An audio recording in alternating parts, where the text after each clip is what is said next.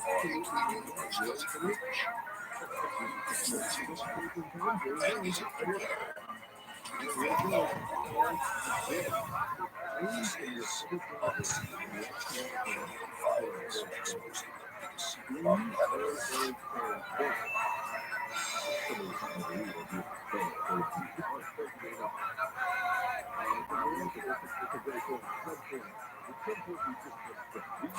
Since the jet age, fighter pilots have been scrambled to intercept UFOs in our skies. But what happens when pilots are sent with a ship down? Fighter pilots are forced to confront something they have never trained for, and usually does not exist. And when they encounter UFOs, their mission automatically becomes classified. Some pilots claim they can't catch the UFO. Others report weapons jam when they try to find them. What happens on these missions is often made top secret. His combat stress affecting pilot testimony. Our UFO is so technologically superior, they escape us everywhere.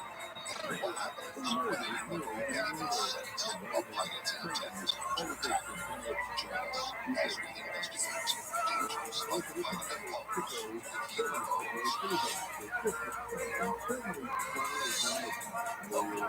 Has begun. Secret Files of UFO containing UFO accounts unknown. We find out what the truth behind these classified documents. Find out the government doesn't want you to know. Unseen Alien Files. Exposing the secrets of Predator. Fighter pilots are responsible for the safety of our skies. It's a dangerous job that takes lightning-fast reflexes and nerves of steel. They are some of the most highly trained professionals in the world. But there is one threat they have not trained for. It's one thing to be in a dogfight with an enemy aircraft, but with a UFO, for all you know, has technology way ahead of your own. You go up there as a pilot, and what's going through your mind is, I may not come back out again. On its heels, in the late 1940s, near America's largest gold reserve, strikes fear in the hearts of American pilots and insights of a media firestorm. Unseen Case File, the Mantell Incident. January 7, 1948, Fort Knox, Kentucky. Captain Thomas F. Mantell is a decorated World War II pilot with over 2,000 hours of flight time. While patrolling the skies, he's told that a westbound super object about 250 feet across has entered the Kentucky airspace. Thomas Mantell was born in Moscow, among 251. Exclusively the control tower of the vehicle at Fort Knox made visual contact. The 31 Mustangs of the Kentucky Air National Guard turned toward the object and accelerated. Mantell allegedly took this video that the object looks metallic and is of tremendous size. After about 20,000 feet, there was one that began to spiral out of control and later crashing, killing 25-year-old Thomas Mantell. Rumor spreads that Mantell has been shot down by a UFO. It's the first incident in U.S. history where a fighter pilot allegedly dies engaging a UFO. For the first time, the Air Force and the public realize that UFOs are more than just mysterious. They can also be deadly. It's how to crash. It didn't crash around like a normal explosion, like it dropped us right through. Yeah, the time was what we started and time to go down. Some experts believe Mantell may have been chasing a top-secret weapon called Sniper. The multiple Sniper balloons were launched 250 miles northeast that same day. But none of the explanations stick. And the military begins to make UFO identification a top priority. then it definitely starts spreading throughout the military. It creates some kind of hysteria as it one commanding officer says, get this airplane. This airplane is better than you. And the Jews correct that. And that's the problem. Years later, editing is confirms the one fact that has dogged the world's military for 50 years. Chasing UFOs is one thing. Catching them is an entirely different matter. Unsealed ceasefire. The Sao Paulo UFO incident. Sao Paulo, Brazil. May 1986. 20 UFOs are tracked on radar and seen by eyewitnesses on the ground. 2 F-5Es and 3 Mirage fighter jets are scrambled from Santa Cruz and Annapolis Air Force Base. Our first only begins in the darkest of times, and they're often the first responders to threats from another world. Over the past 70 years, the world's military forces have come face to face with thousands of unidentified objects. Yet the details of these encounters remain.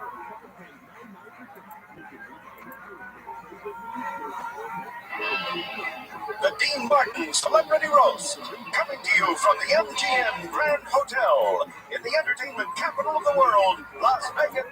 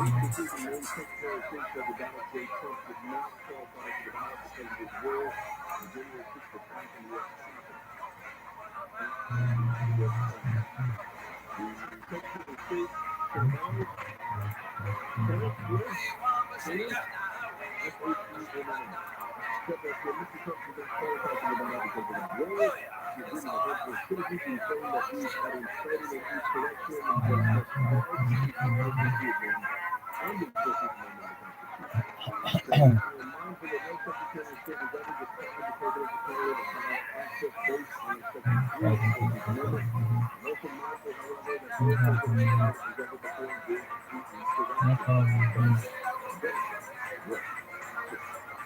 know that the Supreme Court is going to hear an appeal to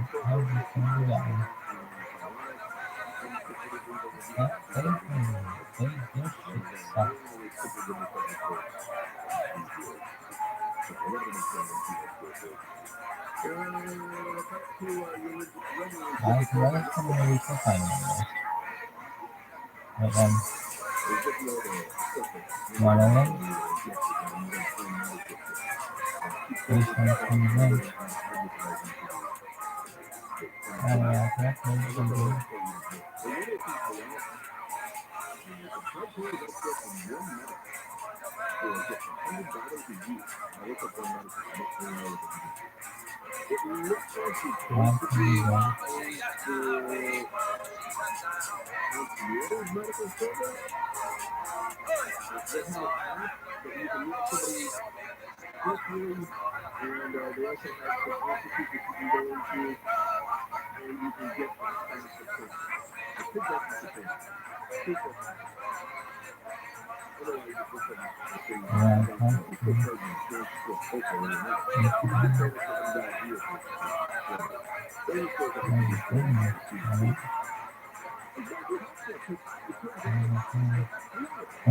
Scored.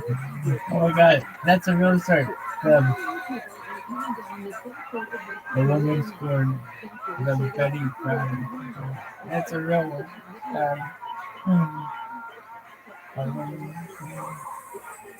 There's a real, it's a real movie. Oh, you mean? Really?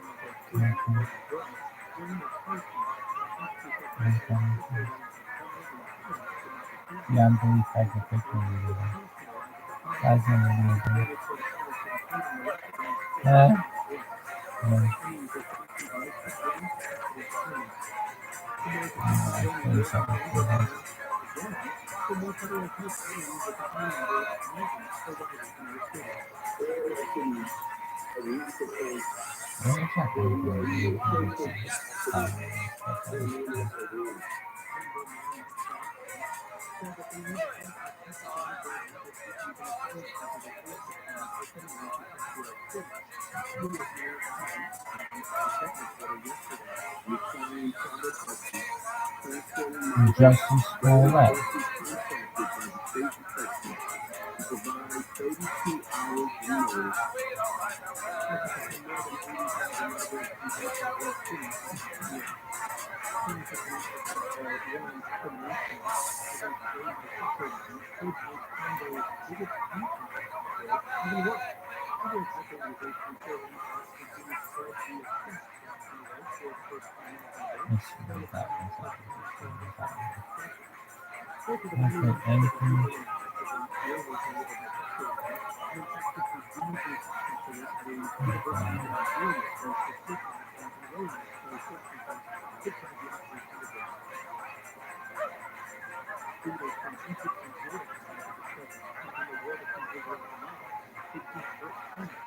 No.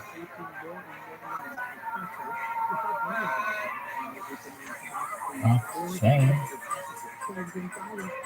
That's comedy. LGBT.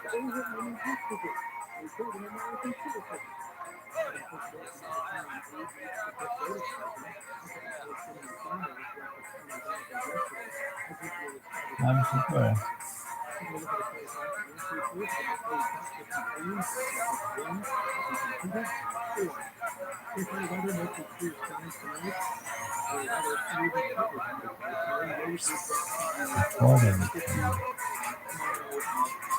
Yes,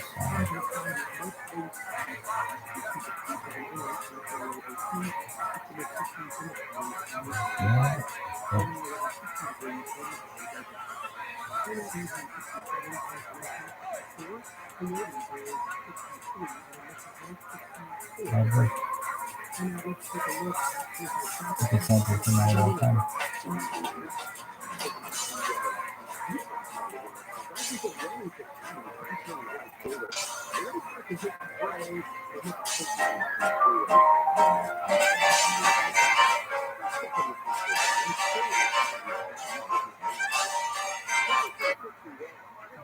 Seen this one?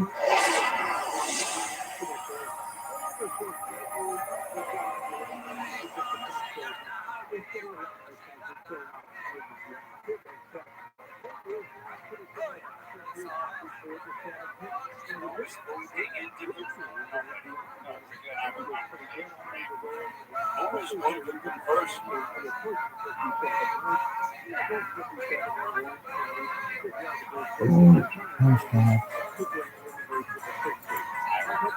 I haven't spoken to him already. Sarah, he's going to talk to you.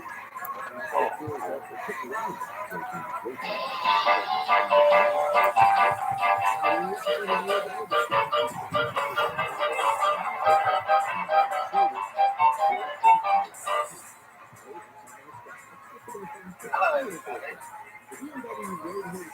I'm very glad to see you here tonight on this solemn and auspicious occasion. Personally, I think the shows are I'm sure I'm wonderful and like I say what I like about it. But a lot of silly fools come here and spend good money to see a show like that. Maybe I'm wrong. And whether I had to put up money in this show. Otherwise, the actors would have starved. And after I see the show, I'm sorry they didn't. Did you think of yourself as a Jewish movie? I'm going to let play. There were no Jewish comedians per se. The alcohol catch wasn't in.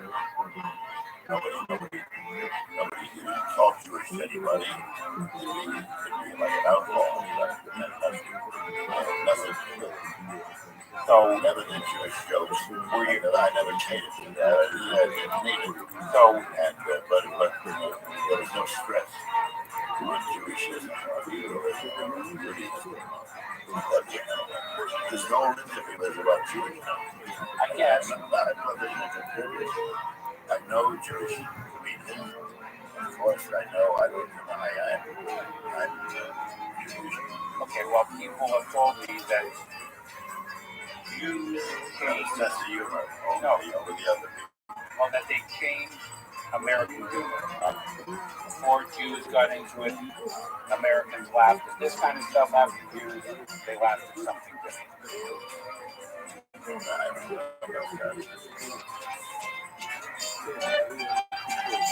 When I was a kid, and I watched Ed Sullivan, it seemed to me all no, they weren't. No, most.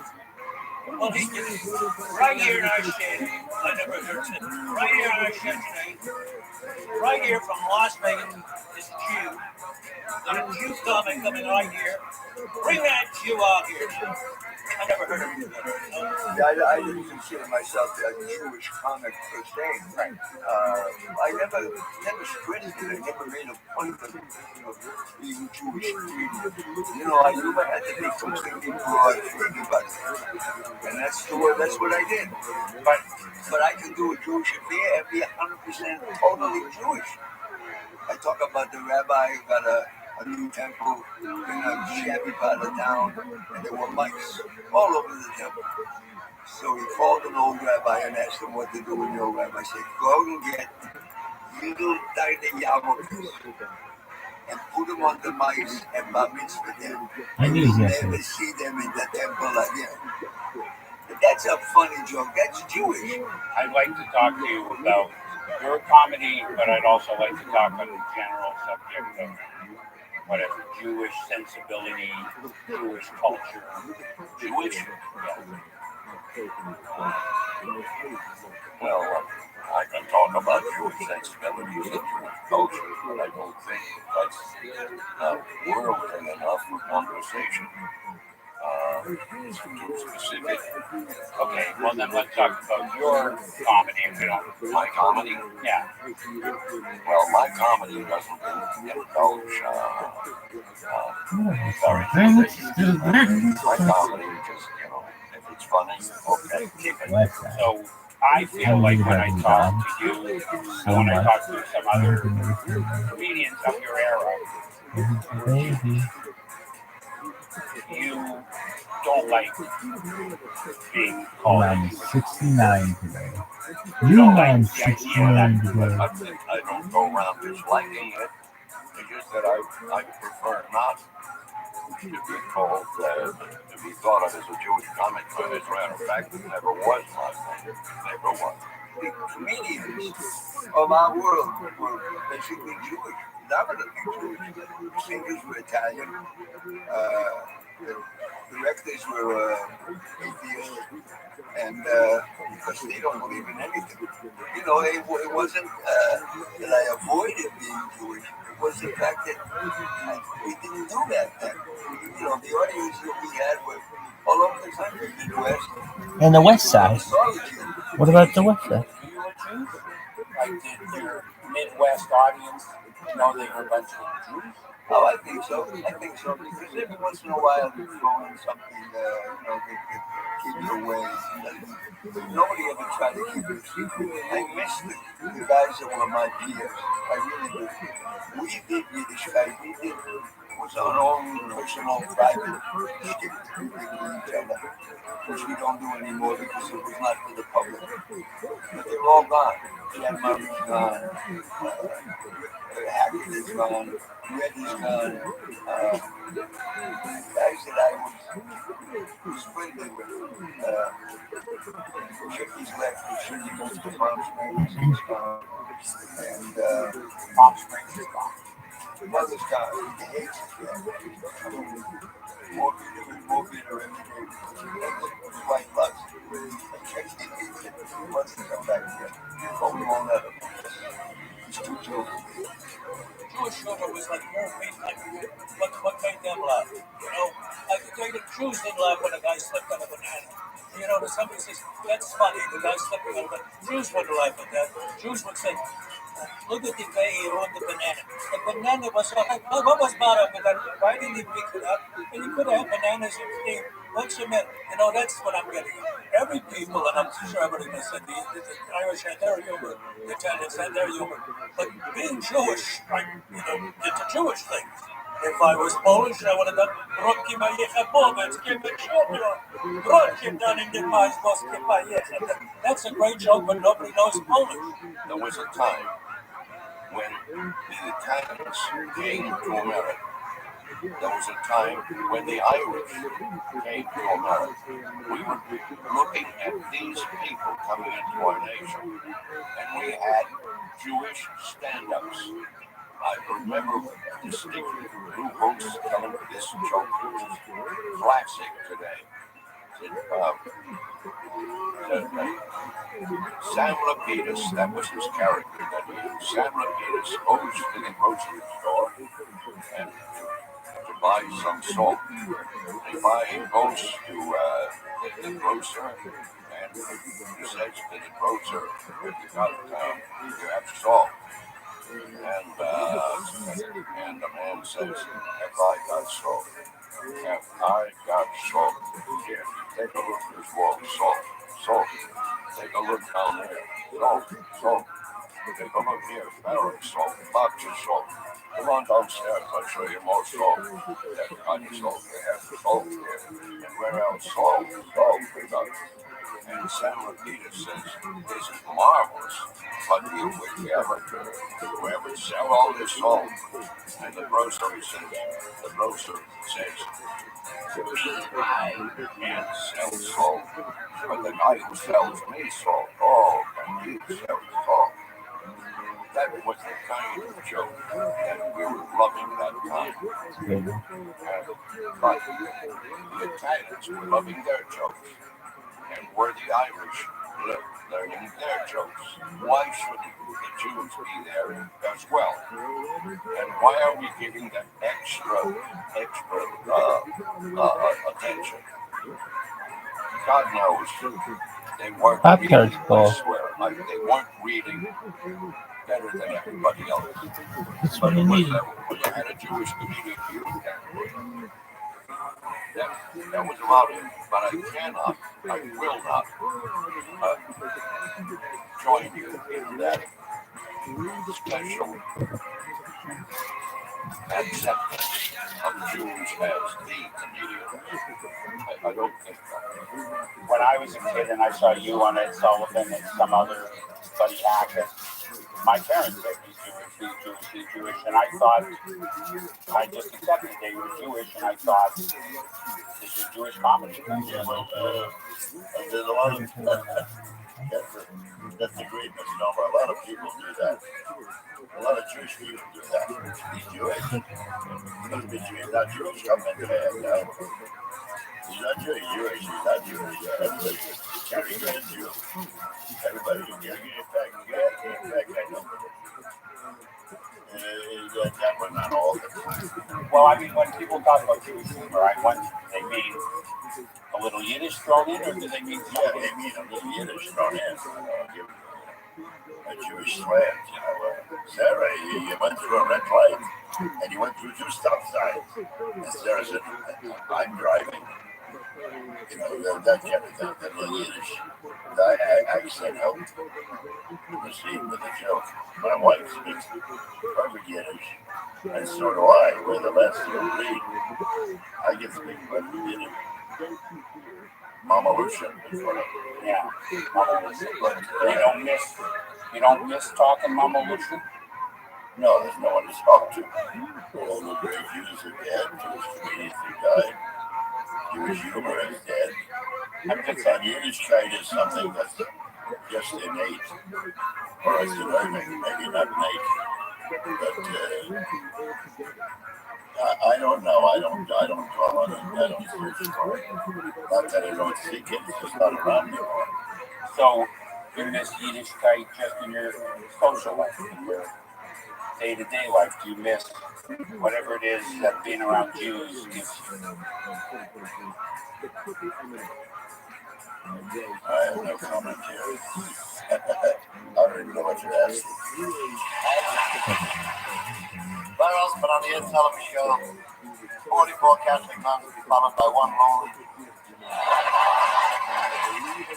Last Sunday, my mother and father celebrated their 49th wedding anniversary. She had the house decorated with old pictures of the family because nobody recognized anybody else because it was before the Rose job. But my parents were so happy. For this occasion, they declared an armistice. No fighting while the children were in the house. I don't want to take any sides. I know they're watching. But my mother is the world's champion Christian. Now, if you've never heard my explanation of the word vision, it's an old Yiddish expression. It means to gnaw, to grind, to turn. But you never use it to describe a physical act. You would never say a carpenter grishes a screw into the wall. But every day of your married life, your wife gives you a little and that's the Christian. You understand that? Okay? For 49 years, she never got off my father's back. You know, my father hasn't opened his mouth in the house in 17 years. And you know that my mother doesn't know that my father hasn't opened his mouth in that house. 2 Jews sit down in the park, they sit down in the park bench, and one goes, "Oi," and the other one says, "I thought we were going to talk about the kids." The immigrants who came from Russia, my parents, Russia and Romania, they had nothing. They had nothing. They didn't know the language. They had each other, and they had humor. Every story was sort of, you take the poorest person like a terrier, and he'd make them holler at God like crazy and find humor in the worst situation imaginable.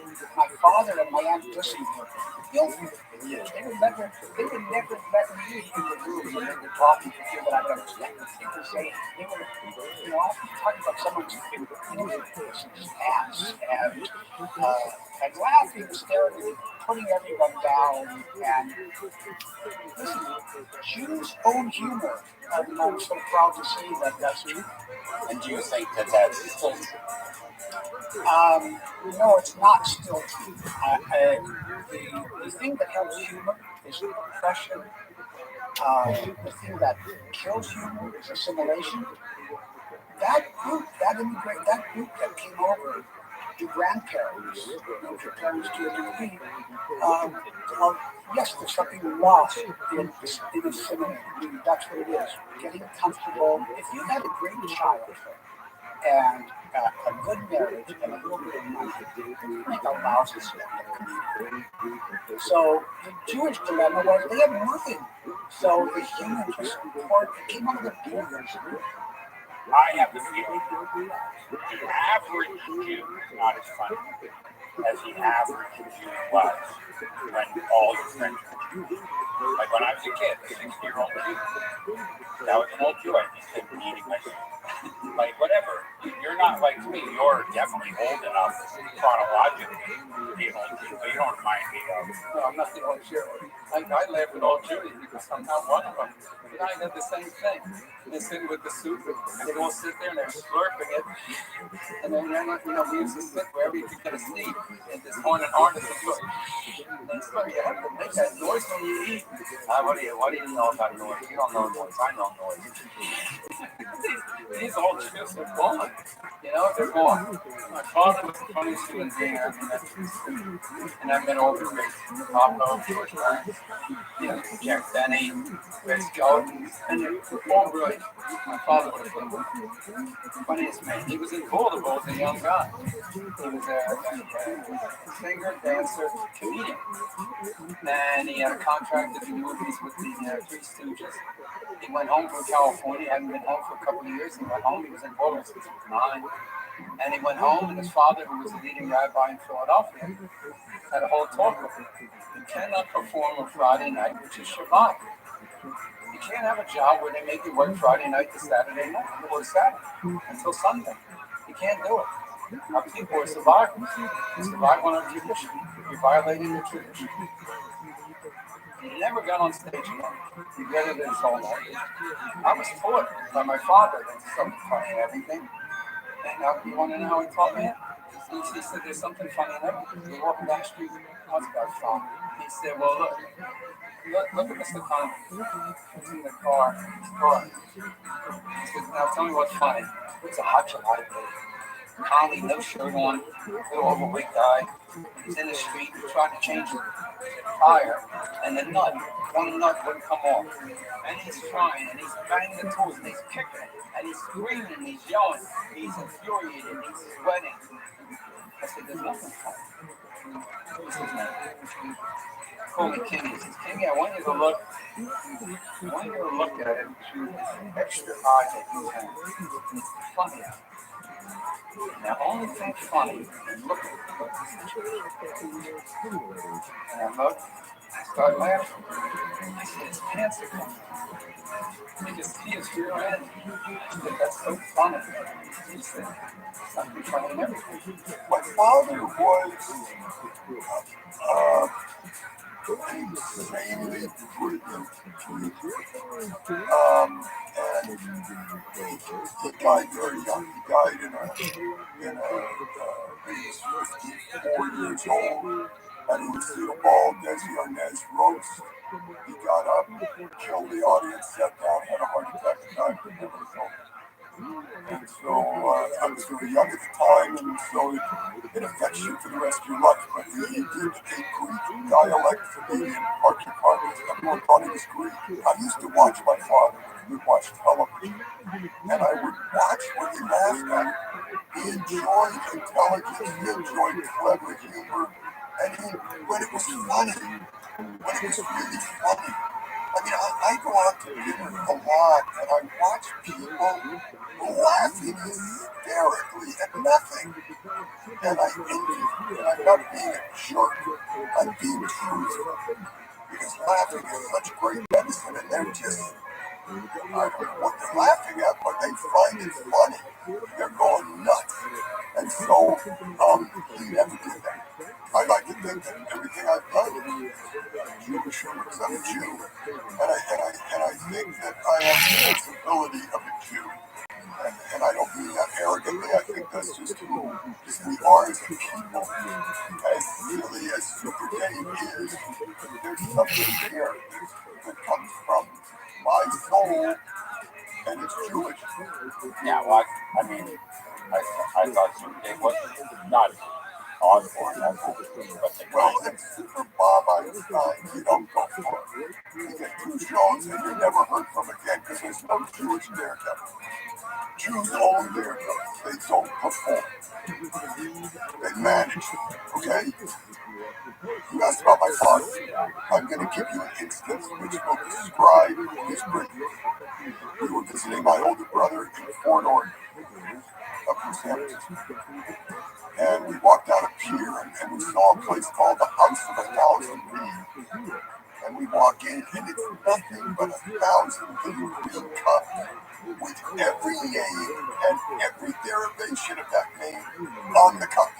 Bob, Bobby, Robbie, Rob, every nothing.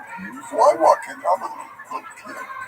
And my dad walks in, and my dad goes to the door and says, "Tunic, let's go." And I got him. And I turned and they chased us down the street. What's his name? Tunic. And I pee when I see, oh my goodness. He looked around, saw his name, he wasn't on the cups, and called me. So that is a complete piece of humor. And how, yeah, that wants to put a pin. I don't want to analyze it, but I want to kind of analyze it. There's no reason to analyze it. He just formed a piece of human thought.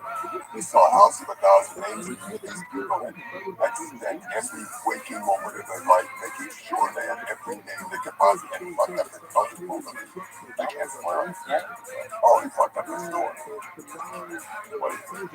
It's a store where they sold cups. Yes, that's what I said. Oh, no, I thought How can you understand what I was said? You were asleep? Are you listening to me? Because I'm wasting my time with your thought. I'm listening. I just didn't know what the names were on. I thought they were on balloons. The guy that wants to join a country club that doesn't let Jews in. So he says to his friend, the guy who's Mark Instinct, says to his friend, "Hugh, I want to be a member of your club." Listen, well, they don't want Jews. When you register, don't say your name is Mo Ginston. Don't say it's the Cadillac. Don't say the kids go to Brandeis University. You gotta fudge it up. So Mo goes to the registrar, says to the guy, "I want that should be amended." Bring him the form. "Sir, what's your name?" He says, "Jack Smith." "Hey, so what kind of car do you have?" "A Saab." "Put down Saab." "Where do your kids go to school?" Yale. They go to Yale. "Sir, what's your religion?" "Goyish." It's like there are TV shows on the air, like Seinfeld. And that was a show where I felt like every character in it was a Jew, even though they changed their names. It's like George Costanza and his family were all Jews, but they have an Italian name. And Elaine Bennett, also supposed to be a Gentile, is a major Jew.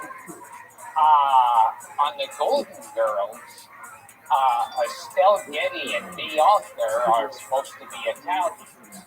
Also, major Jews. It's kind of like, it's like if Myron Cohen were to start calling himself Patty O'Brien. You'd go, okay, but you're still a Jew.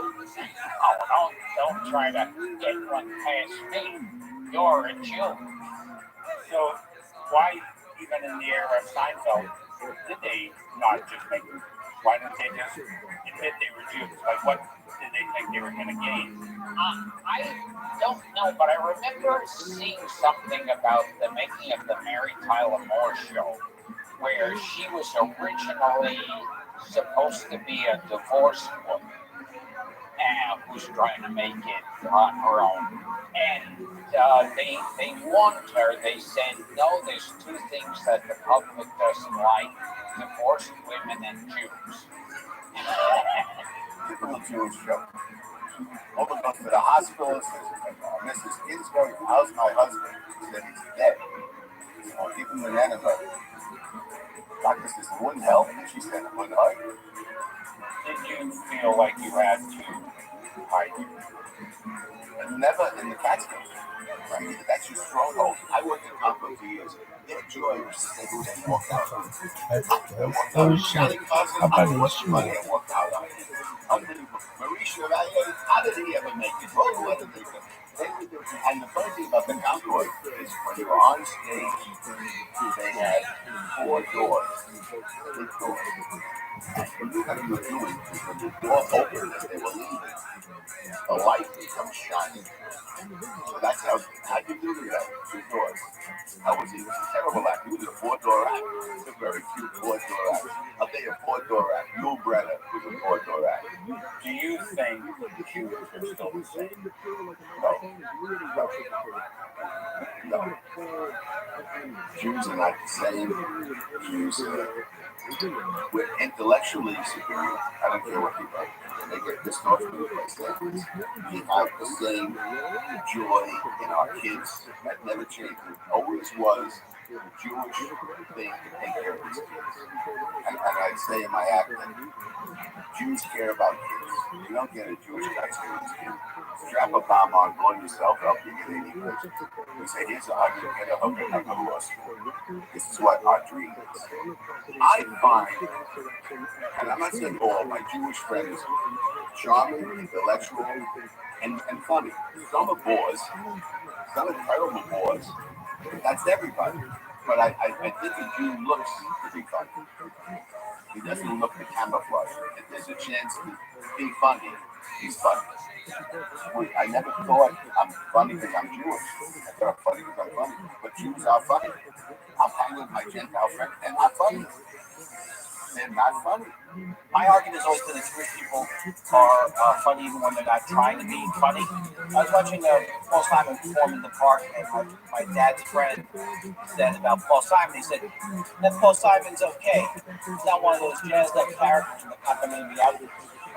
So to me, that was like hilarious. Right. Now, I have to say that when I recount that and call that, many people think it's not hilarious.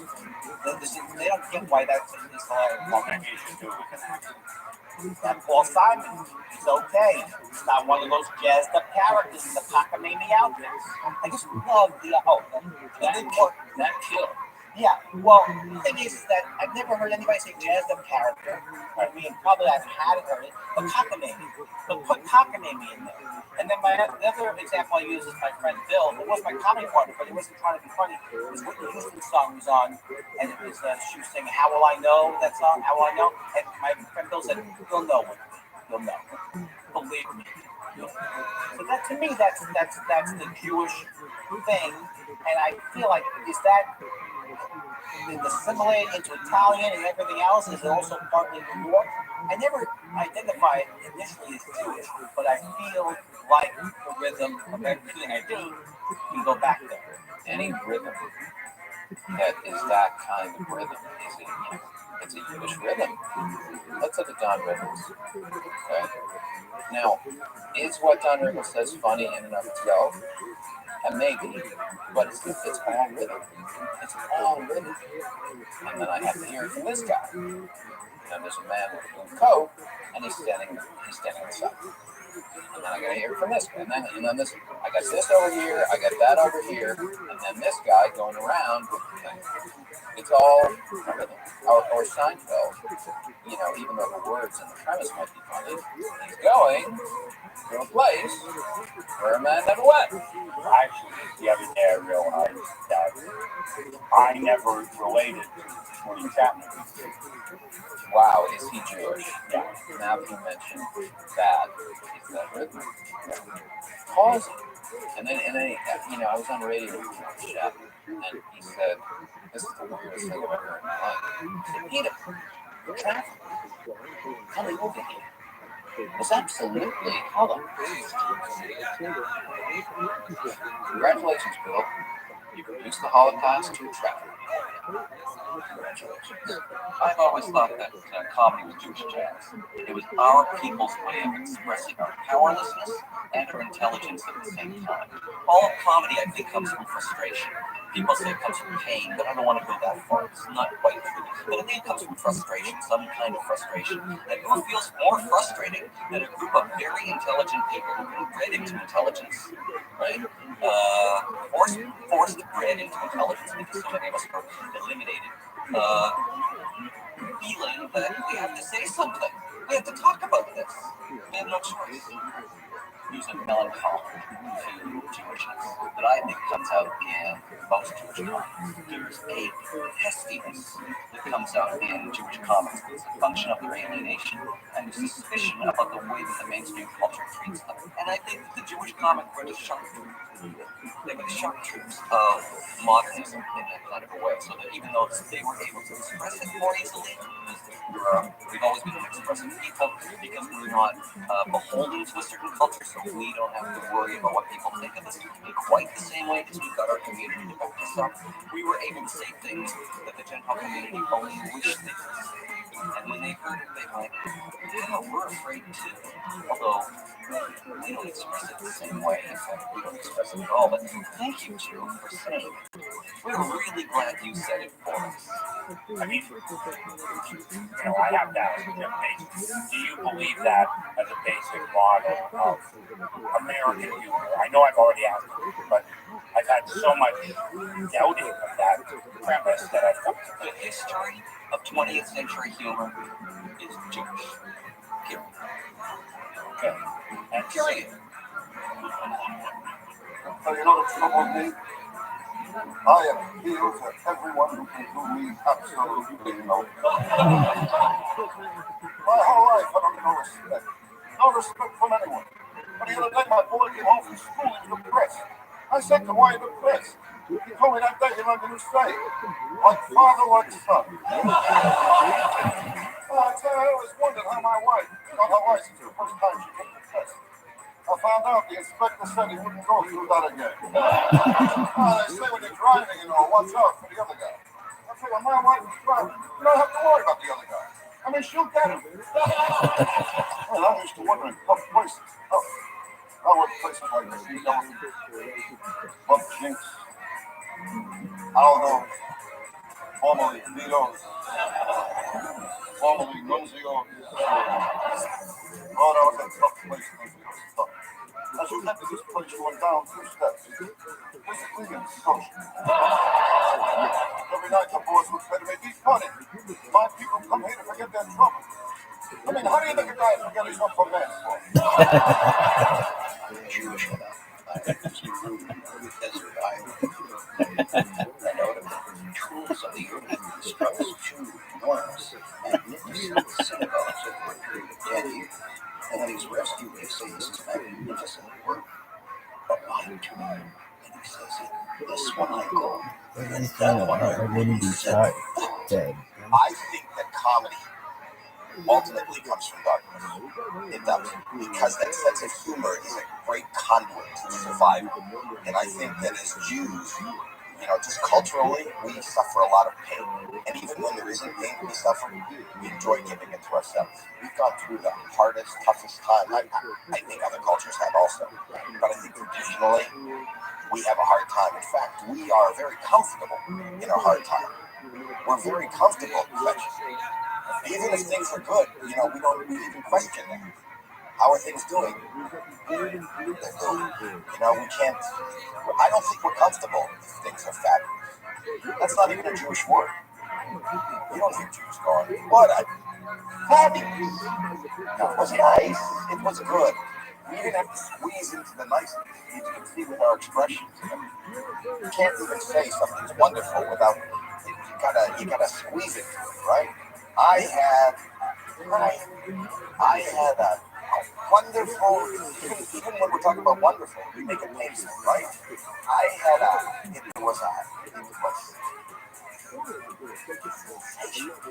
It was the nicest, but look, take this expression, and you can say the same thing as this being sensational. You could, and they all died. And there was fire, and there was raping, and then take the same expression, the same Jewish expressions, and you can make it. It was the best vacation I ever. You see, we don't even change the expression. That's why we don't even know. We don't, things are great. That's why we answer questions with questions, because we can't even face the wonderfulness. How are you? How am I? How am I? They can't just say, you ask a non-Jew, how are you? Fine. That's it. We can't just be fine. We want to question the fine, because we might feel fine. But it's not right for a Jew to just be fine, right? How are you?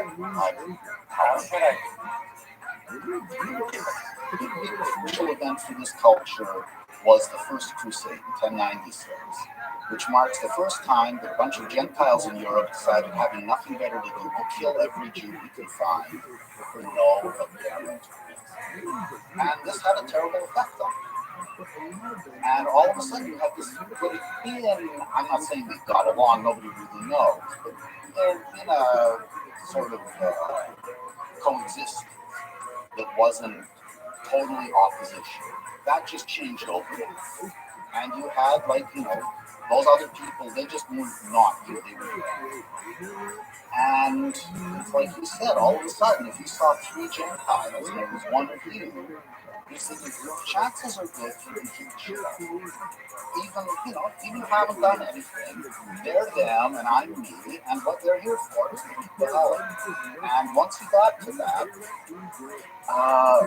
there wasn't anything to the point where people got to the point where they didn't even know how to express satisfaction except in terms of money. The joke that sums up that whole way of looking at things is the famous one about the old man on the train. You know the joke? Okay, guy gets onto a train, sits down, across from him there's sitting an old Jewish man. The train is now 10 minutes out of Grand Central Station. The old man leans back in his chair, looks up at the screen, goes, "Oh, my toys." 10 seconds pass. "Oh, my toys." But after about 90 seconds of elapsed, the other man realizes that he's going to be listening to "Oh, my toys" for the entire train. So he stands up, goes down all the way to the other end, takes one of those conical Dixie cups down, fills it up with water. The guy is still sitting there going, "Oh, my toys. Oh, my toys," as if there's somebody who's actually paying attention. The man with the water gets there, reaches out his hand, he says, "Here, drink it." Oh, now it's up at him, takes a cup, drinks it.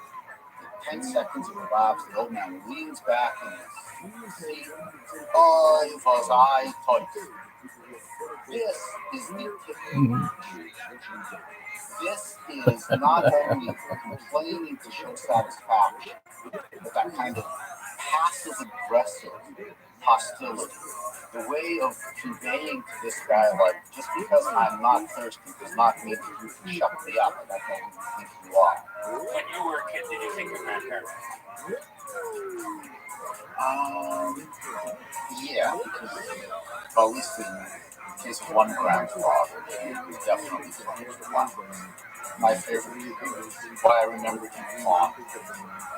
I must have pointed out driving somewhere. There's a woman walking through the street and says to my Jewish lady, "See her? She's suing the city." How do you just they built the sidewalk too close to her house. So he was already a character. He was working at it. When you hear the word Jewish, do you think about mother and grandfather, or do you think about Alan King? I think about all of it, because I think it's all together. I think it's a style. I think Alan King performed it, and I think my grandmother lived it. That's the only difference. I don't think that Mark Maron, who's a friend of mine, who's very funny, will come close to my Uncle Funny. Okay. Like, Mark is funny, but Uncle Funny is funny. in what? And the way he eats soup. Right. Mark Maron could never come up with a routine that's funny with watching Uncle Vinny eat soup. I wonder for myself whether I'm fantasizing something that didn't exist, because if I asked my uncle what your mother, my dad, other time was on my father's side, were they funny? No. Like, who was funny? And yet, in my memory, at some quorum party or something like that, the old people were hilarious. Right, but that's funny because, it fits in our understanding of what that stereotype is, what the expectations are. Were they trying to be funny? No. Are we laughing at them? Yeah. Yes, I played Most of it. what we reference Mikey. is a series of tics and idiosyncrasies that are hilarious because they come from Many Christmases ago, I went to buy a doll for my son. I reached for the last one they had, but so did another man. As I rained blows upon him, I realized there had to be another way. It was destroyed. But out of that, a new holiday was born. A Festivus for The rest of us. Happy Kwanzaa, everybody. Kwanzaa's third night.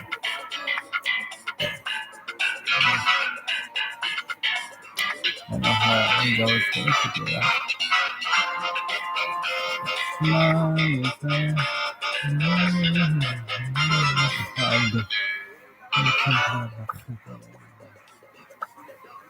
Hello, and welcome to this very special holiday edition, this Festivus Miracle edition of Signcast, a retrospective on all 180 shows of Seinfeld. Oh, I messed up. Yeah. Too much eggnog. I tweaked it. Are we leaving that in, or should I keep going? Yeah, keep going. All right, 180 shows of Seinfeld, two guys who can barely run their lives. I think you know the deal by now. Happy Festivus, everybody. Yeah, happy Festivus. Surprise, surprise. You sound really happy. Yeah, Festivus, whatever. I'm sucking it. It's just my cadence, you know? Okay. No, I'm very happy to be here. Very happy to celebrate Festivus with you, Vinny, my best friend, and the listeners. This is the 20th anniversary of Festivus, so how could we not release... which episode, Vinny? The 10th episode of Season 9, The Strike, written by Dan O'Keefe, Alec Berg, and Jeff Schaefer, directed by Andy Ackerman, and originally aired December 18th, 1997. That's right. We're jumping ahead here. We just discussed the blood, the 4th episode, but we're like, screw it. Let's not wait till February. Let's discuss The Strike right now. Yeah, I kind of like this because we're kind of going like old Seinfeld, where there's the production order and then there's the air date order. So we're doing things a little different in this one. Mm-hmm, for sure. So let's dive in, Vinny. Though it's officially called The Strike, many fans refer to this episode as the Festivus. Even Jerry went on to say in the commentary that they named this episode. It definitely should have been called The Festivus had they known it was going to be such a huge, fan favorite part of the episode. Absolutely. I mean, this episode, the whole Festivus arc, I think is probably the biggest thing to come out of Seinfeld on like a pop culture level. Would you agree? Or it's up there. It's top 5 probably. Mm-hmm. I mean, this is huge. Not only are we having a special recording this week, but a lot of our listeners celebrate Festivus. They put up the aluminum pole, airing the grievances, the strength, yada yada yada. It's really taken on this life of a parody holiday and kind of like take on consumer resistance, like this is the anti-Christmas, anti-Hanukkah holiday. Before we get started, there is a wealth of information at a great website here, festivusweb.com, in case you want to read more about this holiday. We're going to talk a lot about it, but I doubt we'll cover everything. Once again, festivusweb.com, that is your one-stop shop for everything Festivus. Let's talk a little trivia here. This episode was written by Dan O'Keefe, as well as Alec Baldwin, Alec Berg, Jeff Schaefer. I feel like Dan O'Keefe really gets the credit for this episode because the whole concept of Festivus comes from his life, from his childhood.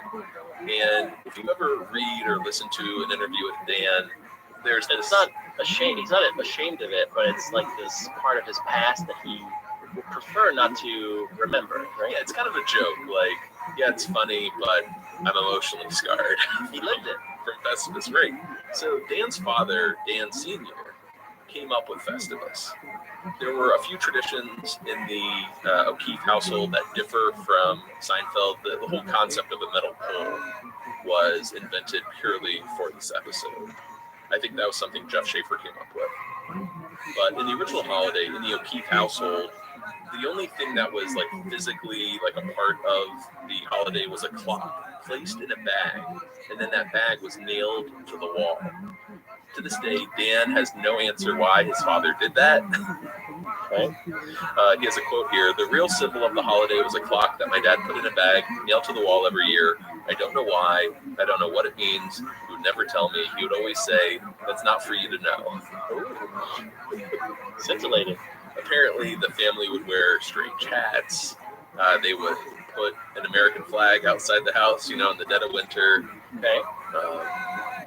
Most gifts that were given already belonged to the receiver of the gift. Nice. So true regifting, I guess. Kind of. Yeah. Everyone is allowed to lick their plates, talk with their mouths full, swear. And every evening, every Festivus evening would end when they listened to Willie Nelson's Stardust. Okay. There's some Seinfeld roots in there. Like you said, the regifting. There's the swearing while eating, so I'm thinking about the non-fat yogurt. Very good. Willie Nelson, I can't really connect to Seinfeld, but whatever. Too bad. The American flag outside the house reminds me of Kramer with the screen door. Anytown, USA, that's right. Strange hats, the rat hat. Boom. This kid was meant to write Seinfeld. And this is interesting, too. So the episode aired on December 18th. I guess that could be sort of the observed Festivus. But as we know, really December 23rd is Festivus. Dan's parents, though, celebrated in February 12th. And that was actually the anniversary of when the parents went on their first date. Oh, see, now that's sweet. That's not Seinfeld. In all this craziness, there's some real love. Now, Dan never pitched the idea of Festivus as an episode when he worked on Seinfeld. In fact, he kind of blocked it out of his mind, but like in this episode, he was out to eat with Alec, Jeff, and Dave Mandel at a diner, and he was telling them about it. Jeff and Alec, and Dave for that matter, would not let Dan leave until he committed to make it an episode about the Costanzas. So he was really pushed into writing this episode, which is great for us, but I feel bad for him. He kind of had to relive a lot of emotional scars there. He'll carry around a lot of pain. But I'm thankful for that pain, Dan. Of course. Well, Vinny, here we are recording a special Festivus episode. I'm sure a lot of our listeners have an aluminum pole in the living room right now. Obviously, this episode has had a big impact on Seinfeld fans, but even pop culture as a whole. Can you recall any run-ins with people who celebrate the holiday, or do you remember when this episode originally aired? No, my memory's not that good. So, people do tend to say they know how big a Seinfeld fan I am, so I will get a happy Festivus text from people around this time of year. I know they sell it's like a Festivus pole. It's a mini pole and coffee mug with Frank Costanza. That's a little box set you can buy as a gift. That's available. And then just recently, I keep plugging Stance socks, but they just released a Festivus line of Seinfeld socks, and one of them is red and green, and I think it makes a happy Festivus on it. So it's in the culture still, so many years later. If you poke around on the internet, there's actually a website, festivuspoles.com, that sell real aluminum poles you can buy. I think they're like $30 or so. And if you're over 18, what's that again? I was going to say, do you need to be over 18 to get into that site? Right? No, this is strictly for decoration purposes only. But yeah, I'll include a link in the show notes if anyone wants to buy aluminum pole for next year. Not only are there sweatshirts and socks, but there's actually a Festivus board game out there, which I'm dying to get my hands on. Dan O'Keefe wrote a book called The Real Festivus.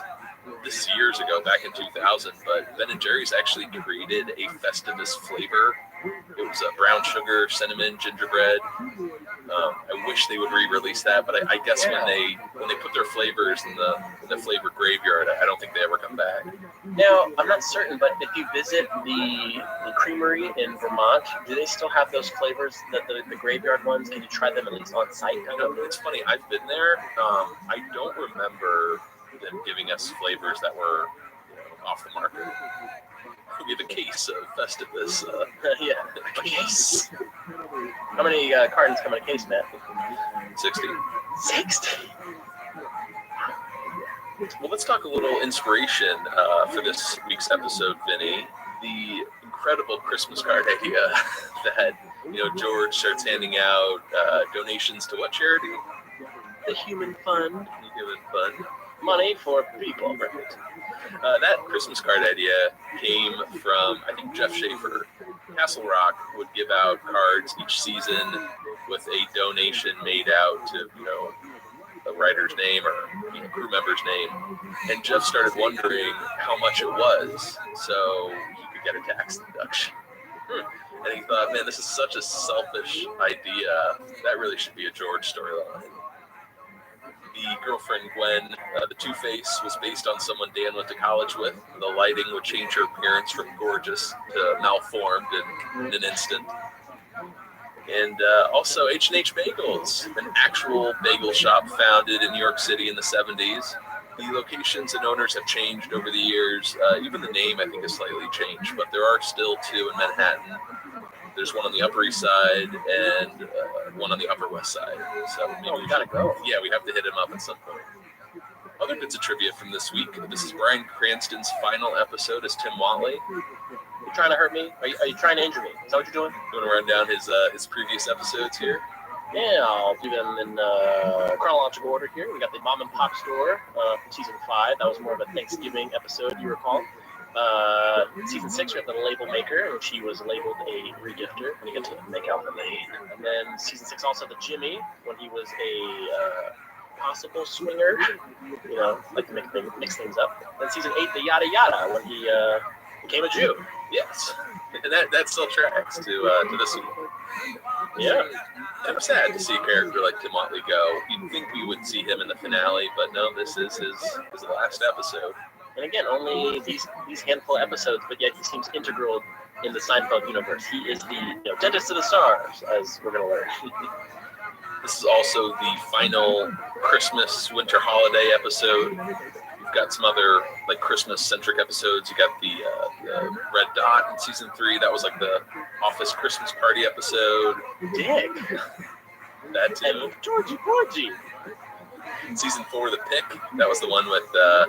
You want a Christmas card? You want a Christmas card? All right, here's your Christmas card. Hey, Nip, can you get that manuscript to me? Stop calling me Nip. Then in the race, in season 6, that's when Kramer and Mickey work at the department store as Santa and his elf. Get your skinny ass out of here! Now, in season 7, the gum, not really Christmas-centric, but you got that great line when Kramer's sitting with Jerry and Lloyd saying, "This is what the holidays are all about. 3 buddies sitting around chewing gum." And really, season 8 didn't have one. The Andrea Doria, though, I think had some, Christmas decorations and monks.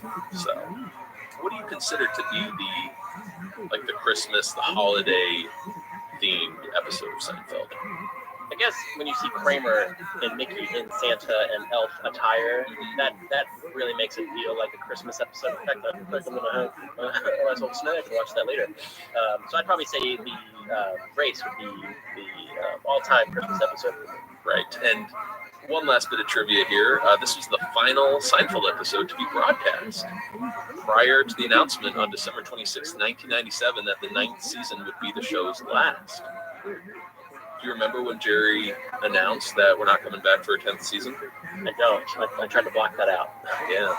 It's wild because, maybe despite there being some criticism that Seinfeld's getting a little wacky, it's not what it used to be. It was still running strong. It was still, one of the most popular, if not the most popular sitcom on TV. For them to announce that we're not coming back was, I don't know. I think it took everyone by surprise for sure. Yeah. Well, again, he always likes to say he wanted to leave on that high note, which he did. But then whenever I hear that, I think of what John O'Hurley said about he still felt the show had more to offer. It was just they were going a different route, or just it was a new type of humor they were exploring. But I'm very thankful for the 9th season. Well, let's start with our first scene of the episode. We're at Whatley's apartment. He's still Jewish, and he's throwing a Hanukkah party. How does Elaine describe the place? like Studio 54 with a menorah. Which is perfect because Watley is still his sleazy old self. Even tries to get Elaine to kiss under the mistletoe. Yeah. Huh. And if you notice the way he holds the mistletoe up with the air, and then when he gets shut down, it crashes down like a phallic image. But eventually Tim moves on to another guest. Happy Hanukkah, Tiffany. That's very memorable for some reason. Yeah, so some plot points here. George is still on good terms with people at the Yankees and was able to get Watley some tickets. So that's pretty nice of him. Trivia, though, it's the grounds crew only. Oh, the only people that he never worked with, right? Exactly. While Elaine chats with Jerry, she notices a guest decked out in jeans and a denim vest, checking her out. And her plan is to use her standard fake phone number for a guy like that. It spells out no Elaine. Isn't that 8 letters? The extra E is for it. I love that. And Jerry notices another guest named Gwen and picks her up with that, that old cliche, you might not know to look at me, but I can run really, really fast. I don't know if that's an old cliche because we know he can run really fast thanks to the race. Yeah. Is it funny because it's just so random, or yeah, like are we in this Jerry territory of, I'm responsible for all those crop circles? Exactly, yeah. Or you wouldn't know to look at him, but he can raise 100 pounds right over his head. So while Jerry is flirting with Gwen, Elaine tries her best to get through this conversation with Denim Vest as we come to know him and his big metal buttons. They're stamps. That's good. And this is when she offers him her phone number. So, allow me to introduce you to Denim Vest, who is smooth in it. He's played by Kevin McDonald, and I mean, this guy is so tailor-made for comedy. His look, his voice, his face. But everybody knows him, I think, from Kids in the Hall. And I remember him. He had a recurring role on that '70s show. He was Pastor Dave. And he was also don't you start. And then he was also in a. What did I do? I thought you gave me an ugh. He was also in a Friends episode, and he played a guru that he took off like a mole on Ross's back or something. But those are my memorable Kevin McDonald roles. What do you got for it? Oh, it's all about Kids in the Hall for me. Okay. Yeah, I grew up watching the show. Still love it. Still love all those guys. His scenes are brief, but he's great, I think, on this episode. Something I noticed about the set here, Watley's apartment, it got me wondering, is this the same apartment from the mom and pop store? It doesn't appear to be, doesn't it? It just seems more wide open. It doesn't, right? It's wider, it's brighter, new paintings, but if you check out some of the angles, I assure you, it is the same apartment. Really? Maybe had a decorator come in. Well, when Jerry goes to talk to Gwen, that's like the same window that Kramer and George are leaning out of. For Woody Woodpecker. Where Denim Vest is standing, that's, I think, where George shows that woman the bite marks on Kramer's arm. All right. And where it opens with Jerry, George, and Elaine kind of like in this opening, that's like the wall where Jerry kind of peeks his head around, because he's not invited to the first party. Oh, let's take another look at the next one. So there's some continuity here. Next scene, we're at Monk's. George ate a ton of kosher cocktail franks last night, so he called in sick, even though he called in sick yesterday. Hey, I work for Kruger Industrial Smoothing. We don't care, and it shows. So George opens some mail at the table and gets something from Watley, hoping it's equal to his baseball tickets. But what does he read instead? This holiday season, a donation has been made in your name to the Children's Alliance. Oh, that's nice. I got him Yankee tickets. He's got me a piece of paper saying I've given your gift to someone else. To a children's charity. Don't you see how wrong that is? Where's your Christmas spirit? An eye for an eye! So Elaine joins the boys and tells them that she's going to Atomic Sub later. She's got a card that they stamp every time she buys a sub. 24 stamps and she becomes a submarine captain. What does that mean? Free sub. Did you salute when you said submarine captain? Of course, you got it. So as George continues opening mail at the table, we get our first mention of Festivus. What? Nothing. It's a card from my dad. What is it? Dear son, happy Festivus? What is Festivus? It's nothing. It's when George was growing up, his father did all the commercial and religious aspects of Christmas, so he made up his own holiday. Oh, and another piece of the puzzle falls into place. And instead of a tree, didn't your father put up an aluminum pole? Stop it. Weren't there feats of strength that always ended up with you crying? I'm going to watch you happy now! Oh, see, I'm not gonna like this episode because George is getting the brunt of it. All the jokes are in his direction. It's not gonna work out too good for Georgie, I can tell. I love that last line where it's like, all right, I'm gonna go to work. Are you happy? Are you happy that I have to go to work now? You have forced me to go to work. So we're getting just a little look at this holiday known as Festivus, where, you know, Frank hates the commercial and religious aspects of Christmas. So he would put up an aluminum pole, feats of strength, very odd. Do you think that this is the, you know, Elaine calls it the, another piece of the puzzle. Do you think this is really the keystone to why George is so messed up? Oh, I think it's a huge contributor to the psyche that we know as George Costanza. Yeah. I mean, we're going to hear a little audio version of his Festivus going back to when he was a kid. We can also look back to, what is it? The old birthday. Blow out the candles, blow out the candles. Stop it, Frank, you're killing him. As well as, we never see George's boyhood trip to Michigan. But I'm just trying to think of all the, what we have in terms of recorded video or audio of George's childhood. Yeah, there was some line in the footage where it's like something about going to the bathroom. Something. 11. Yeah. That's it. Oh, he hit it rough. Like he has to relive it all. Right. I like to think that Festivus is that, you know, the biggest traumatic event from George's childhood, but it's probably more complicated than that. This week we're dealing with Festivus. We should also point out there was some deleted dialogue that gave us a bigger picture of what Festivus was like for Georgie, because we talked about the feats of strength and the pole. Jerry asked George, didn't you also have to sing poetry into a tape recorder and dance with your mother? Wow, that's interesting. An even bigger piece of the puzzle. Sing poetry and dance with Estelle. How do you solve a problem like Maria? Yeah, that's probably why. Yeah, you always wonder how George has this affinity for Broadway tunes. Probably got it from Estelle. They call them chorus boys. Well, next scene, we're at Jerry's apartment. He arrives home with Elaine to find Kramer spread across the couch reading a VCR manual. Well, we can't all be reading the classics, Professor Highbrow. And Elaine gets upset here because she's lost her atomic subcard, the one with 23 out of 24 stamps, and realizes that she must have written the fake number on the back of it when she gave it to Denim Fest. So why does she need this card back so much? Who cares?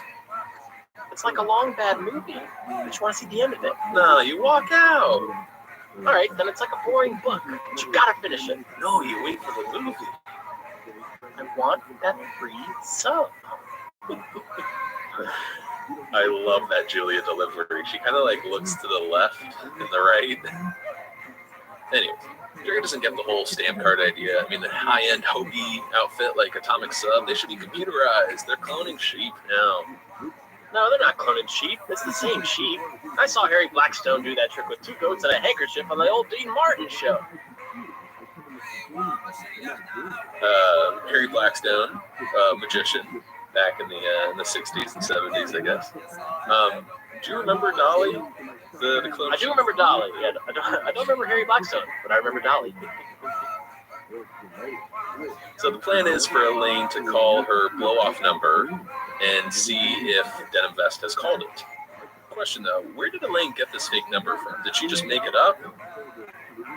or I believe so, because it spells out Noah Lane, so I don't know how else would she, how would she come to that? all right, well, Got anything? no, I got nothing. Okay. You ain't just Miss Slim Dixie. Speaking of calls, Kramer's phone rings.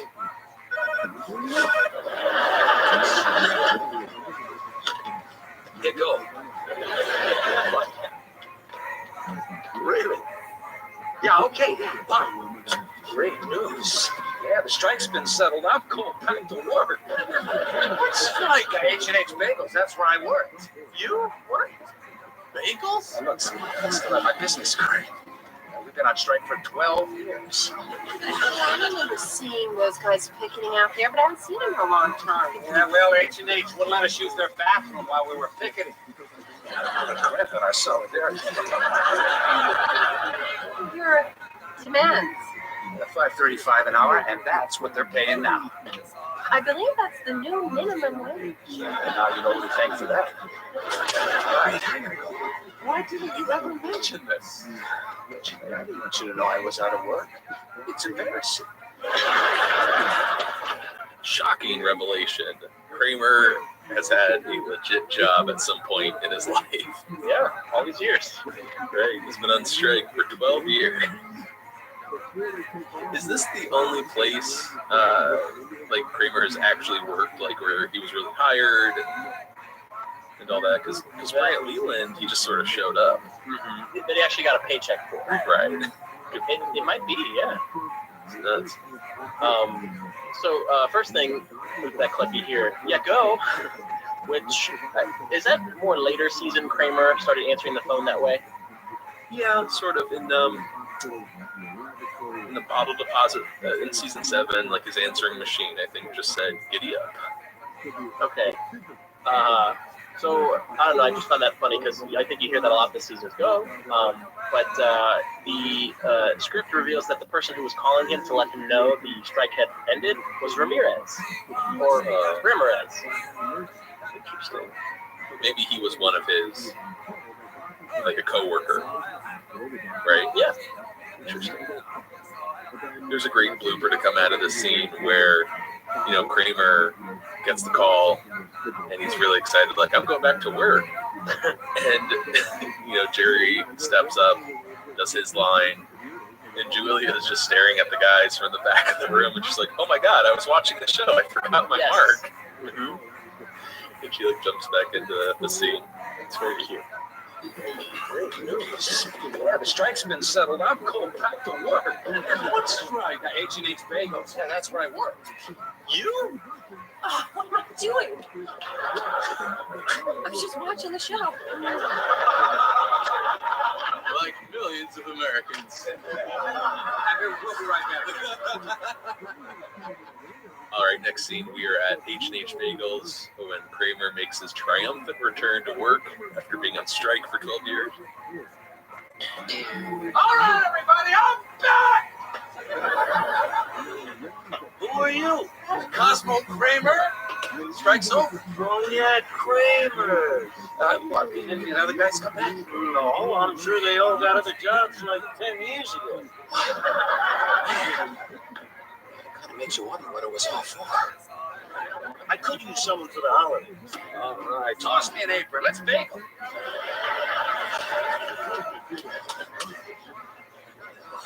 Those are raisin bagels. It's the little things you appreciate. Are raisin bagels that crazy? Yes. I mean, cinnamon raisin must just floor Kramer. Yeah. Finds out. There was some deleted dialogue that revealed that Kramer had a ponytail when he previously worked at H&H, which may be a little nod to Kenny Kramer, who was known for his ponytail. That's a great, I like that idea, for sure. And we're introduced to this manager fellow who is played by actor Dave Florek. He was in Ghostbusters 2. He was a cop, and he was also in a New Adventures of Old Christine episode. Nice. Yeah, he always looked familiar to me, and I finally looked it up. He's the guy that when the Ghostbusters are digging up First Avenue, he pulls up in the car and he's like, "Why are you digging?" And he comes back later and busts them. There you have it. There it is. Great deliveries by Dave Florek this week. Oh yeah, Kramer. And we should also, I really love Kramer's enthusiasm. Hi, everybody, who's back? But did you notice where he put his jacket to go to work? Put it in the display case next to the bagels. It's great. He just like shoves it next to all the food. Yeah. Toss me an apron, let's bagel. Oh, great energy this week. Love it. I don't know if that's a part of the Festivus meal. If people actually have Festivus dinner, are there bagels? It seems to be the most appropriate thing to include. I think bagels should be included, plus the whatever that meat dish is that Estelle serves at the Festivus dinner. We can't quite figure out what it is. Some kind of meatloaf, yeah. And then I guess some kind of alcohol served out of a flask. Mm-hmm. But anyways, let's cut over to the OTB for horse track betting.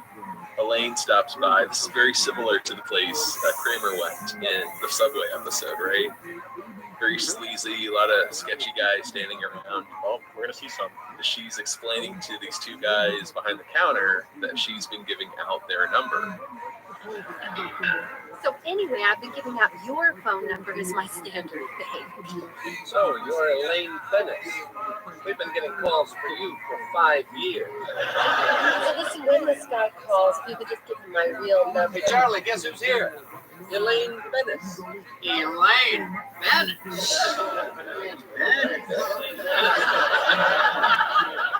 You make a lot of man friends. You know who's a man? Charlie here. He's a man. You know who else? Me? I'm a man.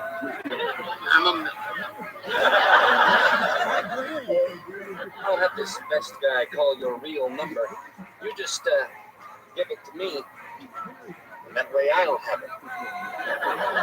My number? Okay. Here you go. And, tell you what, put a sawbuck on Captain Nemo in the third of Belmont. I got a good feeling about this Captain Nemo. I think he's going to do well. Yeah, I always wondered what a sawbuck was. It's $10. $10, yeah. Love that line. So what appears to be one of the more creepier scenes in Seinfeld, Elaine is surrounded by all these dudes and fellers at the horse track betting. We're introduced to a couple of characters. We get the bookie, who is played by Tracy Letts, and he was in The Big Short, that HBO show Divorce. He was the writer for that movie August, Osage County. And then even more interesting is the gentleman behind him, Charlie, who's played by Colin Malone. And I was in Buffy. He was in the movie Good vs. Evil, Run, Ronnie, Run. He is the writer and director of the Cooking with Porn Stars documentary for the holidays. You love that one. Yeah, I'm not sure if he still does this, but he used to host a public access show in which he interviewed porn stars. It was called Colin's Sleazy Friends. Oh man, yeah. So I want to talk about both these guys. This Colin guy, I heard from Julia in an interview that he's a porn star.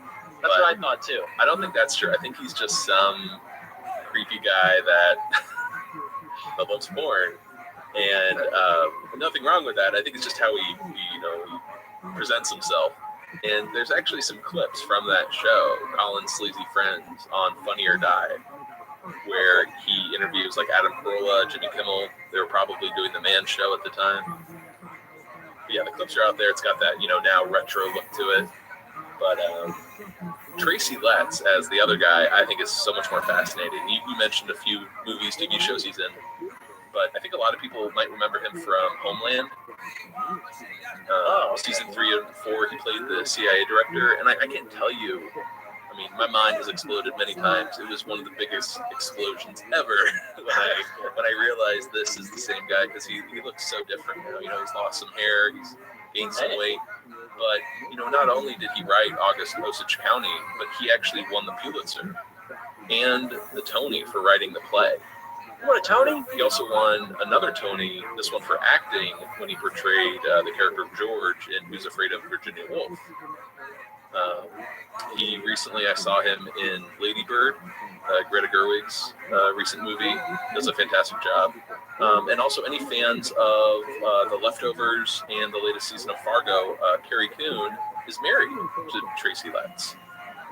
So sorry to dive into his whole life there, but I'm just fascinated that this guy who has a few memorable lines in this episode just is such an accomplished actor and playwright and what have you.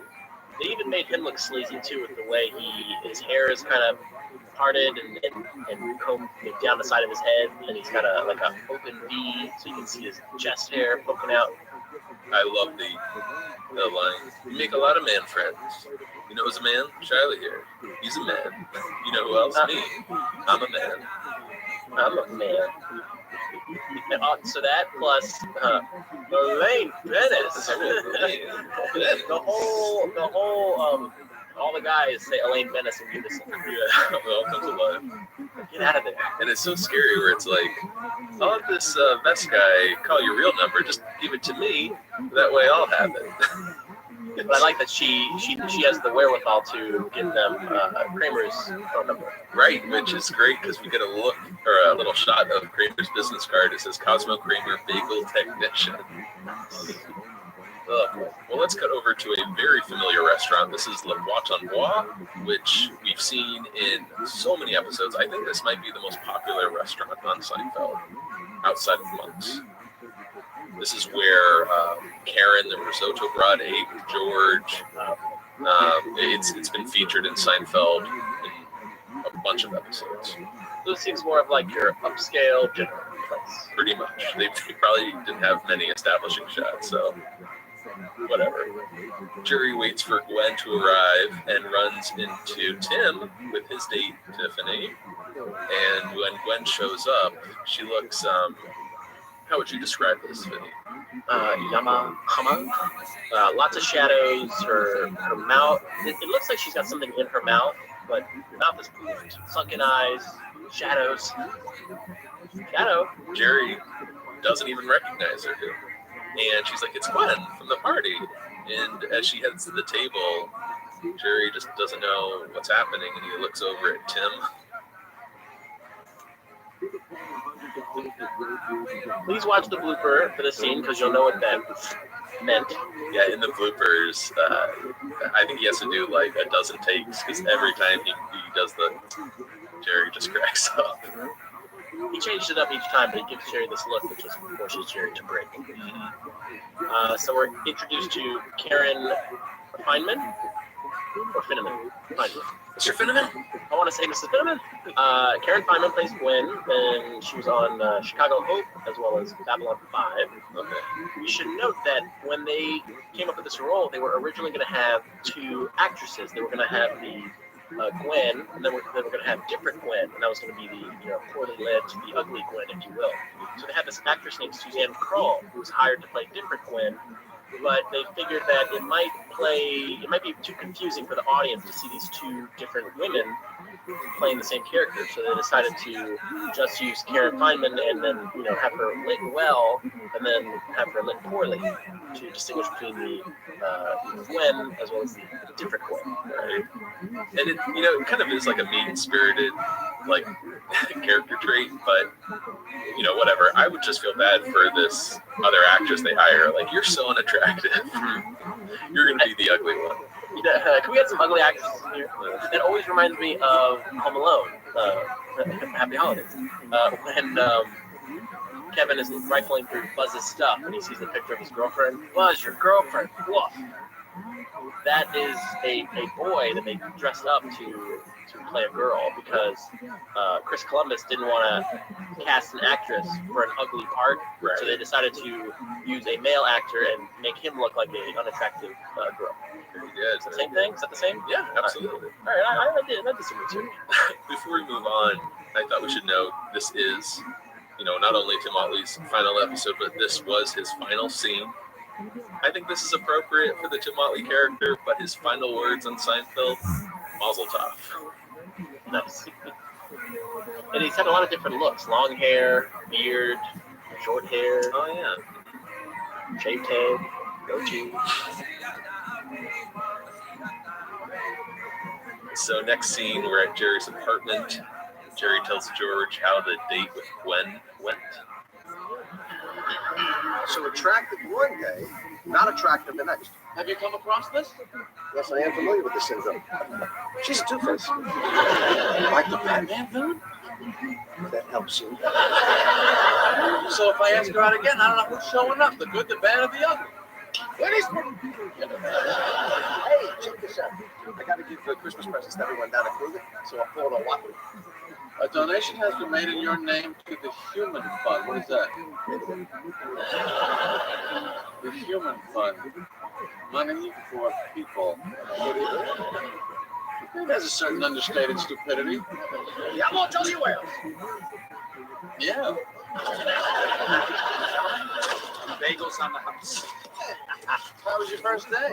Fantastic. It felt so good to get my hands back in that dough. Hands in the dough? No, I didn't make these bagels. Now, they're olds. The homeless won't even touch them. Well, we try to fool them by putting a few fresh ones on top, but they do. They test. All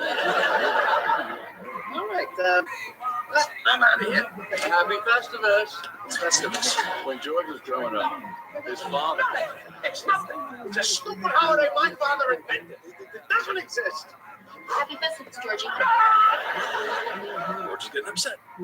Let's start at the top of the clip here, Vinny, with the great term for Gwen. She's a two-face. Yeah, we get a literal Batman reference in a Seinfeld. Mm-hmm. And when you think of any other, well, specifically DC comic villain mentioned on Seinfeld, this would be not my forte. I don't know these. It's more obvious than you think. Lex Luthor? Yes, she's your Lex Luthor. Well, but Batman is mentioned when now Kramer's driving the bus. Oh, I'm sorry. I thought I said villain. You did say villain. I'm sorry. That's my fault. Two-Face and Lex Luthor, surprisingly, the only villains mentioned. So great term, Two-Face, and we get, I think, just as memorable as the whole Festivus holiday, George's charity that he makes up, the Human Fund. There's a certain understated stupidity. Mm-hmm. This is, I think, one of the best things to give out around the holidays. Office, parties, coworkers, what have you. Just a card with like George's face on it, saying the Human Fund. Oh yeah, you see those posts all over Reddit, and it makes for a great little gag. Not even, I don't want to say Christmas gift, but like a little Christmas card is nice. Sure. Love the bagel scene, especially how Kramer isn't really, he's just sort of saying this while he's doing something else. No, I didn't make these bagels. No, they're day olds. Yeah, so once, Jerry and George kind of inquire, did you make these? They want to eat the bagels if Kramer made them, but once they learn he didn't, they take a bite. And then Kramer proceeds to tell them that even the homeless won't touch on their day olds, so then they regret their decision to take a bite. Kind of similar to Glenn going dumpster diving in the strong box. What does he say? It's a bear claw. Put a bear claw in my mouth. And that line, which I know you love to say in college, they did. They test. Yes, one of my favorites. You mentioned the outlaw Josie Wales and the whole Clint Eastwood thing. Interesting bit of trivia. Clint Eastwood was scheduled to play Two-Face on Batman, the 66 series. Really? Yeah, but the show, was canceled after a couple of seasons before they could shoot that episode. He would have made a good Two-Face. But I read that they could never do Two-Face on that show because of how grotesque it would be. Oh, to do it like in the comic, I guess? Oh, I see. But yeah, kind of interesting connection between Clint and Harvey Dent. But anyways, George storms out because of everyone talking about Festivus, and Elaine tells Kramer about her phone relay, and that if a guy calls H&H looking for her, to just take a message and, let her know. So apparently she's still trying to get that free sub. Hey, I spent a lot of time and I've eaten a lot of crap to get to where I am today, and I am not throwing it all away now. Is there a captain's hat involved here? Maybe.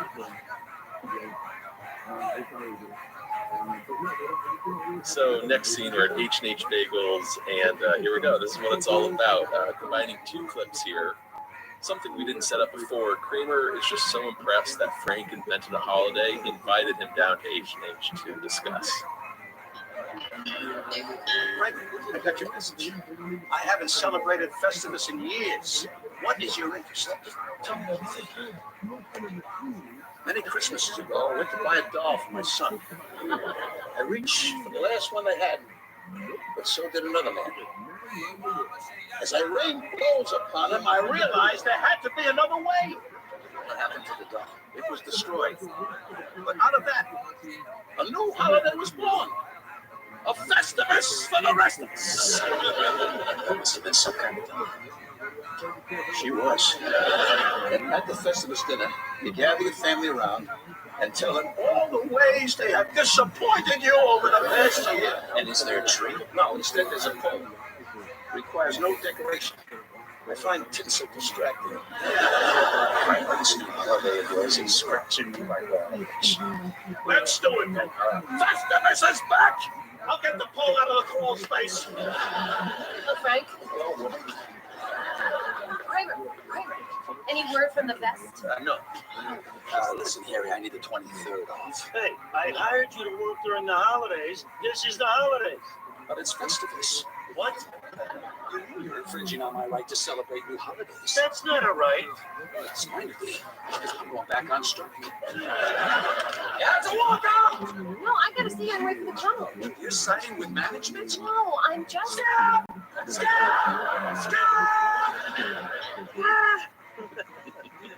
Oh, I can listen to that all day. That'd make a good alarm clock with Kramer just yelling scab to wake you up. There's a blooper to accompany this where Kramer is doing this scene yelling scab, and he yells it so many times he doesn't stop, and Julia just loses it because it's hilarious. So check that out at some point. But all I have in my notes here for this scene is I love Jerry Stiller as Frank Costanza. Like it's just I think he's my favorite character in Seinfeld. Yeah, you know, you've said that before, and I totally see where you're coming from. I want to look at every Frank episode. I think this might be his best. Certainly one of the most memorable. Yeah, as he explains the origins of Festivus. Which, I mean, you guys just heard the clip, but I mean everything from, I was trying to buy a doll for George. I rained blows upon this other man. What happened to the doll? It was destroyed. And we get all of these great bits about Festivus here. You gather your family around, and you think he's going to say, and you say how much you love them. No, you tell them all the ways they've disappointed you over the past year. Yeah, there's a poll because Frank doesn't like tinsel and finds it distracting, of course. And he keeps the pole in the crawl space. Yes. There you go. Oh, it's so rich. I mean, this is really, I think, the, next to the last scene, the best scene from the episode. And it keeps going, too, as you mentioned, the whole scab thing. But I love when Frank leaves. Elaine says, "Hello, Frank." Hello, woman. It's just why the hostilities? He's still mad about the TV guide? I think so. I mean, we've tracked this through the whole series, how much Elaine and Frank don't get along. Finds Elaine to be supercilious. Frank wrote a check. Elaine cashed it. But more to come for the Festivus holiday. Let's cut over to Kruger Industrial Smoothing. George is in a very festive mood, roaming the hallways, shouting "Merry Christmas" to his coworkers. While one gives him a bottle of wine, he just gives her a Human Fund donation card. Phil, look those cigars, incoming. Now. And eventually he makes his way to dear old Mr. Kruger, who has no idea what he's looking at. The Human Fund? Whatever. Merry Christmas. That was a good Kruger voice. Tell you more where that came from. Well, let's get over to the taxi cab, and Jerry waits for Gwen to get in, and you can kind of tell he's bracing himself. Did you notice that? Yeah. Which Gwen is he going to get? When he finds out it's the prettier Gwen, he's ecstatic. You're expecting someone else. You never know. And the cab drives through a tunnel, and Jerry finds himself staring back at scary Gwen. Oh. Now, what does she want to eat? Chinese, Italian? It could go either way. You're telling me. This is probably the scariest of all the Gwens. He's just inches away from his face. So we get an act break, and next scene we're at Monk's. Jerry tells George how his second date went. So she was switching the whole time. She was like a 3D baseball card that changes depending on the angle. So 1 minute she's pretty and at the plate, and the next she's ugly and dancing the runners. So what happened next? Well, we stopped by here, and actually the only place she always looked good was in that back booth over there. So just bring her here. She's all you really need. I can't just keep bringing her to the coffee shop. I mean, what if things, progress? Lights out. Well, I'll give it a shot. I do really like this coffee shop. Nice cufflinks, by the way. Off this Christmas tree. I tell you, this human fun is a gold mine. That's not a French cuff shirt, Jimmy. I cut the button off and pulled the hole of the button. Oh, that's classy. Happy Festivus. Is that the ball? George, Festivus is your heritage. It's part of who you are. That's why I hate it. It's a big dinner Tuesday night at Frank's house. Everyone's invited. George, you're forgetting how much Festivus has meant to us all. I brought one of the cassette tapes. Read that book. I can't read it. I need my glasses. You don't need glasses. You just wink. You wink. Leave him alone. All right, George. It's time for the Festivus Feeks of Strength.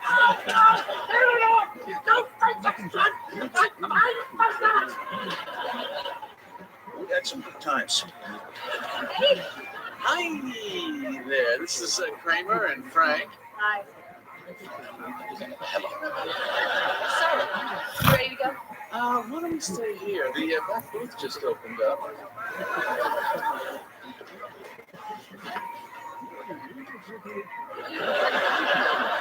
This is a good-looking booth.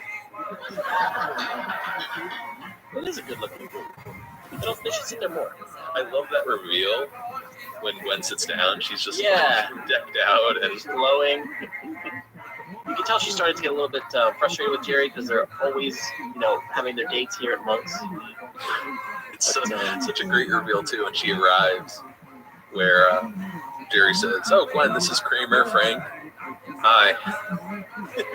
Yeah, she's got this she's drugged out. I don't know. Dan O'Keefe said that they put tissue up her nose to make her nostrils flare, and they had a prosthetic that she had in her mouth to make her lip kind of stick out, which was very Marlon Brando-esque. Yeah, you mentioned that. The mouth, it does look different, like the upper lip kind of sticks out more. And then they said it was a challenge for the director of photography to light her, or is that right? Lighting her. Oh, definitely. I mean, I think most of her unattractiveness comes from the shadows under her eyes, and just goes to show how important lighting is. You kind of take it for granted. But this scene is probably most remembered for the appearance of the Festivus pole. As you hear it dragging across the floor in Monk's, and that Michael pulled Jerry Stiller aside and he said, "It'll be funnier if you drag the pole across the floor when you come in." So, and Jerry Stiller remarks about that in his interview, but how he felt like all the Seinfeld actors and players were really trying to lift each other up. And there's an example of Michael helping out his partner. It's kind of scary when Frank and Kramer enter because Frank's just staring at George, this deadpan look as he's dragging that pole. Yeah. Did you ever collect baseball cards when you were growing up? Oh, sure. Well, mainly movie cards, but yeah, I know what you're talking about. Did you have the 3D ones? Sure, the foil. Mm-hmm. Foil. I can always imagine when Jerry does that little move with the 3D card. I think back to when I was a kid. Oh, yeah. And we also get the video of that's a recording of an old Festivus. Oh, of course, yeah. Before we leave, we should mention it's a recording of little George saying, "I can't read it. I need my glasses." So it's probably the poetry that he was supposed to sing. There you go. And dance. Leave him alone. The one gripe I'm going to have with this episode, we're getting a wonderful glimpse into what it was like to grow up as a Costanza. We're not getting as much Estelle as I would like. That's a good point. Yeah. So my problem, Dan O'Keefe, this is my grievance to you this year. Make the strike, make the Festivus a two-parter, an hour episode, and give me more Estelle. That would be something. Yeah, maybe they should bring back like Estelle Harris, Jerry Stiller, do a little reshoot. Hell, I would love like a little like short film of like the Costanzas having Festivus dinner in 2017. Yeah, exactly, yeah. That would be something. All right, let's get over to H&H Bagels. Kramer is picketing outside, as we know, because he can't take off for Festivus. No bagel, no bagel, no bagel, no bagel, no bagel. Hey, what is his sign ring? Festivus, yes. Bagels, no. But he's on strike, right? He could still go to Festivus dinner, but yeah, why not strike by not, going? Go on with your life. Inside, though, the phone rings and Elaine races for it with a greeting, H&H and Elaine. Very sensual. And it's Kramer calling from a payphone. We should get out of there. I sabotaged the bagel machine last night. It's going down. What did you do? You've been warned. Oh, hi. Kramer, the way they block the shot, when you see Kramer outside, you think he's just at some payphone off in the distance.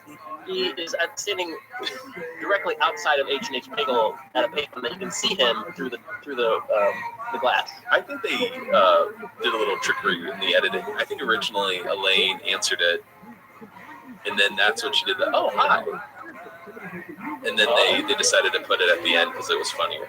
Well, it is. Yeah, so, definitely. Bravo.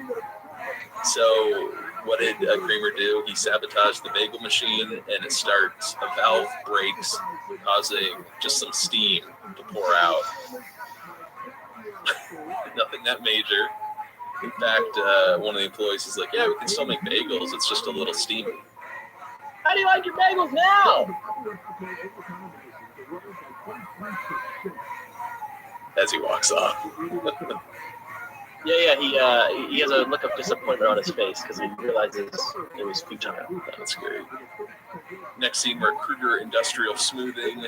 Mr. Kruger stops George in the hallway and tells him, hey, George, I'm supposed to throw some of the company's money at a charity this season, and I've decided to go with the Human Fund. And he hands George a check for $20,000. Oh, damn. Lock myself out of my office again. All right, I'm going home.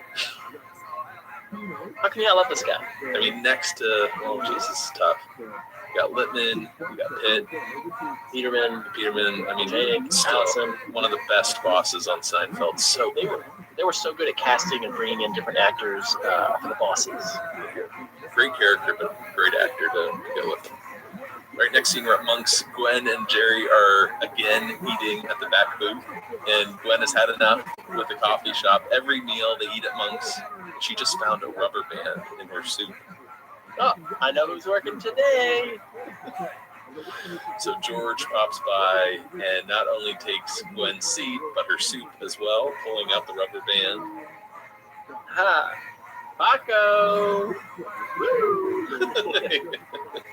Fires it off. That was improvised by Jason Alexander. Oh, really? That's well done. Paco and the rubber band. Love that name, Paco. So I guess we know some employees at Monk's now. You got Ruthie Cohen, Larry, Paco. We should go in there and be like, is Paco working today? See what they say. So George shows Jerry the $20,000 check and is actually thinking about keeping it so he can start giving back. Like an actual charity? I think I could be a philanthropist. A kick-ass philanthropist. I would have all this money and people would love me. Then they would come to me and beg. And if I felt like it, I would help them out. And then they would owe me big time. First thing I'm going to need is a driver. George is becoming the Lex Luthor of this episode. It's interesting, though. George has dealt with charity before, right? Like, the old man, he and Jerry were pretty charitable in that episode. Oh, okay. I see what you're saying. What else? I was thinking more of the Susan Ross Foundation. Very good, yeah. You know how that went? Not too well. And the way he went on this little monologue here about people loving him, didn't he talk about, if I ran a company, people would love me, they'd have pictures of me on the walls? Oh, that sounds familiar, yeah. Like Stalin. He had a nice head of hair. All right, let's go over to H&H Bagels. Kramer is outside, and you can tell from inside it's all filled with steam.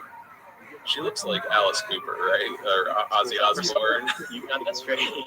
She's got the flat, dark hair. Messy eyeliner, mascara. Yama, it's bright night. And Denim Vest just called. She's going to get her hands on that atomic sub card soon. And then, free sub. This repeated idea that it's all for a free sub, which is, I don't know, I can relate to this. Even, when I was poor, when I was making money, either way, I want that free sub. There is a feeling of accomplishment. For sure. Little OCD there, too, I guess. But as Elaine walks off, Kramer runs into Gwen, who is looking very attractive. And Kramer, met her at Monk's when she was not looking so attractive, so he doesn't recognize her here, even though she claims to be Jerry's girlfriend. In fact, Kramer says, I've seen Jerry's girlfriend. She is not that attractive. In fact, she's like a foot shorter. Interesting. So does the lighting also affect your height? Of course. And Gwen puts it together. This is the reason why Jerry keeps taking her to the coffee shop. He's afraid of getting caught. Oh, he's a tomcat. I've missed this side of Kramer that we've gotten through most of the show, where he really screws over the other characters. It's all his fault. Yeah. Unbeknownst to him. Right. Elsewhere, Elaine runs into Denim Vest. We find out his name is Steve from Tim Watley. I prefer Denim Vest. From Tim Watley's party. And he does, just like Kramer and Gwen, he does not recognize Elaine because she's looking like a two-face. And he actually has trouble accepting that it's the same woman from the party. He asks her if she's sick, if she's got the mumps or typhoid. See, you're still sticking with the denim.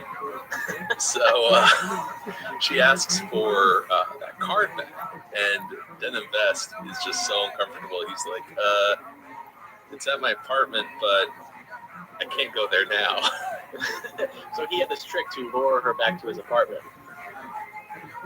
So he's trying to get out of there as soon as possible. So he gives her a number, and when he hustles off, Yarma Hama. Elaine looks at the number, looks up, and sees the same one on a moving truck. Fake number. Blimey. And I think this is one of the best Easter eggs in this episode. It's a deep hole, but we get a shot of a moving truck, and on it says the Azari Brothers, which is the same moving company in the episode The Couch. The Couch! Yeah. Tom Azari is the set designer on Seinfeld. They once again paid homage to him by having his name appear on the side of the truck. Right, and he's actually standing outside the truck, writing something on a clipboard. This all connects to Elaine because she tried to date the mover in the truck. Carl. But another great blooper to come out of the scene as well.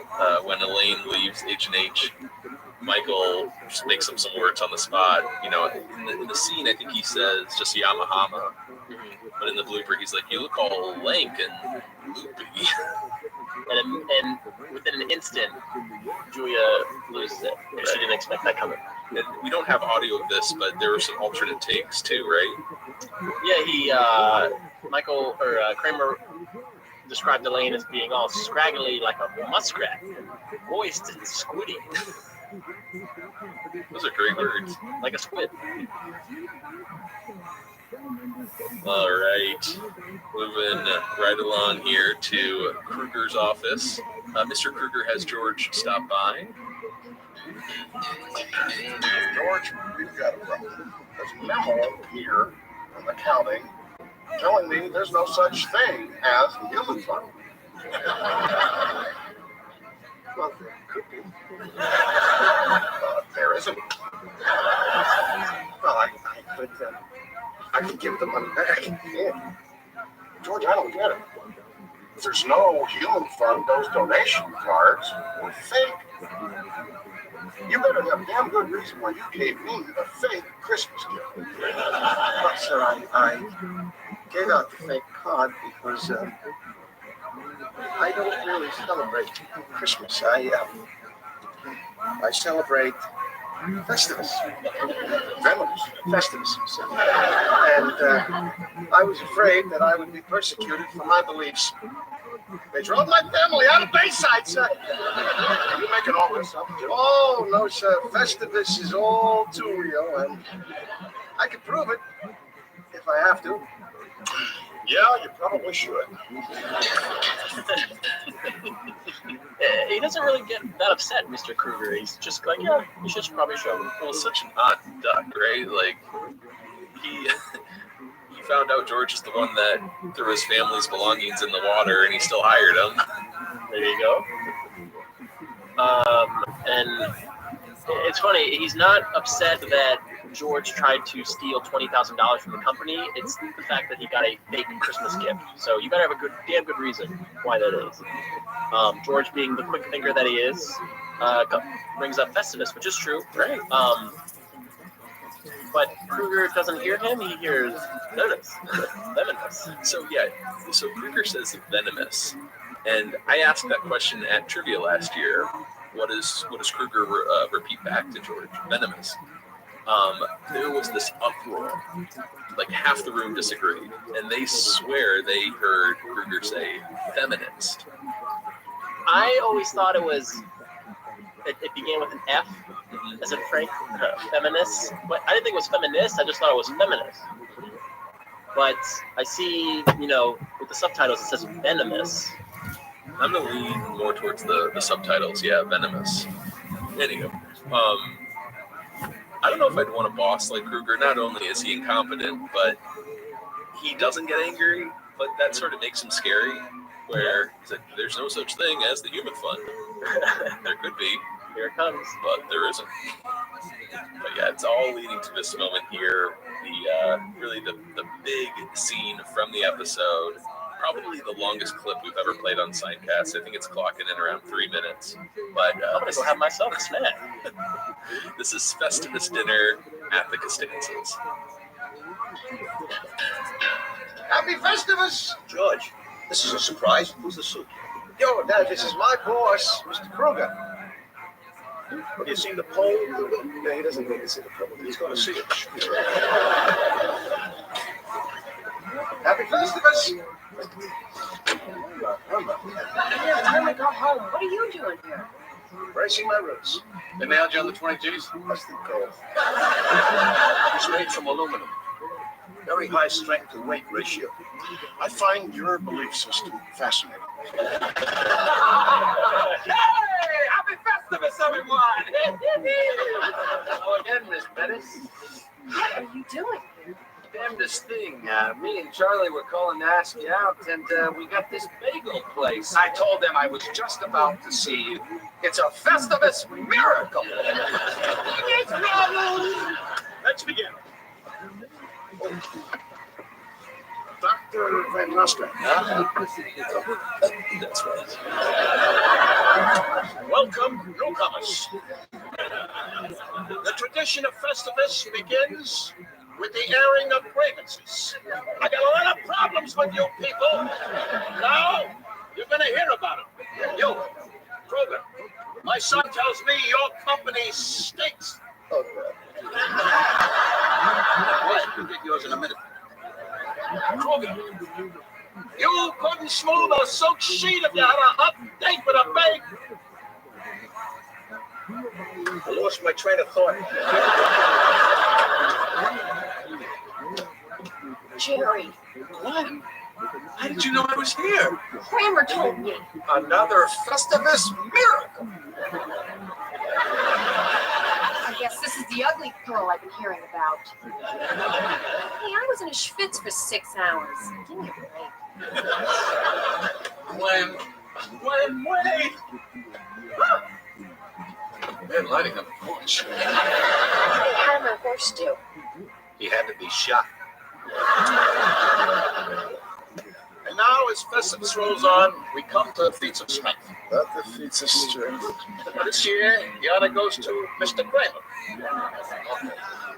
Oh, gee, Frank, I'm sorry. I gotta go. I have to work a double shift at H&H. I thought you were on strike. Well, I really had to use their bathroom. Frank, no offense, but this holiday's a little out there. Kramer, you can't go. Who's going to do the feats of strength? How about George?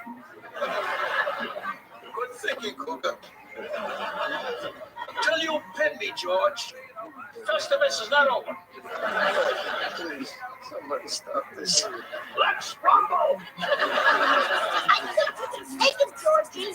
Come on, be sensible. Stop crying and fight your father. Ow! Oh, I know! This is the best Festivus ever! Such an epic scene there, man. I mean, not only from the audio, but actually filming the scene was a challenge.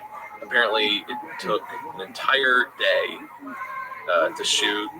They went into the late hours. There were just so many different angles. If you notice, like everyone has a camera pointed at them at some point. Yeah, let's do the table. We have Fab Four, we have Frank and Estelle, we have Mr. Kruger, and we have the bookie and Charlie. Charlie here. So that's 9 at the table. Okay. Then you've got Gwen, popping in, but and then popping out. And the only person who really doesn't get a camera on them is Estelle. Again, freaking Dan O'Keefe, man. It's all Dan O'Keefe's fault. Yeah. But yeah, I think we should just start at the top of the scene, and we will end our discussion with an incredible blooper reel, which helps you understand why the scene took so long to film. And why it's so fun. But from the top, the fact that Frank doesn't call Mr. Kruger by his name, what does he call him? Not only does he not even say Mr., it's Cougar. So the disrespect of not referring to him as Mr., but mispronouncing his name. But have you seen the poll, Cougar? The best is at the end, as it's wrapping up. Good thinking, Cougar. Yeah. So we get a Kruger, a Cougar, and then we're gonna get a K-Uger in another episode. But I like how Yamahama becomes a running gag throughout the show. Whenever they see Elaine, it's Yamahama. Mm-hmm. And that's good trivia. We're the 3 characters to say Yamahama. So Kramer, Steve, and Georgie. We learn what the pole is made out of, the Festivus pole. Yes. Why is it? Why does he use aluminum? It's a very high strength to weight ratio. I find your belief system fascinating. And I'm going to give credit to Dan O'Keefe. He does a commentary for this episode on the DVD. But I always love that line from Kruger, but Dan connected it to, I don't know, some American or British traveler, I don't know, visiting like a tribe in the middle of nowhere. So, yeah, very interesting. Yeah. Belief system. I found this very odd. The bookie says, damnedest thing, me and Charlie were calling to ask out, and we got this bagel place. So does this mean that the bookie and Charlie were intending to go on a date as a team with Elaine? Unfortunately for Elaine, yeah. Something about Charlie and the bookie makes me think they ask a lot of women out together. Okay, let's just move right along. And then, what a wonderful callback here to the slicer in which Kruger, Dr. Van Nostrand. And Kramer's very happy because it's Festivus, he's having a great time, and he realizes, I've been caught. That's right. That's right. He has to turn on Van Nostrand like that. So many quick little jokes, peppered throughout the scene. It moves really quickly. Van Nostrand is something that we've tracked, through most of the show. So it's nice that it's making, one final appearance or mention here at least. Now, when dinner starts, I love how Frank kicks things off with, it's very calm, it's very sweet, welcome newcomers, tradition of Festivus, begins with the airing of grievances. I got a lot of problems with you people. And Cougar Cougar is first up. Quiet, you'll get yours in a minute. Yeah. And what's the insult or the grievance Frank has? Cougar, you couldn't smooth a silk sheet if you had a hot date with a babe. I lost my train of thought. Now, I thought that would have been that was like a Jerry Stiller flub. Because as we know, throughout Seinfeld, Jerry always had trouble with his lines, which made the Frank character so great. But I guess it was actually written like that in the script. Well, I thought the opposite. I thought Jerry couldn't remember his lines, so just went with it. I think I read that it was it was actually written in the script, so, okay. So almost maybe, like Jerry is affecting the character. Yeah, they're kind of melding into one because the writers know he's not. We look at the $Silver collection. Why wouldn't he forget his lines? Or what he was his train of thought. No, recently with the blood, when Jerry heads up goes, oh. That's right. We also got to mention the cab. Bad lighting on the porch. Gwen shows up, yeah, the bad lighting on the porch. So there's the end of that relationship. Yes. And I love how Gwen points to Elaine and says, oh, this must be the ugly girl I've been hearing about. Yeah, ouch. I think Elaine looks great. Oh, how dare you? Put yourself together there. And, here we go to this great moment as Elaine turns to the bookie. Hey, how'd my horse do? He had to be shot. I think you're a fox. All right. I know. You spoiled it. I couldn't wait.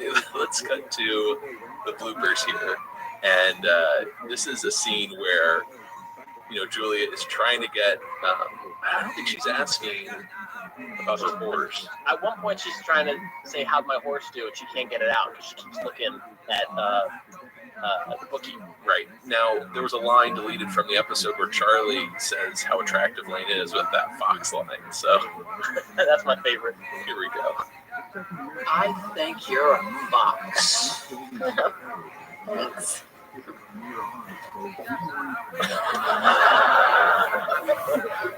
I think you're a fox. I think you're a fox. I think you're a fox. Oh, thanks. Hey, how am I home? You what? Hey, how did my horse do? Sorry. I love when Tracy Letts cracks up. He's like, I'm sorry. He's because everybody else is cracking up and he apologizes. It's great. Man, they must be having such fun while filming this scene with everybody just gathered around this table. And of course, the scene proper ends with George fighting his father, and it is, of course, the best Festivus ever. Come here and fight your father. One other thing we forgot to mention, pay attention to the way Michael or Kramer does Frank No Offense with this holiday. Just like a trumpet or a horn. It's genius. And he just came up with that on the spot, probably. Yeah, it's so good. In fact, we didn't play the blooper, but there's another blooper where he does that and everyone loses it. Yeah. They try to continue the scene. Frank, no offense, but this holiday is a little out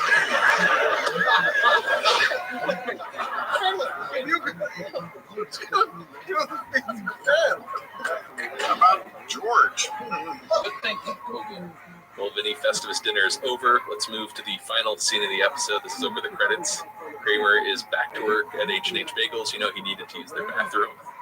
And he's working his hand through the dough, chewing some gum, falls out of his mouth into the dough, and he starts digging for it. Mm-hmm.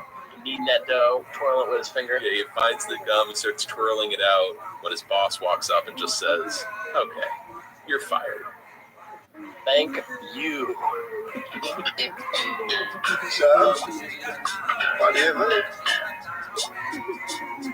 So Matt, is this a Festivus yes or a Bagels no? Oh, this is Festivus, yes, all the way, man. Come on. Definitely one of my favorites. I love to watch it around the holidays. I think it's impossible to be a Seinfeld fan and not, if you don't celebrate Festivus or, get in on it, you got to love this episode.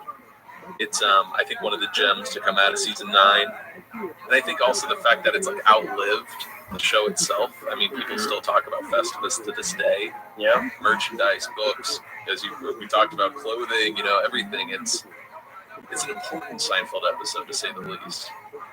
I think all the characters have great story arcs this week. It's well balanced. You get the Costanzas, maybe Frank's best episode, some great supporting characters, Tim Watley. What's not to love? What do you think? I love everything about this episode. My gripe, need more Stell, but I would say that everybody's storyline is really solid. If I had to pick who the weakest story is, I'd say Jerry, which normally is not the case. Usually we'll say Elaine, but Elaine with Denim Vest was solid with Bookie and Charlie.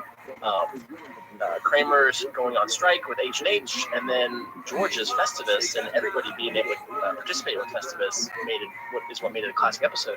But Jerry with Gwen and the Toothpaste, that was probably my least favorite of all the storylines. Yeah, there's something about all the characters dovetailing and really working with each other. They're not all in their separate corners to come together at the end. They, like Elaine and Kramer, work together a lot. You've got, the whole Festivus thing seems to starts small and it kind of spreads into everyone's life by the end. Yeah. But yeah, really one for the books. And, I think I'll say this is my favorite Christmas-esque episode of Seinfeld for sure. What about you? Well, I still like the race because you get to see Kramer in that Santa attire, so I will have to make the strike mine number 2. Sometimes I wonder why I spend the lonely night dreaming of a song. All right, that's going to do it for us here on this very special holiday Festivus Miracle edition of Signcast. We hope you enjoyed listening to it as much as we enjoyed talking about it. Feel free to send us an email with your Festivus miracle and traditions that you guys will be partaking in at signcast@gmail.com. You can find us on Facebook, Twitter, Tumblr, Instagram, or leave us a voicemail at Coco Moscow. And thanks everyone for listening. Hope you have a great Christmas, Hanukkah, Kwanzaa, Festivus, whatever you celebrate. And we'll catch you here next time on Signcast. For now, I'm Matt. I'm Vinny. Happy Festivus. Well done. Beside the wall, when the stars are bright, you are in my heart. I can tell that I'll paradise.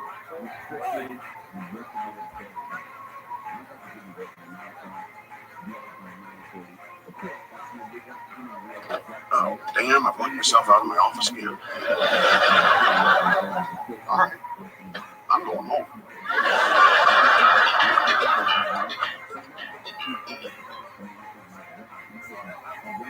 The nail blows. Backs into a friend. Why does this dummy have a bucket on his head? Because we're blind to their tyranny. Then shouldn't you be wearing the bucket? Yep, move along, Betty.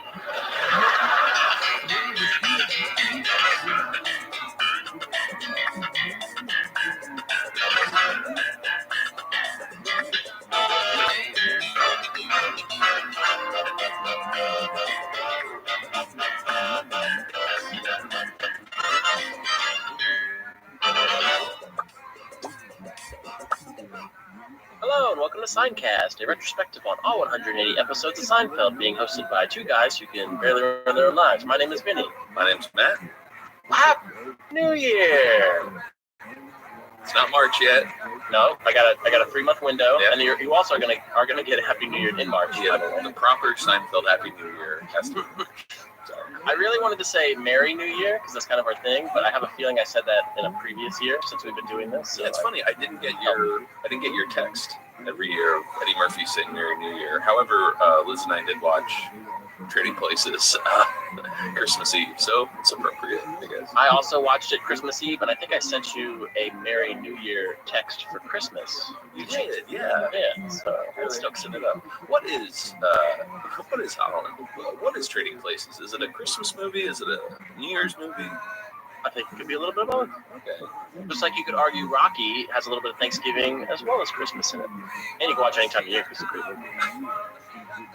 Yeah, man, I want to wish you a very happy new year and wish all of our listeners a very happy new year. I'm sure we have a lot of new listeners, it always happens. So welcome. We're going to kick off this week talking about what episode, Vinny? We are discussing the 5th episode of Season 9 of The Junk Mail, written by Spike Feresten, directed by Andy Ackerman, and originally aired October 30th, 1997. Oh, this is the Halloween episode. If that helps you. There's some spooky stuff, like they're in the woods, Son of Sam. Nocturnal dirt people. We'll get started on them. We don't have much trivia to discuss at the top, but we have plenty to bring up in the episode discussion. I guess we could just mention that Spike Feresten was inspired with this episode because he kept getting all of these Pottery Barn catalogs in the mail practically every day. And I'm sure a lot of people can relate to this. And he just didn't know what to do with all of them. He hated basically taking his garbage down every week filled with these catalogs. And I guess at the time this episode was written in 1997, email was pretty popular. And he just thought, how obsolete mail had become. You've got mail. You're talking about paper mail. Right, of course. And here we are 20 years later. I'm sure people still feel the same way, but don't you love getting a package? I do. Opening. I do. You see that smiley face on the Amazon box. It always does brighten your mood. It's such an outdated discussion topic too. You know what I mean? I don't really know what to say about mail versus email that hasn't been talked about or thought about, decades ago. Well, we can always relate it back to Seinfeld, all the mail references that have been there. We got Newman, who's a postal employee, and George's mother prompted him to become a civil servant.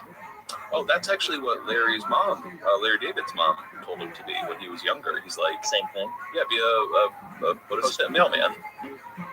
But you get a paycheck every week. And George's response was, I'm a college graduate. You want me to be a mailman? And then we get this episode as well that delves into the post office, as well as one of the Curb episodes this season. Larry dated the postal woman. Went on a date with her. Didn't go too well. Also, there's what is it? Vargas, the FedEx employee, and then you got the. Are you refusing delivery? Oh, there's that guy, and the hamburger hot dog stand guy, American Joe. The overly sensitive Chinese postman.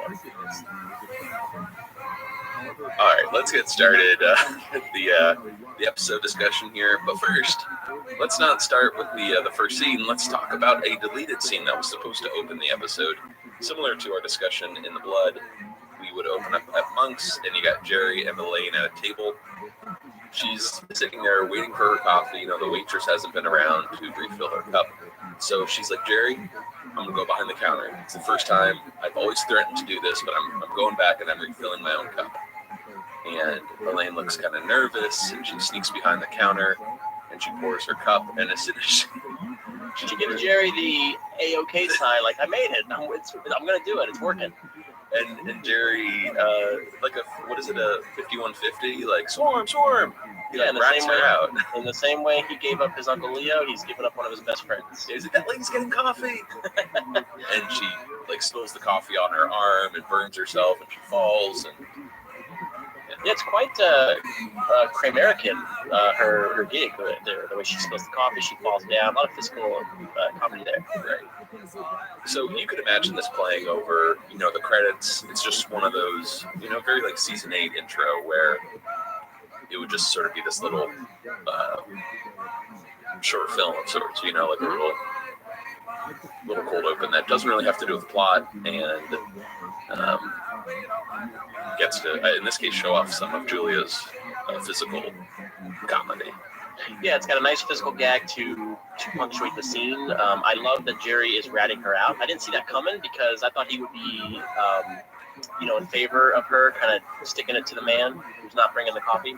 Oh, we should also point out that, after Jerry rats her out, she falls down after spilling coffee on herself.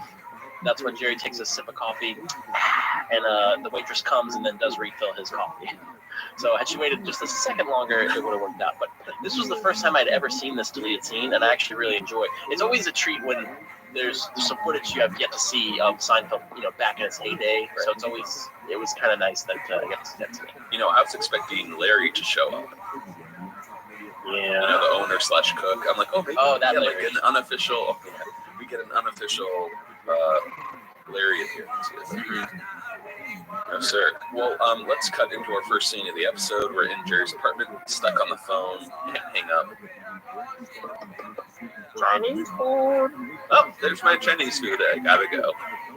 All you. I love this idea. I've never had the fortune of doing it in real life, but I've always wanted to. Well, we'll make it happen one day. Well, Jerry did a show for a car dealership, and they're getting him a new Saab as a thank you, which is insane.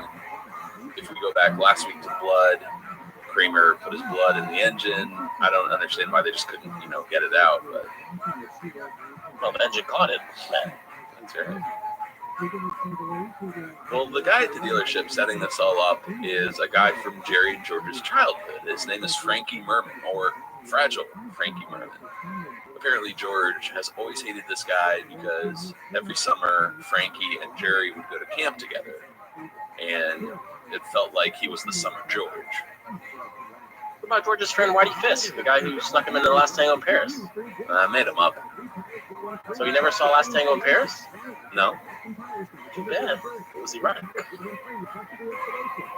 So let me ask you this, because, well, I'm going to withhold my opinion first. What do you think of them introducing this character that Jerry saw every summer in the 9th season? We've never heard of him before, and yet this guy that could potentially be the summer George. Well, I like it because I want to learn more about their childhood together, and I don't know, I like hearing about these people. It even tracks to season 1 with, what's his name? Joel Hornick. Why didn't they use, well, I guess they would have had to bring back Kevin Dunn if they reused Joel Hornick's name, but I don't know, in season 9, when these characters are so established and we know a lot of their foes as well as friends that have come through over the years, they introduced Fragile Frankie Merman in season 9. I'm like, what? We haven't gotten one mention of this guy? I don't know. Maybe I'm being. I see where you're coming from. No, totally. It never bothered me, but I could see how it would bother some people.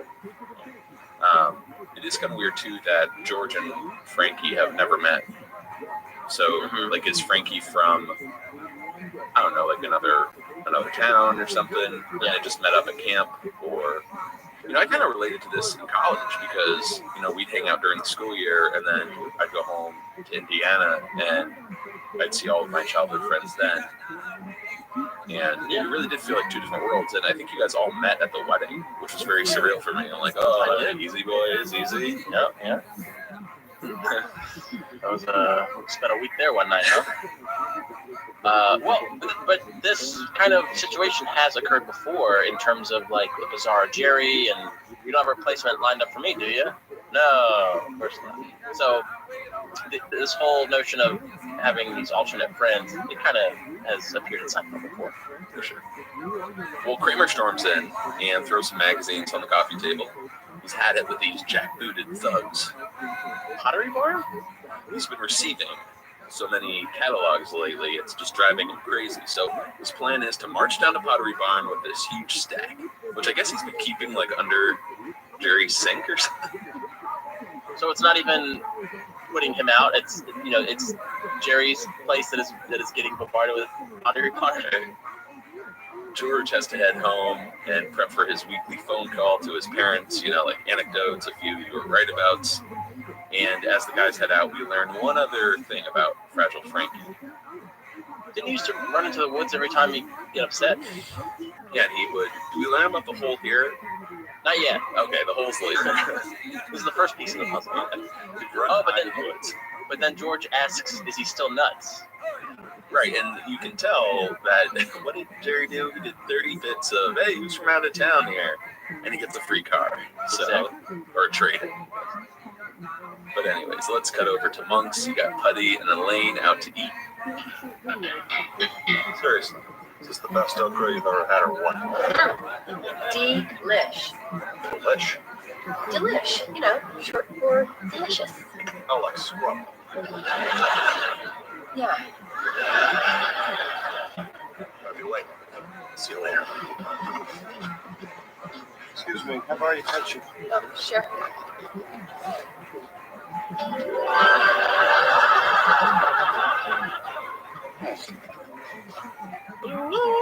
Yeah, I can't do it. That's a tough one. I got gripes this week for some reason. I'm gonna be cranky in 2018. Do they serve okra in diners? I don't know. I just don't see them. You got shakes, you got burger and fry. Although they got matzo ball soup, they got Clams Casino. Yeah, so maybe, you know what? I take it back. I'm the butthole here. So never mind. I withdraw that. Butthole. I'm glad to see. I'm glad to see Putty's back, although it seems like it'll be a little bit brief. And then there's this whole Elaine abbreviating words. I feel like she's the trendsetter. I didn't realize they did this all the way back in '97. What, Delish? Yeah, and Scrump. Yeah, I've never heard of Scrump before. Was Delish like a... I can't remember a time when Delish wasn't nothing. But... Why did you say butthole earlier? I was going to say butthole, but I decided to have to bleep it out. Oh, okay, so this is like the cleaner. I was trying to keep it kind of clean. We meet a new character here. We don't learn much about him. And I'll tell you, man, this just confused the hell out of me when I was a kid. Okay. The first time I saw it, at least. Like, what is happening here? Because all my respect to, I forget the actor's name. Toby Huss. It's not like there's anything about him where I'm like, man, what a dreamboat. Well, but the soft focus, the is supposed to convey that Elaine is smitten with him at first sight, right? Just so confusing the first time you see it. But yeah. Well, we'll find it. Find out why, of course. Exactly. Anyways, more to learn about this mystery man in the booth next to Elaine. Let's cut over to George's apartment for his weekly phone call to his parents. Hello? Hey, it's Georgie. Let me put your father on the phone. Mom, who's this? Dad, it's me. Hey, listen, I was at Fortunoff's the other day, and you know what? You were right. Chinese? Sorry, George, our Chinese food just came. Talk to you later. Chinese food? Maybe this Chinese food excuse is a Costanza only thing. Could be, yeah. I like Estelle's version of it. It's more like Chinese food. Chinese food. I think that's what I was doing in the opening. Good stuff. There was additional footage or dialogue to this scene in which we saw George scribbling notes onto his pad, and he was kind of going over the lines to himself. Let's see, you were right about Fortunoffs. They do have some nice things. He's like, that's the thing. Man, very odd. You know, there have been times, I feel like, where I don't have anything to talk about with my folks when I call them, and sometimes I felt bad. Like, I'm like, I need to have something interesting to say here. I think that's just part of growing up when, you know, you're not a kid anymore, and I mean, Jerry's talked about this before, where they really just talk about, you know, anything to eat or what's for dinner. You just got to keep your mouth moving. Right. So I do identify with this, but I love the Estelle, you know, Frank's in the kitchen. He can clearly hear what she's saying. Let me put your father on the phone. So he hands the phone to Frank. Who's this? Dad, it's me. Great stuff. All right, let's cut over. A lot of scenes this week, guys. Cut over to Pottery Barn. Kramer marches up to the store, opens the door, just drops the stack of catalogs. Hey, you like sending out catalogs? How do you like getting them back?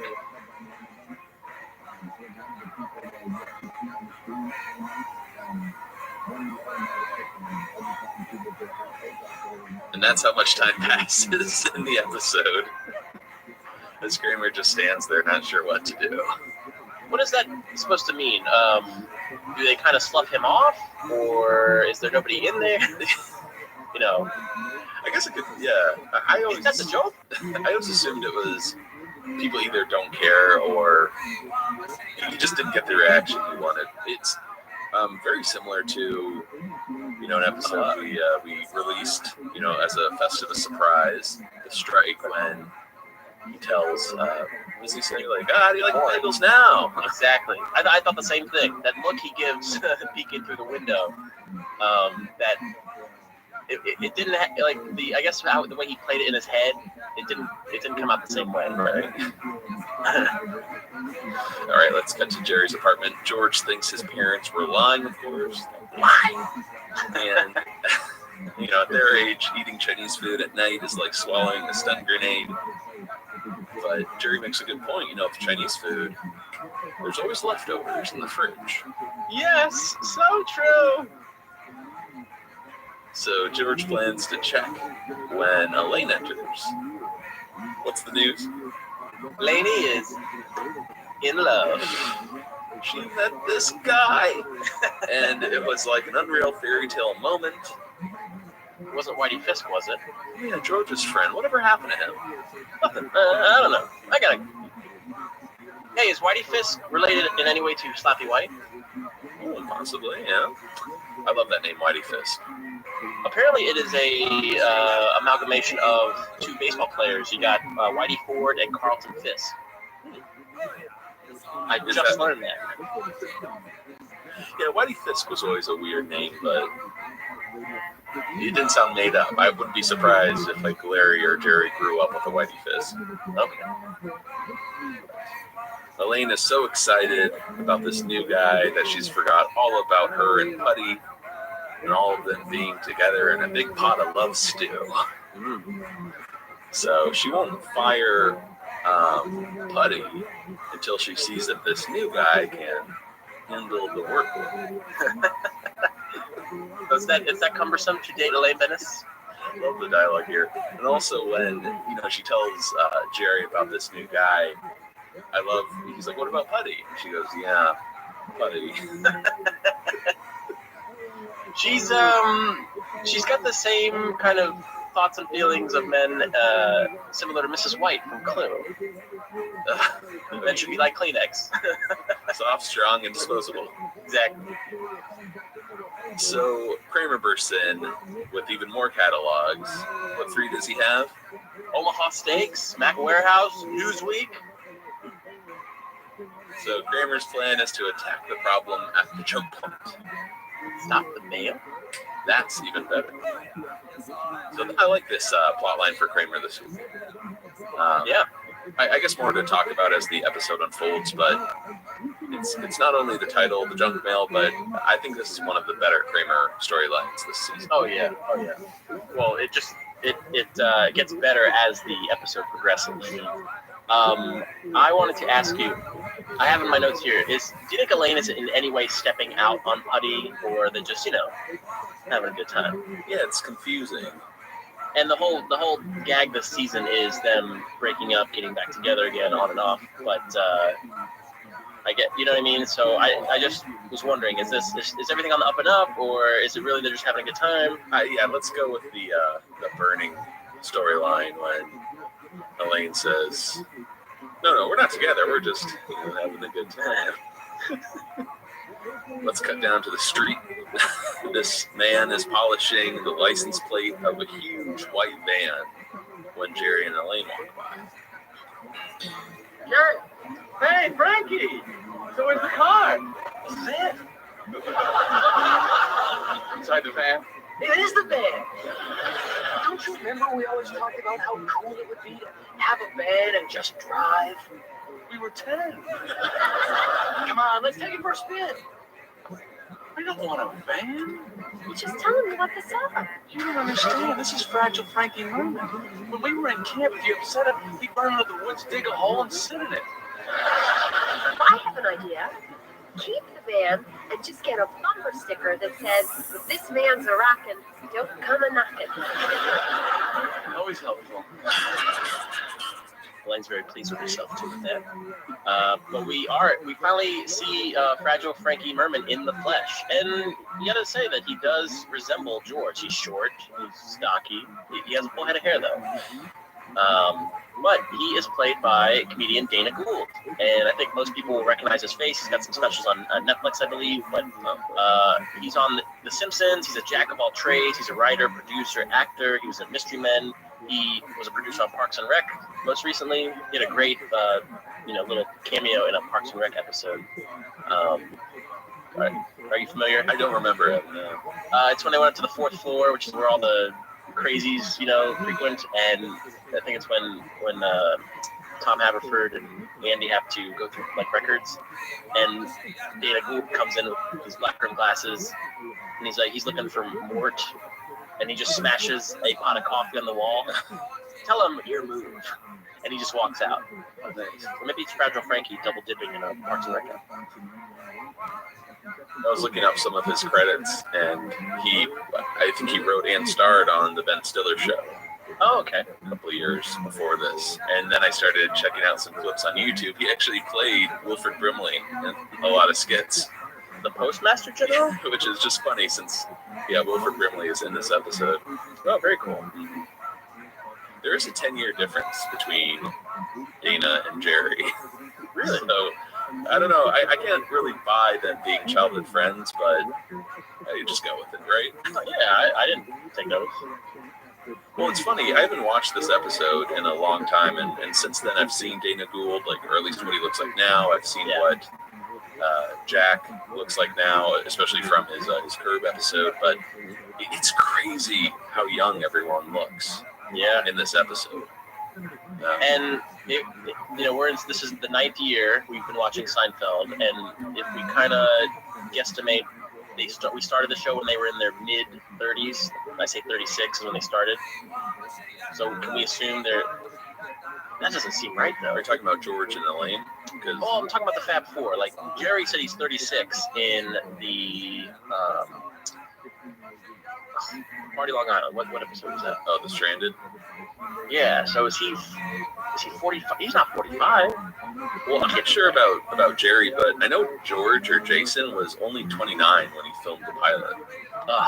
Which is nuts, right? That is, man. I feel old now. Right, and I think Julia was 28 or so. Stop it. Yeah, we meet Frankie here, which is great, and I was always curious what kind of van this is. And I noticed it's a big juicy van. Big juicy van. It's a Mark III, which was made by Chevrolet. Okay, and just Google Chevy Mark III, and boom, you'll see this van. Maybe we should buy one. Do a little road trip. Okay. Well, what else we got here? You mentioned earlier about an exchange, and there was lead dialogue in this particular scene where Frankie opted for the van after talking to another dealer at the auto mall and get the Saab and for the exchange. Yeah, that sounds like a horrible deal. It doesn't sound like Frankie is really the best car dealer. He could have showed up in the dealership episode. That's true. Makes you wonder. Were they both working at the same dealership? Was this the dealership that Jerry performed for, and they paid him in a car? He got cowboy boots from one gig, and now he's getting a car from another. All right, let's cut over to the Costanzas. George stops by his parents and calls them out for not calling him back. Well, wait. First of all, I'm sorry. That's later, right? He's not hiding yet. Not yet. Yeah, that comes later. Estelle claims that the phone broke, and just like that, Frank says they have to leave for a catered affair. In their regular street clothes, though. It's creative black tie. Move, woman. The Move Woman line was ad-libbed by Jerry Stiller. Well done. After his parents leave, George checks the fridge and no Chinese leftovers. George is getting suspicious. Which makes me ask you, Vinny, how many other George is getting blank moments are there on the show? Well, George gets suspicious as well as upset. Is there any? Yeah, George getting upset is in the cool guy.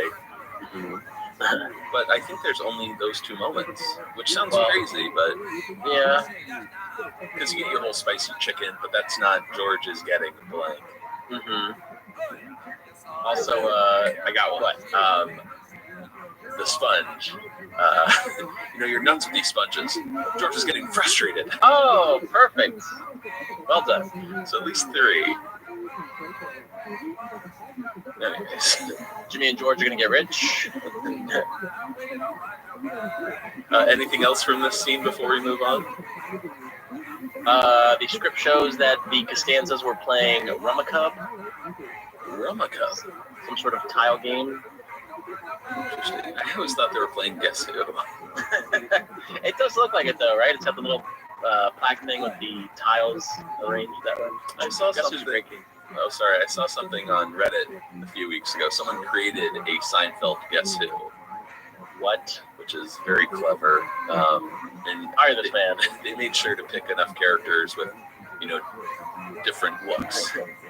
So bald, glasses, right? Like, yeah. Although you can get him a couple bald. You got Kurt. Wait, does Kurt have glasses? He does. What about Mike Moffat? Glasses. Oh, I think, or maybe not. Depending on which episode. Mr. Tomasula. I can go off forever, baby. Let's cut over to Monk's. Elaine waits in a back booth until this mystery man arrives, and once again she gets that look.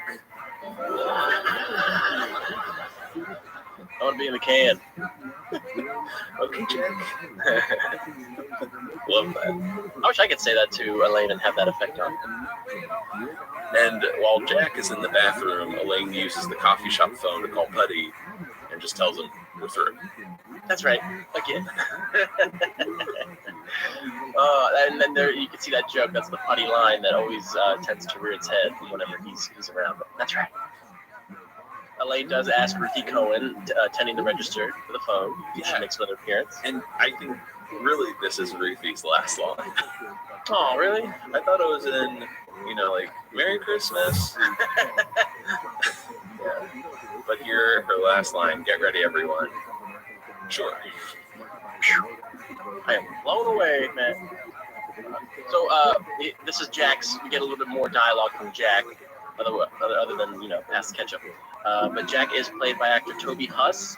And when you see this guy's face, you hear his voice. He's been in so many, TV shows and movies. It's kind of hard to pinpoint what you know him from. So I stuck with, he's been in a couple episodes of Veep. He was in a Curb episode, The Freak Book. He played Charlie the limo driver, and he was drunk. Oh, can I just say one of my favorite scenes ever? Oh, I know what you're going to say. He's ruined Ted Danson's birthday party. Mm-hmm. He's drunk. Everyone's like, who is this guy? And in front of the whole room, he just goes, happy birthday, Becker. Stumbles out of the room. He starts laughing because he's pleased with himself. I recognize him from Vegas Vacation. He sells the fake ID to Russ. And he has the placard. He's wearing the placard around himself, and he's doing like a Frank Sinatra impersonation. But then the placard turns into a fake ID, like the fake ID. Does that make sense?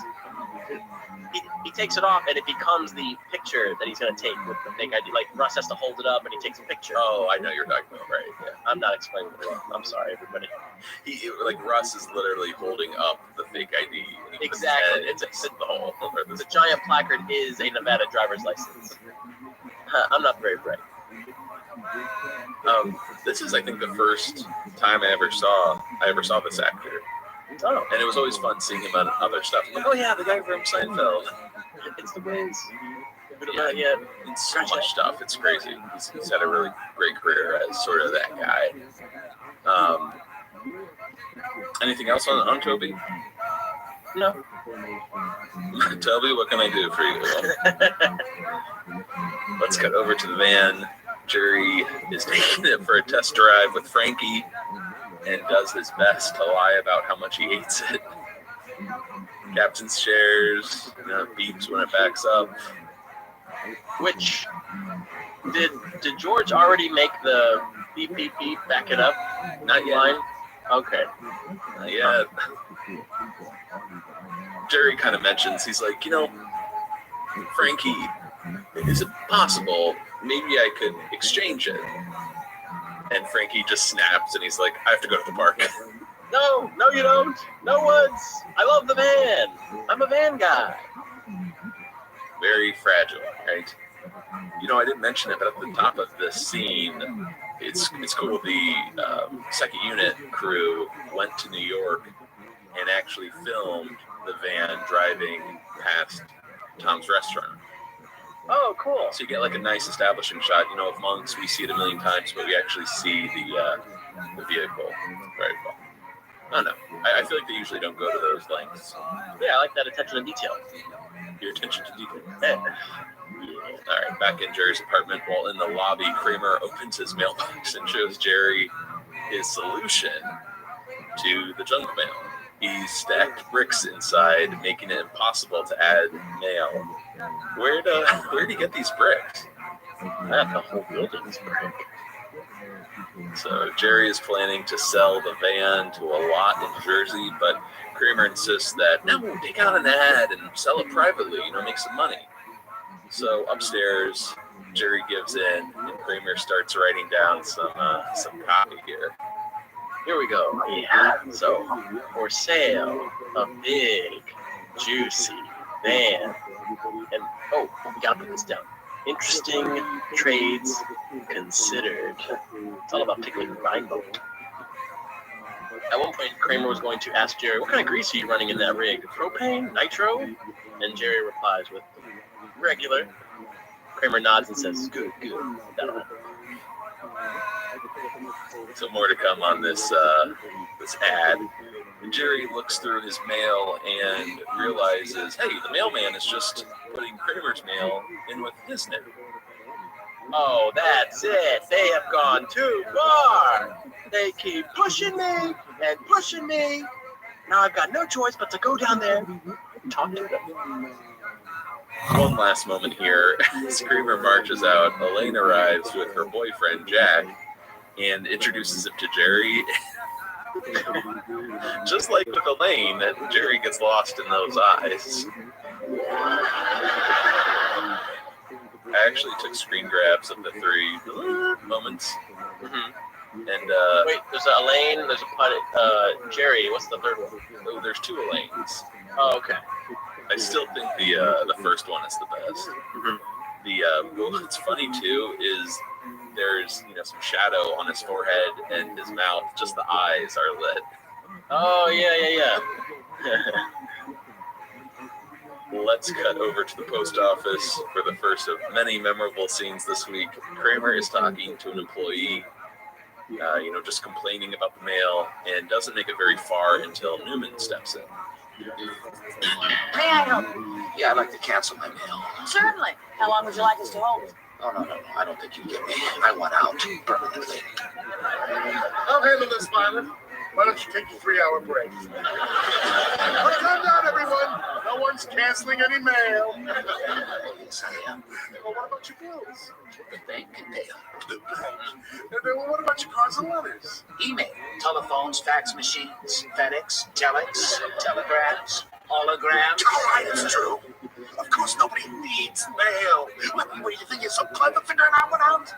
But you're really half of what goes on here. So just walk away, Kramer. I beg of you. Is everything all right here, Postal Employee Newman? Yes, sir. I believe everything is all squared away. Isn't it, Mr. Kramer? Oh, yeah. As long as I stop getting mail. Man, can't Kramer take a social cue or a nonverbal cue from Newman? Try to help him out. This happens a lot on Seinfeld. I love close-ups of Newman sweating. They do happen quite often. So Should we we start at the top here? sure, let's do it. We have postal employee Violet, played by Peggy Blow, and she was in a New Adventures of Old Christine episode. But we learned that this is the first time we actually get to see Newman in his work setting. Is that right? Yeah, you're right. At the post office. I think so. We hear about it quite often, but this is the first time we're there. But we learned. I love too that Violet. Why don't you take a 3-hour break? Yeah, I can. They got nothing to do at the post office. I kind of want to work there. We learn of Kramer's alternatives to getting paper mail. We got email, telephones, fax machines, FedEx, Telex, telegrams, and holograms. We have also brought that up on the show, I think. It seems to be like a go-to quote for communication. We're starting to learn that there's some sort of sorted things going on at the post office, that Newman is trying to hint at Kramer to just walk away. Yeah, I beg you. I love the ending too. I believe everything is all squared away, isn't it, Mr. Kramer? The little desperation. Wayne Knight does such a good job this week. You really feel like, that hierarchy in the post office. He has to just sort of, keep the peace, pretend everything's normal. All in line. Well, let's go over to the Costanzas. Some time has passed, and Frank and Estelle return, enter the kitchen, and turn on the lights. Welcome back. Quick for a catered affair. I don't know what you mean. You ditched me. That's twice. Now I demand to know what's going on. George, we've had it. I understand we love you like a son. But even parents have limits. The breakups, the firings, and every Sunday calls. What my wife is trying to say is this is supposed to be our time. I'm not following. I'm sorry, George. We're cutting you loose. You're cutting me loose? If you'll excuse me, I'm going to make love to your mother. I gotta tell you, Matt, it is just so sweet for Frank to open up like that and be tender with Estelle in front of their son. Sweet? Yeah. I don't know about that. It's a nice little twist that you think we've always seen George be fed up with his parents, but now it's the parents who are ready to let him go. They want to spend some quality time together. Yeah. It's so strange since, since their first episodes, we see how much Frank and Estelle appear to hate one another. That's right. Even back in the Serenity Now, they were trying to kill each other. But I guess something happened, right? Yeah. Well, it's their time. I think they finally learned to let go. George was the cause of all their friction. I'm gonna guess. But the start of the scene, George is waiting in the dark in the kitchen. And can you recall another moment like that in Seinfeld? Jerry? Hey, Jerry. I'm right here. Very good. Waiting for Kramer and the Bizarro Jerry, like a plate of cold chicken. Which, by the way, was pretty. It is rather cool to see Frank and Estelle. They're the ones to cut George off. Like, oh yeah, George has been trying to do this his whole life, and he just can't do it. And when was the? I'm so mixed up with when things have happened now in the chronology. When did when George was sitting on inheriting money? If they stay, he's rich. I think that's the money. Oh. Okay. Well, see you later. And I want you to stay. Yeah, so even in that episode, he was debating whether, shipping them off to Florida and being happy or having them stay and then being rich. Well, let's see what else we got here. Yeah, this is kind of a reach, but it's the most recent episode in The Blood when, Elaine doesn't want to watch Timmy or Jimmy or whatever his name is, Vivian's kid. But the fact, that Vivian doesn't think she's responsible, that makes her want to watch. Exactly, yeah. And with this, I love this kind of twist with George. It's like you finally got what you wanted, but you're not happy because it's not on your terms. Or yeah, well, he likes the chaos. He likes that friction. Well, we get an act break, and when we come back, we're in Jerry's apartment. Despite George always wanting to be left alone by his parents, he's just not ready for it yet. So he thinks about it and comes to the most logical conclusion. You remember my cousin Risa? I'm gonna date her. Mother of God. One little wink. She'll freak out and tell my parents. They'll be all over me. I just love, this really comes from a messed up mind, because it's not like, what little things could I do to win back their affection? It's like, I'm going the incest route. We are venturing into some tricky, dark territory here on Seinfeld. Well, Jerry is scanning through an old VHS tape, trying to figure out where he's seen Jack before. Maybe he's a comedian Jerry worked with one time. When Jerry says, oh, wait, what is this old commercial? That guy Elaine's daddy seems really familiar to me. I think he might be a comedian I worked with one time. Wait a second, what is this? This weekend, nobody thinks the Wiz is slashing prices on our entire stock. Nobody beats me because I'm the Wiz. Yes, I'm the Wiz. I'm the Wiz. Hey, this look good. Elaine's in love with the Wiz guy? No, she thinks she's in love with him, but she's just remembering this old commercial. That's pretty pathetic. I know, they're not even related.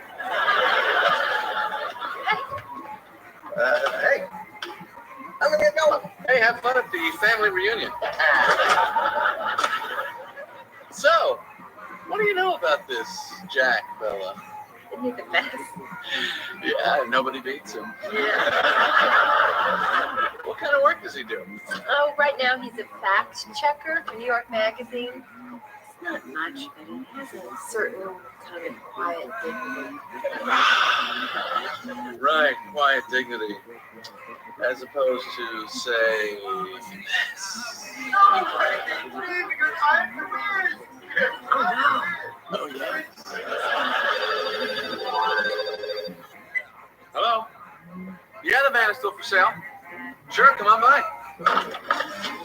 Yeah, I called about the van. Kramer is I find this so frustrating, what Kramer does to Jerry here. Like, Oh, he totally turns around on it. but first, let's talk about The Wiz. Do you remember, like, The Wiz or Nobody Beats The Wiz growing up in Maryland? I seem to recall there being a location in our mall that I recall the Wiz, but it may have been Nobody Beats the Wiz. But it was one of those like FYE Suncoast type stores, right? I always like going in there. I was more like electronics, like you could buy computers and VCRs and like a Circuit City maybe. Yeah, I mean CDs, then tapes. Sure. Well, it went out of business in 2003, which is a shame because I would love to visit. I never have been to a Nobody Beats the Wiz. I guess somebody beat the Wiz. Yeah. The commercials on YouTube, I'll include some of our show notes. They're not as intense as the one here on Seinfeld, but they do kind of have a like a Crazy Eddie vibe.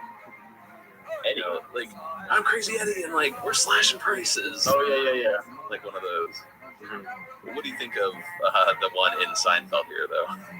Oh, I marvel at Jack or Toby Huss, the actor, for being such an over-the-top whiz. He's great. It's kind of cornballish, but I like it. Well, he's got this crown and a. Well, it's not a cape, but it's some sort of, what do you call that? It's a royal. Royal, yeah. Yes. It's kind of what George wears when he plays Louis. Yep, King Henry. King Henry. King Edward Jerry. I wonder if it's the same crown. Could be. This one is comically large. Mm-hmm. Does he do that thing where he arches his back and marches, back and forth? He might. He's just all over the place. It's like he's against a blue screen, and he's just doing a bunch of crazy stuff, dancing, and he almost acts like a jester, like an idiot. Yeah, that's a great way to put it. He's a joke maker. I love that final. I'm the Wiz, and it's almost like he can't. Like, he kind of blinks, like he has trouble looking at the camera. It's nowhere near as graceful as, you know, when Jerry and Elaine look at him, he looks really dreamy. Yes. Not so much here. Not so much. But that jingle, that jingle is in the commercial, and everyone's been suckered. Jerry, Elaine, even George says, that's pretty pathetic. I know, they're not even related. And probably the best scene, or the best moments of the scene is Jerry, kind of like torturing Elaine a little bit. Isn't he the best? He takes the swig of water and nobody beats him. Yeah. Oh yeah, right. Quiet dignity. As opposed to say, yes. That reveal. Oh no. Oh yes. All right, let's see what happens there. Let's cut over to a restaurant. This restaurant is called Bolo. I think we've been here before. Okay. I remember that name. B-O-L-O. Bolo. George is out to eat with his cousin Risa. Some more Merlot? Yes, thanks. Sure. Risa, I always found you very attractive. What? I know it may sound shocking, but I just can't stop myself from wanting to. You want to borrow money, right? I just want us to be together. All right. All right. Let's go for it. Well, we could dance around it a little first. Nah. Let's be bad, George. Let's be really bad. Oh my God. Things are getting out of control for George. I have no words. Is cousin Risa the sister of cousin Shelly? Hello, Aunt Estelle. Great question, yeah. So we've met one of George's cousins before. We've seen her, yeah. But we know that George has an Uncle Mo who died a young man. Brilliant. So technically, Risa could be Mo's daughter. Yes. Or it could be Penny. Penny's... No, that wouldn't work. Well, so Aunt trying to go up the Costanza... Everyone's dead, I think, right? Like, Anthony died as a baby. Dead. Oh, that's right. Penny and Mo... I thought all these people were on Estelle's side. But for argument's sake, let's just say that Uncle Mo is Risa's dad. Does he have a gimpy leg? Cheeks, Bony Bob? It's a lie. Go further, baby. And then there's also Carlo Costanza, who I still say they're related. Anywho. But Risa is definitely a Costanza. She has a great, an arc in this scene from, I've always found you very attractive. What? It's like, I can't stop myself from wanting you. You want to borrow money? She's so good at playing like Jersey, like she's got the lipstick and just, I don't know. She's great. That's Lori Taylor Williams, and she's only got 6 acting credits on her IMDb page, but it looks like she double dipped in 2 Law and Order episodes. But I like her. On this rewatch, I was wondering if this was actually is it Maura Tierney? She's on The Affair. She was the wife in Liar Liar. Oh yeah. Funny. I always thought it looked like her, but on this rewatch, I'm like, I'm gonna look it up, and I mentioned her. Yeah, it's not her. They kind of look similar though. I don't think so.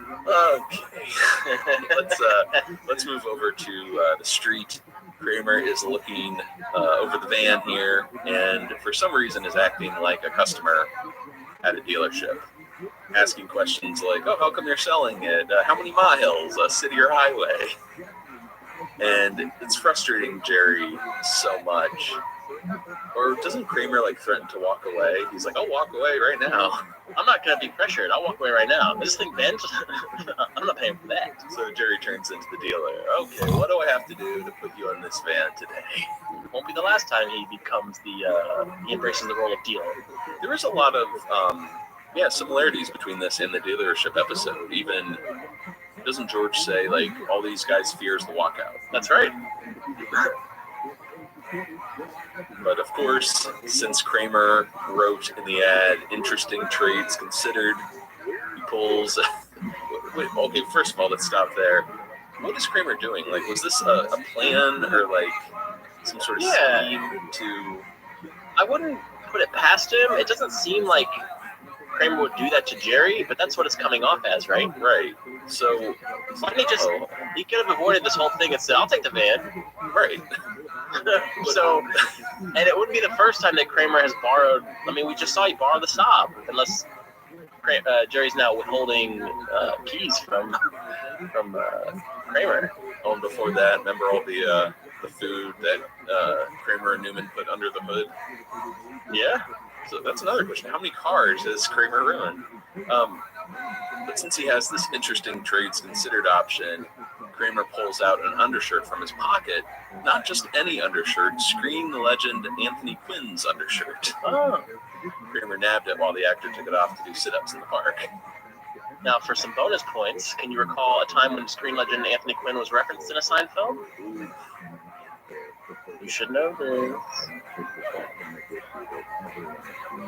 It's earlier, right? Like season 3 or 4? You got that straight. Give me another hint here. Good Samaritan. I forget the specifics. That's an episode I don't know that well. Apparently he's not that great a driver, according to Jerry. Although he did always leave a note after hitting and running. Very good. They mentioned one of the movies he's in, Zorba, is it great or Greek? The Greek. Zorba the Greek? I'm not familiar with this word. And then another reference to one of his movies was anything he could have gotten from tearing a bag of Doritos and watching Viva Zapata? Yeah, look at you. I know all about Anthony Quinn.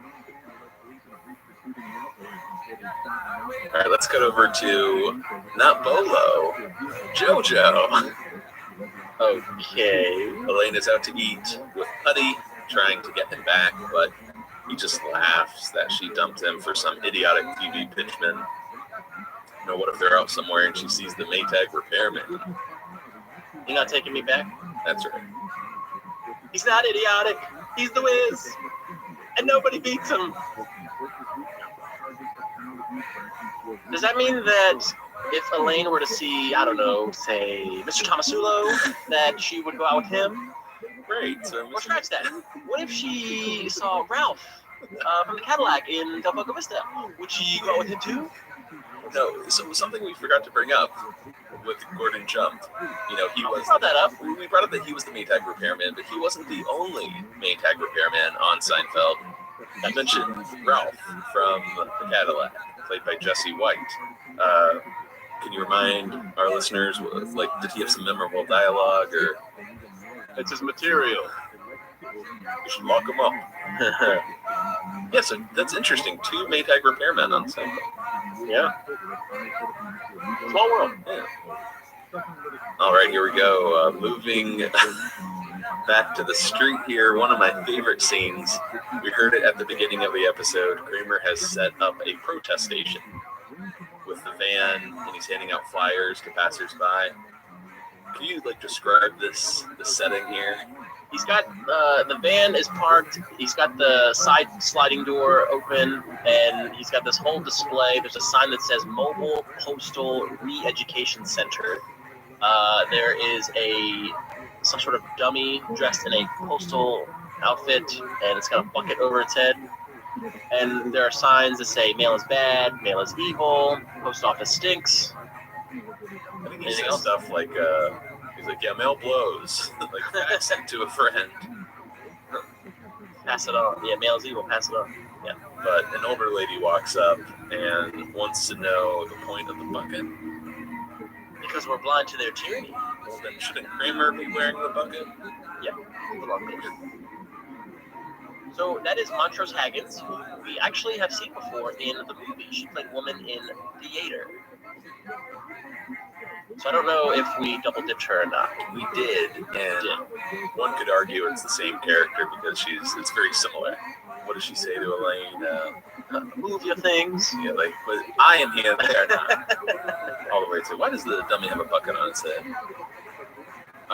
Apparently Michael ad-libbed the name Betty during filming, which struck a genius. It's funny, but I really want to believe that her name is Betty, so... Oh, yeah. I believe it. He made it canon by saying But after Betty walks away, Frankie walks up, and he's kind of panicking, a lot of anxiety going here when he realizes, hey, isn't this Jerry Seinfeld's fan? And Kramer tells him, well, not anymore. He traded it for some Hollywood memorabilia. So stupid. What? So stupid. Excuse me. Yeah, nice to meet you. Great reading. I love how Kramer goes, what? He's taking up the fact. And what would you think if some stranger just started saying to you, I'm so stupid? I'm so stupid. I was afraid he's going to prick me with a pin. What's that for? Early Seinfeld. For those people walking on the subway, pricking people with pins. Oh. Did you watch some early Seinfeld recently? No, but I'm reborn, aren't I? All right, so Frankie's probably heading to the woods as we cut over to Monk's. George tells Jerry about his date with Risa. She's into it? She's leaving me dirty messages. I'm answering the shit. So have your parents found out about it? She wants to keep it quiet. She thinks we have a real future together. It's a pretty new world, all right. Hey, guys. Hey, how's the anti-mail campaign going? It's fantastic. We were out in front of the post office today, and not one person went in. It's Sunday. Why is the mailman wearing a bucket? Huh? Well, it symbolizes our persecution. Then shouldn't you be wearing the bucket? Hey, I want my van keys back. Oh, well, I thought we made a deal for Quinn's t-shirt. Are you insane? No, I can't. I told Frank he could borrow it. Yeah, he wants to move some of George's stuff into storage. Wait a minute. He's picking up the van tonight? This is perfect. I'll drive Risa to someplace romantic. Then when my father slides the door open, I'm in the van kissing his brother's daughter. Listen, Jerry, one of your friends came by. He was very upset when you had your wheels. Oh, no, not Frankie. I didn't catch his name, but then he went running into the park. Oh, the woods, the hole.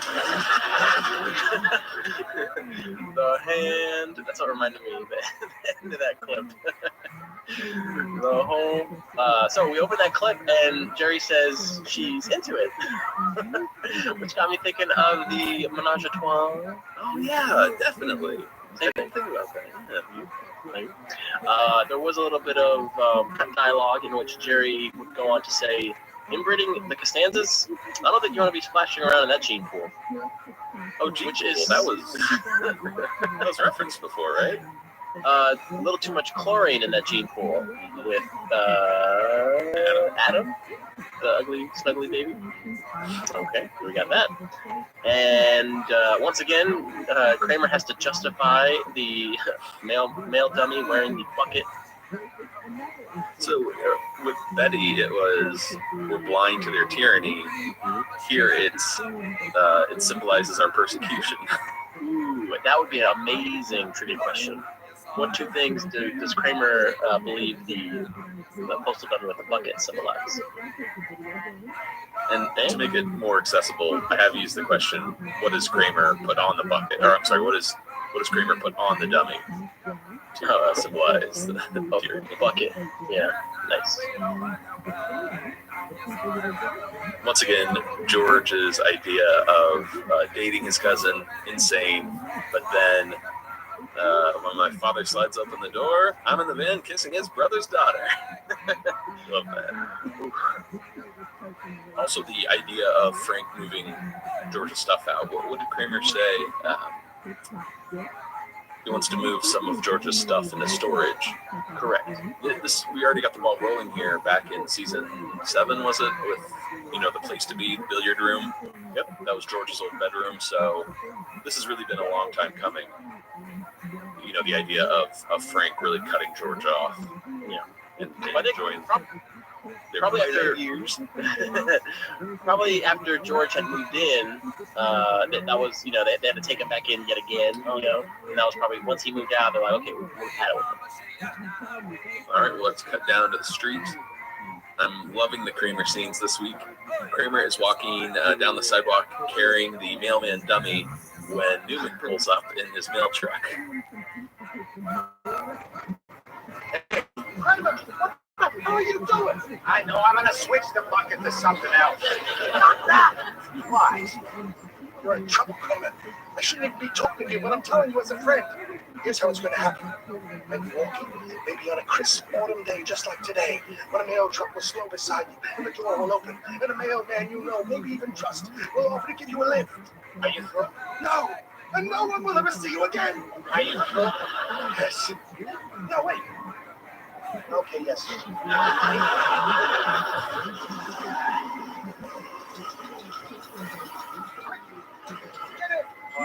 That's exactly how you said it was going down. There's another way it can go down, and it's going down right now. No, you said a mailman I know, and you're a mailman I know. I know you know, but you don't know what I know. You're hurting my elbow.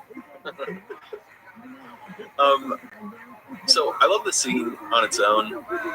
I think it's great, and I think around the time this episode aired in '97, I was getting into movies from like the '70s and stuff.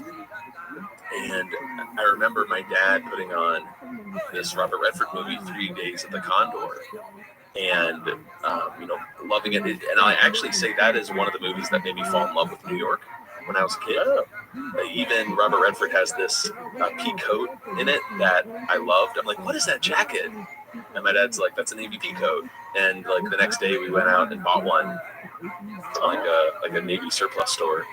And I remember, I'm going somewhere with this. I started wearing it to school, and everyone's like, that's a girl's jacket. I guess at the time, like, men didn't really wear jackets that looked like that, at least where I went to school. Did you put your thumb on your nose and go, and shake your fingers? No, man, but I popped that collar. It looked so cool when I was 12, and I saw Robert Redford wearing that. I love that coat so much. Anyways, I'm sure a lot of our listeners are familiar with a classic scene in that movie towards the end when Robert Redford and Max von Sydow have this discussion about, I don't really want to have to set up the plot here, but basically Robert Redford has like uncovered this CIA plot, and Max von Sydow is this assassin, and he gives Robert Redford some advice. Like, now that you've pissed these people off, you're never going to be safe. And I wanted to play a clip from that movie since it's pretty much what Newman is referencing in this scene. Oh, cool. So here we go. I'd like to go back to you have not much future there.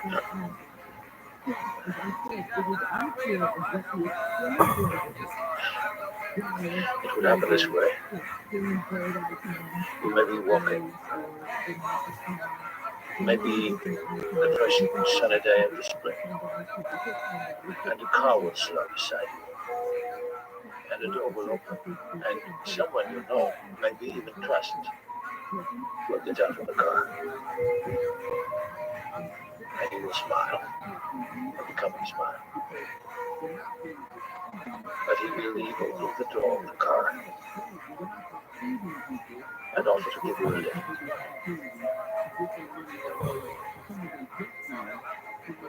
Thanks for your patience. I just wanted to get that out there because we missed several references on this podcast. Even remember the Robert Redford Brubaker?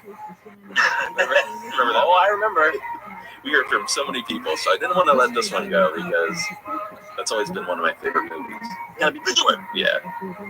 But about this scene, anything you like? Well, I think just Wayne Knight's in rare form. The way he's, you're in trouble, Kramer. Shouldn't be talking to you. My favorite line is, "You said a mailman I know, and you're a mailman I know." I know you know, but you don't know what I know. This scene left me admiring Newman because I'm like, man, he's a really good friend. He's really sticking his neck out there for Kramer. Yeah, it's a great scene. I think of the Kramer storyline so much, I kind of forget that Newman has some pretty memorable stuff in this episode. Yeah. Well, let's get over to Central Park here. It's pitch black out. Jerry is trying to make his way through the woodsy parts of Central Park, shouting Frankie's name, and suddenly, he sees someone digging a hole. Frankie, is that you? My name is Edgar. Have a nice night. Thank you. So I've been waiting all episode to get to this point right here. Edgar, or Hole Digger number 1, is played by Clement Blake. And you're thinking, why is Vinny bringing this up? Doesn't make any sense. He's just a Hole Digger number 1. I was running through his IMDb page, and this guy has played at least 14 roles that are titled Homeless Man in 25 years.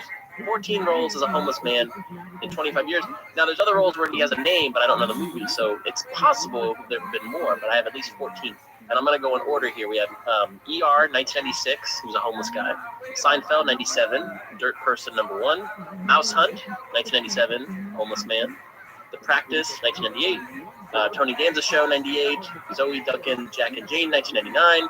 Curb Your Enthusiasm in 2000. He played a homeless man in 2 episodes. He was the "Hey, you know Chicken Mirage" guy, as well as that was in the Bracelet in the Amco episode. He was on an episode of Watching Ellie, one of Julia Louis-Dreyfus's shows, in 2002, when he played a homeless man. He was also George Lopez Show, Legally Blonde 2, Superbad, Bones, The Artist, and Rift, all playing homeless guy, homeless person, or beggar. So he might want to change his headshots or something, because he keeps getting cast as homeless man. Man, I would love the steady work, even if it is the same character. True. You know what I mean? If you're getting that paycheck, who cares? Well, just think about it. You can let yourself go. You know, I'm going on a George thing there, but that's all I get. That's great. I was happy to hear that he was that homeless guy and Chicken L'Orange. Or not, that's not the name of the episode. It should be. It's a great moment where he recognizes Larry and he goes to shake his hand, and Larry doesn't want to touch him, so Larry just puts out his sleeve for the guy to grab. Well, he does a great job. Edgar, man, talk about a tough ID round. I like that. Oh, yeah, that's right. Have you used that? Never. A lot of characters. Edgar, Violet. Who else? You could do a whole junk mail episode. Henry for, well, we haven't met him yet, but we will. Henry. Atkins. Oh, yeah. Forgot his first name. Elsewhere, Frankie is digging a hole, muttering to himself, "I'm so stupid," when the white van pulls up nearby. And inside, there's George, seriously regretting his plan because his cousin's in the back, ready to get this party started. All right, George. I'm ready. So this, for some reason, reminds me of one of my favorite bad movies, but I love it. Not Another Teen Movie.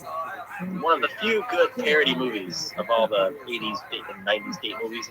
But Chris Evans plays this main character, and he has a sister who tries to have sex with him. And she's like rubbing up against him. And he goes, "But you're my sister." And she says, "Only by blood."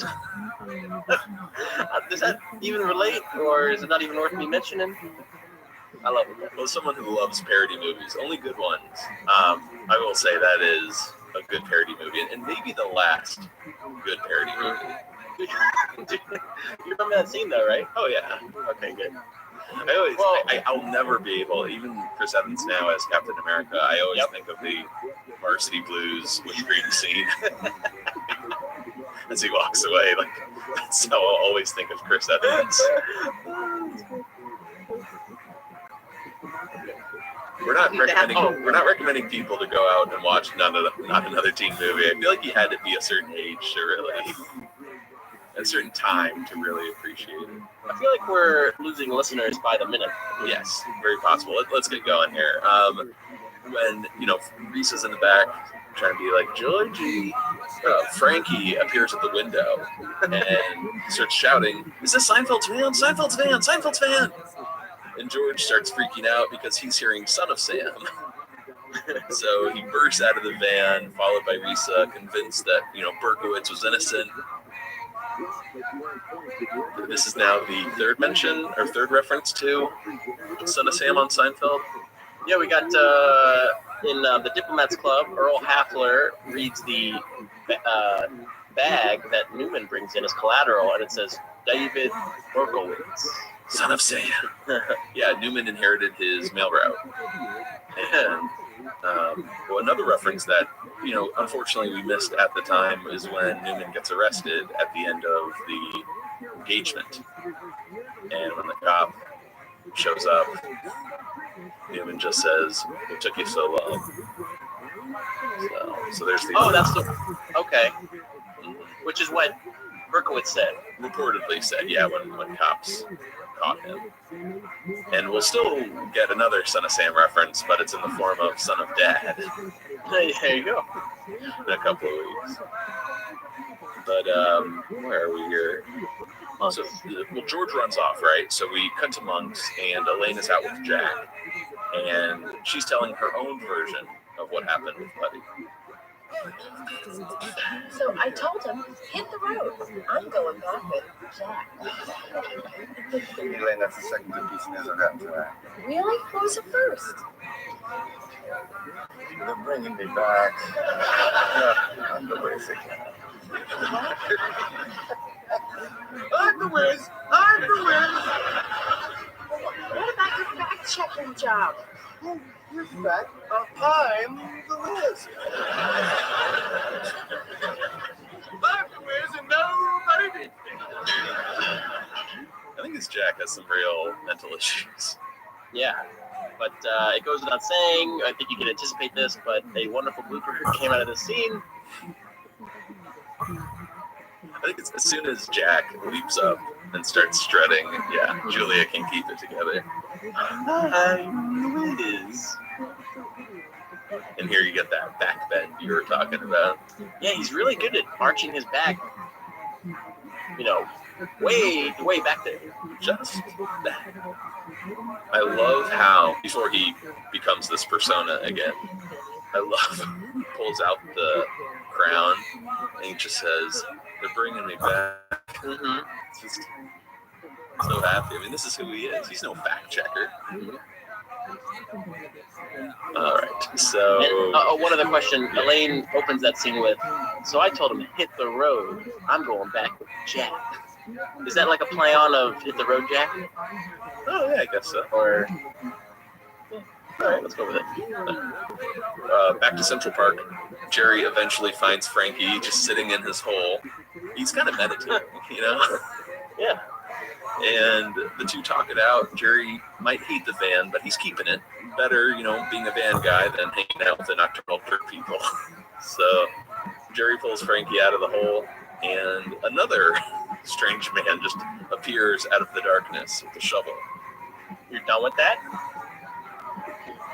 Just jump straight in.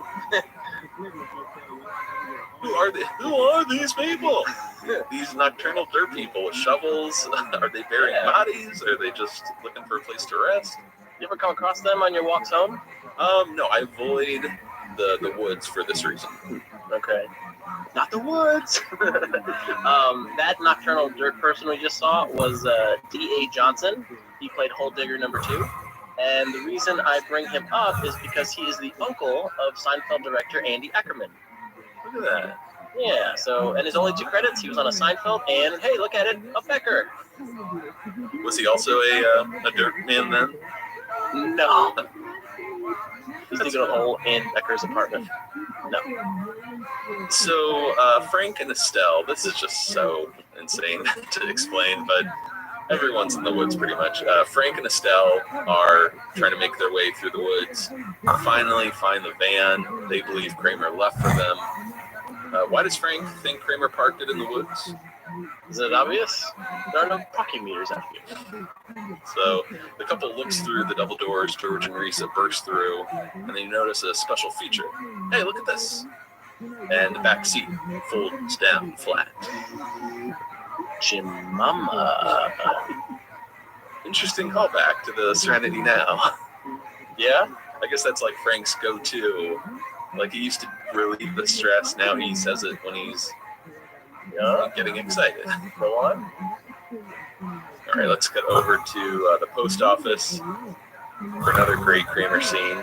He is locked in a room, handcuffed to a chair, when an older man arrives to talk with him. Oh my goodness, what have they done for you here? Well, you can just call me Henry.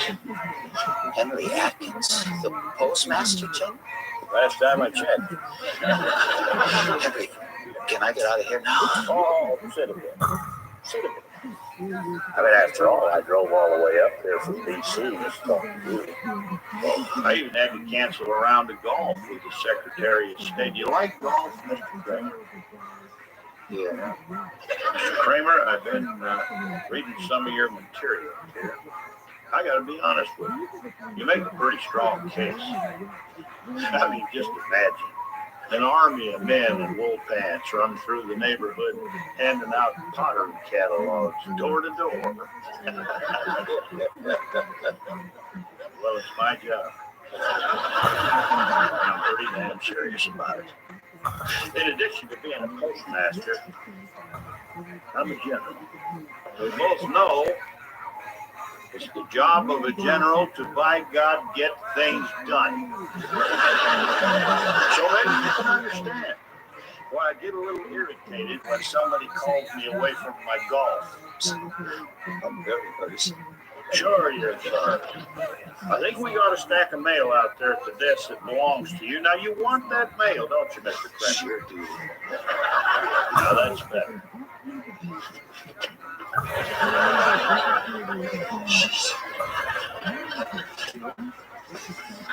Tell the world my story.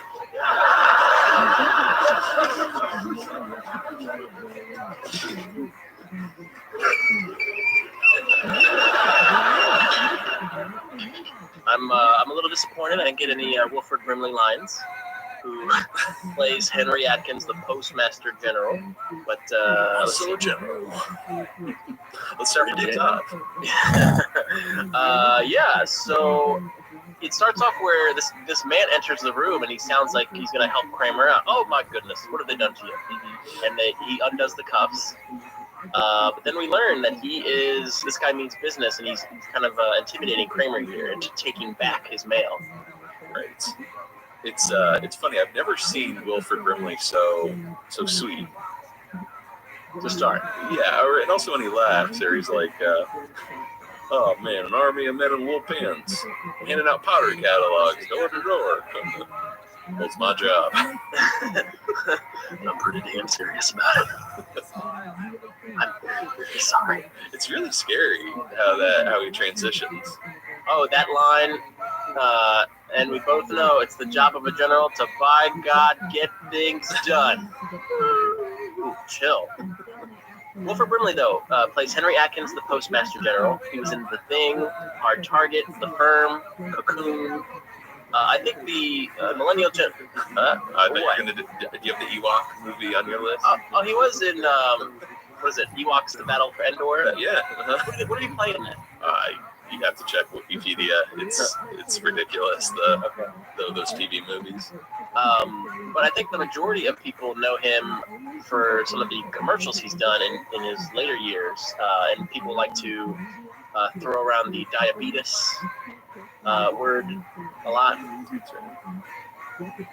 But he's excellent in this scene. Yeah, he did was it Quaker Oats, I think? He did do Quaker Oats as well. One of my favorite Onion articles from like, I don't know, early 2000s or so. It was that it's just like a picture and the headline is under it. That's it. You know, there's no article, but it's a picture of Wilford Brimley just looking really mad at the camera. And the headline is "Shotgun Blast to Abdomen Just Pisses Wilford Brimley Off More." It's pretty good. Always been one of my favorites. It is interesting, too, how Kramer knows the Postmaster General just based on his first name. Henry Atkins? Postmaster General. Yeah, great scene, though. And what a great role for someone like Wilford Brimley. You know, one scene, sort of, not a monologue, but we will forever know him as the Postmaster General in the Seinfeld universe. We should also note, for some reason, well, I guess because he's the postman, Newman has a pocket on his head. Oh, that's right, yeah. Instead of a bag, right, or blindfolded. Full circle. All right, back to Central Park here. Not sure what's going on. Everyone's lost. George and Risa run into Jerry and Frankie while stumbling through the dark, and this is actually the first time George and Frankie meet. Oh, the summer me. The winter me. So Frankie is the summer George. George is the winter Frankie. Right? Yes, I'm always going to have to confer with you because that mixes me up. Also, this is the first time Jerry meets Risa, George's cousin. Girlfriend. All right. And of course, for some reason, the van is just a few feet away. And George notices it shaking and even says, "Oh, that van's a rockin'." Then don't go a knocking. And when the four open the double doors, they hear Estelle scream, "Oh my God!" And they look on in disgust. Jerry's got himself a van now. Oh, yeah. Do you think there would have been any way to show what they're looking at? Like some clever blocking, you know, like someone's hair is blocking this portion. Oh, like in Austin Powers? Yeah, like a tree branch is covering. Yeah, sure. You have put that image in all of the listeners' heads now. Well done. Well, let's get over to the Costanzas here. Over credits, George looks nauseous as his parents explain that what he saw in that van was a natural expression of a man's love for his lady. It was beautiful. And it was safe. And as they stand up to start another round, George just places his head on the table.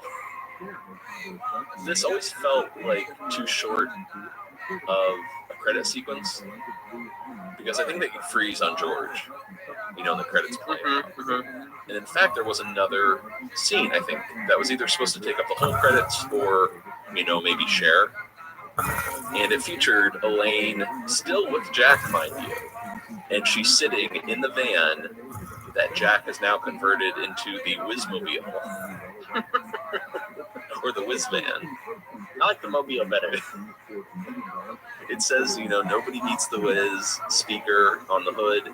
And Jack is, you know, going down, you know, Broadway at, you know, 5 miles an hour, telling everyone, "I'm the Whiz, I'm the Whiz."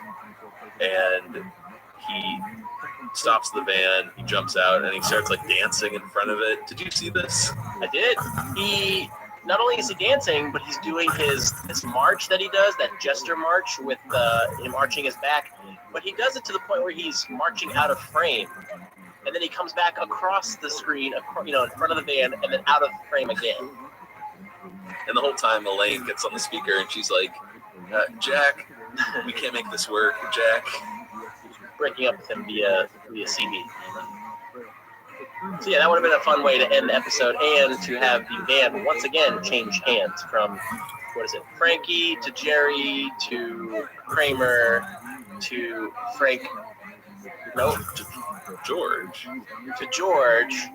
to Frank and Estelle to Jack. Wow. I like all the names to rhyme. Frankie, Jerry, Creamy, Georgie, Frankie again, and Elaine. So, what do you think? So, man, is this episode like The Wiz? Nobody beats it? Nobody? nobody. Yeah, you know, it's funny. This episode I always thought was called The Wiz, but that's The Wizard. That's right. I Later saw this that season. on deck. Yes. Yeah, but the junk mail, The Wiz, what have you. Yeah, nobody beats it. I don't think this is like a misstep in season 9 or anything like that. I'm not really a huge fan of how the episode wraps up. It feels a little too just zany, just seeing everyone lost in the woods, but I do like a lot of little moments in there, like the nocturnal dirt people. Be done with that. But really, the Kramer storyline is the best from my point of view. I really enjoy that. I agree. This is a episode that nobody beats it because it's The Wiz. But it's not one of those. It's not my favorite. It's not among my favorites in season 9. But it was a fun watch and very fun to discuss with you. I liked the Kramer and Newman team up.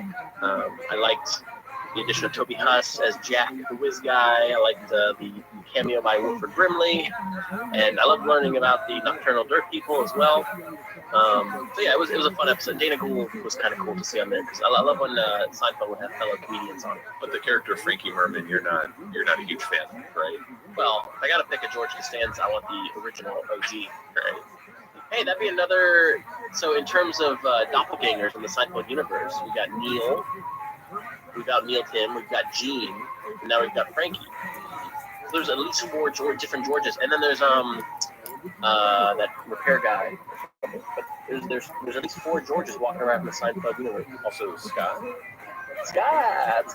That's right.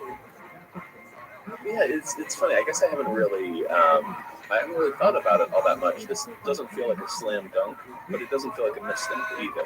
You know, for season 9. Just somewhere right in the middle of the pack.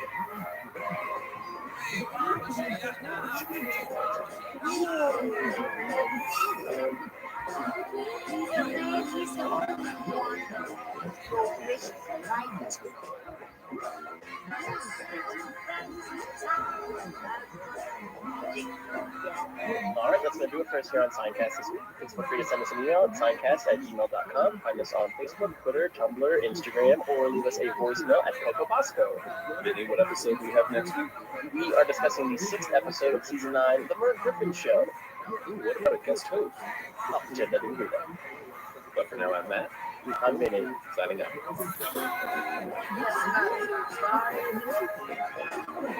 Just take me on and never chat.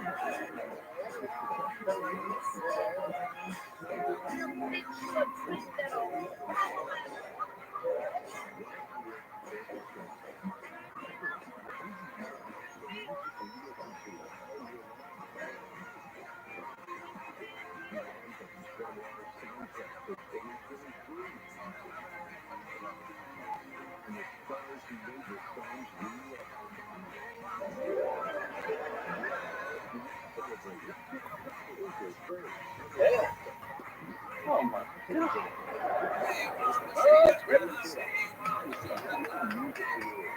How did you get this in here? Just bring it in sideways and. So where are you gonna sleep? Get backstage.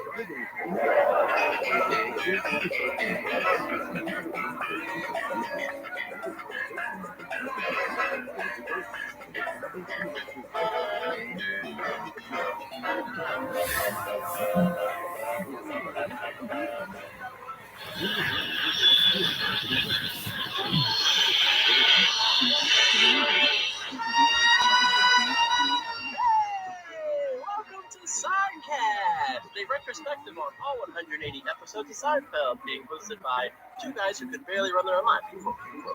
My name is Vinny. My name's Matt. How you doing? Are you married right now? Matt, is it possible you're more beautiful than the last time I saw you? Oh, I am so excited to be talking about this episode with you, Vinny. Let's just jump right into it. What are we discussing this week? We are discussing the 6th episode of season 9, The Merv Griffin Show, written by Bruce Eric Kaplan, directed by Andy Ackerman, and it aired November 6, 1997. I think we have reached the contest episode of season 9. Yep. This is an all-time classic.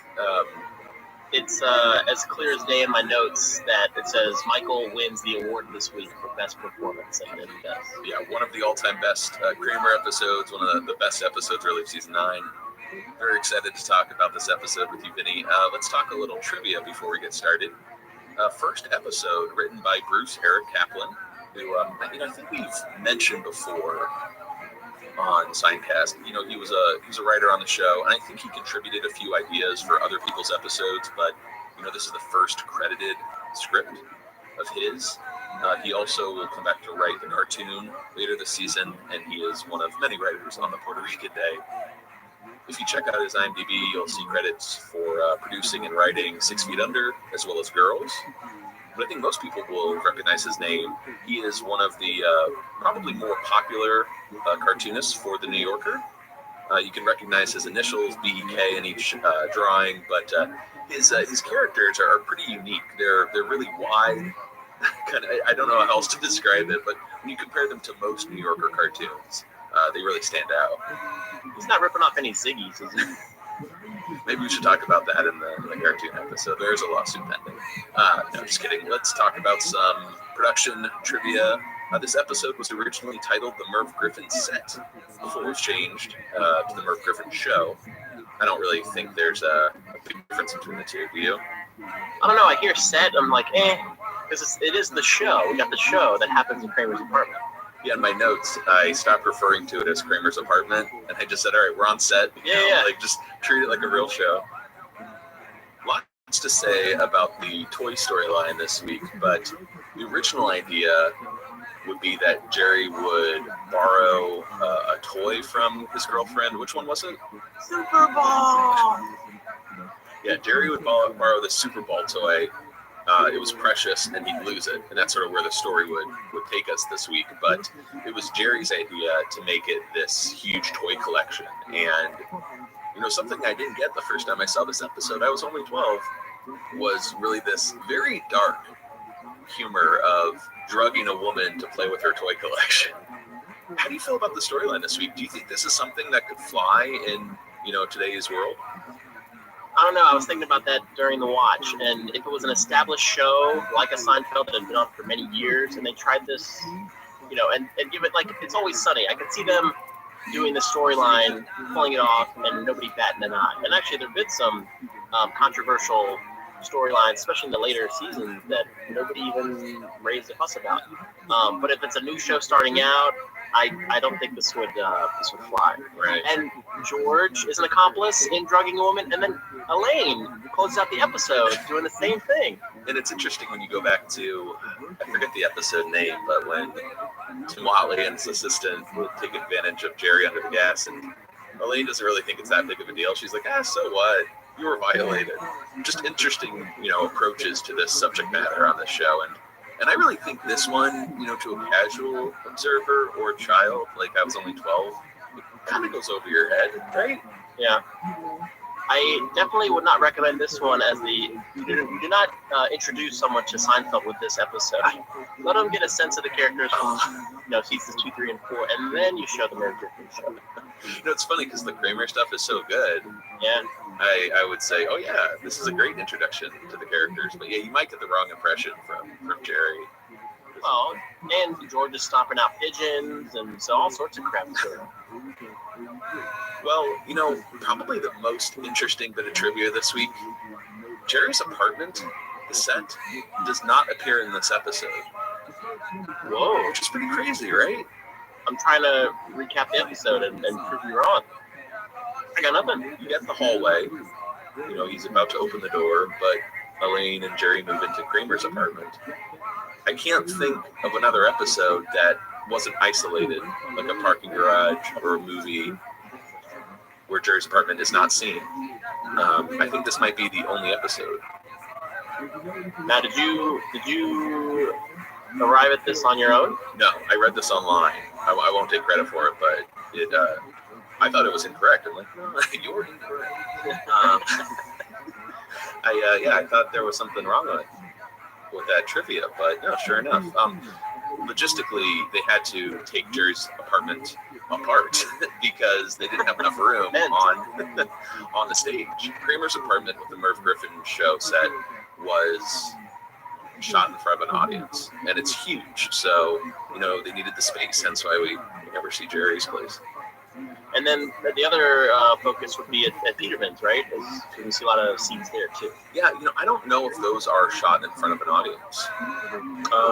I really think just Jerry's apartment and Monk's are in front of an audience. I think everything else is kind of shot on their own, and the audience, will watch a tape or they'll reenact it for the live audience. I never realized that until Jerry and Gary Shandling filmed their episode of the Comedians in Cars. They go to that original stage where Seinfeld was set, and sure enough, it's not all that big. You can tell there's only really room for 2 sets.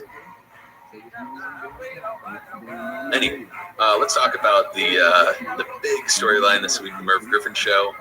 Seinfeld set designer Tom Azzari designed this entire set based on photos from the original Merv Griffin show. Some Seinfeld people contacted Merv Griffin's people, and they were nice enough to send photos and behind-the-scenes looks, and they were able to kind of recreate their own version of his set. I think his show went through a lot of transformations over the 25 years it was on. Were you familiar with the Merv Griffin show? A little before our time, but not at all. My only exposure to Merv Griffin is due to Kramer finding an antidote. Well, when you check out any Merv Griffin show clips on YouTube, there are a ton of Seinfeld fans on there. Leaving quotes and references to this episode. I'll include some links in the show notes. I found some appearances of Jerry on Merv Griffin from the early 80s when he was breaking out. I've mentioned this before. There's a great Buddy Rich, Mel Torme performance, and just an incredible lineup of guests over the 25 years he was on. It's insane. He had a great balance of comedy, politics, social issues, actors, just whole range of guests. So despite being before our time, there's plenty of clips online if anyone out there wants to check it out. But what do you say we get started, Vinny, talking about the episode? Yeah. All right. Well, we're on the street. Kramer borrowed Jerry's blender and hasn't returned it yet. He tries telling Jerry, "Hey, it's no big deal. You and I were like Cain and Abel, best buds." And we kind of get some confusion over who Cain and Abel actually were. Did you get all the references here? I knew the story of Cain and Abel, and then Kramer's mistaking them for Jekyll and Hyde. Is there a third? There is a third, and I wasn't that familiar with this one. It's the ant and the grasshopper story, where the ant's prepared for winter and the grasshopper doesn't. And when winter comes, the grasshopper's like, "Hey, give me food, help me out." And they're like, "Fuck you." Okay, essentially. That's what Jerry is referencing. But yeah, I like this confusion. This feels like you're like a typical Seinfeld scenario, and kind of reminds me of a season 8 cold open. All of this to say, Kramer broke Jerry's blender, right? Well, I was trying to make gravel, and I just didn't. And I got a project for you, Vinny. Can you think of anything else Kramer has borrowed from Jerry over the years? Have you got an hour? He borrows his couch cushion when he's going to guard Elaine's armoire. That's true. The wrench with the weak hinge. Yeah, you're right. I think we do need an hour to go through all of them. Yeah. Well, continuing on their walk, Kramer notices a dumpster full of what looks to be an old TV show set. The backdrop, chairs, etc., and quickly recognizes the set from the old Merv Griffin show. And Kramer just hops in the dumpster. Can't believe why someone would throw any of it out. Yeah, 1 minute Elliot Gould is sitting on you, and the next thing are yesterday's trash. And Kramer is just going wild in the dumpster, even finds Merv Griffin's cigar.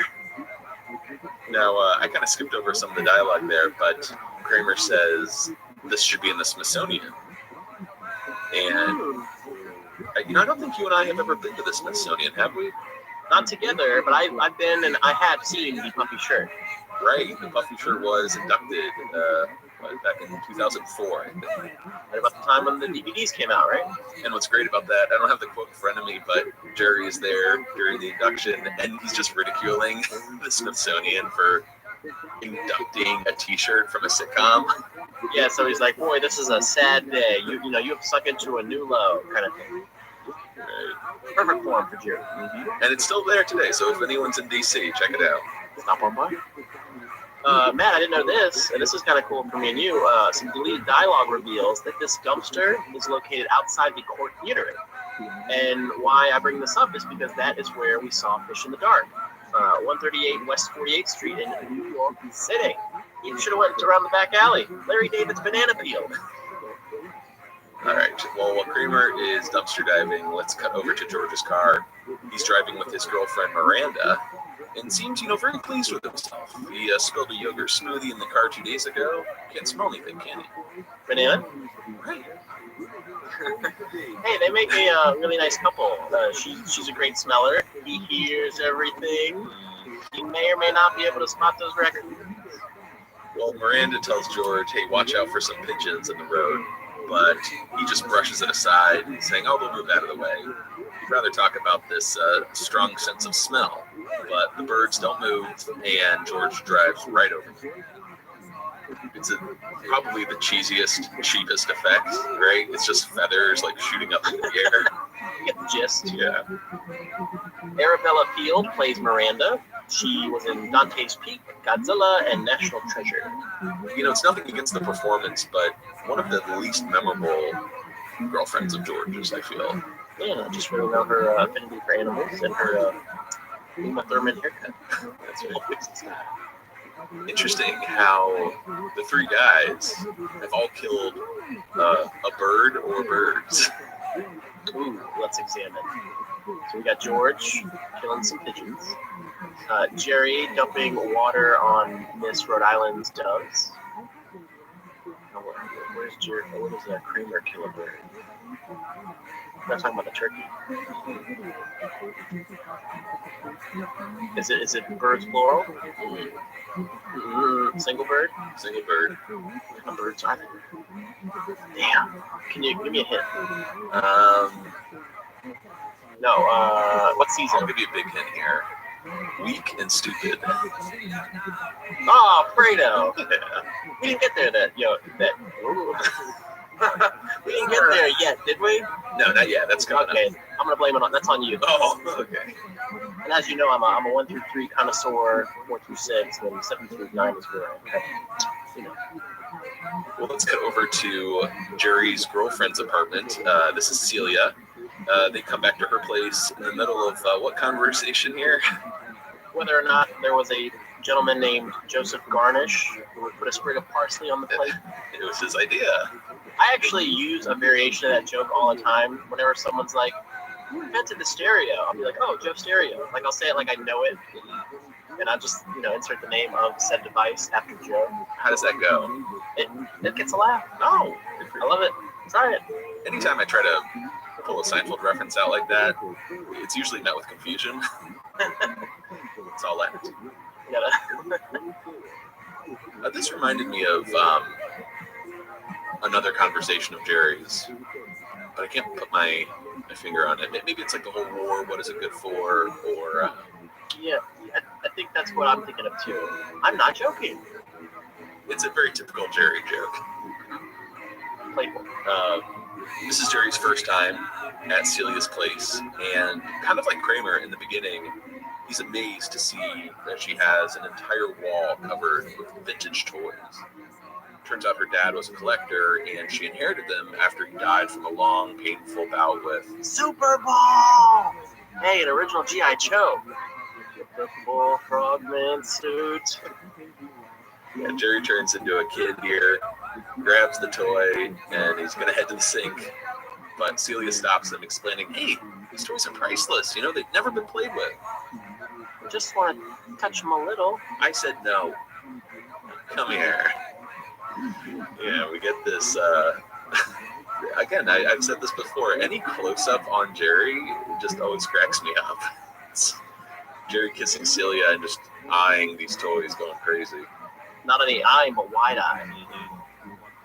Julia Pennington plays Celia. She only has 12 credits on her IMDb page, her last one being in 2009, which was just not that good. She reminds me of an actress that was on Mad TV. I forget her name. She had blonde hair. She kind of looks like her. Anyways, it's not her. Sorry. Typical Matt comment. It's like with, Risa from last week. I thought it was that one actress from The Affair from Liar Liar. looked like, yeah. Did you ever play with Super Bowl or G.I. Joe, I guess?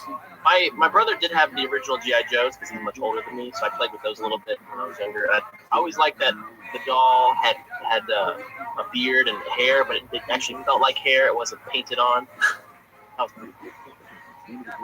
Let's get over to a break room at the J. Peterman catalog. Elaine is making some coffee when she turns around, and this guy is just standing there. Who is he? I'm Lou Filerman. I'm new here. Very odd, as he just walks off. Later, Elaine's coworker, Walter, who we've seen before, he comes in, and she asks him, hey, what's the deal with the new guy? He's Lou Filerman. He's new here. And a great trivia question here for you, Vinny. Who does Walter think her coffee stain looks like? Castro, right? It's like French. So Lou Filerman is played by Brent Heatley, and he's new here. He was in Silence of the Lambs and Ed Wood.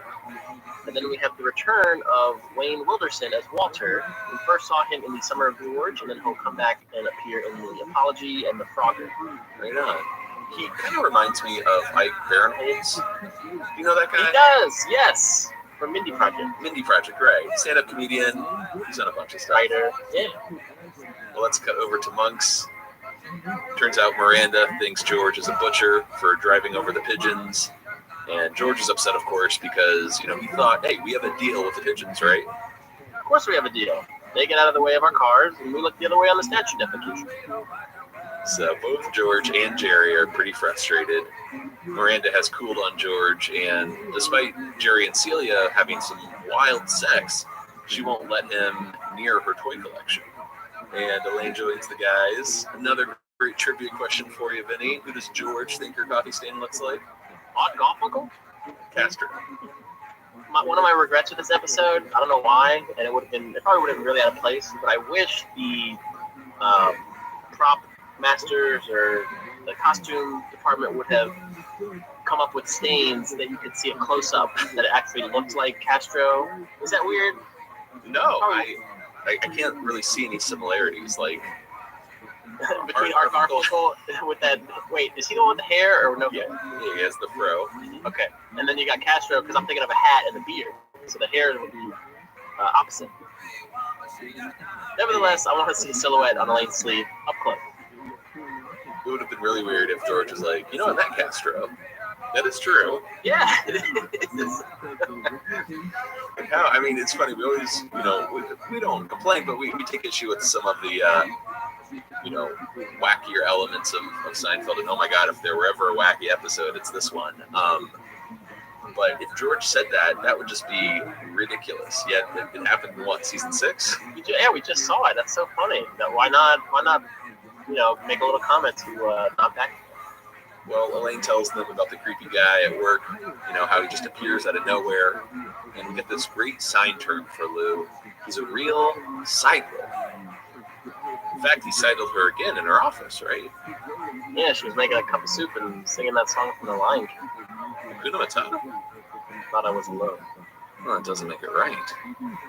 The term sidler is maybe not super memorable, but it's one of my favorite terms to come out of the show. Oh, yeah. I get sidled on a regular basis. My wife is a sidler, but not in the creepy or annoying way like in this episode. But, I'll just be doing something and all of a sudden, she's right there. She's very fleet of foot. Yeah, and it's weird how, someone is in the house. They're in the house, but I'm in my own thoughts. I'm not paying attention. It really freaks me out. I kind of sidled my girlfriend the other day. She was showering. Okay. Shower. No, but she always she always puts her towel and a t-shirt because she does her hair in a t-shirt.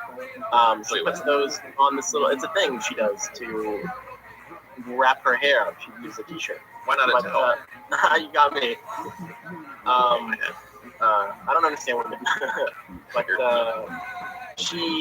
as she was getting out of the shower, like the curtain is still closed. And I put my head right where her towel, where she went to go grab her towel, and I had a big smile on my face, and she goes, you scared me. But it was a nice little moment. So kind of a sidle, not really. I just like that story. Well, on that note, let's cut over to the first of many scenes that take place in Kramer's apartment. See, to me, the Hakuna Matata is not nearly as embarrassing as the cup. Would you just let it go? Hey, Jerry, come here a second. Hey, Oh my God! it's the Merv Griffin set. How did you get this in here? Oh, you just bring it in sideways and okay. So where are you gonna sleep? The backstage. This chair smells like garbage. Oh, well, the stars from the 70s, they were not as hygienic as they appeared on TV. You take Mannix, for example. I'm gonna get that. All right, well, Jerry, we'd love to have you back anytime. Well, hey, Bennett, it's great to have you. Wait, is it possible that you're even more beautiful than the last time I saw you? It's a shame you guys can't see the visuals for this episode because there's so many like little things Michael does that just elevate his performance this week. Aside, you're getting the audio only, but man, Yeah, and he hasn't really, he's not amped up yet to like Merv Griffin status. right. But just the way he'll nudge Jerry to move down, let Elaine sit here, that kind of thing, and then he does it later when George arrives. And I guess Jerry and Elaine think it's really bizarre, but Elaine quickly falls into the Yeah. The guest on the TV show. But some great Kramer dialogue. We're just going to be pouring over it this week. Kick it off with you just bring it in sideways and look at it. It's like, how do you make those noises? Also, when Elaine's like, oh, that smell, and Kramer's like, well, a lot of stars from the 70s, they weren't as hygienic as they appeared on TV. Take your Mannix, for example. Yeah. And that whole idea of Elaine smelling something funky, it's kind of similar to the mattress. Yeah. Like on a visual. And who funkified her mattress? The K-Man, yeah. Kramer.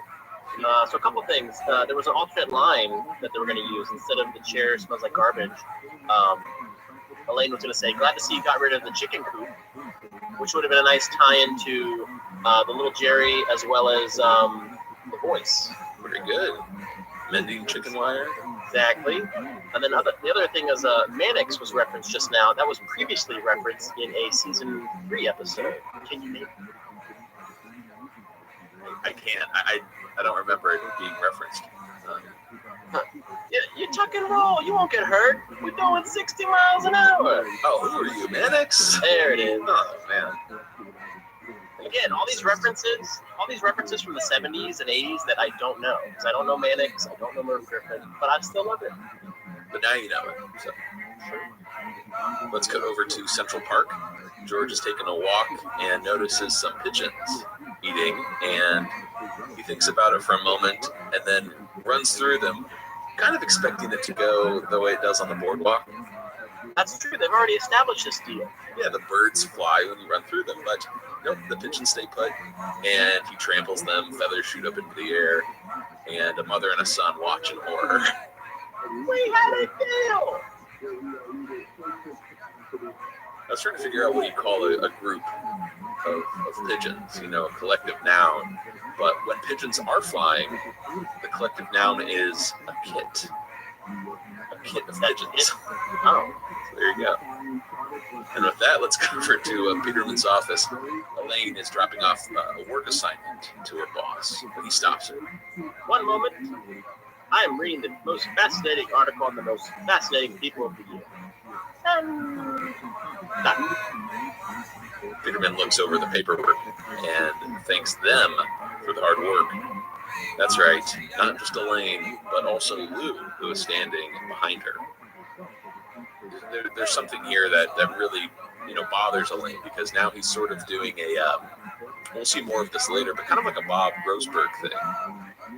Rob Schneider, where he would sort of like, accept assignments if they were easy and kind of like pass assignments to someone else if it was too difficult. Yeah, my first thought was Daniel, because he's taking credit for Jerry's laughs. But same thing. All right, well, I want to accelerate to the next scene here, because it's the first of many incredible scenes. We are on the set of the Merv Griffin Show. So 3 days, and she still won't let me play with the toys. That's interesting. Someone mentioned to me you were not very happy with your toys, Rowena. Yeah, that was me. That's right. And you mentioned that you didn't get a G.I. Joe. You had... An Army piece. Right. Made of wood. In the rain, it would swell up and then split. And we all know how painful that can be.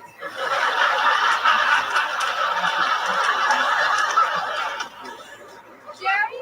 Oh, Elaine Dennis! Well, this is quite a thrill. Yes, come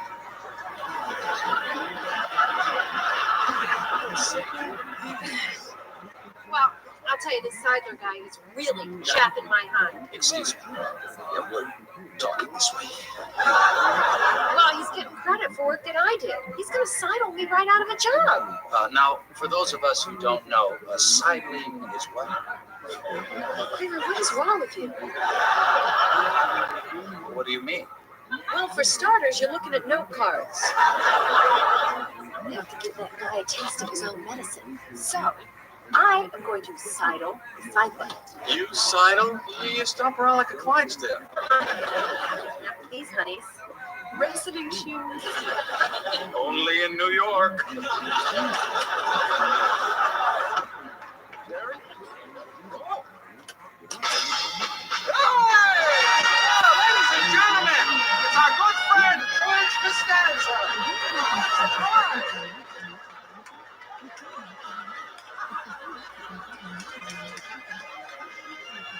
Turn music on.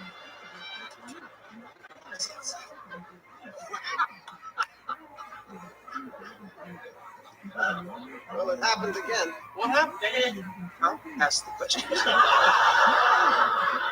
What happened? I just stopped some pigeons in the park. They didn't move. All right, let's change the subject.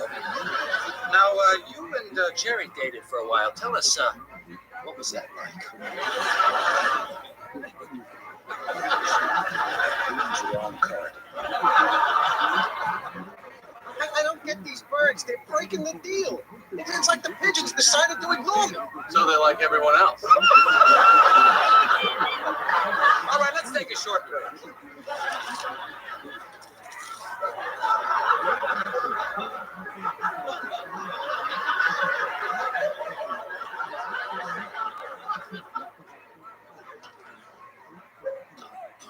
Okay, we're back.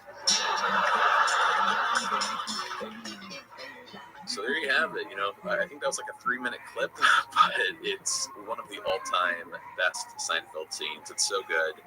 And it takes me back. I don't know if you remember this, Vinny, but we used to have commercial breaks, in a sense, on Signcast, where if there was an act break on the show, I would plug a little, 2 or 3 minute video from YouTube in there, the audio that was, related to our conversation. Oh, cool. And it would be bookended with Kramer saying, let's take a short break to, we're back. Appropriate. That subtle little burp that Michael does after eating chips, stuffing his face with chips, taking a swig of Diet Cola, for me is like one of the highlights of this scene. It's like so subtle and effortless, but it's perfect for that Kramer character, and that is what leads to one of the best bloopers to come out of the Seinfeld. Yeah, and you can actually see parts of the blooper in this episode. I think Julia is shifting in her chair when the camera's on Michael, so you can see her laughing. Does Jason crack? You'll see Jason's shoulders bob up and down when there's an over-the-shoulder shot looking at Kramer. You'll see Jason start to bob. I think it's right when Kramer burps. that gets him. But even when Julia, like in interviews, when she talks about this scene, she will still recall with like she'll still laugh and crack up at the thought of this scene, which I cherish. Michael takes a break to eat chips and drink a drink, but it's not a commercial. It's not a commercial break. He just does it in the middle of the interview. I'm probably certain he came up with that himself, but it was so funny. Oh my God. And that was another instance in which I really was working so hard. I do this a lot sometimes when I can't keep it together. And I'm just trying to actually break skin in an effort not to cry from laughing. I'll just never forget him doing that. Well, apparently in the script, it was only supposed to be like a few seconds, the break. But Andy Ackerman told Michael, he's like, just run with it. And I think in reality, they might have filmed it for like a good minute or so of just Michael sitting there in silence and eating, drinking a soda. Oh, I'd love to have that just uncut footage of him just sitting. One of the most interesting bits of trivia in this scene is the music he plays, you know, with the Merv Griffin theme. You hear Michael's voice go, or I'm sorry, Kramer's voice say, turn music off. And that same thing happened in the Muffin Tops. For the Peterman reality bus tour. Right. Turn music off. I thought that was interesting. Nice continuity there. Yeah. But yeah, man, what a great scene. And there's more to come, fortunately. Let's cut over to George's car. Things are pretty tense for George as he drives around with Miranda. He even tries to be, interesting with, hey, that bank clock is 8 minutes off. Then why don't you just run it over 2? Zing. You like that one? Yeah, I think we use that a lot in real life. George continues driving and spots a pigeon farther up the road. And as he approaches, he makes a quick decision and swerves out of the way. He saved that pigeon's life. What pigeon? You drove right into that squirrel. I do like this discussion in this plot point of deals with squirrels and pigeons, because I feel like it's something Larry would approve of, because it's kind of minutia-esque, but yet in a ninth season kind of way. Because you do assume when you're driving down the road that those animals will move, although sometimes squirrels will go left, then go right, then go back. So, but I do like this particular topic. This is a tough episode to talk about realistic storylines, but the first act of George's story, does feel very Larry, but the second half, they go to the vet, just gets insane. But no complaints here. Let's get over to Celia's apartment. Jerry and Celia are on the couch watching a movie when Jerry slowly reaches over and plays with some army men. And Celia, of course, gets upset, understandably. Those hands, they never stop. Got any booze? What do you say you and I get ripped?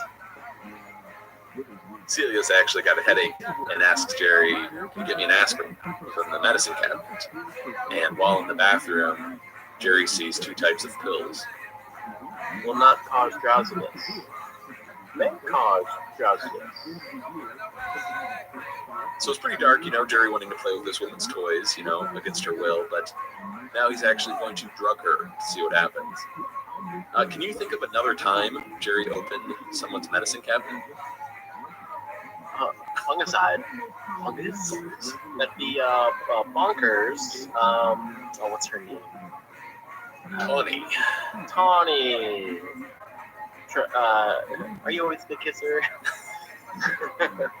I like this because it's about pills, and I love that shot that Andy Ackerman created with, it's from the view of the medicine cabinet, and we're seeing Jerry kind of analyze the pills. A couple things struck me here. The first is Jerry is so fixated on playing with her toys, he doesn't even revel in the fact that he has free reign to just peruse her medicine cabinet. In contrast to Tawny, who's sneaking around like a cat burglar. Can you get me an aspirin? Would any aspirin cause drowsiness? Well, what is that? What you asked for? An aspirin? Yeah. A lot of those medications will come with like a PM, so like Tylenol PM, and they'll have Benadryl. In lighter news, there's deleted dialogue in which Jerry tells Celia that Slinky and Slinky Jr. are good for headache. And she asks, "Is that all you ever think about? Toys?" And Jerry answers, "I'm sorry, it's been kind of a long time." So they're really hammering home this obsession he has with toys. Our buoys. Let's get over to Peterman's office here. Kind of a reversal. It's now Lou Filerman, he's new here, dropping off a work assignment to the big guy. Here's the new copy you wanted. Oh, yes. Well, it certainly looks like a lot of words in record time. I'm very impressed with both of you. Thank you. Unfortunately, I am also disgusted. This is incoherent drivel. This is a total redo. And I'm assuming I need it right away. Well, I guess we'll just have. Oh, just kidding, that. So the Seidler just got Seidler. Yes, but then she got decided. She who was sidled got sidled again. I know I've sidled before, don't you? I love Elaine's how pleased she is with the wink and the. Mm-hmm. And Lou gives her this look. It's sort of not menacing, but he looks at her like, "I know what you're doing." Yeah, he's onto her. Like, you think you can sidle me? I think you can. I think Peterman's best line comes from this clip in which he says, "This is a total redo. And I'm assuming I need it right away." Now, the scene originally continued. It didn't cut when Elaine leaves with the paperwork. But I love when this happens. You can actually see where the scene would continue. As she walks away, Peterman looks up from what he's doing. He's about to say something to Elaine. And what he would say in this deleted scene was noticing her footwear and adding, "Elaine, unless you're about to engage me in a figgy 4 headlock, lose the shoes." Lose the shoes. The shoes. I'm surprised he wouldn't do something like, "Elaine, those shoes are incredible. I want you to work on some new shoes designed for wrestlers," or something. I don't know. The new Figgy 4 slingback pumps. No? Yes. Back to Celia's apartment. Celia is passed out on the couch after taking the drowsy medication, and Jerry is playing with a bunch of toys on the coffee table, mainly that G.I. Joe Frogman suit. Mission accomplished. Back to base, Joe. It's a great visual of it playing. There's a couple of other things out, like there's some Play-Doh, I think a fire truck. This is a vintage toy collector's dream. I can't get over how many old toys are in there. Yeah, we don't have any trivia, unfortunately, on where the toys came from, but I'm sure there's some collector who donated them or lent them to the show. All right, we get an act break, and let's see, we're at a veterinary clinic. I think we've been here before, right? Yeah, we were here previously in the Andrea Doria when Kramer and Smuckers were having their coughs examined. Well, Miranda made George take the squirrel to a vet, and they hear that in order for him to get better, it will be costly, difficult, and they'll have to send away for some special, really tiny instruments. They could always put the squirrel to sleep, though. What might that cost? Well, it's by the pound, so about 80 cents. But Miranda shuts that idea down. I was just curious. Oh, no, I was just scary. Oh, there it is. Jake's buy me a Coke. I love it when that happens. They want the vet to do everything he can to save the squirrel. We've been to this vet clinic before, and I think this is the same vet from that scene, right? Yeah, same veterinarian. This is Rick Hall. He not only was he in that Andrea Doria episode, but he was also in a Curb episode, The Car Salesman. He was the owner of the dealership. in some material cut from the end of the scene, George takes a credit card out, I guess, to pay for the surgery, and he says, "Do you take the Clovis card? I get Greyhound bus miles." So kind of echoes of get frequent flyer miles. There you go. The ticket. Is Clovis related to Greyhound in any way? I'm not familiar with that card. Yeah, I'm not familiar with the Clovis card either, and I just did a Google search. I'm not finding anything on it, so either it's made up or it's just something that wasn't that popular at the time. But the whole reason I bring that up is there would have been some material at the top of the next scene when we're on the Merv Griffin set where, like the reference to the Clovis card, he maxes it out, and then he can take a Greyhound bus all the way to El Paso. So that's kind of like how it would have connected to the next scene. All right. Are you buying that George is willing to fork over all this dough just to save a squirrel for a woman? And old George Costanza, I would think, would have trouble coming to grips with that. Something we haven't really tracked with George and Miranda is there's no sex in this relationship because she's so upset with him, and he's just so desperate, I guess. Like he's holding out for the sex. That's why he's going through, all these hoops to make it happen, I guess. So, I mean, like, if it's for sex, someone like George, I guess I could see him do this, but he previously claimed to be a sexual camel. That's true. So, something about her. But maybe it's really difficult for him to actually, get a date. So, Yes. So he doesn't want to let her go.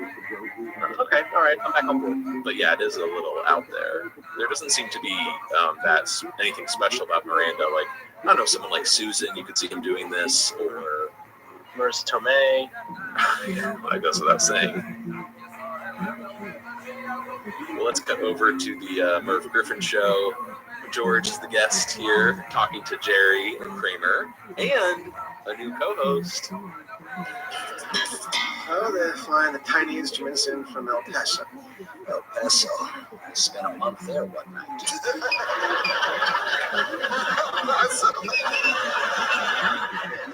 What's he here for? Take some of the pressure off of me. So, Jerry, what's going on with you? I understand there's a young lady in your life. Well, actually, it's kind of a funny story because she has this amazing toy collection, and last night I finally got to play with her. Well, sounds like things are progressing. Do I hear wedding bells? Are you married right now? Actually, she doesn't even know about the toys. I gave her the wrong kind of medicine, and I guess she passed out. Wrong kind of medicine. She's even got that old Mattel football game that we love. Oh, come on. You gotta get me over there. Wait a minute. You mean to say that you drugged a woman so you can take advantage of her toys? Let's pause a moment. Jerry, what you do with your personal life is your business. When you're on my set, you do it up, mister. I told you he was a risk. Oh, like he's not just carrying you, and has been for years. Yeah, well, that story's still worse than these chairs. Smile, everyone. We're back. I love Newman here, man. That's stuff worse than these chairs. Cheers. That line was actually not in the script. They came up with it on set. So I'm not sure if Wayne Knight came up with it or was approved by the writers, but dynamite. Zing, yeah. And just him and even in a fictional television reality, Jerry and Newman still go at it. There's no cameras or audience there, but he's been carrying you. Has been for years. Do you think that's sort of meta commentary on Johnny Carson and Ed McMahon? Not only that, but outside of the Merv Griffin show, the Kramer character has been carrying Newman, like on the show Seinfeld. Potentially, but I feel like Newman always had 2 feet to stand on before they started teaming him up. But you're right, it's more commentary on any kind of sidekick, right, on a talk show. Hey, by the way, how are things going between you and Kelly? Do I hear wedding bells? Matt. I love Newman jumping in there. Are you married right now? And so I guess he was able to get away from the Postmaster General. Yeah, who knows what happened there, right? We don't talk about those things. He got out.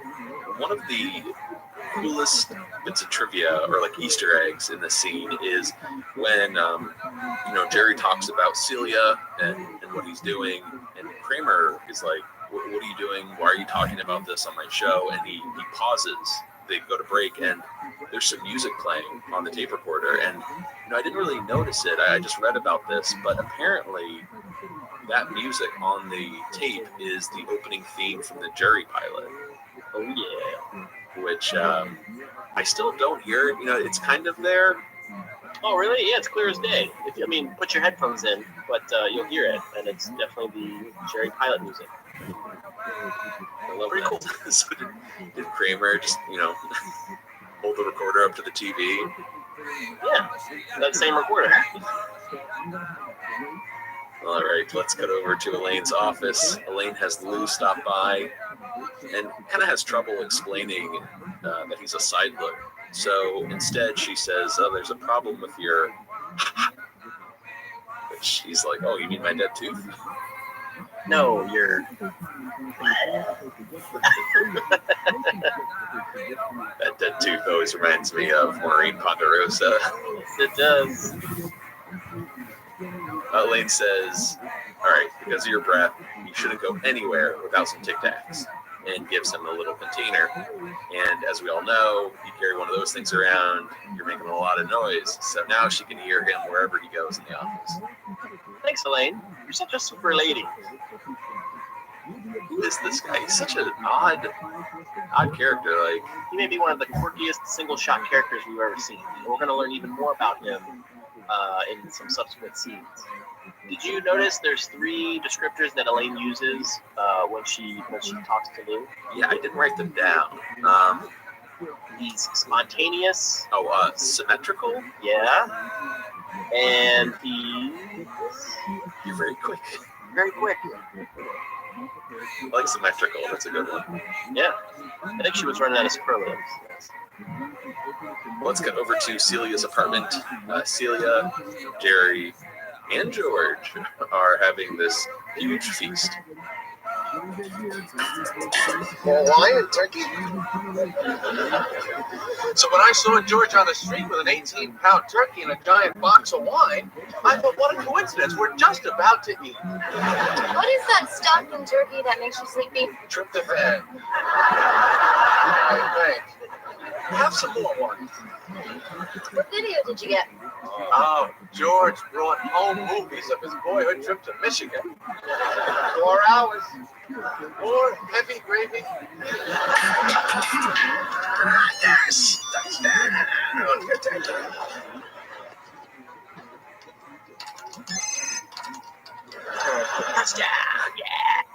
I love the more heavy gravy, and when he pours the whole thing on our plate. A giant box of wine, the huge turkey, the in unison response to, what's that stuff that makes you sleep from turkey? Tryptophan, I think. Are you familiar with tryptophan? Like, is that pretty common knowledge? Yeah. Okay. Once again, I learned it from the show, so I learned it from you. You were mentioning the bloopers to come out of the scene earlier, but I'd argue these bloopers are just as good. Jerry, real life Jerry cannot get through the scene from when I saw George on the street and the gravy. So here you go. More wine and turkey? So when I saw George on the street with an 18-pound turkey and a giant box of wine. So when I saw George on the street with an 18-pound turkey,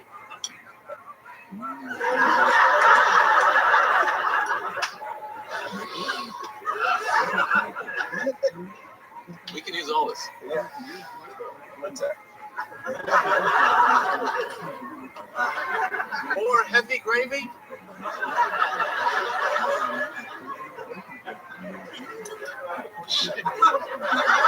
What is that stuff in turkey that makes you sleepy? Tryptophan. I think. Have some more wine. How video did you get? Oh, George brought some home movies of his boyhood trip to Michigan. 4 hours. More. I wonder how much gravy they had to make. Yeah, just multiple plates cycling through. It just destroys, like, it just covers the entire plate. Good stuff. Well, let's cut over to the Merv Griffin show. Things have changed. No guests, just Newman and a very bored Kramer. Lately, though, I've been buying the generic brand of wax beans. You know, I rip off the label. I can hardly tell the difference. Officially bottomed out. Who's our next guest? I got no one. Format. We should shut down and retool.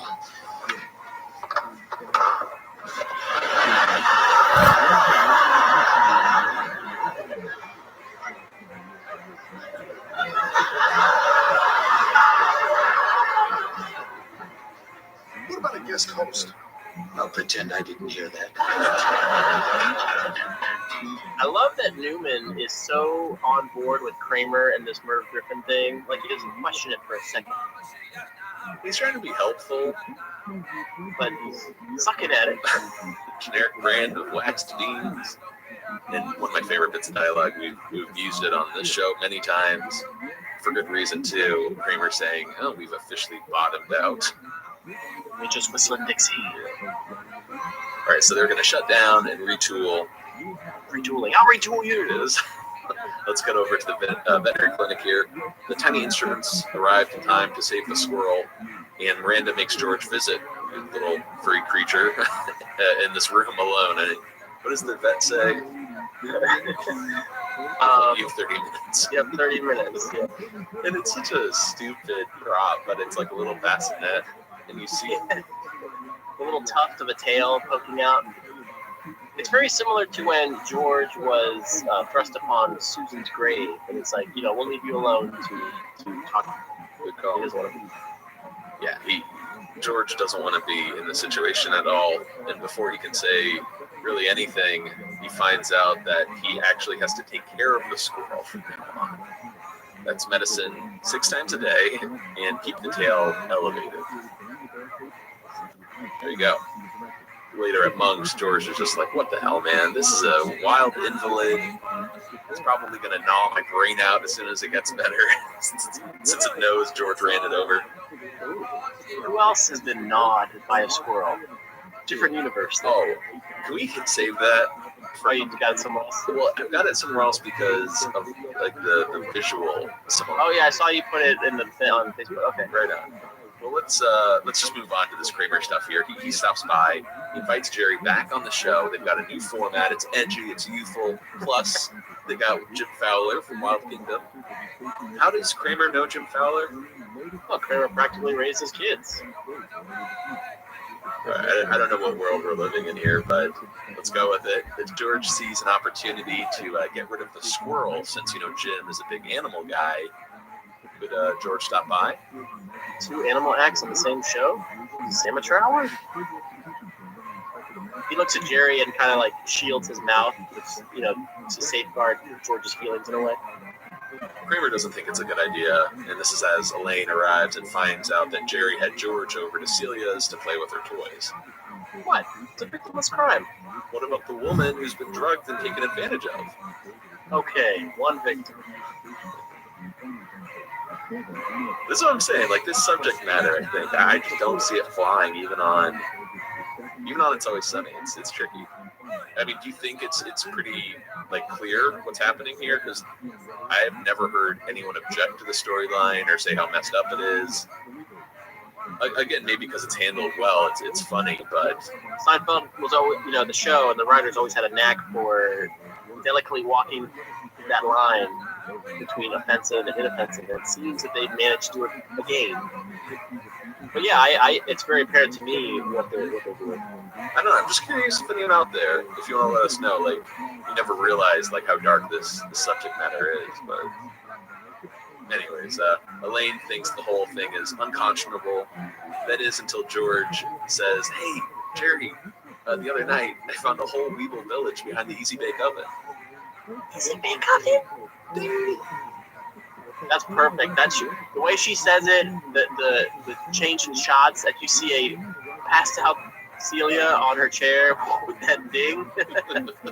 So good. Yes, Jerry and George and Elaine are just sitting around the coffee table playing with the toys.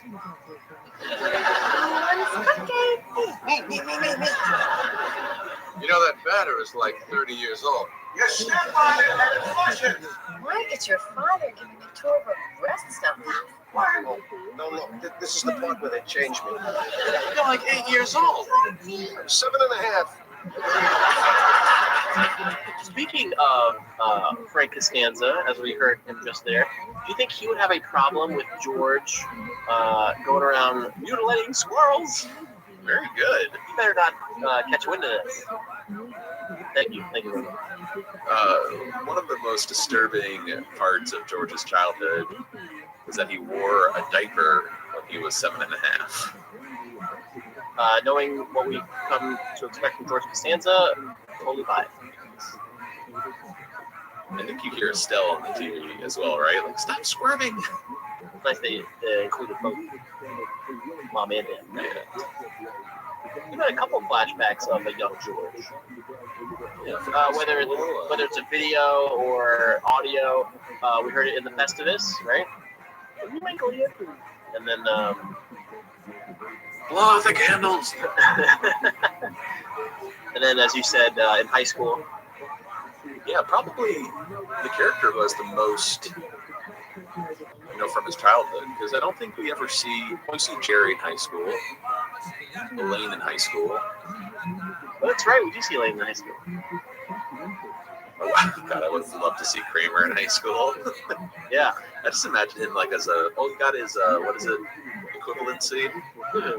Like, I could see Kramer as like this 15-year-old burnout. See, I wonder if he would have been more regimented and, had his hair well kept because of the discipline he had to grow up in his military discharge. So who knows? Let's get over to Elaine's office here. Elaine is trying to get some Tic Tacs out of the container when Peterman stops by. That noise. That's the noise. What? That infernal rattling sound that has plagued me these past 2 days, and I could not find the source. In my office, in the hallway, even in the men's room. Shame on you, Elaine. Oh, Mr. Peterman, that wasn't me. That reminds me of the Haitian voodoo rattle torture. I've gone over to their side. Because if I hear one more rattle, just one, you're out of your can.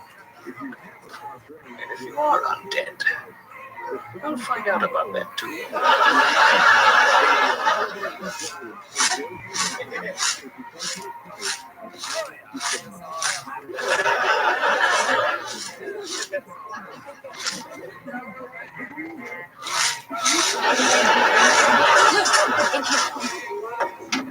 We have to talk.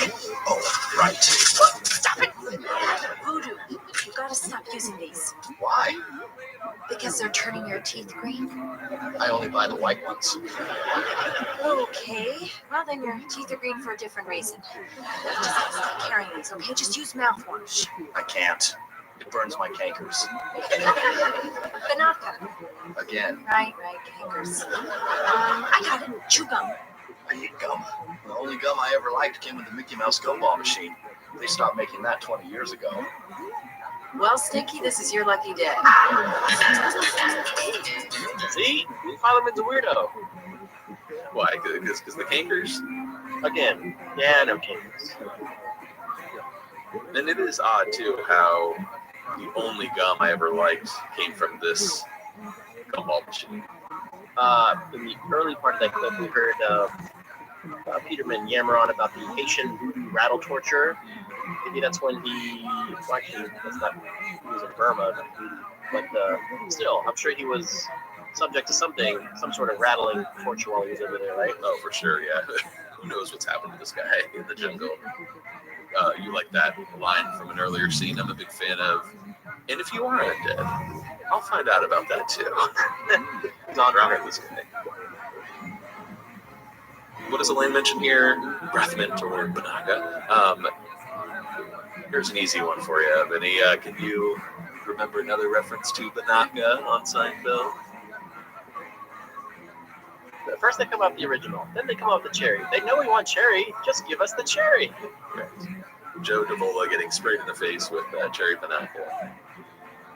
Oh, also earlier in the scene when Peterman leaves, Elaine is looking for Lou. A great moment as she's like walking down the hallway, hearing the rattling noise, and she like stops, looks left, looks right. I was surprised you didn't have any Tic Tacs ready to go for this episode. Tic Tacs. I'm not a big mint guy. Yeah. I like my gum, but yeah, no mints. No more mints. Let's cut over to the Merv Griffin show for the, well, as we'll know, at the series finale. Okay, a little later, we're going to be talking with animal expert Jim Fowler. Where's the camera? But first, we're talking with Jerry. Jerry, you drugged a woman in order to play with her toy collection. How do you feel about that? It was great. I've done it a few more times since then. And she doesn't know anything about this. No, not a thing. Well, Jerry, we have a little surprise for you. Come on out, Celia. What kind of sick, twisted creep are you? What is this? What is she doing here? It's a new format, Scandals and Animals. Do you think you can drug me and play with my toys? You've got another thing coming, though. Go, girl. What kind of woman drinks an entire box of wine? I have a squirrel here that is a miracle of modern science. George, I told you we're Careful. Fox and squirrels don't get along together. interesting confrontation. This could be spicy. Yeah, George, bring him over. Oh, you idiot. Fox eat squirrels. Are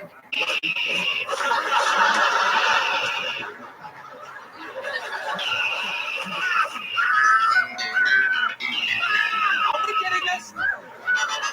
Jim Fowler, man.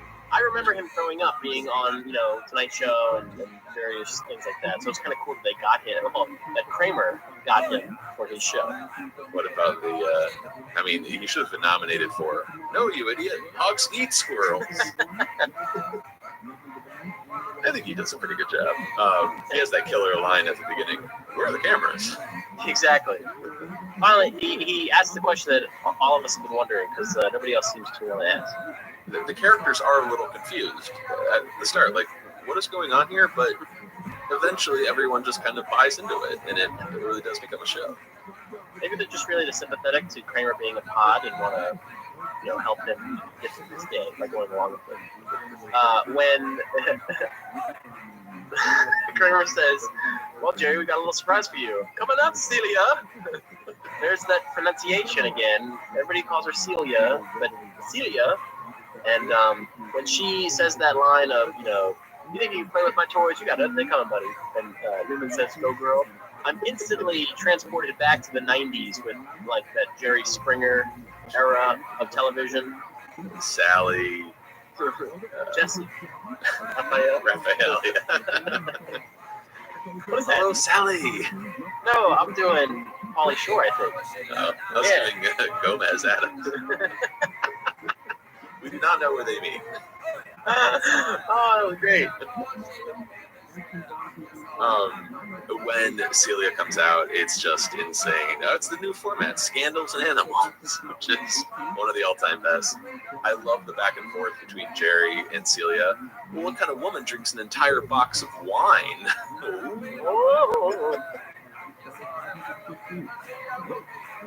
And also, Kramer's, he's just so ready to exploit these people.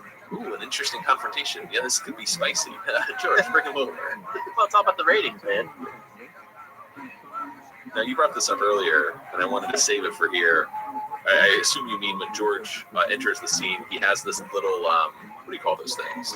It's like a baby Bjorn for a squirrel. Exactly, you got the squirrel. That reminds you of something else, right? Snowball?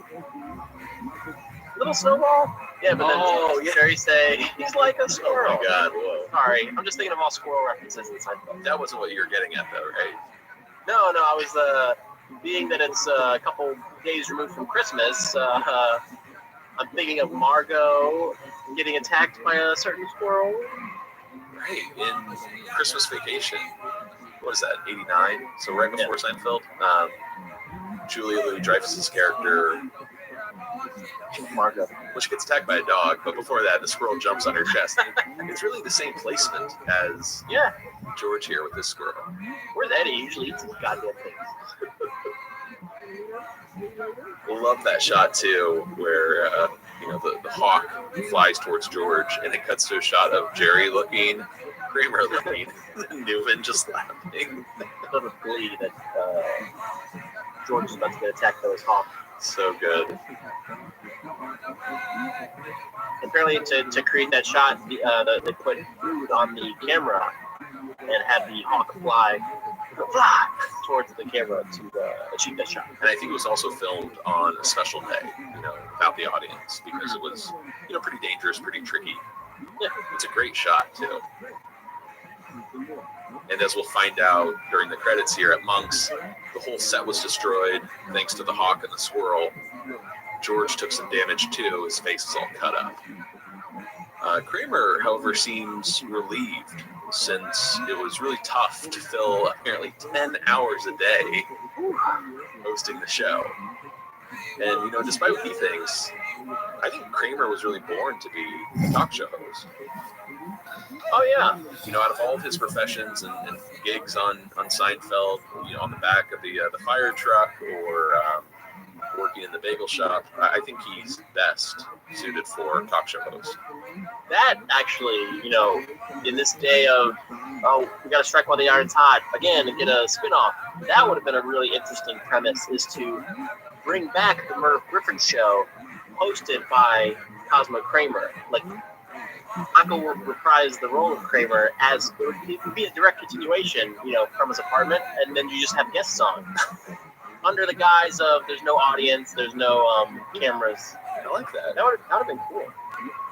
Because that's what people wanted, I guess we can get into the post-Seinfeld world after we wrap this up. If you found out, though, say tomorrow that Michael Richards is doing some web series where he plays Cosmo Kramer interviewing people, would you really like that, or do you think the time has passed? The opportunity has passed for him to do something like that? Well, I mean, when they brought back everybody for Curb, and I saw George alive again, Elaine, Gary, and Kramer, it felt like, it was just years had gone by, but all these guys were the same. So I would be okay with it as a huge fan. I don't know if the masses of fans, I would think they would actually want to see that. But in all seriousness, I think it's a better idea than bringing back Seinfeld. The whole gang. Yeah, like Ogle and Grace, kind of like revamp. That to me seems like the worst idea. But if you were to bring back like a character for like a little stretch of episodes, I think that's awesome. But they brought George back for Comedians in Cars and Newman. That's true. So it can be done, and it's done tastefully. But yeah, I think the best part about Michael is it could be more improv based. Yes, like a physical with a touch of interview. What is it, Between Two Ferns? Zach Galifianakis, Exactly. I mean, something like that. Kind of produced, kind of scripted, but not really. I think we ought to go noodle with this, Matt. Okay, we'll talk to Michael's people. Miranda is in the coffee shop as well, and she tells George it's time to go. She's obviously still upset with him. She got some nut bread for the squirrel, who is now sleeping in George's bed. George is on the couch, and as George heads out, he yells at some pigeons outside the window, that they again have no deal. The war continues as we shift gears over to Celia's apartment. Celia, having broken up with Jerry, very upset, and she's turned to Elaine to console her. And Elaine is being a good friend, helping her out since she dated Jerry. But as we find out, they're drinking wine and they're eating turkey. And Lou is at the table as well, doing the honors of pouring Celia's wine. Who is this guy? Oh, he's nobody. Hey, listen, let me top that off for you. I didn't check the shelf but I assume the Mickey Mouse gumball machine is in there somewhere. Would have to be, right? Now, Vinny, before we wrap up here, is there a toy like from your childhood that you would just go, crazy to play with again? I remember getting a Ninja Turtles hockey set for Christmas, which I absolutely loved. So I think that'd be cool to revisit. Right on. It's not like a toy I had growing up that I miss. It's a toy I never got that I always wanted. It was also from Teenage Mutant Ninja Turtles. It was the Turtle-mobile, the one that fired the pizzas out of it. I wanted that so badly as a kid. So if I saw that at someone's house, I would go straight for it for sure. Go Broncos for it. So Matt, is it possible that this episode is more beautiful than the last time we watched it? Absolutely. We said it at the top. I think we've made our point clear. This is one of the all-time classics. It's personally one of my favorites from season 9. I love it. I think the Kramer storyline is one for the books. I'm not a huge fan of the whole George Squirrel storyline, but I do love, as dark as it is, and possibly listeners have issues with it. I do like the Jerry Celia storyline this week. I find it really funny despite the dark subject matter. And speaking of Newman, fantastic as Kramer's sidekick. But yeah, I mean, what can you say about this that people don't already know and love? What about you? Yeah, as I said earlier in the episode, Michael does steal the show. It's one of his best performances to date in the series, and it's so memorable. Everybody knows this scene. You've seen it on the commercials and clip shows and everything. So that is the highlight, is the Merv Griffin. Anything taking place on the Merv Griffin set. And I like the way he interacts with everybody else as well. The confusion and then them going along with it. But it's fabulous. I don't mind the George Squirrel line or storyline as much. I don't care for that girlfriend, Miranda. Kick her to the curb. But I like that George is being thrust into having to take care of this creature that he can't stand. Yeah, speaking of Miranda, the actress really didn't have much to do with the character, right? No, just like a squirrel advocate, really, or an animal advocate. And you kind of brought it up too, why is George going through all of this, for Miranda? Maybe if you could have seen something special between the two of them before the squirrel incident or the kitchen incident. Yeah, if she's Karen the risotto broad, or like you said, maybe Susan, but somebody we care about, or she has a quality that makes George want to go for it. The woman who George converted to Latvian Orthodox for, maybe it would make more sense then. We mentioned Newman, but Peterman has some really nice lines, very memorable this week as well. Not up yet. Yeah, just I enjoyed this episode thoroughly. So did you mention? Yeah, that's right. New Filerman. He's new here still. And hey, did you know that guy who plays New Filerman is Ike Barinholtz's cousin? And I liked him as well. He made for a nice foil, and then companion for Elaine. So it's kind of nice. He's one of my favorite single shots, I guess, from the season so far. But I don't know if he'll be one of my favorites by the end. Yeah, certainly memorable. Yeah. Now, safe to say, we can bring up our top 24, based on that glowing review, I guess, or whatever you want to call it. Vinny, do you have a number set for this episode? I most certainly do. All right, what do you got? I'm going to say sayonara to the Serenity Now, and I'm going to put the Merv Griffin Show as my number 21 episode, in between the Rye at number 20 and the Yada Yada now at number 22. And which episode did you lose? The Serenity Now is out of there. Ooh, Serenity later. Well, I'm going to rank this episode much higher. I'm going to drop it in as my number 10. Whoa, watch out. Number 10. So the contest is number 9. Label Maker is number 11. And I'm really going to miss this episode. The Kiss Hello is going bye-bye. Kissing it goodbye. Oh, there it is.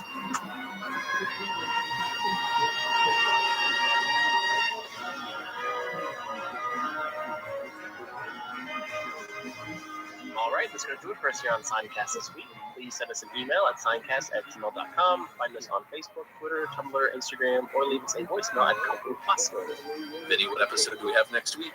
We're discussing the 7th episode of Season 9, The Slicer. But where does the meat go?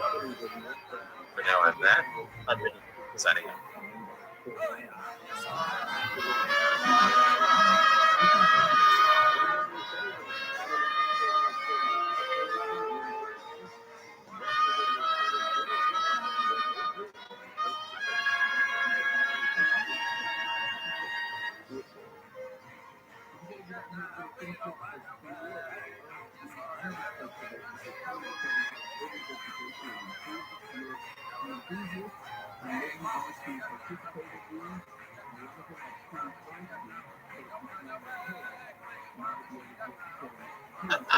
Mission accomplished. Back to base, Joe.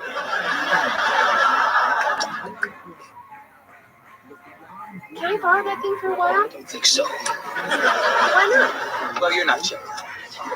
What do I have to know? Where the meat goes. Right there. Where do you turn it on?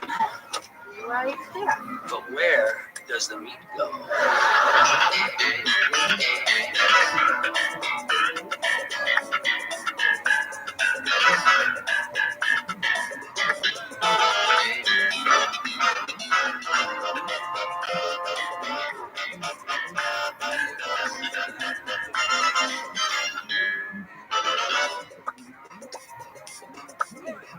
Hello, welcome to Sidecast, a retrospective on all 180 episodes of Seinfeld, being hosted by two guys who can barely run their own lives. My name is Vinny. My name's Matt.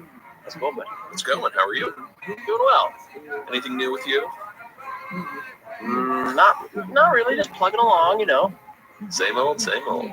Yeah. I wanted to let you know that I've been watching a bunch of Comedians in Cars on Netflix. And it has been so easy to binge watch these episodes. You know, they're only, 20 minutes long? If that. Yeah. No commercials. No Acura commercials you can't skip. What was the tagline for Acura that was one of the Seinfeld alums? What was the tagline? Oh, I don't know. It was something real cheesy. But anyway. Well, I wanted to remind our listeners that you can watch all of the episodes on Netflix now.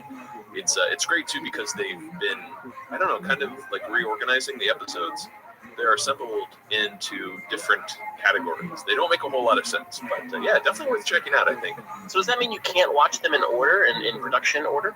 No, I don't know anymore. It's separated into like these categories called First Cup, Light and Sweet, Just Made a Fresh Pot, and Late Night Espresso. I don't know how I feel about that. Oh, why is that? I don't know. I'm a purist. I like to watch things in which they were originally produced, or sometimes backwards. Right. If you look at like Late Night Espresso, I see Bill Maher, Sarah Silverman, and Bill Burr. Those are more of your, raunchy, or comedians that tend to have the explicit sticker on their CDs.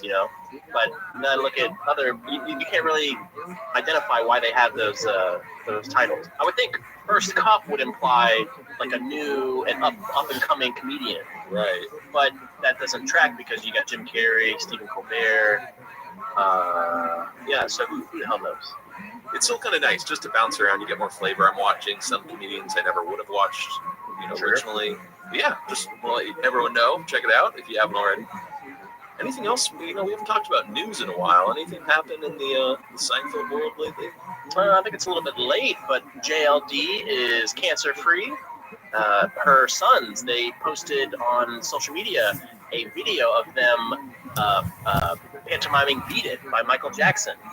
I'm sure everybody's seen it in the feeds. Yeah, I'll include a link in the show notes. I think Julia was diagnosed last fall or so, last summer, and yeah, she's been doing all the rounds of chemo, and she just had her last chemo treatment, I think, a week ago. So yeah, great news. And I gotta say, we've used the phrase falling down the Instagram rabbit hole or Reddit rabbit hole, whatever, but Henry Hall, Julia's son, is a musician, and he has an Instagram account, but I've since then kind of poked around on his account, and he has all these old family pictures. He's quite funny, too, but he'll post old pictures of him as a kid growing up, so you see Julia as she was when she was making Seinfeld. So it was kind of nice to see, new images of her and with her family, with Brad Hall. So check his Instagram. That's something Henry Hall. But if you go to Julia's, you'll probably find a link to his page. Very cool. Yeah, very talented son. So one's a basketball player too, I think. But yeah, just great news to hear that Julia's on the mend and her treatments are over. So looking forward to seeing more of her work. You know, it was actually kind of cool in some of those Comedians in Cars episodes that I hadn't seen before, like Jerry's with Lorne Michaels, and they're in 30 Rock, and all of a sudden, like, I guess Julia, Dave Mandel are there. Oh, nice. Because I think it was the SNL episode. Okay. And so, like, they chat, and yeah, I don't know, it's just really sweet. Oh, you're kind of tickling my my itch now. I kind of want to watch it. Okay. Well, speaking of itches, Vinny, what episode do we have this week? We are talking about the 7th episode of Season 9, The Slicer, written by Greg Cavett, Andy Robin, and Darren Henry, directed by Andy Ackerman, and originally aired November 13th, 1997. Right on. 3 writing credits this week. I'm sure Greg Cavett, Andy Robin, those two go together. They've written, God, how many episodes of Seinfeld? A lot. Yeah, probably 10 or so as a writing team. They're going to come back to write The Frogger later this season, as well as The Puerto Rican Day, of course. Andy Robin, though, he's been on the show way back since season 4. He did The Junior Mint and The Barber. And Darren Henry, a name that we don't really mention that much on Signcast, but he wrote The Van Buren Boys last season, and he's going to come back later this season for The Bookstore, and he wrote, I believe, just that opening scene of the clip show. I'm just kidding. Just kidding, Darren. Was he the Darren that was the inspiration for Darren the intern's name, or am I thinking of a different Darren? Oh, that's a good question. Remember we talked about it, but my memory. It might have been Darren Henry because he was a PA on Seinfeld before That's he was right. a writer's assistant, and you know, he kind of pitched some story ideas, and it was great. On the DVD, there's a commentary with the 3 writers, and they actually said that Darren is sort of this Seinfeld encyclopedia since he's been on the show so long. You know, behind the scenes, he's just worked with so many different people. In fact, some of the writers, even Larry himself, would call Darren, reach out to him. Oh, wow. Just for like his information on something if they needed a reminder. But now that's a compliment, huh? Yeah, it's pretty cool. He'd be an interesting guy to talk to someday. Well, let's talk a little inspiration for this episode. The alarm clock idea that actually came from Greg and Andy's life. They were actually roommates while writing on Seinfeld. And whenever Andy flew home to visit his family, he'd get so paranoid that he left his alarm clock on. So he would call Greg and make sure it was off. Yeah, I do share that neuroticism. I use my iPhone alarm. I set multiple alarms because I'm paranoid.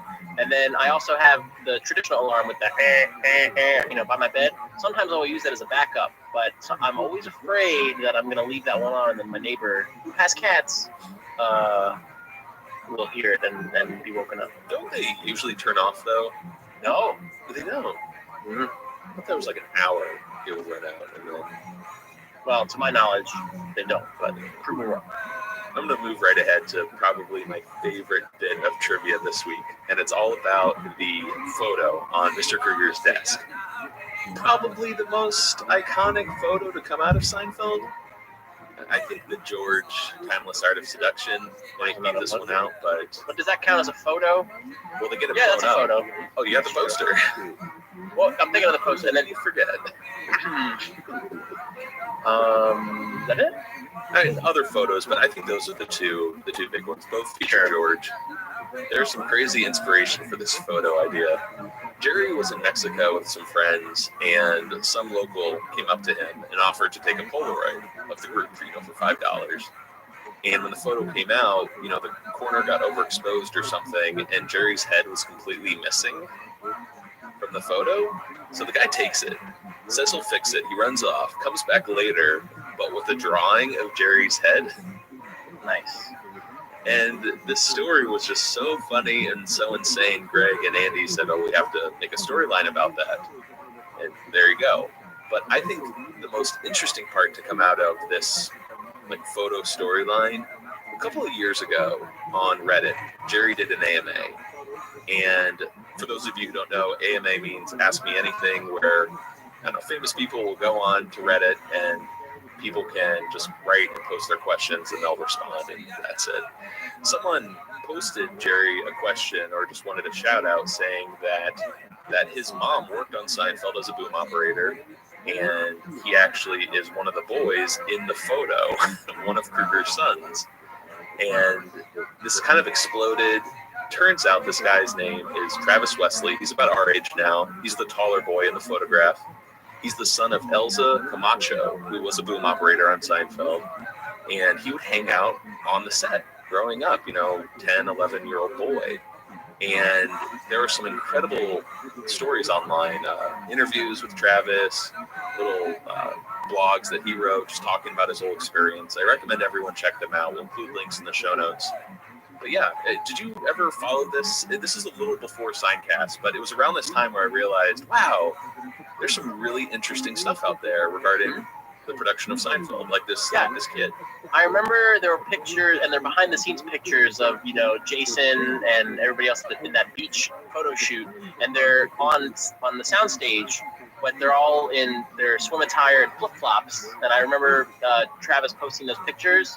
And then there's other pictures of him like sitting in Jerry's Porsche, just laughing and having a great time. He actually talks about that experience on Huffington Post, where Jerry got a new Porsche Boxster, and he promised Travis he would be the first one to get a ride in it. Yeah. And sure enough, he took Travis out. They got on the 101, and Jerry, being a speed demon, floored it. And he said they just had the best time. This kid's living the dream. Yeah, and it was soon after that he was offered the role to play one of Mr. Kruger's sons. Lead boy. What's that from? I don't know. Head boy? Oh, Head boy's from Harry Potter, right? Best boy. Best boy. And then there's boy. That's nobody watches Phantasm.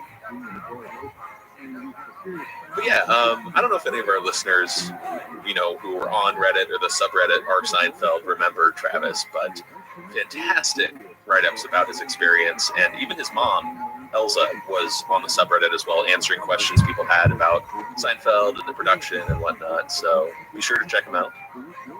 I think the most surreal photo to come out of, Travis's experience on Seinfeld is that shot you mentioned of Jason or George, Kruger, the mom, and they're all on this empty soundstage pretty much with a fake ocean in the background. Yeah, it is very bizarre, isn't it? Mm-hmm. In fact, I found a high-res image of the photo, but it's kind of an alternate take, it was, snapped maybe a second or two before the one in the show, because Jason's expression isn't as annoyed.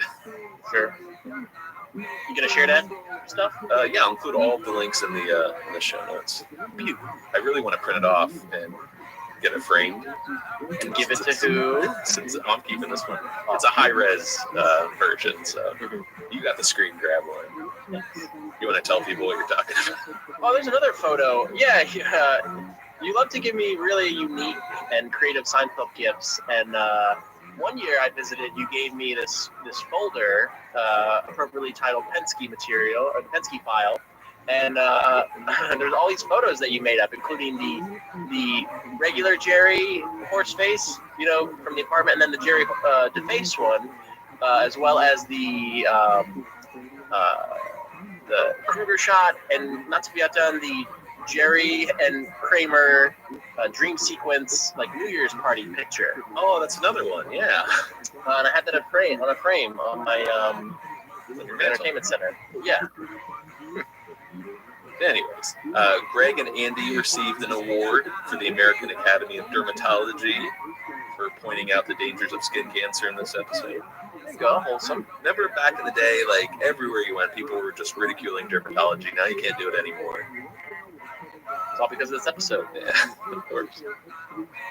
But Vinny, before we get started, I wanted to talk about a certain character, probably the last big secondary character we'll get on Seinfeld. And that's Mr. Kruger, played by Daniel von Bargen. What a legend this guy was. I mean, in so many movies from the 80s and 90s, he was that guy. I know that face. I know that guy. His voice, very, very distinctive. I wrote out just a couple of movies that I knew pretty well that I remember him from. Very brief role, one of his first in Silence of the Lambs, Basic Instinct, Philadelphia, Crimson Tide, Amistad, The Faculty, Oh Brother, Where Art Thou, the Shaft remake, Super Troopers. think most listeners remember him from Malcolm in the Middle. Do you have any like memorable movies like out of that list or one? Yeah, O'Grady from Super Troopers, then Commandant Edwin something from what is it? The Spangler from Malcolm in the Middle. Yeah, with the eye patch.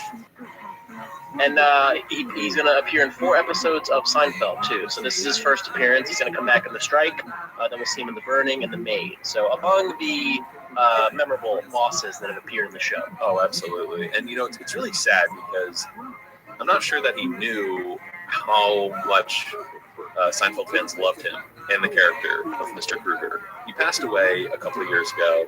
He was only 64. He had, you guys can read the articles online. He had a very, the last decade of his life seemed to be very sad and painful.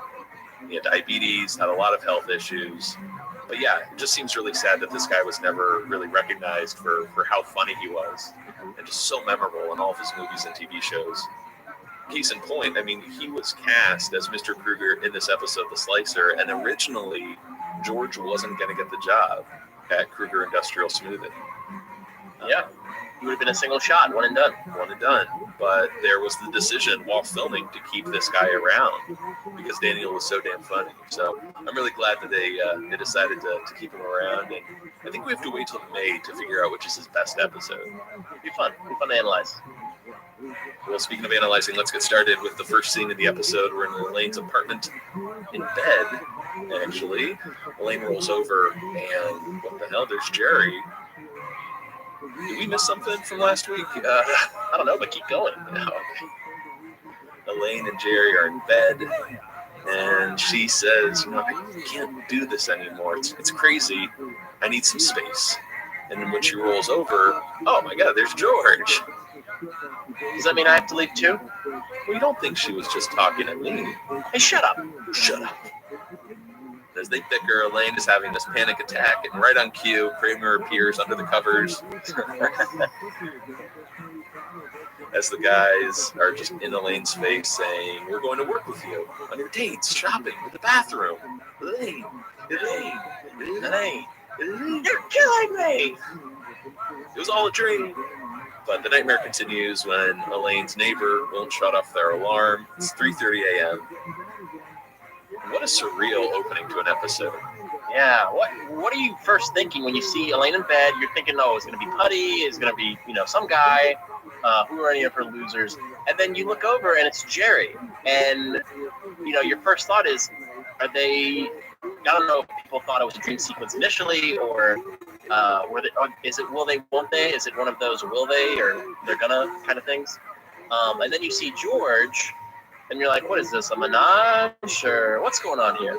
I feel like when Kramer finally makes his appearance from beneath the covers, which is perfect, that everybody's like, oh, okay, it's a dream sequence, right? But I think it's so great that the writers would play a little bit with this, Jerry and Elaine thing yet again, without bringing them together or without making it sappy in any way, and then having it be one of the, just like in the Bizarro Jerry episode with Elaine trying to get out, like she's so sick of this group, so it being a nightmare for her. So I thought it was an awesome way to open the show.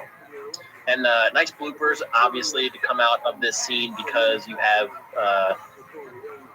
the four principal characters in bed, and they're obviously not wearing shirts, and I don't know what Julia has on, some sort of like tube top kind of thing.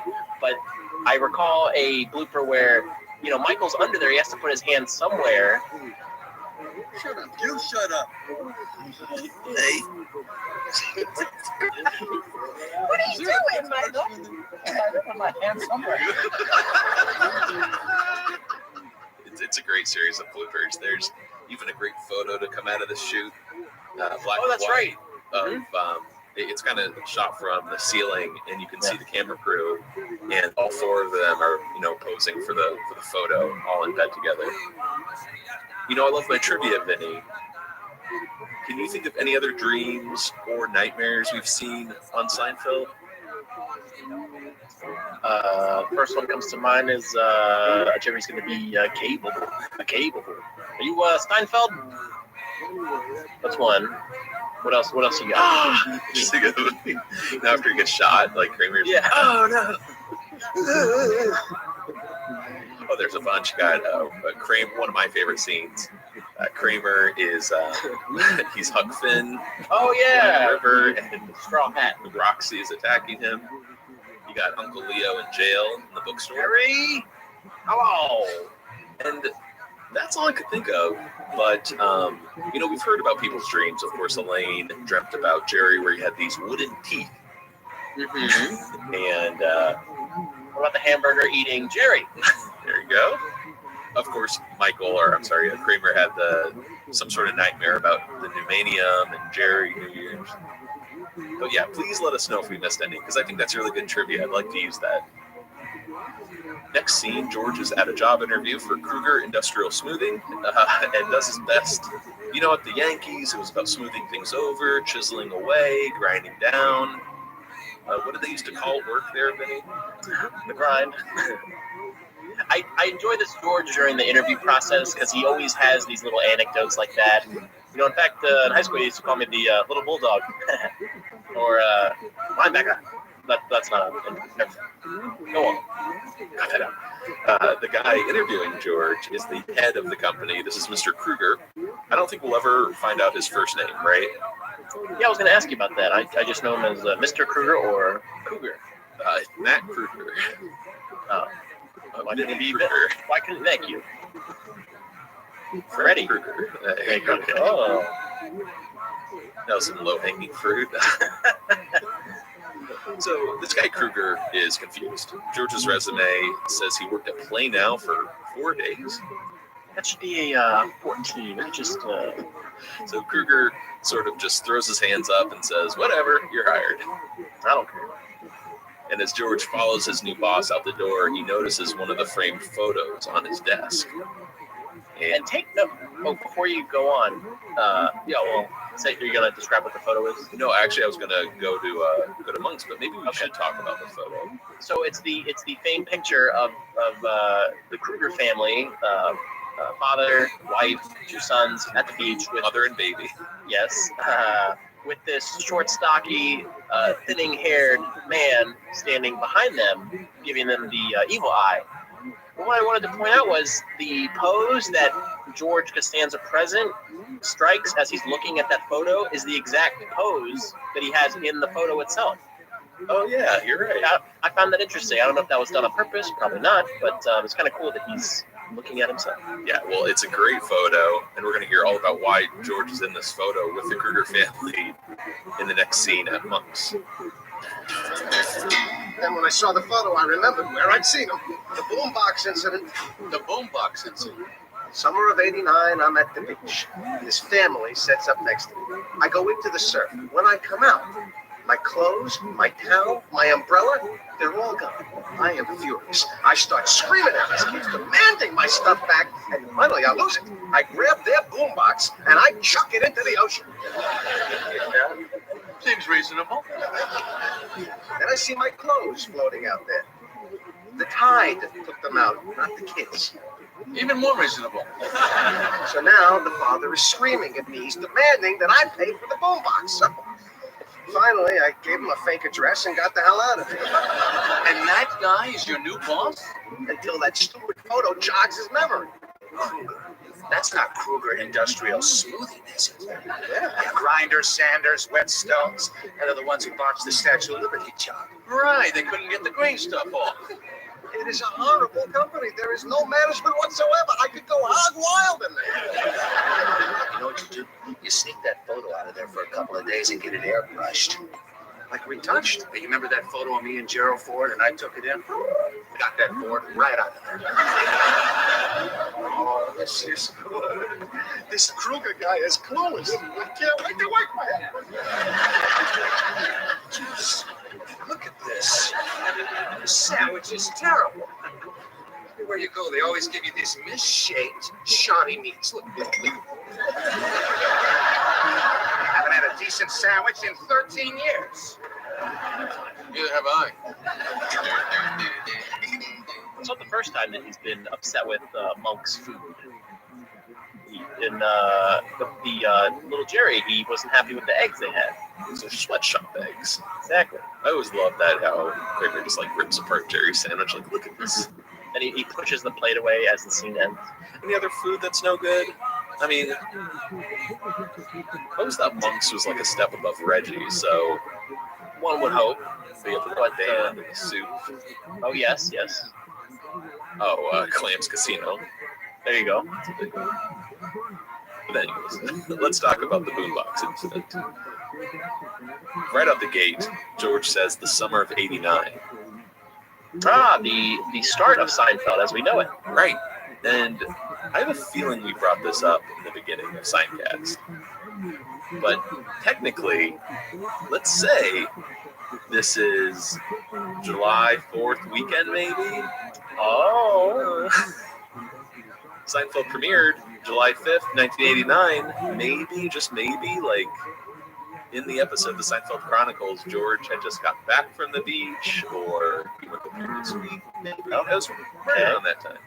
So he was in real estate, he had the high button. The only thing that doesn't work, the hair doesn't match up at all. Yeah, damn. I think he has more hair in the photo. Yeah, I think you're right.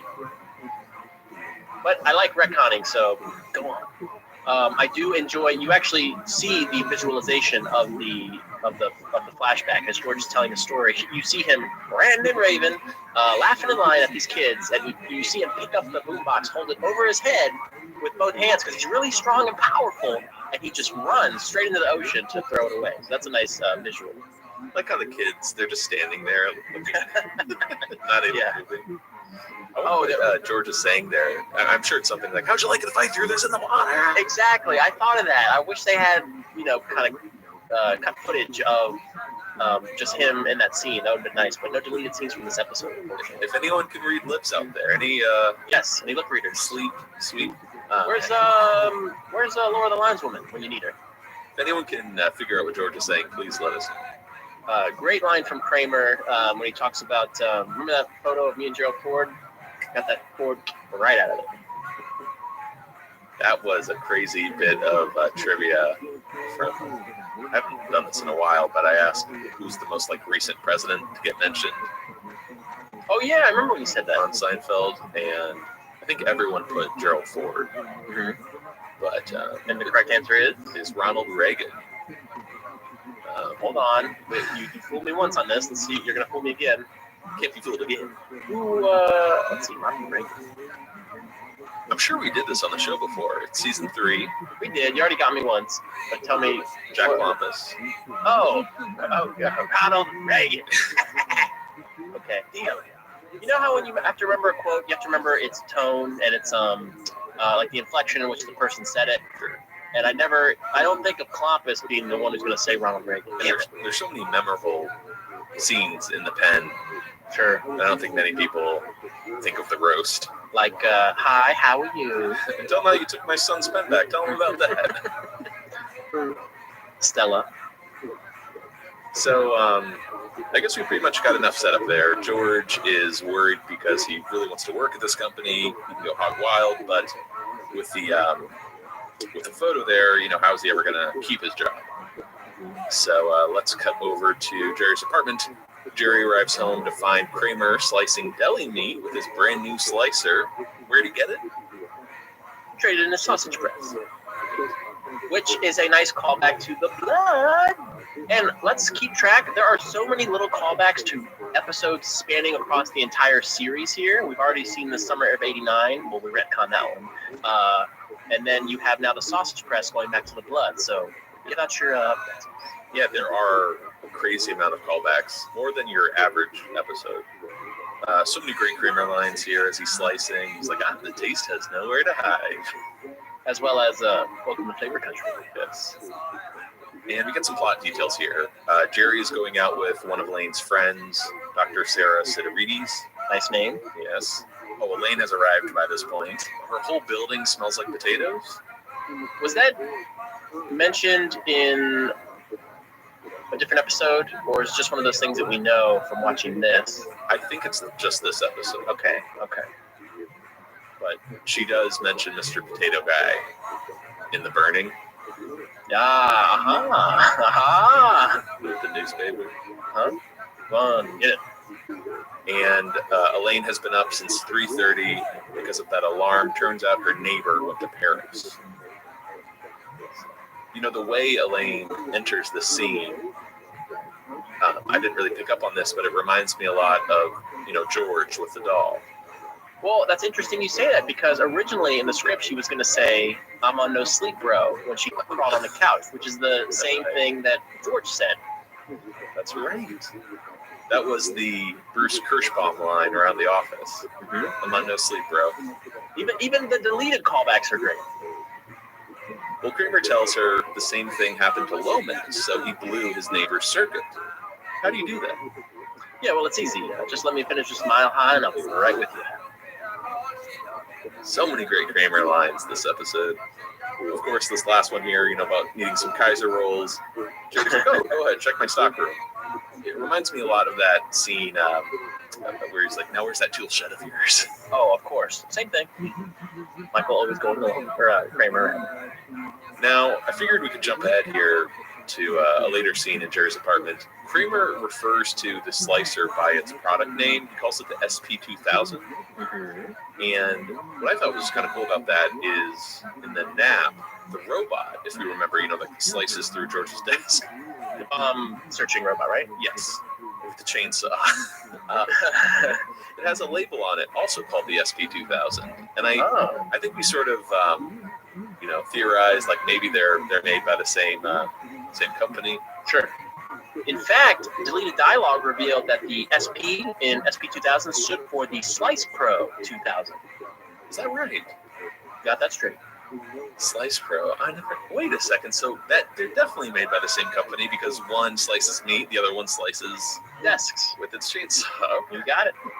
And that seems to be a running, you know, bit whenever they have this product here, and whether it be air conditioners or slicers, they always have a number following it. So you have the Commando 8. What else? The Commando 450. Well, the Commando 8 was the air conditioner, right? Yes. Commando 450. Then you had, which was the shower head. Mm-hmm. Any other products like that? Oh yeah, you got the Rolomec 1000. That was the pencil Mr. Pitt wanted. There's a Cougar something, the wheelchair. Oh yeah, Cougar 500, not 500. And there's Cougar. Is it Cougar 9000? Let's go with it. Also the oh gosh, sorry everyone. Work with me, come on. TR6. TR. Yes. Not really a machine, but that's the Elaine mannequin. There's got to be another product out there. Well, talk amongst yourselves and post it on the Facebook page. All right, let's cut over to Elaine's apartment. We're in the hallway here. Kramer is helping Elaine short circuit a little outlet in the hallway. This hallway smells like potatoes. I know. This is it. Okay. See, this circuit, it's probably connected to her apartment. So what we'll do, we'll take this paper clip and we'll bend it so it'll short out the entire circuit. There you go. Oh, I think I'll let you do it. It's easy. Just do it quickly. No, I really don't want to. Well, I don't want to either. I thought you'd done this before. Go ahead. It's just, it's no big thing. How are we going to do it? Fine, we'll do it.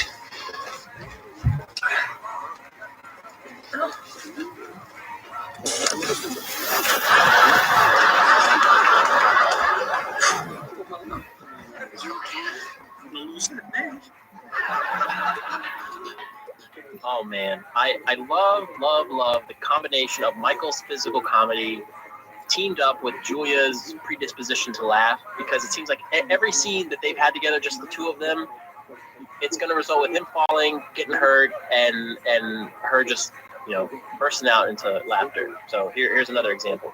Right, there's some bloopers, of course, to go along with this scene.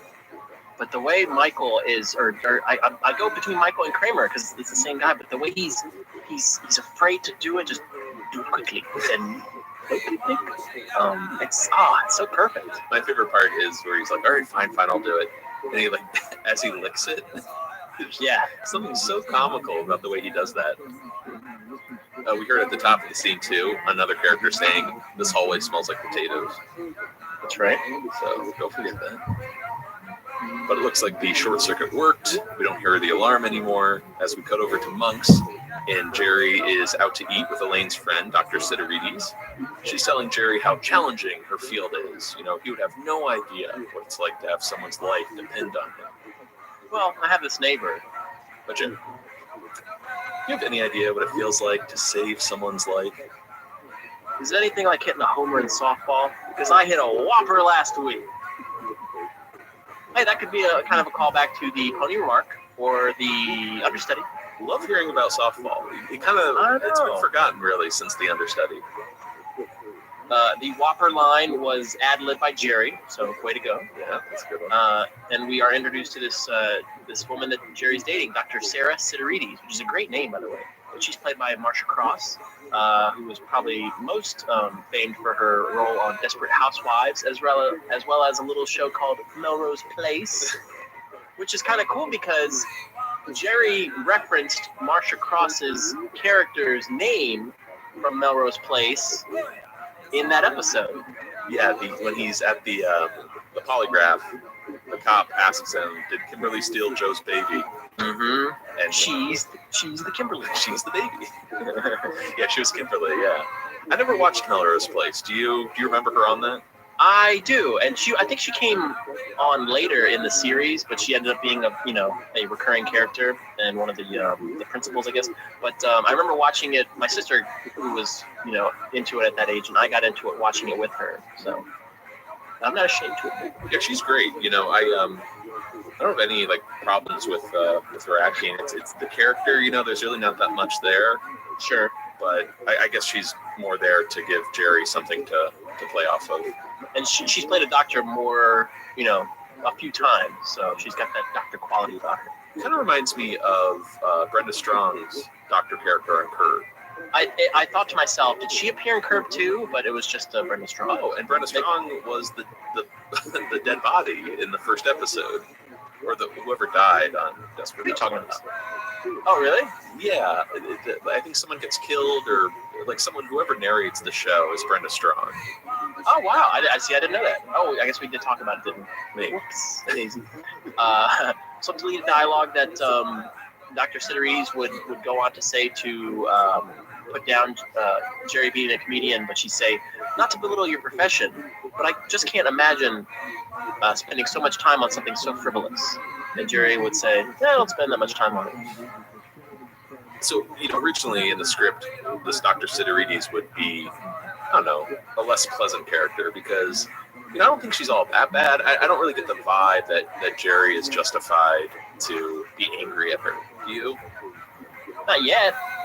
Or are you talking about scene? Well, in the next scene, he's like, died on the table. Like he really didn't like it. But well, I guess he was put out that she is so gung ho about I saved lives, and he still is of the opinion that she's only a pimple popper.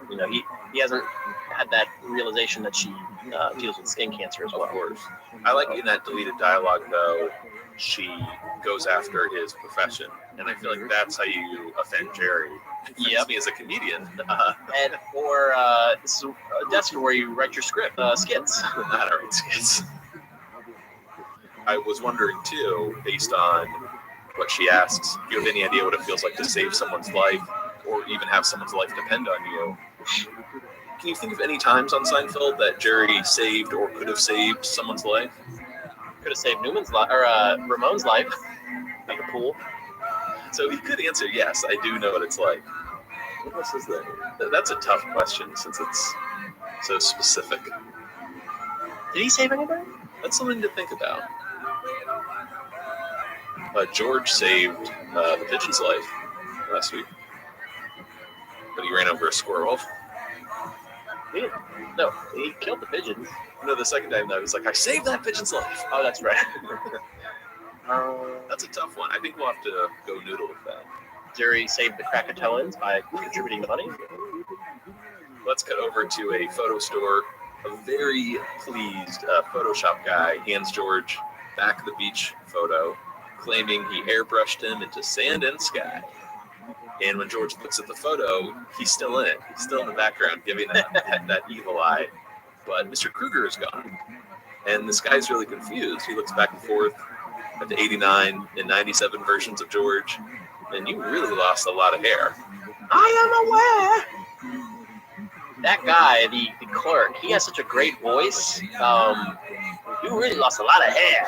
I didn't realize that is Lamar from Revenge of the Nerds, as well as Jerry from The Karate Kid. But that's Larry B. Scott, and he's credited as the clerk, but also in the script he has a full name, Arthur Milano. Did you recognize him as Lamar from Revenge of the Nerds? Because I enjoyed that movie a lot, in that series growing up. I didn't. I'm not that familiar with Revenge of the Nerds. It's got you don't know Ogre. So. I do. I know him. He was in a Seinfeld episode. He is one of the guys in the that paints his chest to say devils. Oh, there we go. Nice connection. And Courtney Thorne-Smith was the love interest for Louis Skolnick, and she was in Melrose Place. Let's talk about one of these callbacks that you hinted at earlier. A big one here. George says, "I am aware," which is a direct callback to the barber. That's key, right? Right. The whole thing of course, you are aware that I'm aware. And that makes a lot of sense because that was Andy Robbins' episode, who also wrote this episode. So let's get over to Elaine's apartment. Elaine is in bed. That's a brief scene here. She's reading this catalog, like a Sky Mall or something, a $76 pizza cutter. And she's like, I gotta get a book. And starts hearing some meowing next door and realizes, oh my God, the cat. When we shut off the power, we also shut off the automatic feeder. See, that's the same thing that happened to Lomas. Right. As we'll find out at Jerry's apartment in the next scene, George explains to Jerry that the Photoshop guy is going to try to fix the photo in the kitchen. Kramer is still slicing away and somehow got his hands on a butcher's coat. One of my favorite Kramer looks on Seinfeld. Especially what happens later, at Kruger. So yeah. But yes, when Elaine arrives, she tells Kramer about the cat. What did Gomez do about it? Well, he moved to a hotel and the cat eventually died. You think of another cat that died on Seinfeld, did he? I don't think the cat had a name, right? But it was when George was talking to George Wendt and Corbin Burnson. The cat died. So you killed the cat? Honey, it was an old cat. It's real nuts telling me about this cat either. Well, Jerry's a little sour from his date with Dr. Siderides, since she made him feel, worthless, that he doesn't save lives. And things get interesting when he finds out she's just a dermatologist. Saving lives? The whole profession's just that. What's not on it? Suddenly, Kramer gets an idea how to handle the cat. He leaves with a slicer and tells Elaine to follow with this plate of meat. And, back to this whole Siderides thing. George is very excited with the concept of a revenge date. Wants Jerry to put that alopecia in her place. Getting him really fired up, George tells him, patience. If you're going to tell someone off like this, you got to go to a fancy dinner, maybe flowers. Has George ever done this before? Almost. Couldn't get the girl to go out with me a second time.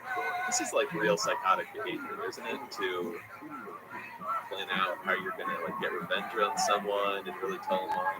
Well, if we recall, George did try to slip somebody a Mickey in an episode titled The Revenge. But yeah. And even Jerry says, this seems more like your thing than mine. But I like that a term is called the revenge date. Yeah. Yes. It's a thing. And something I love about this scene, we didn't mention it, there are these plates of meat everywhere. Even George is eating this huge sandwich. So it's this running joke. I don't know how many pounds of meat Kramer is slicing, but it's getting out of hand. Probably got it from Brown food? Oh yeah, you probably got it from Franco. Nice. All right, back to Elaine's apartment in the hallway. We're outside the neighbor's door. There's a cat on the other side, and Kramer and Elaine are slicing some meat.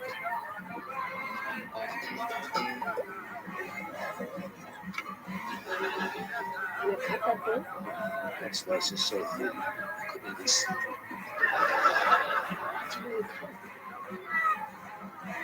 I guess I'm just assuming.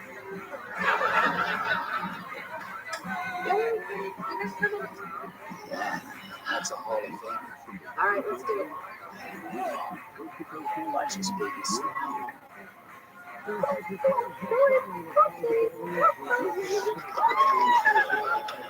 my God, it worked. Wow. Can I grab that thing from down? Looks safe. Why not? Well, you're not safe. What do I have to do? Where the meat goes. Right there? Where do you turn it on? Right there. But where does the meat go? See again, the two of them together is gold. We need more Kramer and Elaine. It's probably the pairing we see the least on Seinfeld. And even the writers remarked about that on the commentary. Like the two of these people relate or are friends through Jerry versus just friends together, which is why we don't see as many scenes. And we touched on that with George and Elaine in previous episodes. You know, making fun of Jerry to kind of get along. Oh yeah, going all the way back to the dog. Even in season 9, it's still a little weird when you see two characters hang out when Jerry's not around. But their plan is working pretty well here. Kramer's measuring the meat, and I can get half a millimeter, which is insane. He even claims that he's cut slices so thin he can't even see them. How do you know you cut it? It's just sitting. An alternate line that they wrote was, "Oh, it was there. I ate it, but I couldn't taste it." Wait, he couldn't taste it? Couldn't taste it. It'd better if he's like, I couldn't see it, but I could taste it. That's, well, 20 years later. And one of the best lines that come out of that one is, "Yeah, that's a Hall of Famer." I like that. And that, watch that baby slide. There's something really funny. You know, I'm not a cat guy, but I do love yeah, you kind of have to use your imagination of the cat pulling this meat under the. Oh yeah, nice reaction the two characters have. They're very pleased with themselves as the meat slides into the food. A question for the ages, man. Where does the meat go? All right, next scene, we are at the Country Cafe. Dr. Siderides is really pleased with this classy evening. That is until Jerry gives the wind up with, how's the life-saving business? And the finish. It must take a really, really big zit to kill a man. You call yourself lifesaver? I call you Pickle Popper MD. And she's horribly offended, but the two are interrupted when an old friend of Dr. Siderides approaches the table and thanks her again for saving his life. He had skin cancer. Skin cancer! That gentleman, his life was saved by Dr. Siderides. In the script, he's known as Perry, or maybe Mr. Perry. She calls him each guy. Mr. Perry. So he's played by David. He's played by David Moreland. He's an old school. An episode of It's Like You Know, the Robin Show. And he was in the shrimp incident episode of Curb Your Enthusiasm. He played a dentist. Right, and he was in that poker scene, right, with Larry. Oh, that's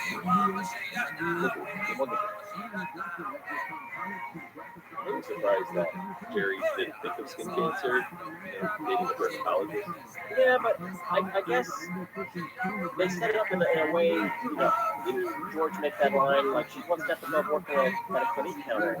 And if he had said she's an oncologist, then you'd say, oh, she deals with cancer, she saves lives. That's understandable. But you're a dermatologist, you don't know the derm. You're just thinking of, skin, put some aloe on it. So it's funny, I grew up going to the dermatologist a lot. Like, I had dad's skin in high school, and so did my dad. So, like, it was just like a whole family. But my mom is, rightfully so, I guess, like, really paranoid about getting skin cancer, just, getting sunburned and whatnot. So I guess it just depends on your experience, whether you go there or not. You really should know. You wrote a bit about cancer. Did you ever go to the dermatologist? I didn't go, but my dad, who was a doctor, wrote me a prescription for my prescription for acne medication when Well, let's head over to Elaine's apartment. Elaine is thanking Kramer over the phone for letting her borrow the slicer. She's not just using it for meat, she's also opening mail. Shrimp's the genius. Did you know I did this in college? Also just mail and slicer. So I worked at a cafe, and at the time I was dishwashing. And at the end of the evening, when everything was dirty and getting taken apart, I asked the kitchen staff, since we're going to take the blade or take apart the slicer, could I make you really wrong? Could I open up my paycheck envelope with the slicer? And they let me do it once, and it was so satisfying.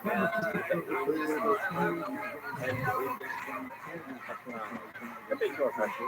It was great. I appreciate that if you want to live out your Seinfeld fantasies in any way possible. So, then that would be helpful.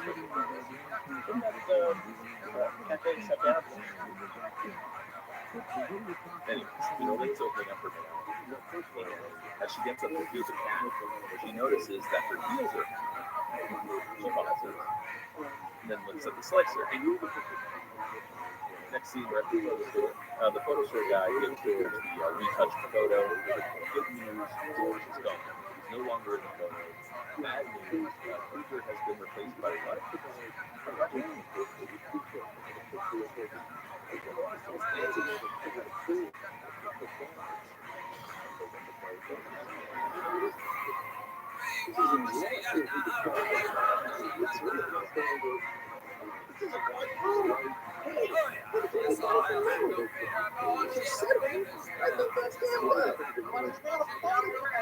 I need a photograph.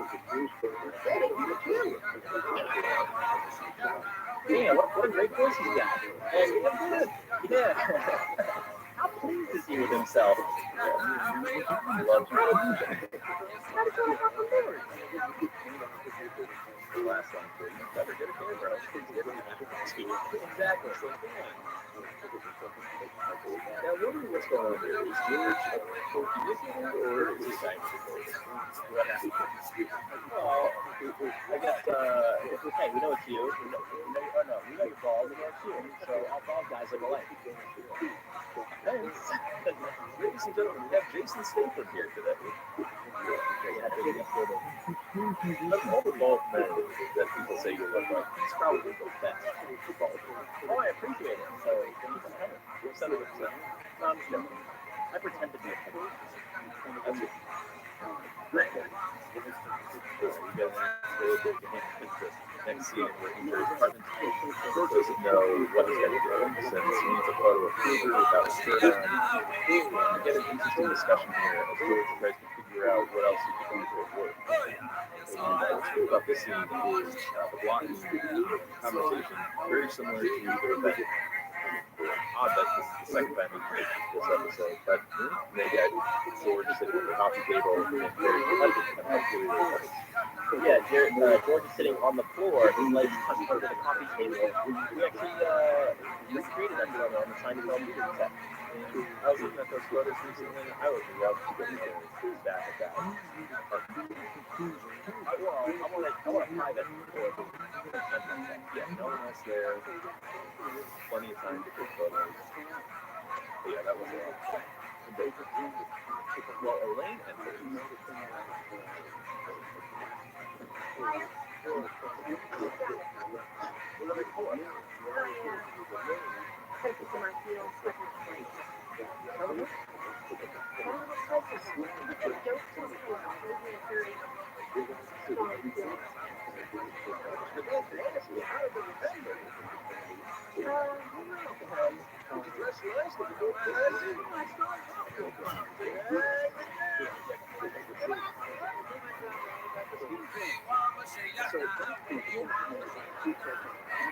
I guess I'm looking at a shirt.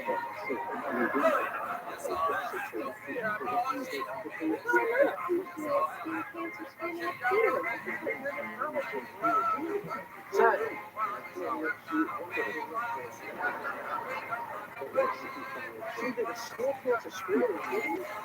Did she do that at school? I don't know, yeah. So I set up a school, you go take your shirt off, and what? I stepped in the shot of a bed saying,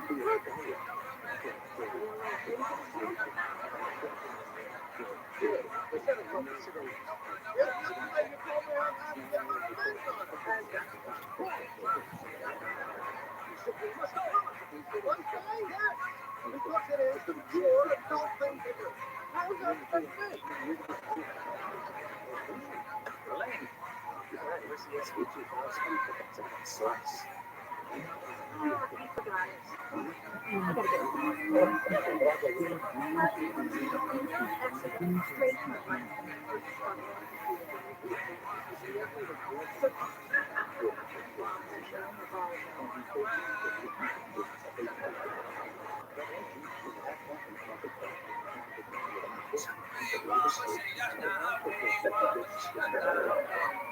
Clowns!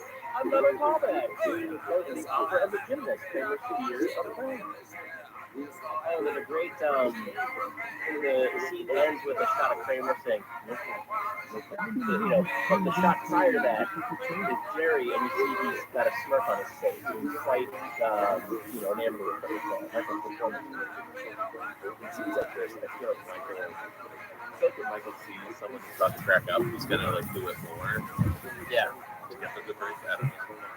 But, I mean, if you think about it, George's plan is pretty good. How do you get a picture of somebody bare-chested? It's perfect. Yeah, and, of all the 4 storylines and dovetailing, I think this episode does it so well, despite being, very out there. Yeah.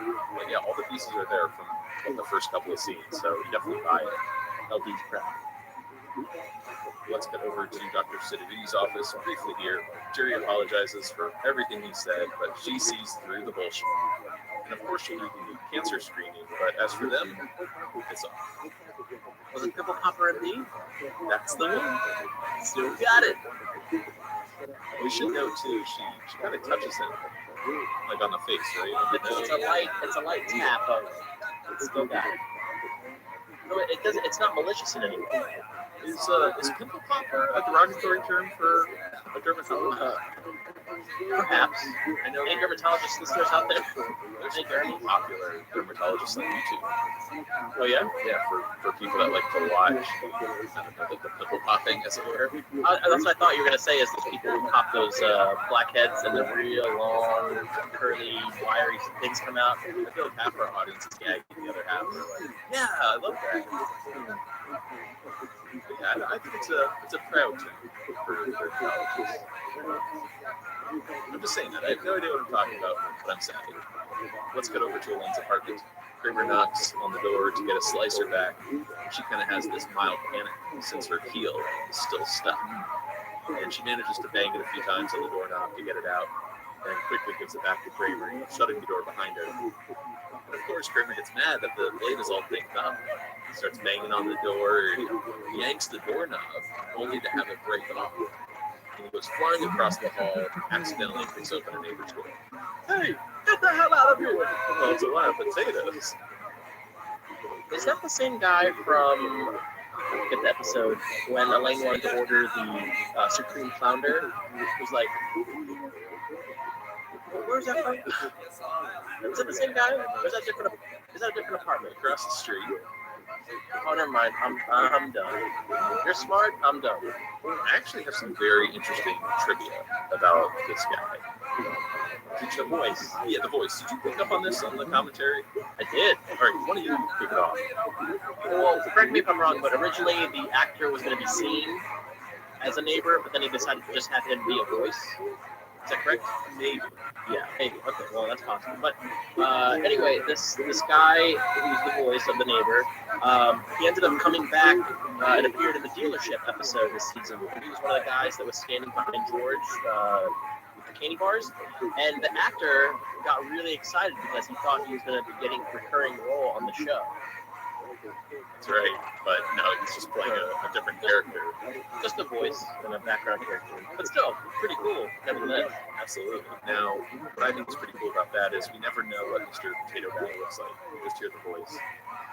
I always imagine someone like Wang from It's Always Sunny. Oh, yeah. The landlord that always gets the money for the rent. Yeah. since he has some sort of accent. But if anyone out there is wondering who he is in the dealership, I watched the scene where George is at like the customer service window.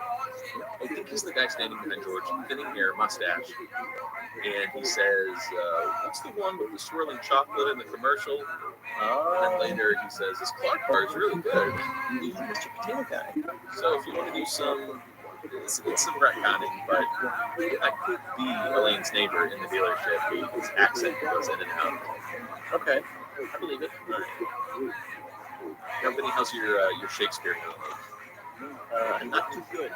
Did you pick up on the Macbeth reference at the top of the scene? Not at all. No, Death. When Elaine is trying to get her heel out of the slicer, she says, "How damn heel," which is a direct reference to how damn spot when Lady Macbeth is feeling guilt for a murder. Well, there you have it. Let's get over to Jerry's apartment. Once again, great dovetailing here. George is having Kramer's slicer smoothed out at Kruger. Meanwhile, Jerry shows Kramer a rash breaking out on his neck and chest. Jerry has not been wearing a fake beard. He does shave his chest, though. That had something to do with it. And Jerry tells Kramer about his day, how he went to see Siderides and apologize. It didn't go over so well. There's your house. As the Bible says, thou who cureth can make it ill. And Kramer, sort of pushes Jerry to do something about it. Very similar to George earlier, you gotta go on this revenge date. Kramer's like, you gotta get your revenge, Jerry. So, go along. Maybe confront the good doctor.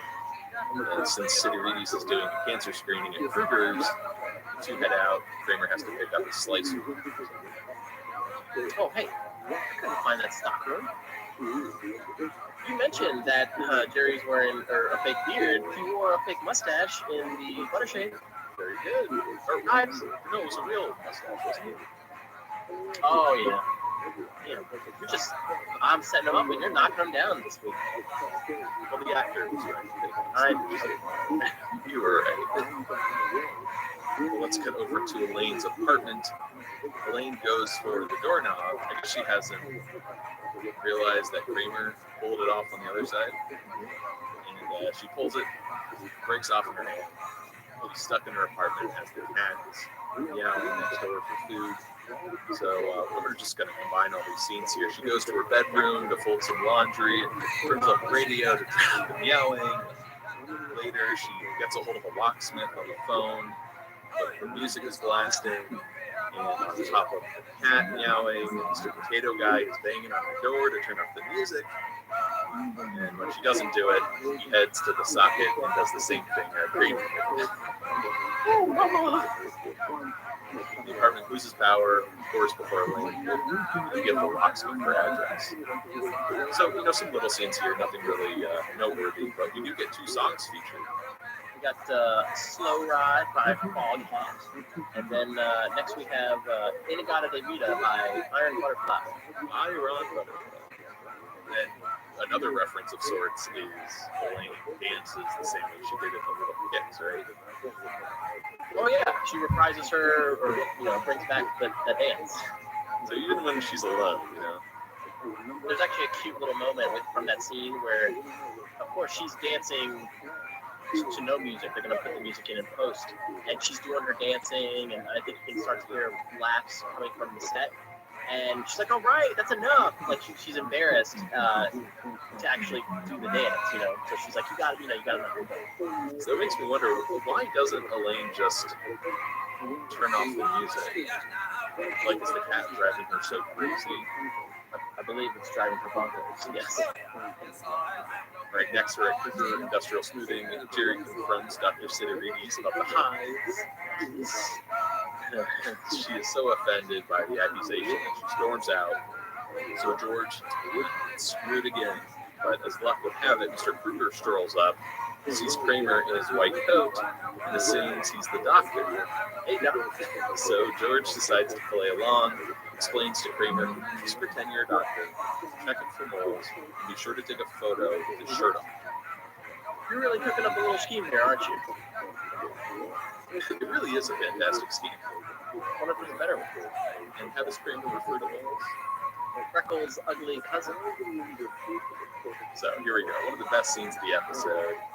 In one of the offices, Kramer examines a shirtless Mr. Kruger.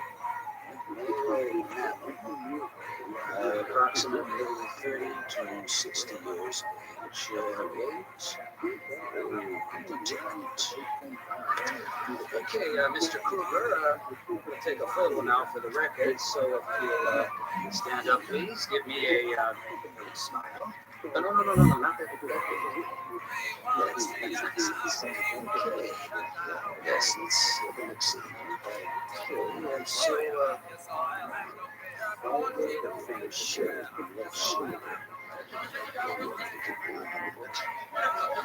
How long have you been doing this, Doctor? Long time.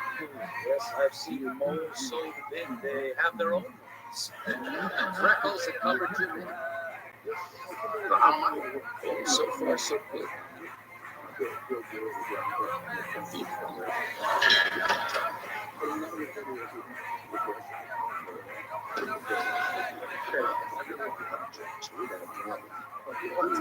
He's got a mole on his shoulder.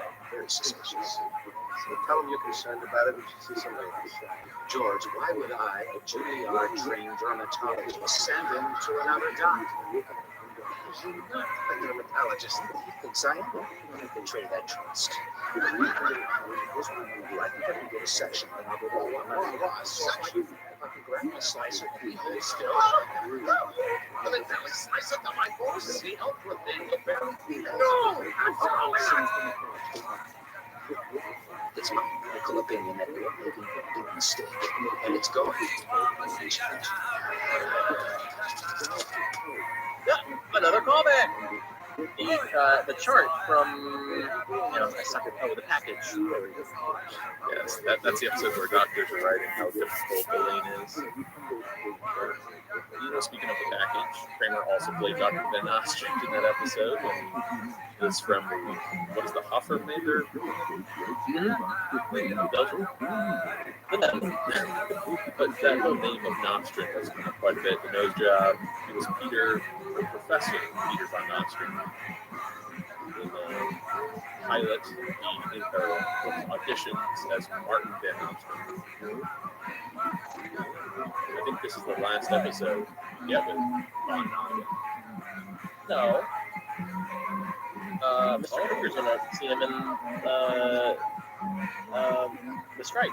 One of the best callbacks to an episode. Dr. Van Nostrand, right? That's great. And how about Kramer's Juilliard-trained medical prowess? How he can guess between 30 and 60 years. Unable to determine weight though. One of my favorite moments, and it works so well because of Kruger, but Kramer says, "Are you give me a big smile?" No, not that big. Yeah.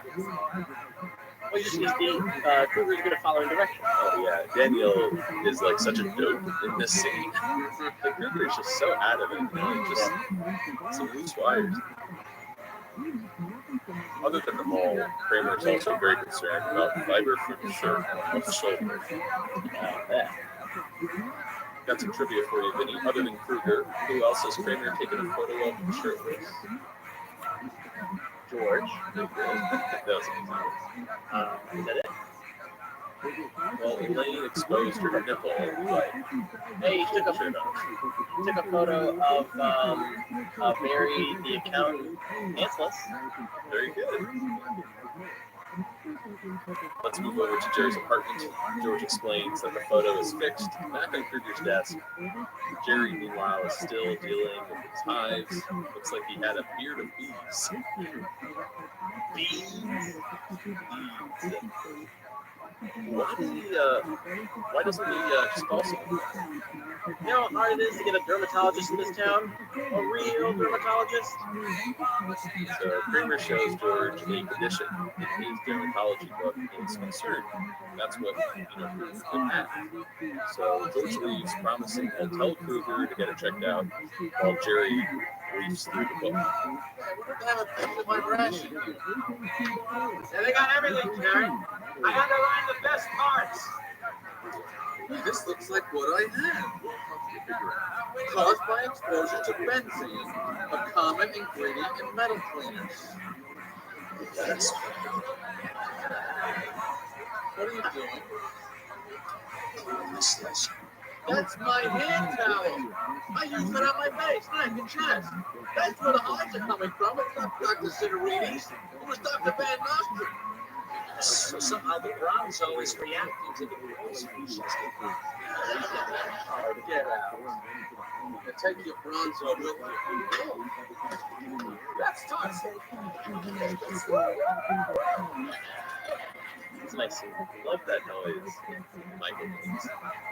There was a moment or was an alternate moment in which Jerry was going to lead through the book, the book filled with dermatology, and he was going to say, "Ooh, naked." It would have been a very immature thing for Jerry to say. That's what I love. It was funny when I was a kid. We had some sort of health book. Maybe it was like a book on birthing or something. That was like, some people had like their National Geographics. Sure. That was like my book. Oh my god, they're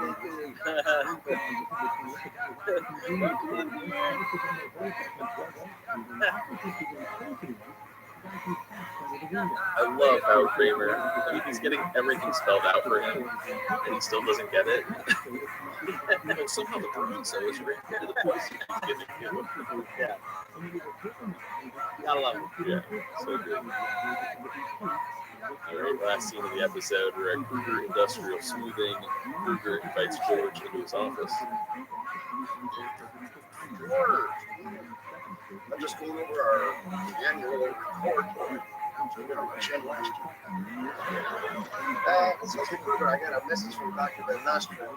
He says it might be wise for you to see another doctor.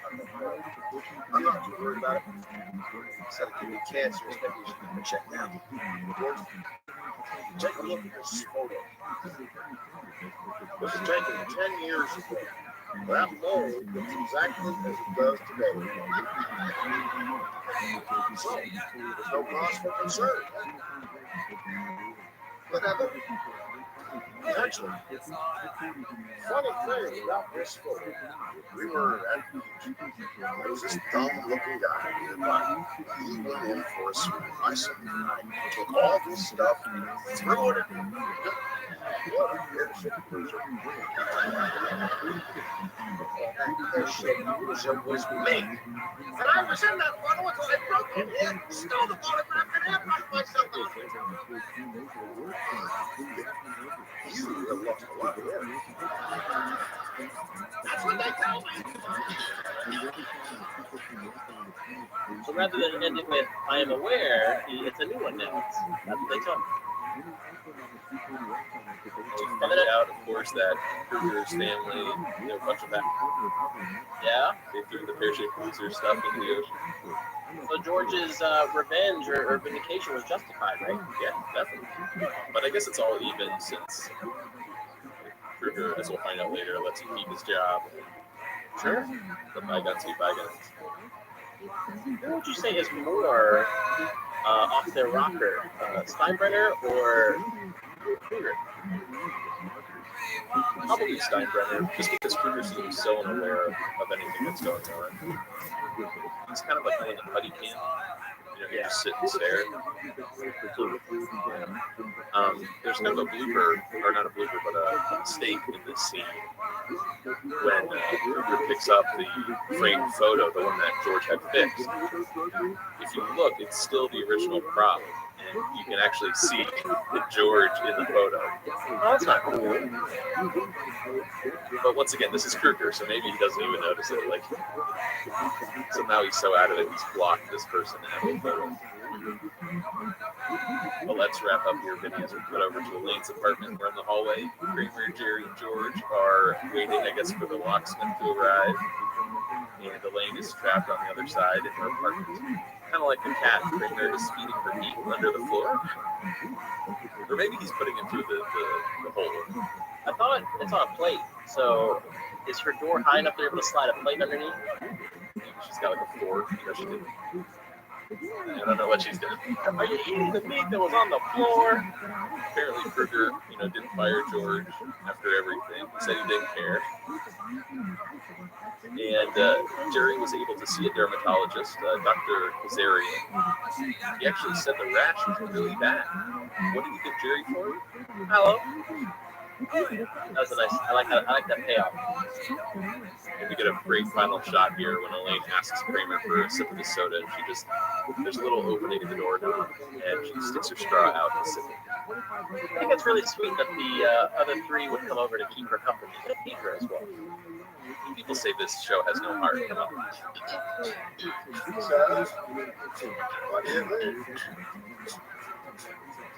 So Matt, do we airbrush this episode into sand and sky, or would you say that it's damn good? That was a tough one to come up with. What? Yeah, I would definitely call this episode damn good. We mentioned this several times. I think the dovetailing in this episode is fantastic. The slicer, of course, the name of the episode, I think factors into everyone's storyline so well. Maybe not George's exactly, but it gives Kramer a reason to go to Kruger's at the end. And in that white jacket, it's really perfect. So I love the dovetailing, works really well. And I'm really a fan of everything Kramer has to do this week. Working with Elaine, is a little back and forth with Jerry with the Bronzo. It's just wonderful. What do you think? Yeah, I thought this was the best example of dovetailing in season 9. And then, each week we always marvel at Michael's performance. And so far, I feel like he's had the best performance overall in season 9, which makes me think, I think this is his season.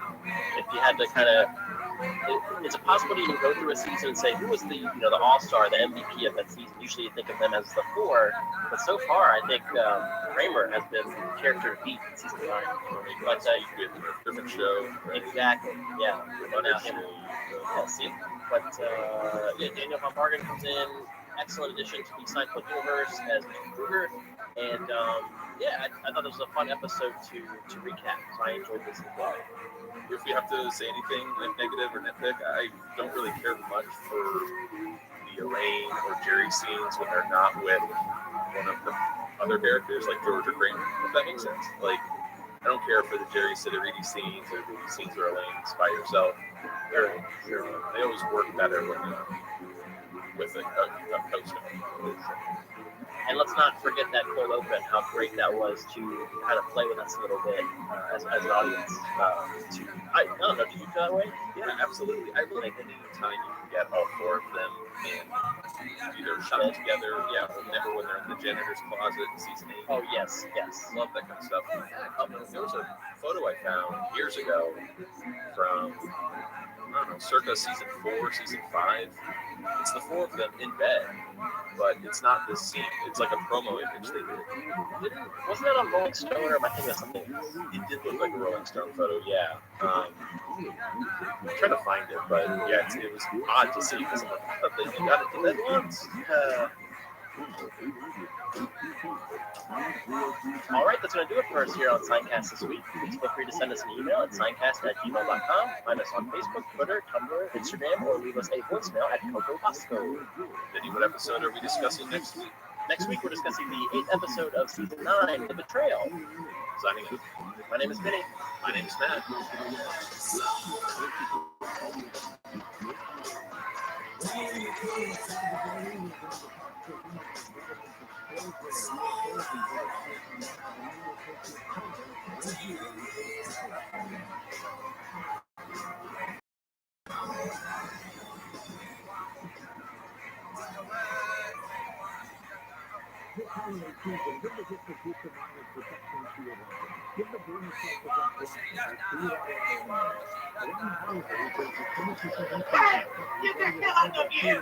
That's a lot of potatoes.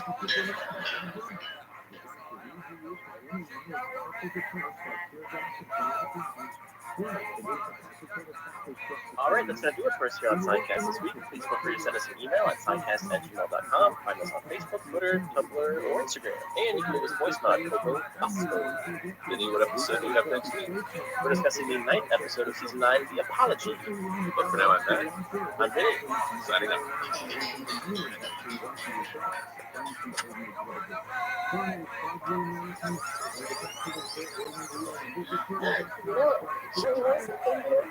What? Jump dish. I said I wanted you to drop dead. Drop dead. Boy, the Mets blew it tonight, huh? Oh, what are you doing? That's the tape.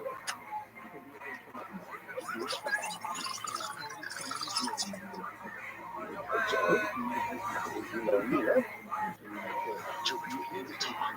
You've done a lot more than talking. You betrayed me. I admit it. I slept with you, but that's all. That's all. That's everything. I don't know what all the rest of it is for. I'm really sorry. Stuff your sorries in the sack, mister. It's an expression.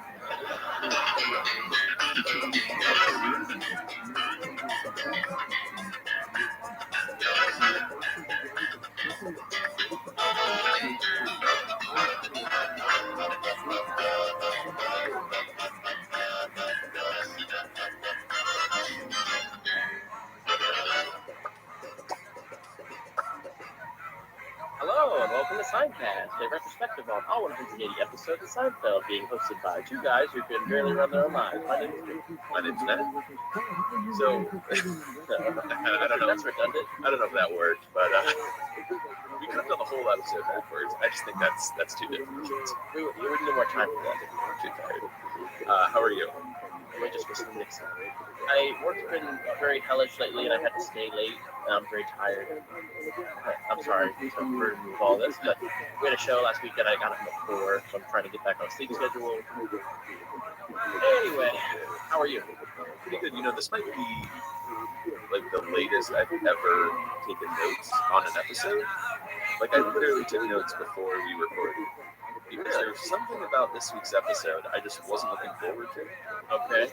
And it just kind of was like this, oh, we have to do this episode. And, isn't that every week? I really want to unpack this episode with you and just see what we think about it. What are we discussing this week, Vinny? We are discussing the 8th episode of Season 9, The Betrayal, written by Peter Melman and Dave Mendel, directed by Andy Ackerman, and originally aired November 20th, 1997. I think it's fair to say this is one of the more polarizing episodes of Seinfeld.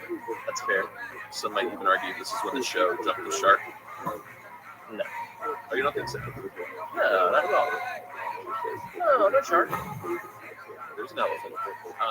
Yeah, that's true. What do you think about this episode? Just your initial thoughts. Going into it, kind of like you, I'm like, oh, yeah, it's the betrayal, it's the reverse episode. But this, you got your highlights, your staples of Seinfeld classic episodes. This one really doesn't make that list for me. Even though from what we learned, upon this viewing, it was touted as the next installment of a great classic Seinfeld. It's a good episode, but not among my favorites. So I like it for being experimental, trying something new, but I'm not sure if it really sticks the landing or holds up over time. I like that it exists, but I'm not rushing to watch it, if that makes sense. Yeah, I enjoyed, I love the Bizarro Jerry, as we all know, but I love the little gags and how they kind of had fun and tweaks that they injected into that episode. And I like learning about what they did, how they come up with, and the gags they were put for this episode. So that was the most fun part for me, was learning what went into making this episode. Yeah, that's sort of a Dave Mendel staple of how can we approach a Seinfeld episode with a twist. Bizarro Jerry, good example. Dave Mendel is also known for wanting like a Mexican version of Seinfeld, where like they all went down to Mexico and Kramer would be living next to Jerry. And there's a cantina they go to, which is their monks. Yeah, here we are again with, probably the most out there episode of Seinfeld. Whether you like it or not, we'll hear from you guys eventually. But let's talk a little trivia. Peter Melman had already left the show at this point.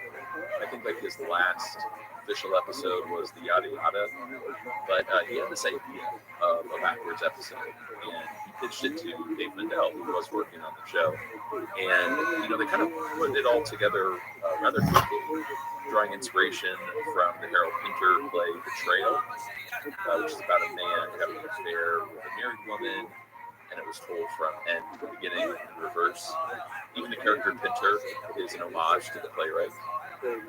So, all of those factors, really worked, I think, for Seinfeld, especially the Jerry, George, Elaine storyline. The Kramer arc was a little difficult to come up with. Even to this day, Peter and Dave don't really like the Kramer storyline. Definitely stands out from the rest, as everyone's sort of connected through, the wedding and Nina. Yeah, it's almost as if they had to get Nina to India, but in the same way that Kramer's character got left out of the trip to Florida when Jerry and Elaine went down there. Oh yeah, it's similar, right? Yeah. I think originally they tried to get Kramer into India, but they just couldn't make it work. There was an idea of starting the episode off with Kramer's gravestone. Now that I found interesting. Yeah, so, conceptually, when you do a backwards episode, or I guess this goes for any kind of movies told in reverse order, you always have to start it with a really powerful image, or there's an intriguing setting that, wow, how did we get here? And by starting it at an Indian wedding, you get that, or gravestone. You find out later that Kramer faked his death to get away from FDR. Now, what would it have said on Kramer's gravestone? Man's best friend, maybe. There you go. That would have been a nice tie-in to previous show. But, actually putting the episode together, as I mentioned, it wasn't that difficult. Peter and David actually wrote this. It didn't take all that long either. Peter and David actually wrote the story from beginning to end. That is, just to figure out what happens logically, and then they reversed it. And then they would sort of pepper these backwards jokes along the way. You know what I mean by the backwards jokes? You got the lollipop gag, you got the, God bless you, sneeze gag, and then even finding out origins of certain jokes, like the stuff your stars in a sack, with the big payoff at the end where we learn where George got that from. Right, and one of the coolest features on the DVD set is the option to watch this episode in chronological order from beginning to end. And I never noticed how simple the story is. It's really made more interesting by telling it in reverse order and all the questions that you have along the way. But again, that's probably true for most stories told out of sequence. In fact, for our discussion this week, Vinny, I think it's best to tell the story chronologically, that is, from beginning to end. Since the backwards jokes don't really work in this medium, in this podcast medium. We were joking about it before we were recording. What would we say? Like, oh, Kramer's lollipop is bigger now. It just doesn't work. Gotta buy that. Yeah. But I think we mentioned the biggest one is the lollipop. I love the Clams Casino. Yeah, right. Stomach ache. Clams Casino.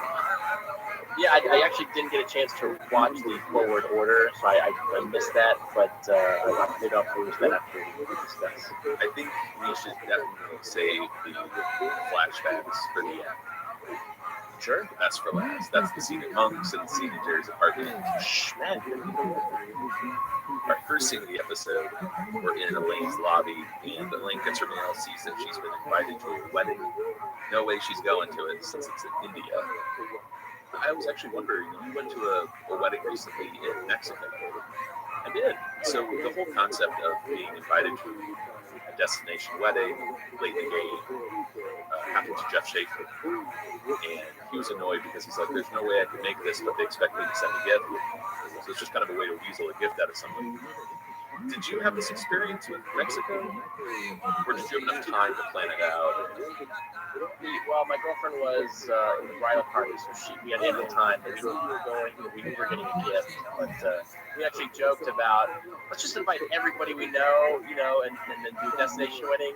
And that way we can get these gifts rolling in. So I know this game that people are playing when they invite you so late in the game. And actually, you know what? another couple friends of ours, invited us to a wedding last minute because they had people cancel on them. I don't know if it was an invitation per se, but it was, oh, you didn't make it in the first round of draft picks, but you were, a second round pick. We ended up not going. It was in Florida. Does that like turn you off though? Not really, because it's more. I mean, we're friends, but we're not close friends. So you ever gauge people and be like, would they be invited to my wedding, or you've already had to go to the wedding? You know what I mean? Like, do they make this cut to come to my wedding, or would they be more? I'll just tell them to come to my wedding. I am realistic that with this couple, more they'll just tell them about the wedding. They didn't need to invite us. Right. No, I've had conversations with people before where they tell me about their upcoming wedding, but I'm not invited, and I'm kind of like, oh, I thought you'd invite me. This is kind of weird.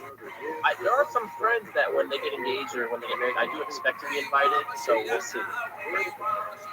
In my 20s, I remember there was like this 5 or 6 year run where I had like 3 or 4 weddings each year.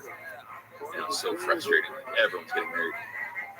They're all divorced now, but everyone was getting married, and I couldn't afford it. I'm like, I can't afford the plane ticket. I can't afford the hotel. I can't afford the gift. We're going through that right now. All her friends, she's a maid of honor later on this year, and bridal parties galore. Look at it. This is the bill for $1,000. Just go to the courthouse and get her. All right, that's gonna do it for this week on Seinfeld. Are we really negative on marriage? I think we're going off that way. I didn't say anything. Hey, Jerry didn't get married until he was like 45. Oh, let's not talk about that. Well, for the record. Next scene, we're on the street. George is out for a walk with Jerry, and he seems to be in a good mood, remarking, this is the kind of day that almost makes you feel good to be alive. I'll start using that line. I like that. He's also sporting a new pair of Timberland boots. I'm up 2 inches in these babies. Really? 5'8". 5'7". I will admit I am 5'7". I use this line all the time. I don't want to invade your privacy, but do you have a pair of shoes that, give you a little extra height? I got some boots.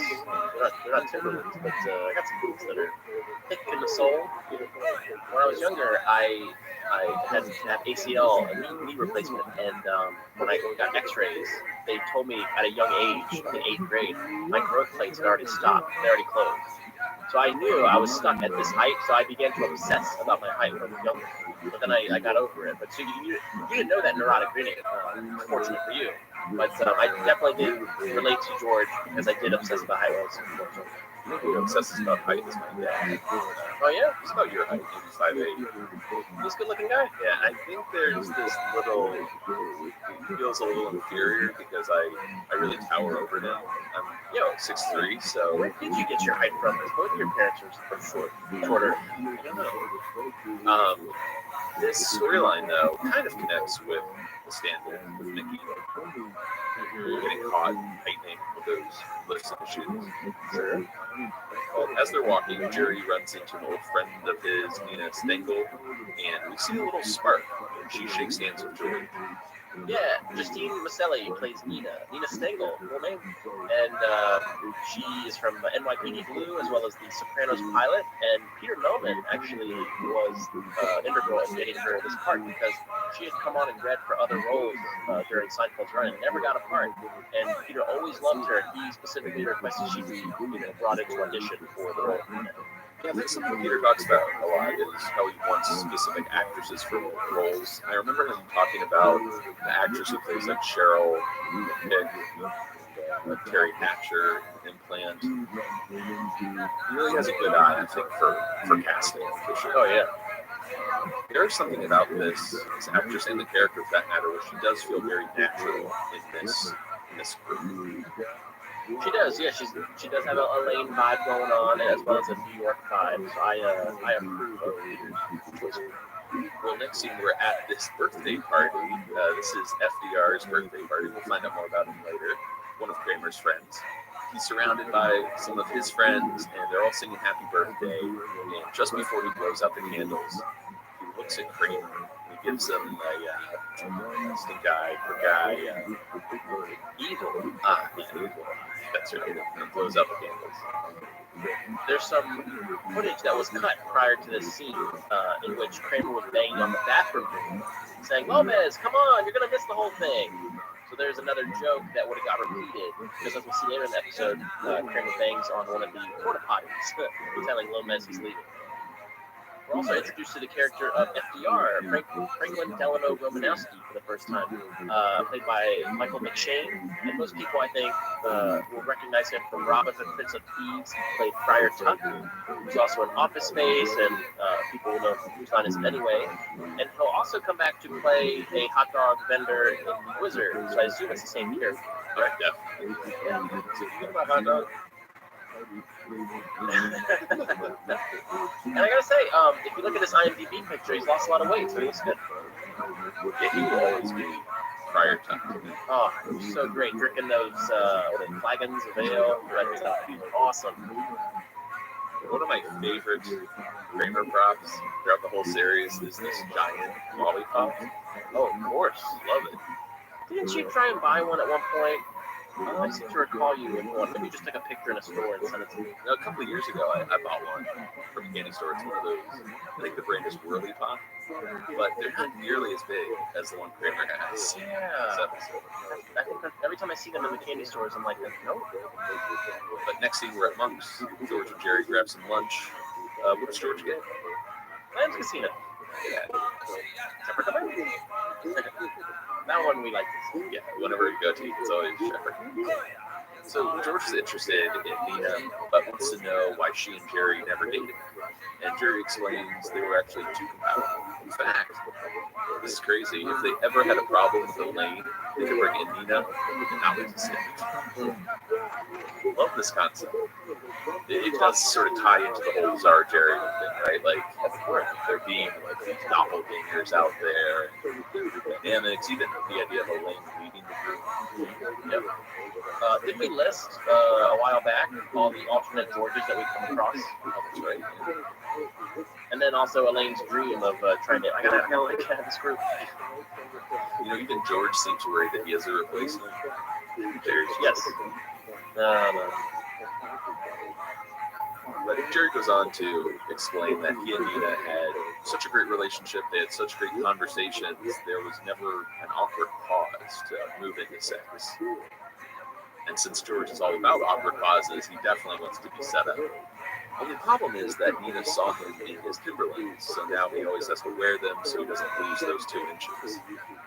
Now, at one point, there was a deleted scene in which we saw Nina and George at Nina's apartment, and they were getting along quite well.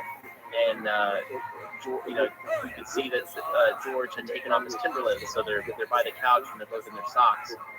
Nina asks George to, will you go to the kitchen and get the wine and glasses? He puts on his boots because he really does not want her to see him drop down 2 inches in their height difference. George, would you mind grabbing the wine? Sure. George, learn to put on your shoes. Oh, yeah. I thought I saw Morgan there before. Might be poisonous. George,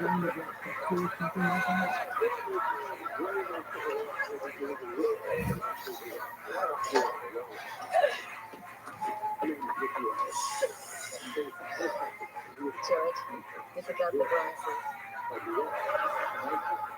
Right.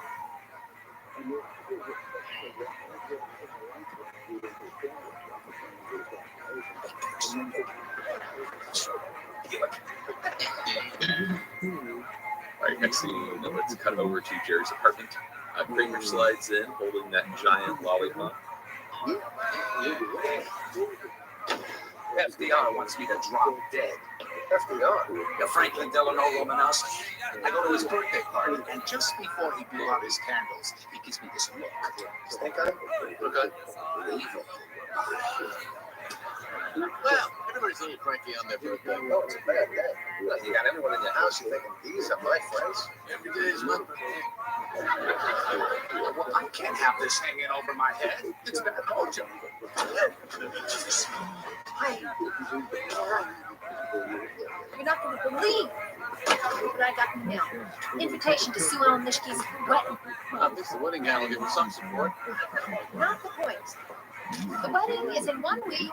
I got this today. So you think it's a non-fight? It's an invitation. Hey, are you getting taller? Wow. Hey, look at this picture Bronawant. What are these related to that guy that dated Peter Bronawant? That's probably like Smith over there. Terry, would you make the call? Good call. He wants me to set him up with this girl, Nina Sting. Oh, great conversation, girl. When you think you replace me? I was kidding when I said that. Are we the same thing? Nina, hi, it's Jerry. I'm sure you stuff up. Perfect. Hey, how about my friend George? Quite a guy, huh? Something's not sitting there. So I've got a question for you, Vinny. Going back to the beginning of the scene, Kramer enters saying, FDR wants me to drop dead. How does he know? You know, I feel like we're running into a problem here by telling the story chronologically that you wouldn't really notice when it's backwards. Can we go forward in time or backward? Yeah, depending on how you perceive it. When Kramer, no, that's not. When Kramer wished for the shooting star, was that? I don't know. You're confusing me already. Oh, okay. So, in like the order, in chronological order, FDR gives Kramer a look.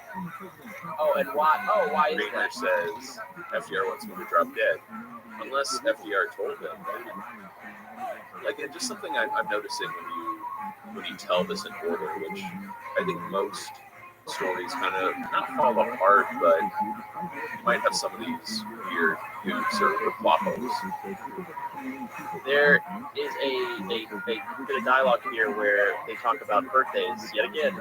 Everybody's a little cranky on their birthday, and then George launches into, "Oh, it's a bad day. Everyone is in your house. You're thinking these are my friends." And Jerry responds with, "Everybody's my birthday." Doesn't that sound like? I mean, it's definitely a bit, but like they're almost a comedy team.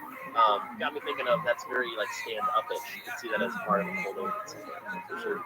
I love the idea too of birthday is just this awful event, whether it's every day's my birthday or happy birthday, no such thing. And of course, we get the mention of Sue Ellen Nishke here, right? This is her wedding in India. She's marrying a guy, Peter Bronawant, and it's kind of a reach, but Elaine wonders, I wonder if he's related to Peter Bronawant, a guy that she dated a few years ago. We'll come back to her. Let's come over to FDR's apartment. Here we go. Kramer snacking on that lollipop. He goes over to FDR several times to confirm his birthday wish. Are you dense? I said I wanted you to drop dead. Now drop dead. Again, this works so much better in the reverse. But I guess we can assume that FDR told Kramer he wanted him to drop dead during the birthday party. Who knows? But one thing he doesn't get into is why he wants Kramer dead. Maybe we'll find out later. Next scene, we're at Jerry's apartment. Jerry invited Nina over for some coffee and to tell her about George. At one point, they remark how good it is to see one another, how great their conversations are. Yeah, no awkward pauses. Probably the reason we never fooled around. Yes. Probably the reason. What did you say about it? I love the way. How does a ring of drama imply like two people going at it on the counter? Both of them had that look where you just know that passion is about to erupt. But the line is probably the reason. Doesn't it sound like Jerry saying probably the reason? And I swear that when she jumps, they clear off the counter, she jumps down, and then he goes to Raviture. He's got a smile on his face. I think because anytime Jerry gets to do some physical comedy, he goes crazy. All right, next scene. Elaine, I guess, figured out that this Pinter and Peter are the same guy she dated. So she stops by his parents' apartment to see what exactly. What do you think this is all about? Should I go to the wedding? Should I not? Perhaps, yeah. Maybe she just wanted a little bit more information as to Sue Ellen's motives. Right. Well, why is it in India, and why am I getting invited so late? Hi, Mr. and Mrs. Ronawat. Please. Call us Usha and Zu. Abusha. Anyway, your son is marrying my friend Sue Ellen. You're not going to the wedding, are you? Well, Don't go. India is a dreadful, dreadful place. You know, it's the only country that still has the plague. The plague, please. here's the registry. Send her a gift and be glad you did not have to go. Right. Don't go. Send a gift. I understand. If I had to go to India, I would go to the bathroom the entire trip. That's fantastic. And I'm not so crazy about Manhattan either. I gotta tell you, man. Yeah, Zubin kills it. That line of "I mean the plague, please." The way he can get up there is so good, and then also his little jab at Manhattan as well. Yeah, I love that. And he's like so happy when he says it. That's Mark Braverman plays Zubin. He was in a movie called 20 Million Miles to Earth, and he played a character called Pepe, which is why I bring it up. And he was also in Mowgli, The New Adventures of the Jungle Book. And I only bring that up because his screen wife, Usha, played by Noor Sheikh, was also in Mowgli, The New Adventures of the Jungle Book. So a little connection there. I was wondering about that plague comment because I'm sure a lot of our Indian listeners aren't really happy with how the culture and country are portrayed in this episode, but I did Google it, and there was an incident in 1994 where the plague, the bubonic and pneumonic plague, broke out in southern India for a few months. There you go. Susan knows what he's talking about. What is this notion, though, and maybe it's me being ignorant, but I get when you go to a country you haven't been to before, they don't want you drinking the local water because it might, might not agree with your system. But why can't you go to the bathroom in the country? Well, I should have talked to my wife Liz because she's been to India twice. Can we get her on as a guest? A Skype right now. What about a guest host? I didn't hear that. The first time she went, I think she got sick. My mom went with her, and she also got sick from, after a couple of days. It's usually in the water, as you mentioned. But some of the bathrooms too, most of them, if it's not a toilet, which is that's right, privilege, it's usually just a hole in the ground. And I remember now. So maybe that's what Zubin is talking about. But the second time Liz went to India, she was there for an entire month, and she didn't get sick the entire time. She was fine. So, pardon my ignorance. Sorry. No. Like, I know what I'm talking about. But Elaine pretty much finds out here it is exactly that, an invitation. So, as we'll find out later, she feels like Ellen. But let's get over to Jerry's apartment. Kramer's in the kitchen pouring some milk over his bowl of Fruit Loops, and it overflows, spills all over the counter.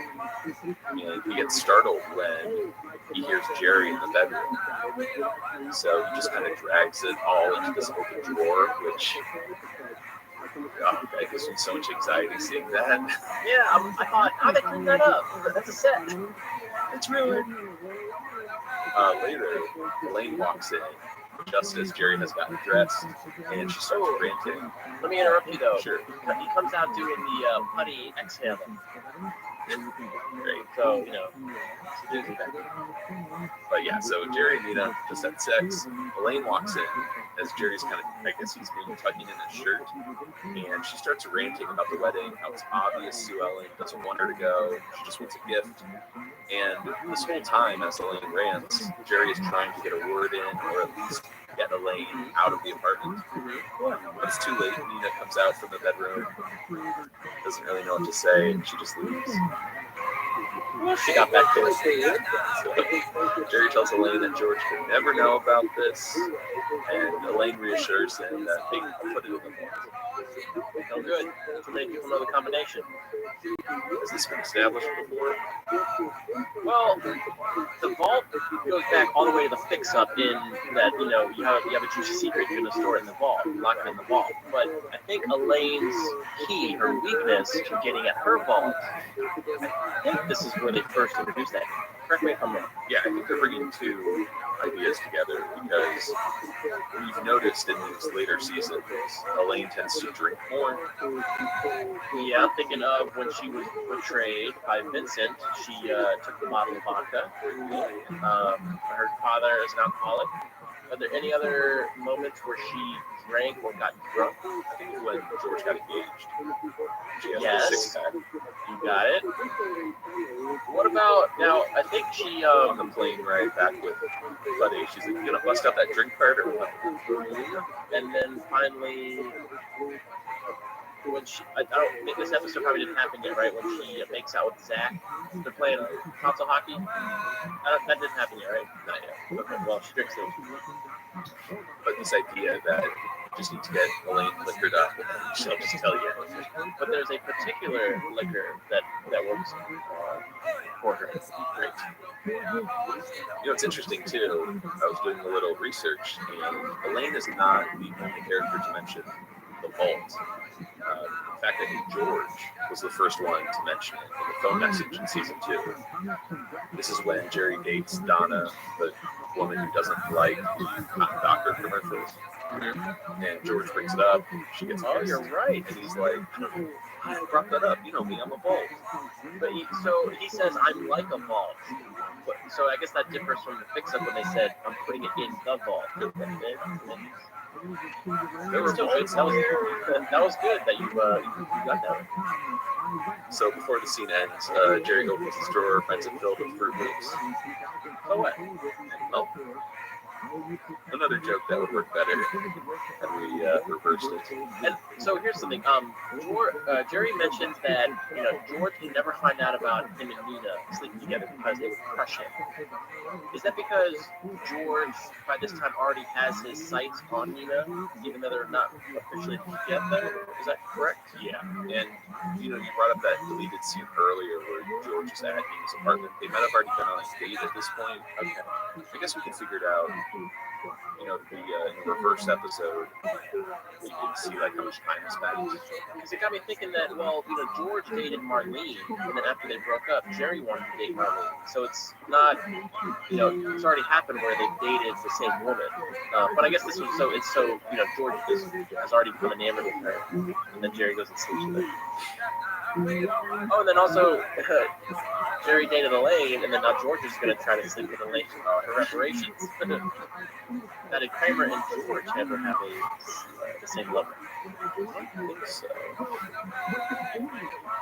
What about the Baldwin? Where he's like, "How come nothing ever happened between you?" Who's to say it didn't? Look at you on top of your Seinfeld game this week. You're killing it. Next scene, let's cut over to Newman's apartment. Newman is also celebrating a birthday with a bunch of his post office buddies. You said a line, 1, 2. We gotta get back to work in 3 hours. Newman, wait! I'm with people. Yeah, and thanks for inviting me. I did invite you. Your invitation must have gotten lost in the mail.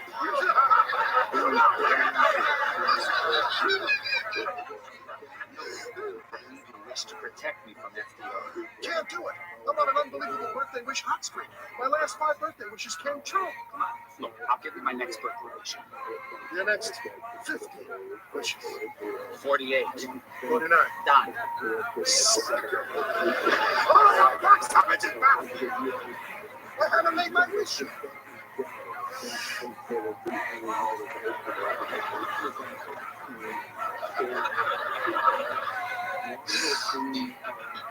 So did he blow out the candles?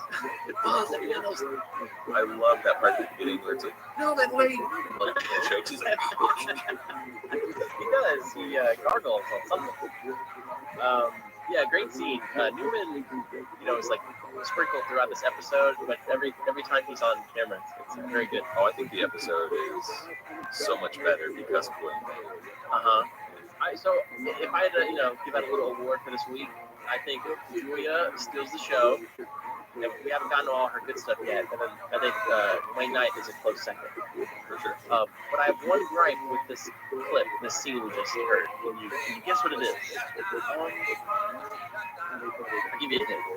What magazine cover does Newman look at that inspires him to wish for this model? I think it's a Vogue, right? Right. What magazine should it have been?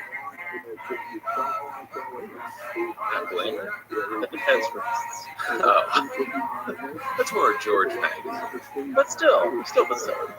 You know what frustrates me about that cover is I don't think the woman on the cover is the woman he ends up with.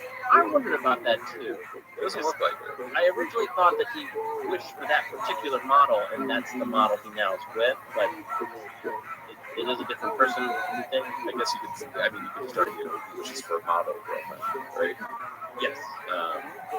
There's something about Newman when he's with his post office buddies outside of work where they're like this little gang. They are. Very this good. that yogurt, right? Yes. And some nice, there's some connective tissue between this and the junk mail. When one guy's like, you got to get back to work in 3 hours. Exactly. And Newman tells Violet, why don't you take your 3-hour break? Hey, how come Violet wasn't invited to the birthday party? But so Newman and Kramer negotiate here for this birthday wish. They got the better end of the deal. Well, what did Newman do? Was 40 Kramer's next 149 birthday wishes. It's really Newman came out on top. But I love that Newman just went ahead and reneged the whole deal anyway and wished for the model. All right, next scene, we're on the street. Kramer is outside. What do you call these things? Porta John, Jimmy John. I kind of like Jimmy John's. He has a Jimmy John. That's a thing. Porta potties, Johnny and the Spons. Never heard of that.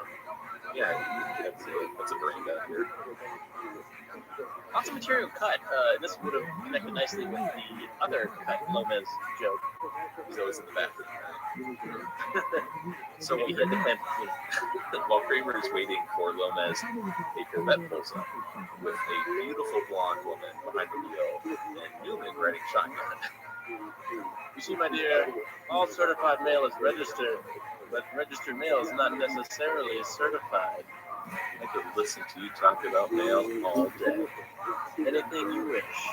I'll tell you what a secret about zip codes. They're meaningless. Yeah. Can't do the Newman laugh. I always struggle with it. It's a tough one. So to find out more about what's going on here with Newman and this mysterious woman, let's cut over to Jerry's. Elaine has decided to go to India for the wedding. She got everyone else tickets. Spite never sleeps. Especially when you get a layover in Sarajevo. And George pops in. Totally cool going to India for 3 days. I guess, stuff at Kruger is just whatever. And he goes on this rant about how wonderful Nina is. One of my favorite moments here, George hugs Jerry, saying what a great friend he is. Yeah. And Elaine just sticks her face right in Jerry's.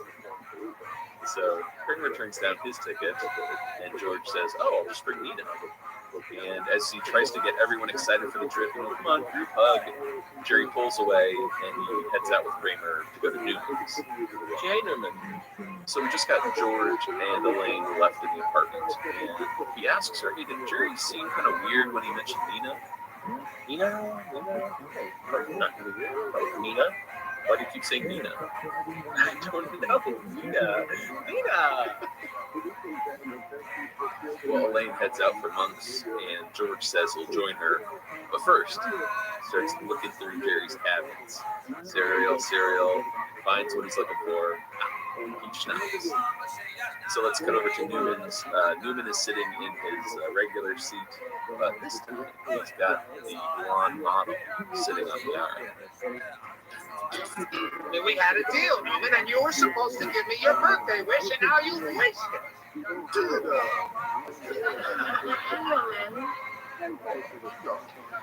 Should your girlfriend have to be here? That's yours? I'm just hanging out in this hellhole because of George. All right, come on. And now you gotta help me. What am I gonna do about FDR? Just make another wish. And how am I gonna do that? Dance. What about a shooting star? That's perfect. Beautiful. Oh, come on. It was a postman, don't you? The way that Newman readjusts himself in his chair to defiantly, he stands by the fact that he's a postman, is quite funny. It reminds me of the after he takes the shot of honey mustard. Yes. One of our favorite lines that, it's kind of tough to use when we're together, but Kramer asking, does your girlfriend have to be here? Does your... You love that. Oh, you gotta be set up just right for that. It's funny, you can actually see Jerry a little bit behind Kramer earlier. Like, you know he's there. Yeah. Ooh, man, crushing it. There was some deleted dialogue which I thought was kind of fun. Jerry notices that one of his magazines is in Newman's apartment, and Newman denies it. And Jerry says, "My name's on the subscription label. You stole it." And Newman replies, "It's not stolen. You just haven't received it yet." So more of this, like, you know, I deliver mail. I can do whatever mail I want. But another good line is, "I'm gonna do that." You want to talk about tits? Jocelyn Kelly plays Newman's model girlfriend. I didn't notice anything on her IMDb. I did see that she was an assistant to Paul Thomas Anderson on Boogie Nights. Okay. That was interesting. I think it's a shame that her character doesn't get a name. Yeah. I was looking for one on the magazine, but I didn't see it. If that isn't her. So this is an incredible power that wields here. He's been on a 5-year birthday with Oxford. Oh, what do you think he wished for those earlier? Those other birthdays? Let's see, maybe a foot bath? Some full nuts. A chunky. Do you think he would have asked for bigger things, like the mail transfer to Hawaii? Right. Or, does he have any other big aspirations? What brings him pleasure? Maybe in the Muffin Tops. Remember he pulls up in that fast car as the cleaner? Oh, there you go. Maybe he wished for that. Or for the yogurt to be non-fat. Remember? Because I guess only one good thing I had, and now you take it away from me. So his birthday wish is like to put fat in it? No, like... he wants it to taste so good and yet still be non-fat. Oh, got it, okay. No worries. Let's get over to Monk's. Elaine finishes the bottle of schnapps by, this is a great visual, putting it in her mouth and just throwing it at back. You can hear the teeth wrap around the glass, too. Yeah, we'll find out later she chipped the teeth. George sits with her, reflecting on Julie and Nina, huh? I'm not going to tell you any more things. You already told me everything. Right next scene, let's cut to the flight to India. We got Jerry, George, Elaine, and Nina. George is obviously very upset with Jerry, but he's not letting him know the reason why. Hello, friend. Enjoying the flight? Coach is India. Way to go. Good one. Jerry, you're very funny, Jerry. That's what I was talking about. Jerry Seinfeld's a funny guy. Of course I'm all right. I'm here with my girl, Nina. And what better way to pass the time than gabbing with my professional, with whom there are no secrets. Like this. Fourth grade. Hey, didn't I beat you on the fourth grade? Funny guy! Right here! You didn't say anything to George about Jerry, did you? Please, it's in the files.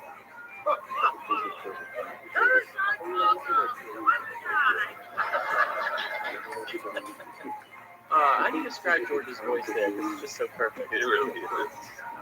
It's that gravel. So there is a mention of best friends since the fourth grade, and I think there have only been 2, either visual or audio references to them growing up. We saw them at in high school, right? The payment.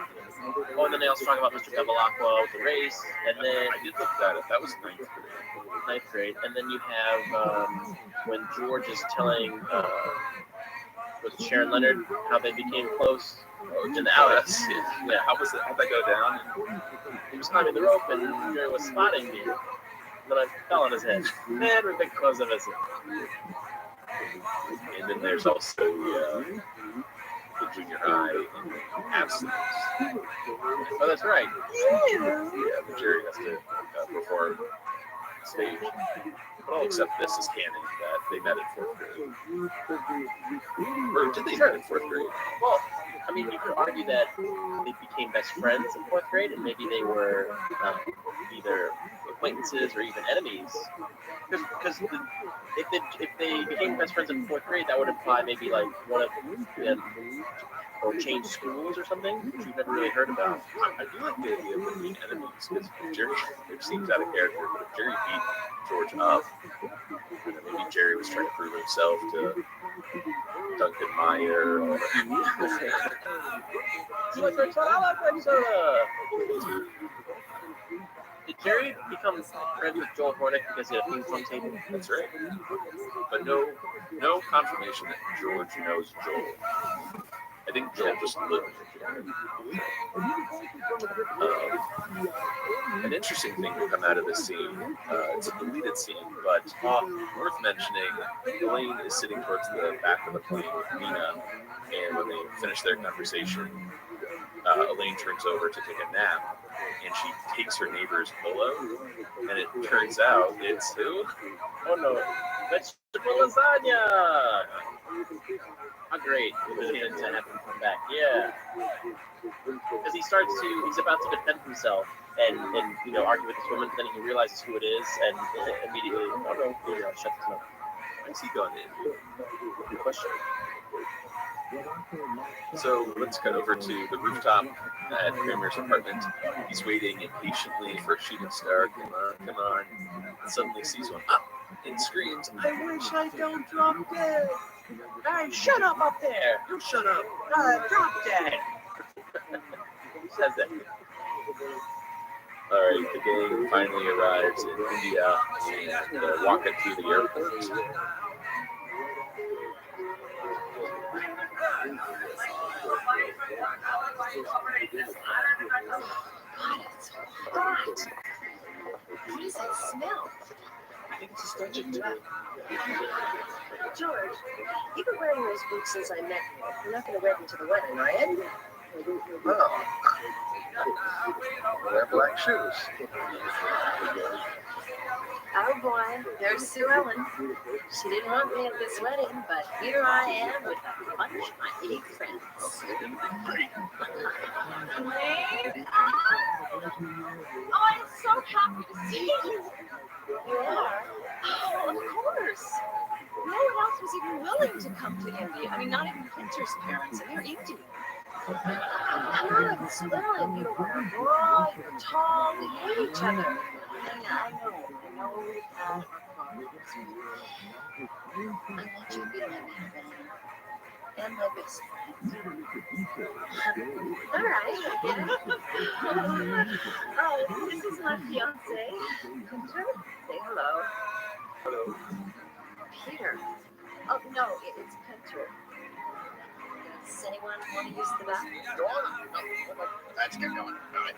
Watch it. Funny man. This George is acting strange the whole flight. No, what? Like what? But strange. Maybe we can head on the plane. Shucks. Here we go, the 4th and final appearance of Brenda Strong as Sue Ellen Mishke. Started off in the caddy as the candy bar heiress, followed deposit, abstinence. I almost don't recognize her here with the blonde hair. I can't even recall her hair because I envision her more with the hair pulled back when she's in her bridal attire. Remember when she stops by Elaine's office in the bra, she's like, "Hi, Elaine," and it's like reddish brown. Yeah. I gotta say, for a character that only had 4 appearances, there's so much we know about her in those 4 episodes. Isn't that nuts? Yeah, you're right. Pretty cool. We know of 2 people that she's dated, 2 boyfriends. Her financial history. Actually, no. Would you count Jerry as a boyfriend? That's 3. Yeah, going back to that episode, I think we disagreed on whether Jerry and Sue Ellen hooked up. I think I believe they did. I just thought Jerry wanted to. But I mean, I guess from what we've learned about her in this one, she's pretty crazy. Like she got a lot of meat too. No, the crazy thing about Sue Ellen is she's always been this rival and enemy of Elaine's, but here, I think she's really happy to see Elaine. It does seem genuine. I think the fact that Elaine actually came, and when none of her other friends would want to come to India, you gotta wonder, was she always planning to ask Elaine to be her maid of honor? Maybe not, but I do believe her when she says that. And I believe her best friend, like she's trying to turn over a new leaf. I like that Elaine is trying to convince her, come on, you hate me, you don't wear a bra. Exactly. And also, before that, how Elaine sets it up. Oh, there's Sue Ellen. She didn't want me at this wedding, but here I am with a bunch of my idiot friends. That'd be great. Did you notice Jerry is drinking a can of diet soda with a straw? Yeah. That's very odd to me. Well, I think that's because you don't put your lips on.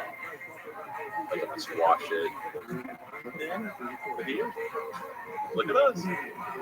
And we're also introduced to Sue Ellen's fiance. Sorry, that also goes for America, too. Like, sure. Whenever I go to Bodega and get, like, a can of soda, the guy will usually give me a straw with it.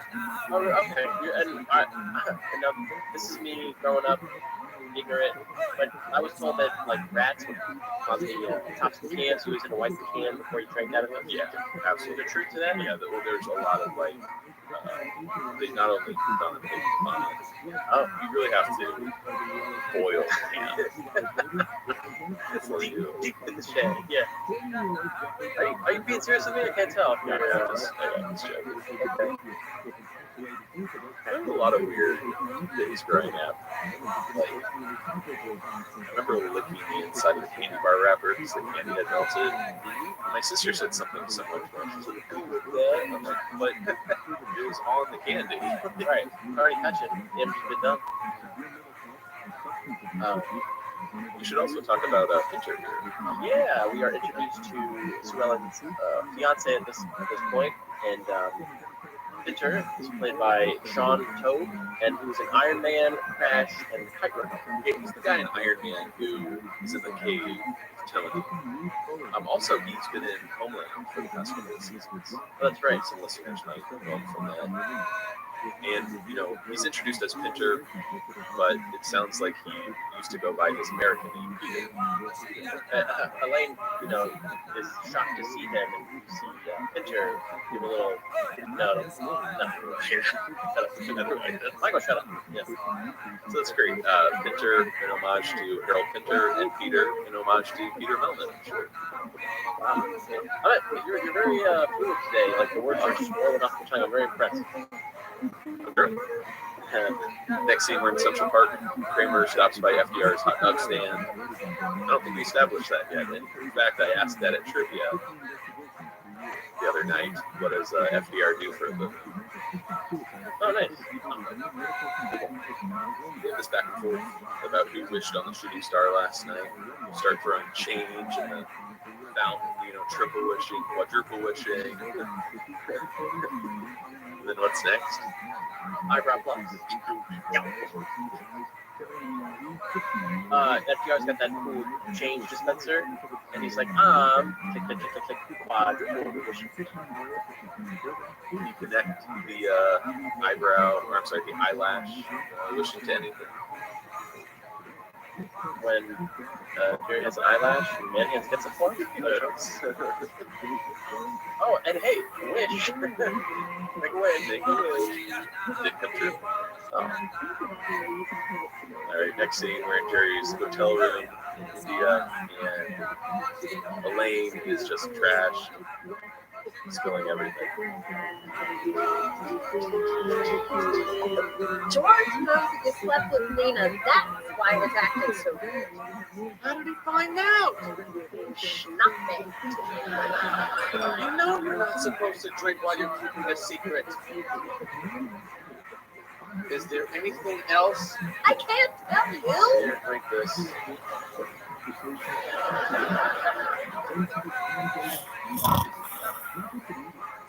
I slept with the group. Pinter? He used to be called Peter. So who cares about that?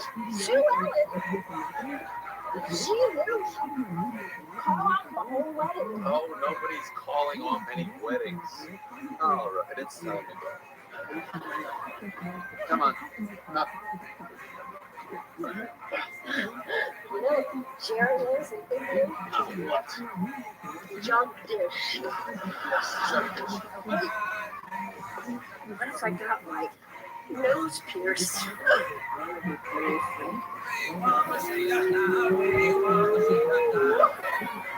Yes, I think it's a fine idea. Well, good night. Good night, Jug dish.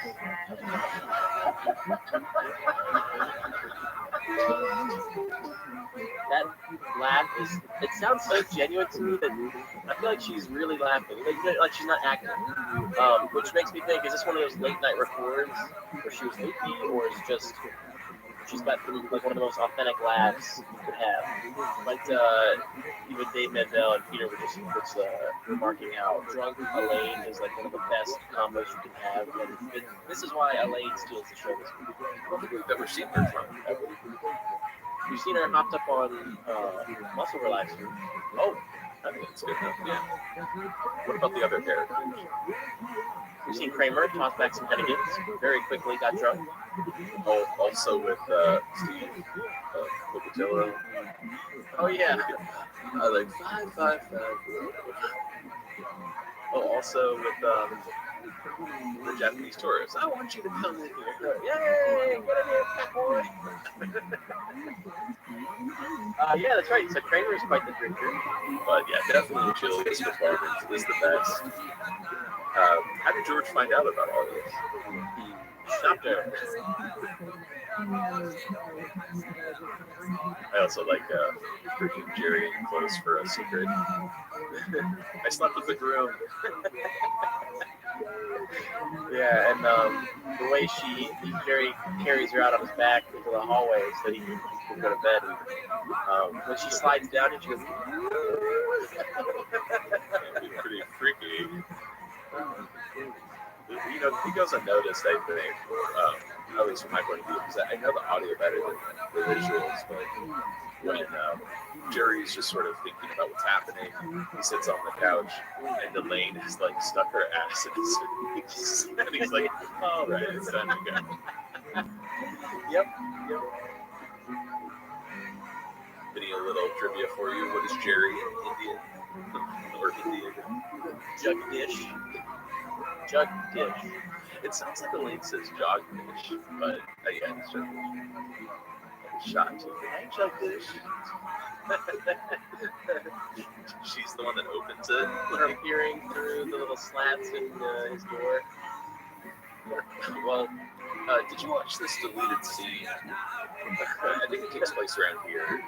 Basically, it's night. It's outside, pretty much where the wedding happens later on.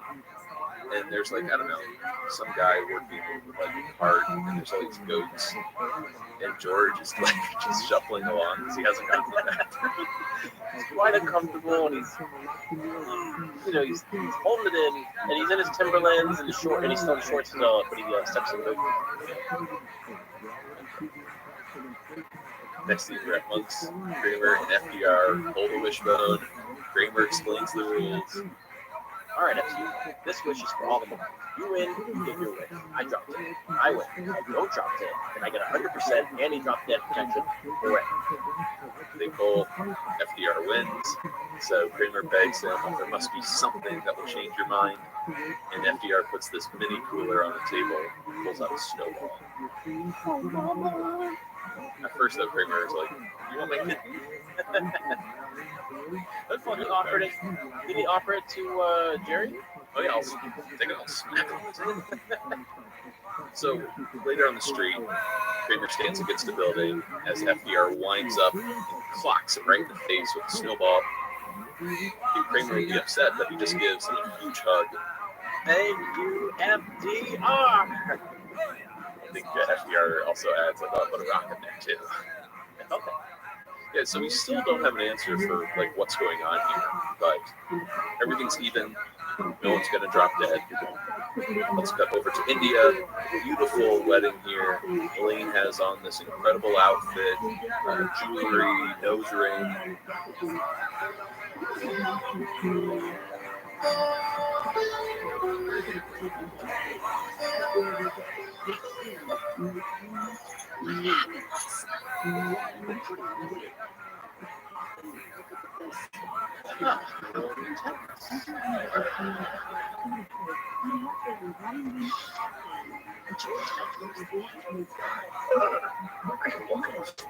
It's 120 degrees and you're sweating out. Are those diamonds? Hey, black. Your nose pierced?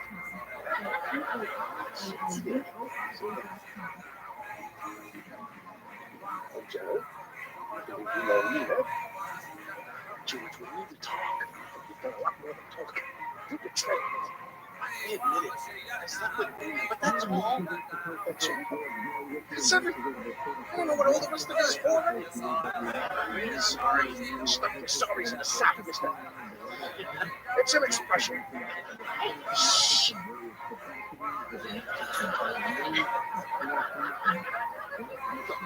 Settle this right now. I've done preparations. I should get to sleep with Elaine. That's the only way to punish you. Does it punish me? It punishes Elaine. And Chloe, I might add. Funny guy.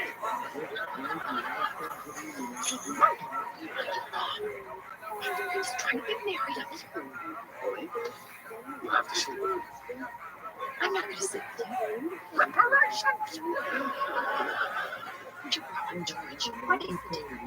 You slept with him, he slept with me, I slept with the intern. Nobody cares. It's all ancient history. You slept with the girl?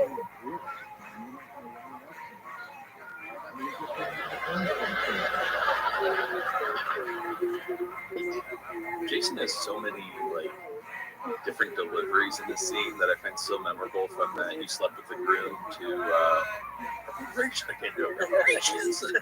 Yeah, it's hard. He's very good at being able to teach his voice. I think my favorite and most memorable is Elaine being frustrated with the boys, yelling, coming over, throwing flowers at them. Monkeys. And we also get the first mention of stuff your sorries in a sack, mister. Which, have you ever heard of that before this? No. I didn't read about any origin if this came from one of the writers' experience, but it's a very annoying phrase or expression. Have you told someone to stuff their sorries in a sack? If they don't get the reference, I would never say it. Of course, cat's out of the bag. Everyone finds out that Elaine, she slept with Peter. Again, it's just like Jerry and George. Like, what's the big deal? It wasn't like while you guys were a couple. Sue Ellen doesn't care. She storms out saying the wedding is off and the rest of the wedding party follows. Everything is out in the open now. Elaine dated Pinter. But it was all very Nina decides she doesn't want George or Jerry. This is all about a free trip to India for her. Also, she tells George, take off the boots since everyone knows you're really 5'6". 5'8". 5'7". And the scene ends as Sue Ellen rips Elaine's piercing out of her nose. That's hurt. I don't care where. That line, man. Oh, it sounds really forced, doesn't it? It was actually ad-libbed by Jerry. Really? I'll tell you a second. So yeah, big ending to this episode. There was. I wanted to bring up one other thing. In the beginning of that scene, there was a little deleted piece of dialogue in which a usher came up to Jerry and said, "Bride or groom?" And Jerry responded, "Spite." And I think they touch on that throughout the episode, but I think a lot of the Spite references have been cut. I think the last scene we'll talk about, they talk about going for Spite, right? I don't know if they talk about it anymore, but Elaine said Spite never sleeps. Exactly. Yeah, there's some lines that were cut, but they were referring to Spite, which, as we know, is very important to the game. For sure. They don't always have to mention it. It feels like it only gets mentioned with Craig. Yeah, the Nickel moments. That's Ken kicking around the crest. Sorry, we can't return. All right, so let's cut over to Monks. The three get back from their trip, and they look pretty miserable. Kramer joins them and wants to hear all about it, but of course, no one wants to talk. There's really not much to the scene. You're watching the episode chronologically, but there is a pretty cool deleted scene to go with it. When Kramer gets up to use the bathroom, he's walking by this table where these kids are having a little birthday party. There's gifts and there's a cake and candles on it. And as he's walking by, he accidentally steps on, I think, one of the gifts. I gotta go to the bathroom, but I don't hear all about it. Hey, that's my messed up, Peter. Yeah, I'm sorry, mister. That's okay, Aaron. Honey, you just make your wish. No.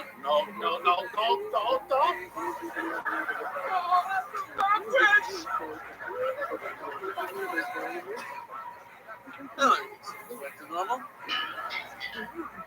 Now, did you ever notice the birthday party happening in the background of this scene? In all my years of watching Seinfeld, I've never noticed until today. Or this is when I watched the episode today to take my notes. I noticed balloons tied to the chairs, and I was like, "Why are there balloons back there?"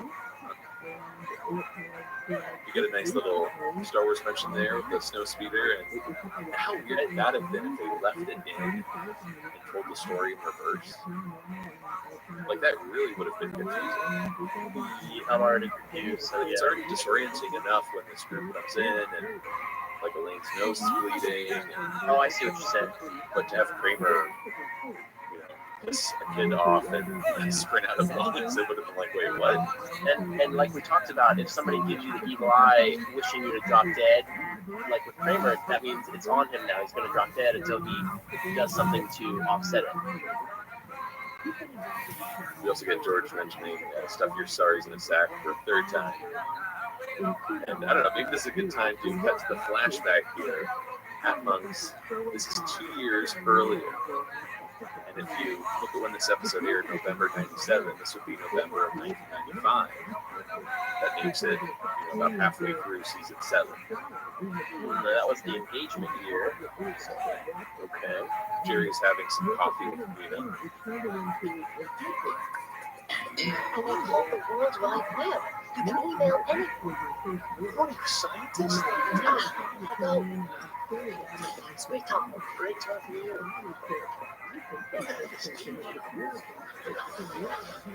How was the date? I think she might be the one. French fries hat. George, Yeah, you stuff your sorries in a sack, mister.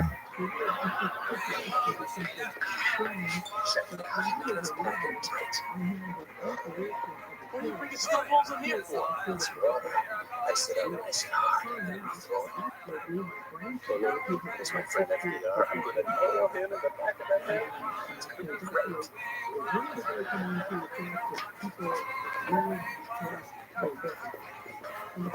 Hi, Lane. Hey, let's go someplace else, right, Peter?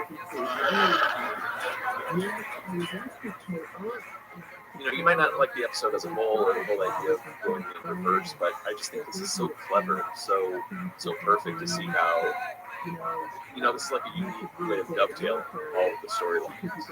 Yeah. And we, of course, get the return of Susan. And still has a strong hold on George. Can't even order French fries. George. Baked potato. That wig, though, someone messed up on that one. It's rough. It's like the is it Lincoln High? What's the name of their high school? Oh, they go to JFK. JFK. It's like the George Fro wig. Oh, great.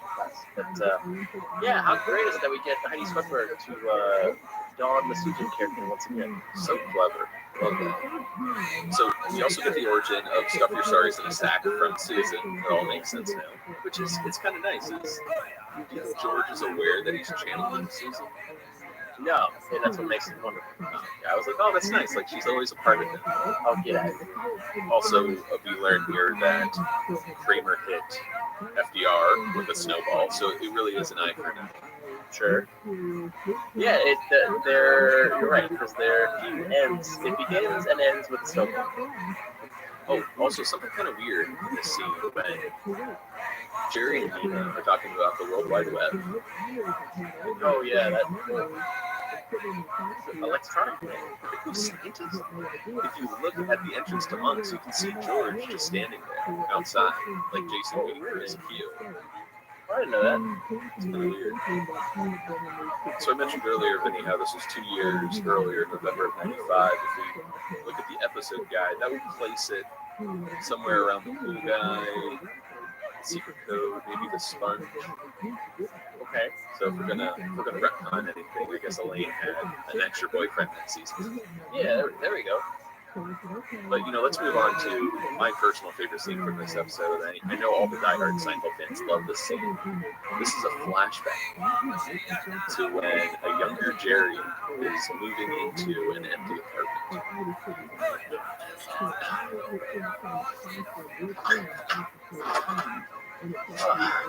Hey, how you doing? I'm Jerry Seinfeld. I'm moving in.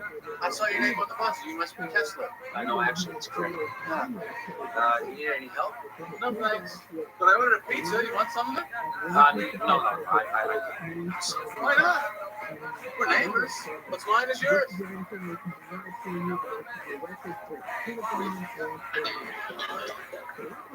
We didn't need to get a scene like this. This is purely from David Mendel, a fan of Seinfeld, just being like, what if we went just a little bit farther?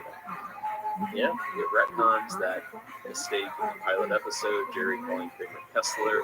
Mm-hmm. Of course, that's because the real Kenny Kramer had Seinfeld's baby in. Sure. I just love this.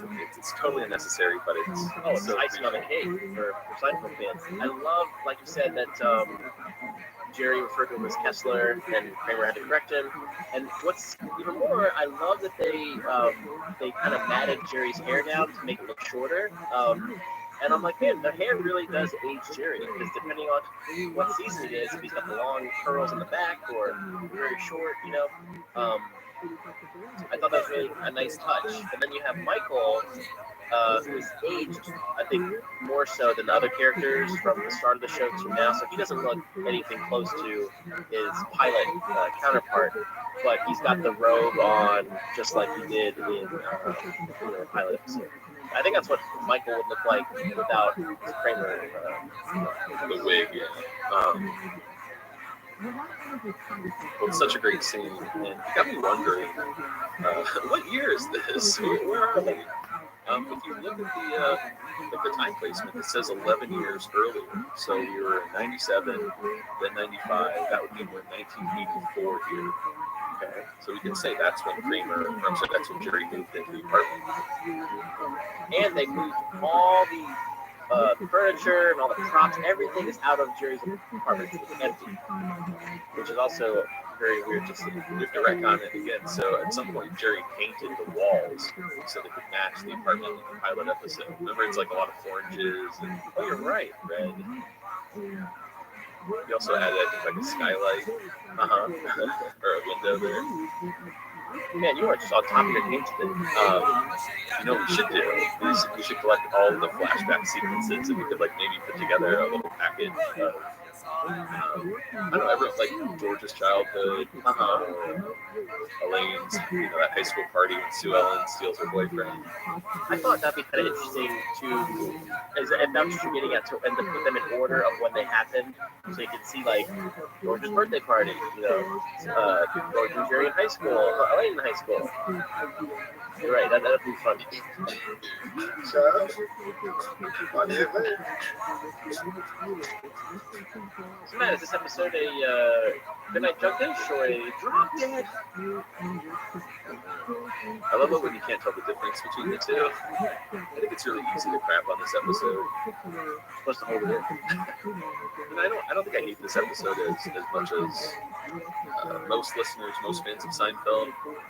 I appreciate it for what it is. I like that they took a chance with a new format, new concept. It's definitely a better story backwards than it is forwards, just so you can get a lot of those jokes, because the plot isn't all that special. There are definitely some standalone scenes that make this a great episode, like the Jerry flashback when he meets Kramer, or you mentioned Elaine's drunk scene. fantastic. That's my favorite. Julia steals the show this week. This is among one of her best performances, I think. And even Peter Melman, he said it in the past, I'll say it now, that what makes a strong Seinfeld episode is a strong Julia story, and a strong Elaine story. But yeah, this isn't like a classic for me, but I still, it was fun to revisit, and this is, you know, the backwards episode, so it has its place among those like niche episodes of like the Chinese restaurant, the parking garage, the Hamptons, because it's a, you know, it's a location kind of piece. They go to India, but it's just not, you know, out of all those episodes, it's probably the weakest in my opinion. Yeah, and I can probably say this is my least favorite episode of season 9 so far. I wouldn't be surprised if it's my least favorite when we get to the end. But, you know, I still want to give it like an A for effort, just because it was such an out there concept. And, well, maybe it's not right for a show like Seinfeld, or this episode just didn't work for people. I'm glad they're trying new things. Like, this is sort of their last chance to think out of the box. At this point in the series, they kind of had carte blanche with the budget to do whatever they wanted for the most part. So you could see, like, you saw they had an elephant walking by in one of the opening shots. So, like you said, elaborate the attire, like the wardrobe, costumes. I like the, like you said, A for effort. I like that it is part of Seinfeld, but you actually got me thinking when you look at all the episodes we watched thus far in season 9. This is probably at the bottom so far. I wouldn't have thought that. Well, it's funny. I don't think I listed as one of my least favorite episodes as a whole. There are definitely some episodes from early on that I just hate. So it'll be interesting if we ever do like an official like bottom 5 or bottom 10 list, if this will make it. Oh, that might be bad.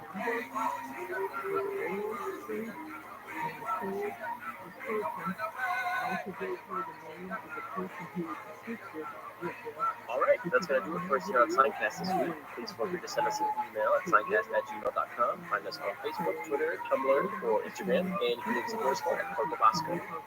What episode are we discussing next week? We are discussing the 10th episode. Was I talking to you, Pinhead? Please don't call me Pinhead. We're discussing the 10th episode of season 9, The Apology. Well, for now, I'm Matt. I'm Vinny. Signing off.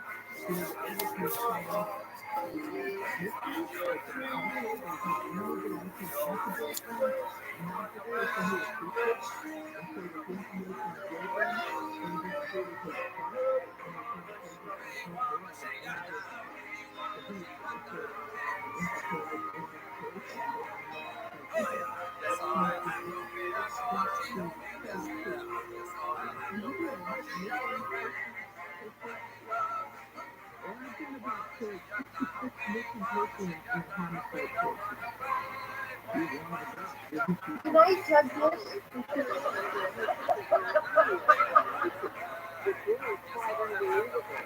You're an alcoholic. You have to apologize.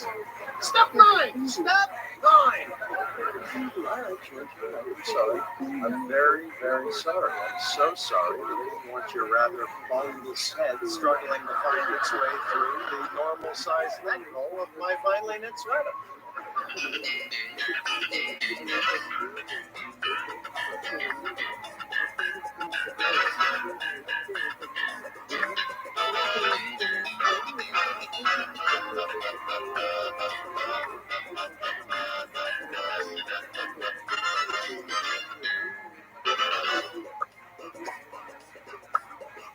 Hello, and welcome to Signcast, a retrospective on all 180 episodes of Seinfeld, being hosted by two guys who can barely run their own lives. My name is Vinny. My name's Matt.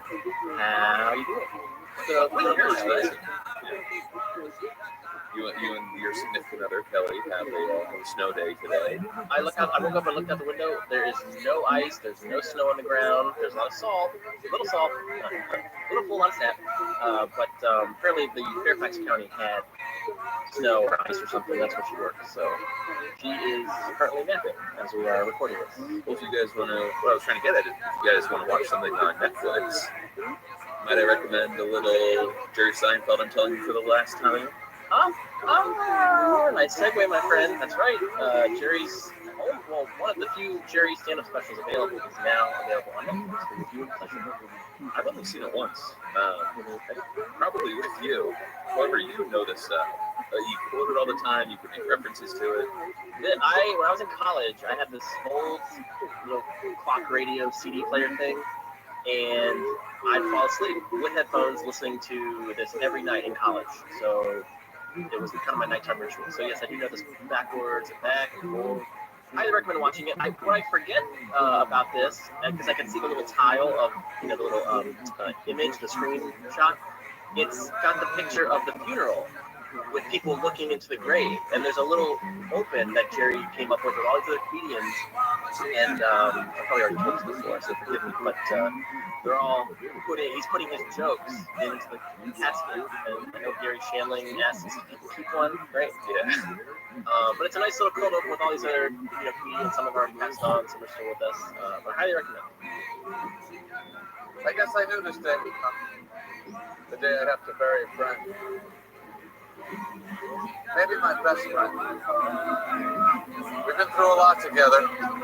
Some ugly moments. Remember when props came in? The ventriloquism scare of '84. Sure, there were times when people would make fun of you, imitating you. Hey, you ever know what's the deal with this? Who are these?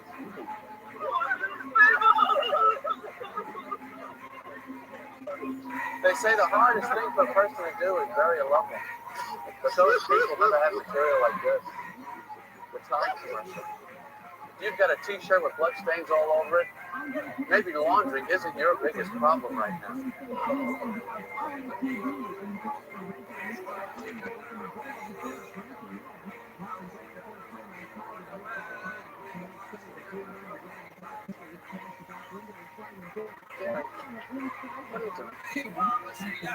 I got nothing out of the post office.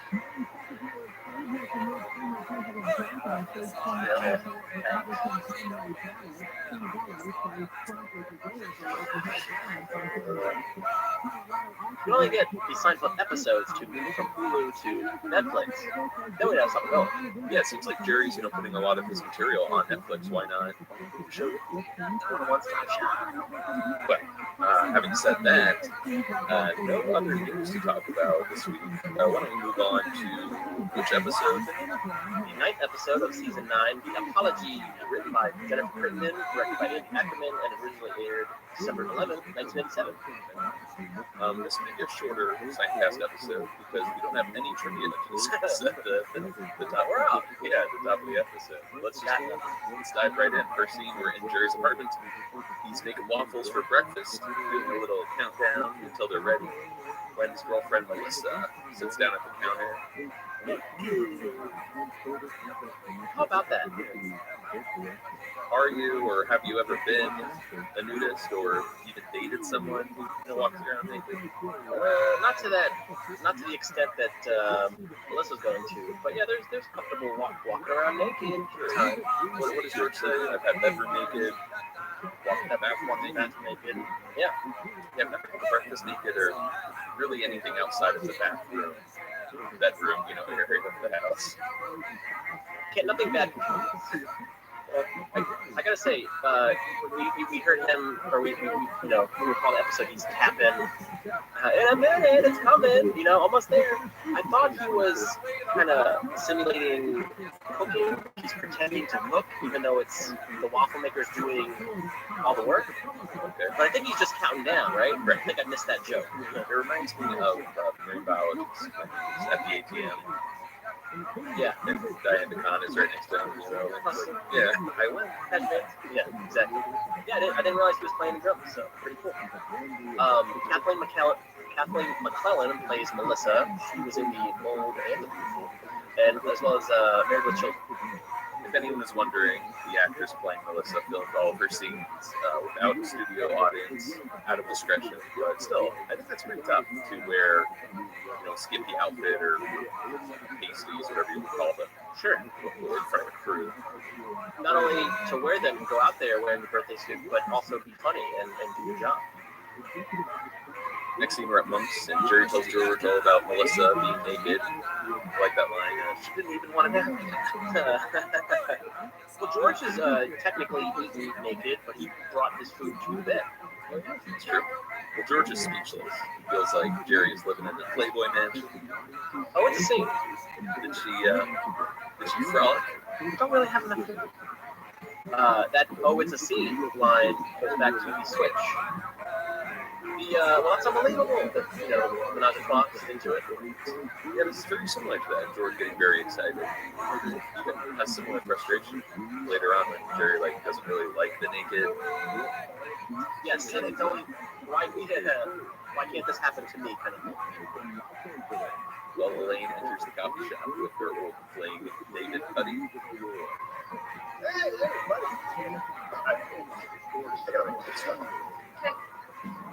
Back together? His apartment was being fumigated, and we thought we'd give it another shot. So guess who called me last night? Jason? Thank you. Stanky Hanky. What did he want? He called to apologize for standing me up 5 years ago. Why now? AA. It's one of the 12 steps. Step number 9 is to apologize to everyone who got me wrong. I can't wait for Hanky to come rolling back to me. Still with the neck hole? Still upset. Very upset. Remember that New Year's party a few years ago? He had that very drafty apartment, I think the 9th Avenue. I asked if I could borrow a sweat, a cashmere sweat. I said preferably cashmere, full warmth. So in front of the whole party, he says, "No, I don't want you stretching out the neck hole." Yeah, sure, laugh it up. Everybody else did.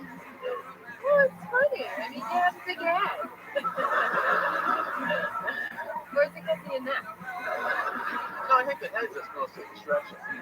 Regardless, I had to walk around for the rest of the party in some cheap MetLife windbreaker. Now it is payback time. I really think it's the size of your neck. It's my hat. Now, this always bugged me because I have a big head, Vinny, same, yes, but Elaine herself has a big head. Oh, it's something. But I guess you could argue since she loathes George so much, this would be an exception.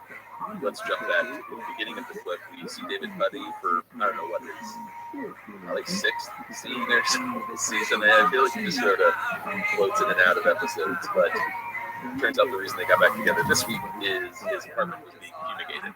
Nice. Which I like. Oh my god, it connects to Jerry getting fumigated. He's got fleas. He's got fleas. We hear about this character, Jason Stanky Hanky. Something about him. Feels like he went to college with Jerry and George. Right? Yeah. They seem to have a history, right? Yeah, they do. It goes back a ways. He throws a New Year's Eve party for them that we hear about. And Elaine herself, she stood up, right? That's right. Which is interesting. She says 5 years ago he stood her up. So we can kind of trace that back to season 4. That's right. What episode would you put this in? I said it's around the pick. When, based on the air dates of those 2 seasons. Sure. That was when Elaine had the issue with the Christmas card, the nipple card. But I think that the whole Jason thing probably happened before that. Let's talk about a very happy topic here, the alcoholism. Any other alcoholics on Seinfeld? Dick. There's one. Okay. A little strong. Sorry. Elaine's father. That's another one. Susan Ross. Or Mrs. Ross. Mrs. Ross. Oh, yeah. Oops. Yeah, I was going to give you the hint. Someone who likes to hit the sauce pretty hard. Does she have a first name, Mrs. Ross? She doesn't. Or we don't know it. Okay. Let's see. Anybody else? No one else with a drinking problem I could think of. I can't think of anybody else. And I don't know if this is a direct callback, but mentioning the cashmere sweater, you can't help but think of the red dot. Georgie Boy, yes. Which relates to Dick. Closer. All right, let's head over to the Peterman Company. We're in the bathroom. Elaine is washing her hands when her coworker Peggy enters. Turns out the accounting department moved to another floor, so the two have the bathroom all to themselves. And Elaine seems pretty happy about it. that is until she sees Peggy use one of those disposable toilet seat covers. And how do you describe this? It kind of gives her like a little stink eye. Yeah, it's this look to suggest, you know why I'm doing this, right? But it definitely irks Elaine to see that. That kind of got me thinking, though, and forgive this male ignorance that's coming out, but we have the luxury of the urinal when we use a public bathroom. It's only when we have to do other things do we use the stall. I'm not like George Meadows' stall, but I was thinking, do women always have to use a seat liner every single trip to the bathroom? It never really occurred to me. There's not a lot of seat liners that they would go through. I mean, you could also hover. I've heard of hovering, yes, but I was just curious if they always pull a seat and use the seat liner. Or a Peggy. Peggy. Oh God, I'm off. Or you could do the makeshift seat liner with the toilet paper squares. Oh, I've done that before. I mean, for me, anytime I've sat down on a public toilet, one, it depends where you are, and two, just the cleanliness of the bathroom. If the bathroom has an overall clean vibe to it, I'll sit down without hurting. But, like in restaurants, right? I don't think most restaurants offer toilet seat covers. True. So you gotta do the makeshift. But if you're going to the bathroom, like Starbucks, the city, so double up. Of course. We do see the return of Megan Cole as Peggy from The Susie. Someone who I always thought was in more than 2 episodes, but yes, this is her second and last appearance. Next scene, we're in Jerry's apartment. Kramer is upset. Jerry went to the coffee shop without him, but took so long in the shower. Turns out all of Kramer's showers last quite a while. Definitely not 10 minutes. That's cookie time. What's your shower? About 10 minutes, and then 15 I've had to do the hair and face. When I was a kid, I was so wasteful. I would take the longest showers, like 20 minutes. I would use my parents' shower, and they had like this little, I don't know how to describe it, like almost like a seat. Not like a seat if you're disabled, but just this part of the shower where I guess you can put your foot up on it, if you needed to wash it. Like George Washington? Captain Morgan, yeah, whatever. And I would just sit there in the shower, and I loved it. It was like this time you could like meditate, get some thinking done. When I stand when you can sit. But yeah, ever since then, showers 5 minutes, in and out. Elaine enters, and when Kramer finds out she also spends 10 minutes in the shower, he gives her a sniff to see how she smells. That's not bad at all. That's it. Love that. I love how open Elaine is.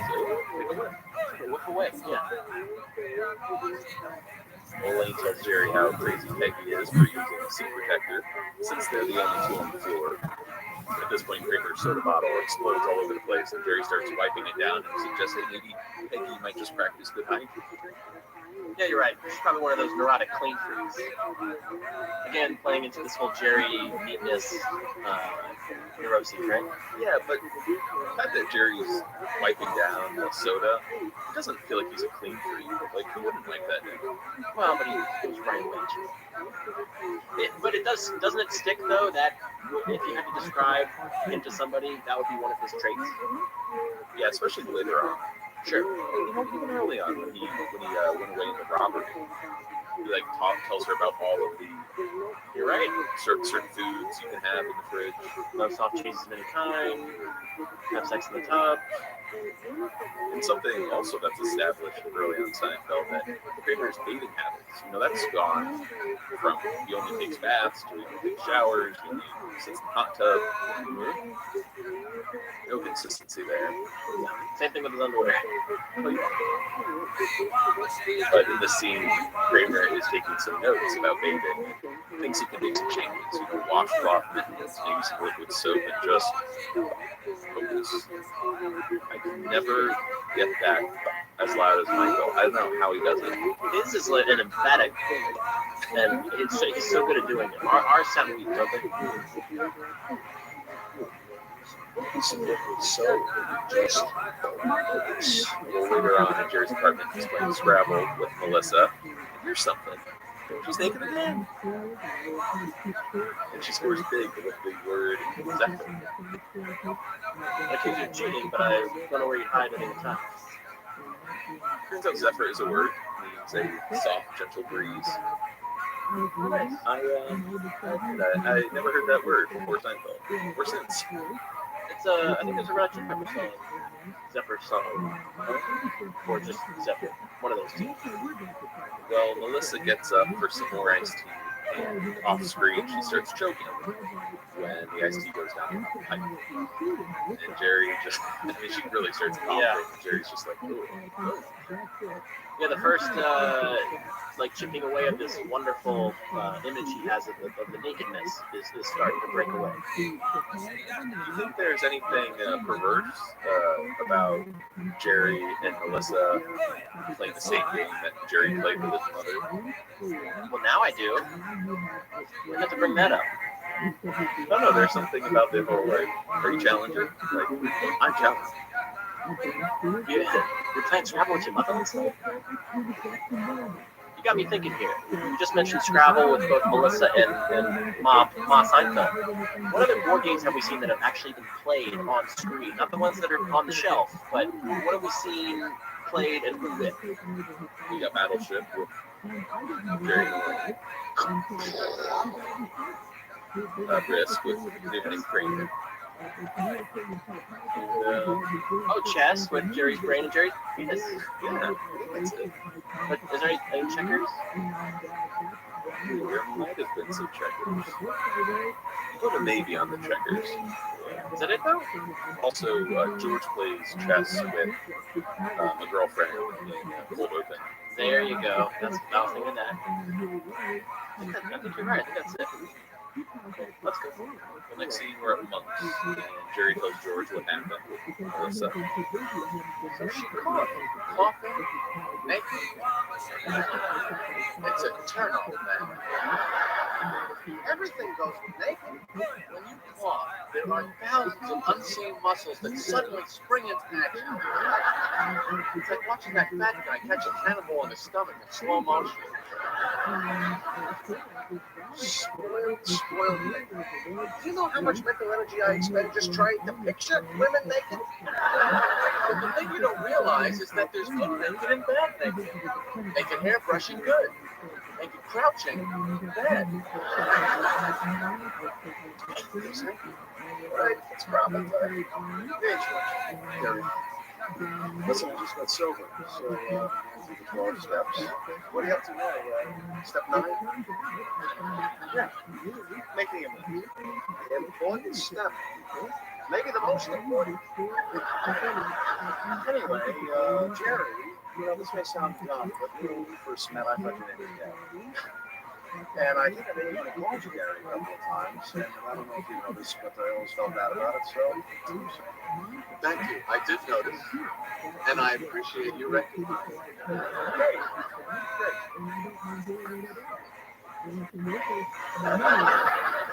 Well, I'll see you guys later. I love that pause as George is just watching them. Yeah. You gotta think, was Hanky contemplating doing the apology, or did or was this just him wanting to stick it to George further? I don't think it's either. I think he's not being dumb. I don't think he's being mean about it. It's just like, why should I apologize for this thing George wants me? He's not sorry. Even though he plays kind of dumb later, he's like, what? A dumb later? And there we go. We're introduced to Hanky, who is played by James Spader. I think everybody knows this actor. What a long list. He's got Blacklist, Boston Legal. He was Ultron in the Avengers. He was in The Office for summer episodes. Mannequin, Pretty in Pink. Anything on this that you like? I always go off on these tangents. I believe it or not, my first James Spader movie, I was only 11, and I caught him in a movie called Crash. which is not the recent crash. This is like 1995 crash, which is it's pretty like messed up for an 11-year-old to watch. It's got Casey Jones in it. Nice. But it's about people who get off like being in car crashes and having sex with each other. Oh, it's crash. Hello, puberty. But yeah, no, James Spader, man. Mainly the 80s movies I remember him from. I've never seen any of his TV work, but he's won a few Emmys along the way. And man, he looks so young here. He's really like, you've really seen him kind of age, I guess, over the years, now that he's in Blacklist. Shaved head. I'm surprised you didn't mention The Office. I did mention The Office. Oh, you did, I'm sorry. Robert California. Yeah. What a unique character that guy was. He was very off. What's funny is there's something about James Spader where he's always James Spader. Sure, yes. It's Christopher Walken, like, he's got a very unique way of speaking and delivering his lines. Apparently, Jerry and what's his name? James. I think he's James. Jerry and James are friends in real life, and Jerry offered this role too. That's cool. I mean, it is a huge get. He's a A-list actor. Sure. Any lines in the scene that you're a fan of? Oh, I love coughing naked. It's a turn-off, man. What do you like? I love that George is pretending to be oblivious with, what are you up to now? Step 9? Oh, yeah. He doesn't even wait for Stanky. I'm going to say Stanky. He doesn't wait for Stanky to get to it. He answers for him. Right. And he knows. Stanky knows. He was like, yeah. It's a little bit of mental chess in one episode. And some good trivia here. What did Stinky think Jerry's name was? Gary. I did notice. The other line I love. And I appreciate you recognizing. Also, Jerry's reference to the fat guy catching a cannonball in his stomach in slow motion. Jerry does the little rippling. Right. We all know that, right? Is it black and white? Yep. Yeah, so we, other than the whole Jason Step 9 issue, we do learn about these terms, good naked, bad naked. That is a wonderful discussion topic, which kind of harkens back to the old Seinfeld, or early Seinfeld, I should say. For sure. Well, more to come. Let's cut over to Jerry's apartment. Kramer enters, pretty happy with himself. He just took a 27 shower, made some good cuts, didn't lose anything he needed. Everything sort of kept was even stronger now. I guess you could say this about anything you edit, but this dialogue makes me think about your typical episode of Seinfeld. Since the rough cuts were usually 10 minutes over. What are you saying? The shower is like an episode of Seinfeld? Like how Kramer talks about, trimming his time in the shower. You could replace it with like an episode of Seinfeld or any TV show for that matter. Like, I just got the cut down in 27 minutes. Sure. Made some cuts. Good stuff. Yeah, didn't lose anything good either. But Jerry notices some suds on his neighbor's neck. And when Kramer stands up, more suds drip out of his hand. Jeez, look at that. All lather. How did this happen? Forgot to rinse, apparently. But how could you, and then you dress yourself, and and then when he went to dry, he missed that whole part of his ear. Where were those suds, though, when he walked over to Jerry's? It's when he stands up, he's like, oh, I'm all lathered. Of course, there's the magic of television. His Kramer is completely lost with how to shower properly, and he begs Jerry for help. Let's get over to the bathroom, inside Jerry's bathroom, which I like this trivia. We only see it 3 times on Seinfeld. Lots of scenes take place outside of the bathroom, and you can see the sink and the edge of the toilet, but the camera is rarely in the bathroom. So I'm thinking of Newman. There's no hair in here, or in the brush. That's the first reason. Okay.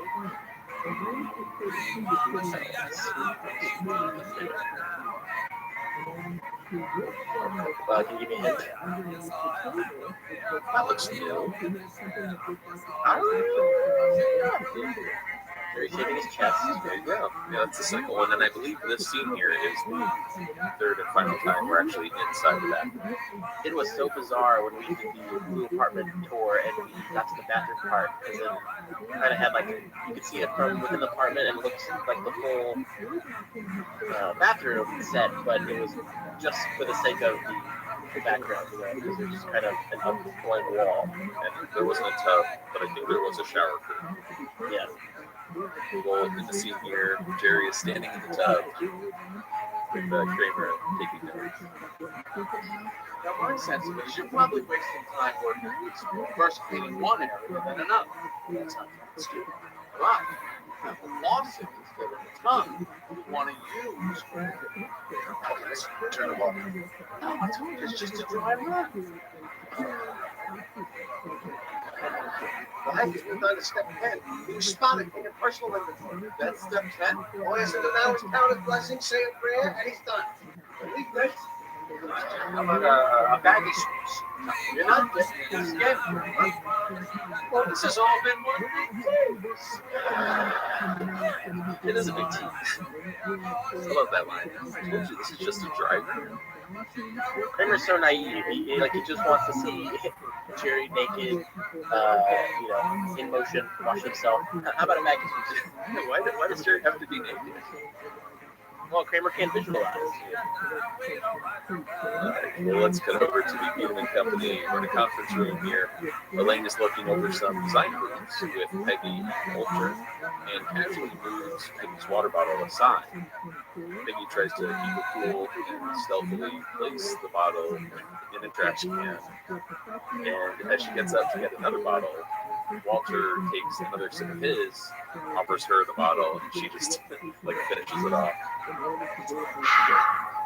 I really won't rush through that, but the actress who plays Peggy is so good because she's not saying anything. She, in the way you pick up something that's kind of germy or you just find repulsive, you pick it up with the very tips of your fingers. You don't want it touching any other part of your body if you can help it. She picks up just the tip of the cap of the bottle of water, places it in the wastebasket, but then she's happy to accept Walter's bottle that he just guzzled. It bothers me so much. What the? Where she goes from, being judgmental, afraid of Elaine's germs, but with Walter, she's like, it just feels so personal. And we love Elaine. How can, what was it like? He's just crazy for sure. That's right. Who is that? That was Flyboy, right? The health club. That's right, yeah, he kisses her. But then he doesn't wipe down her quickly. Which is so true. When you're interested in somebody, you crave their germs. Next thing we're at Monk's, and it's kind of odd. We're in one of the back booths, and it's none of the main four. It's Jason with two of his friends.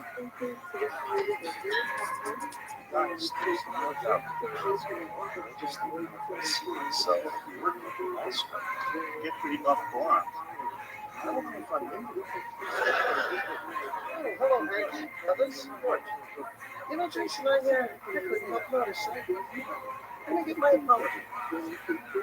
Apology for what? Crafty punk, sweaterless friend, all gang giveaway, MetLife windbreaker. Yeah, the neck hole thing, and I would appreciate it if you would say yourself. No way, you stretched it out. You're an alcoholic. You have to apologize. Step 9. I'm sorry. I'm very, very sorry. I'm so sorry. I didn't want your rather bulbous head struggling to find its way through the normal-sized neck hole of my finely knit sweater. He's riffing already. But it's not. You don't see any anger from Hanky just yet. You see, it's simmering though, right? Yeah, but I feel like he's maintaining his composure still. George, on the other hand, is letting it loose. I love these two guys, or just the brief conversation at the top where the guy's trying to tell him about this job. You get pretty buff forearms. I don't know if I'm into that. Isn't it kind of odd to see three guys that aren't related to Seinfeld talking in mults? Yeah, and especially because one of them, I don't think he has any dialogue here. He's the one sitting on the window side. That's David Richardson. Seinfeld crew member. Yeah, he worked on Seinfeld, and he's appeared in a few episodes. Like he's had a few cameos. He got a really good haircut from Gino. Yeah, right. That's probably his most memorable scene where he goes, "Gino, this is the best haircut I ever had." And the face painter as well. I don't remember who he was in that. Wasn't he one of the letters? Oh, okay, yeah, probably. That makes sense. But yeah, he's also, this is, I don't think most Seinfeld fans know about this scene, but in the glasses, whenever Amy, Anna Gunn, is dating Jerry, Jerry thinks that she's cheating on him with Jeffrey. There was a deleted scene film where she's making out with cousin Jeffrey, and you never see Jeffrey's face, it's just the back of his head, but David is explaining the character. He's the back of that head. Yeah. So if you want to know what cousin Jeffrey looks like, it's not canon, but yeah, look at the back of that great haircut head. Doesn't look like a horse. I also like how George refers to the group below Hanky, others. No regard. I think I have to push back on what you're saying about Jason or Stanky not really losing his cool here. At that last line, like, I don't want you to rather bulbous head. I don't know, he's pretty pissed. You're kind of right, and he's kind of slinging it back. Like the fact that George is pushing is causing him to start casting his own arrows. So I'm convinced. It didn't take all that long, either. Yeah. I'm a pushover. All right, next scene, we're at the YMCA, showers. Kramer, I love this. He's fully clothed. He's got his winter coat on, watching other men bathe in the showers, and he's taking notes the whole time. Now see, that's smart. Constant motion. Hey. Oh yeah, I'm watching you too. This guy's really showing me something. And we cut over to Jerry's. Jerry opens the door, and there's Kramer with the black eye. You gotta stay. How can you? See, honestly.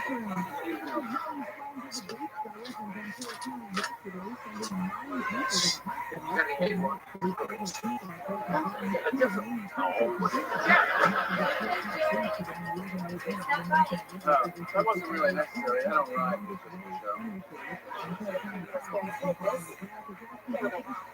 Please don't crouch. Oh, that's good. Especially that area.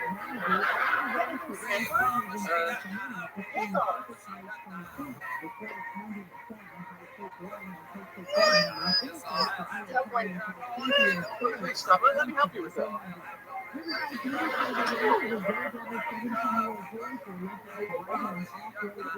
I can't look anymore. I've seen too much. It's weird, but I love the toes. Oh yeah. She's so over the top. Please don't. Yeah, those are some rough situations to be in naked. The straining is one, the crouching, not so bad, but the pinched skin. Oh yeah, totally. So that shower scene that led to Kramer getting punched in the face kind of reminded me of Jim Carrey in Ace Ventura when he whips that guy in the shower, then he leans forward so he can get punched in the forehead. I like that, but the whole you gotta stay. Okay, A1. What? Different one. That is a great joke. I think one of the best lines in the scene, and it feels like an inside joke, is when Melissa says, "Oh, hey, I fixed the bike," and Jerry says, "I don't ride it. It's just for show." Very nice. It's been hanging on that hook for 9 years. And we've seen, I think the bike has changed, like from the earlier episodes, but we only see it off the wall here and when Kramer rides it around the apartment. Kramer rides Jerry's bike? Yeah, and he, I thought that's the banana seat girl bike that he bought. Oh, it's both actually. And there's a cold open where Jerry's like, oh, yes. Yes. How many bikes has it ridden in Jerry's apartment? I know bike aficionados will know, like, the make and model. Oh, I bet Schwinn X2 or something. when that bike first showed up, we must have talked about it. Probably. All those years ago. Jerry, of course, has seen too much bad naked. Let's cut over to Peggy's office. Elaine stops by to find out why Peggy finds her so offensive. And Peggy says you seem to be with a lot of men. See, she's tactful in the way she does. God, that's horrible. What judgy, Peggy. And Elaine tries to defend herself, but Peggy's not buying it and just, dismisses her. So Elaine decides to give her some germs. Well, what does she do here?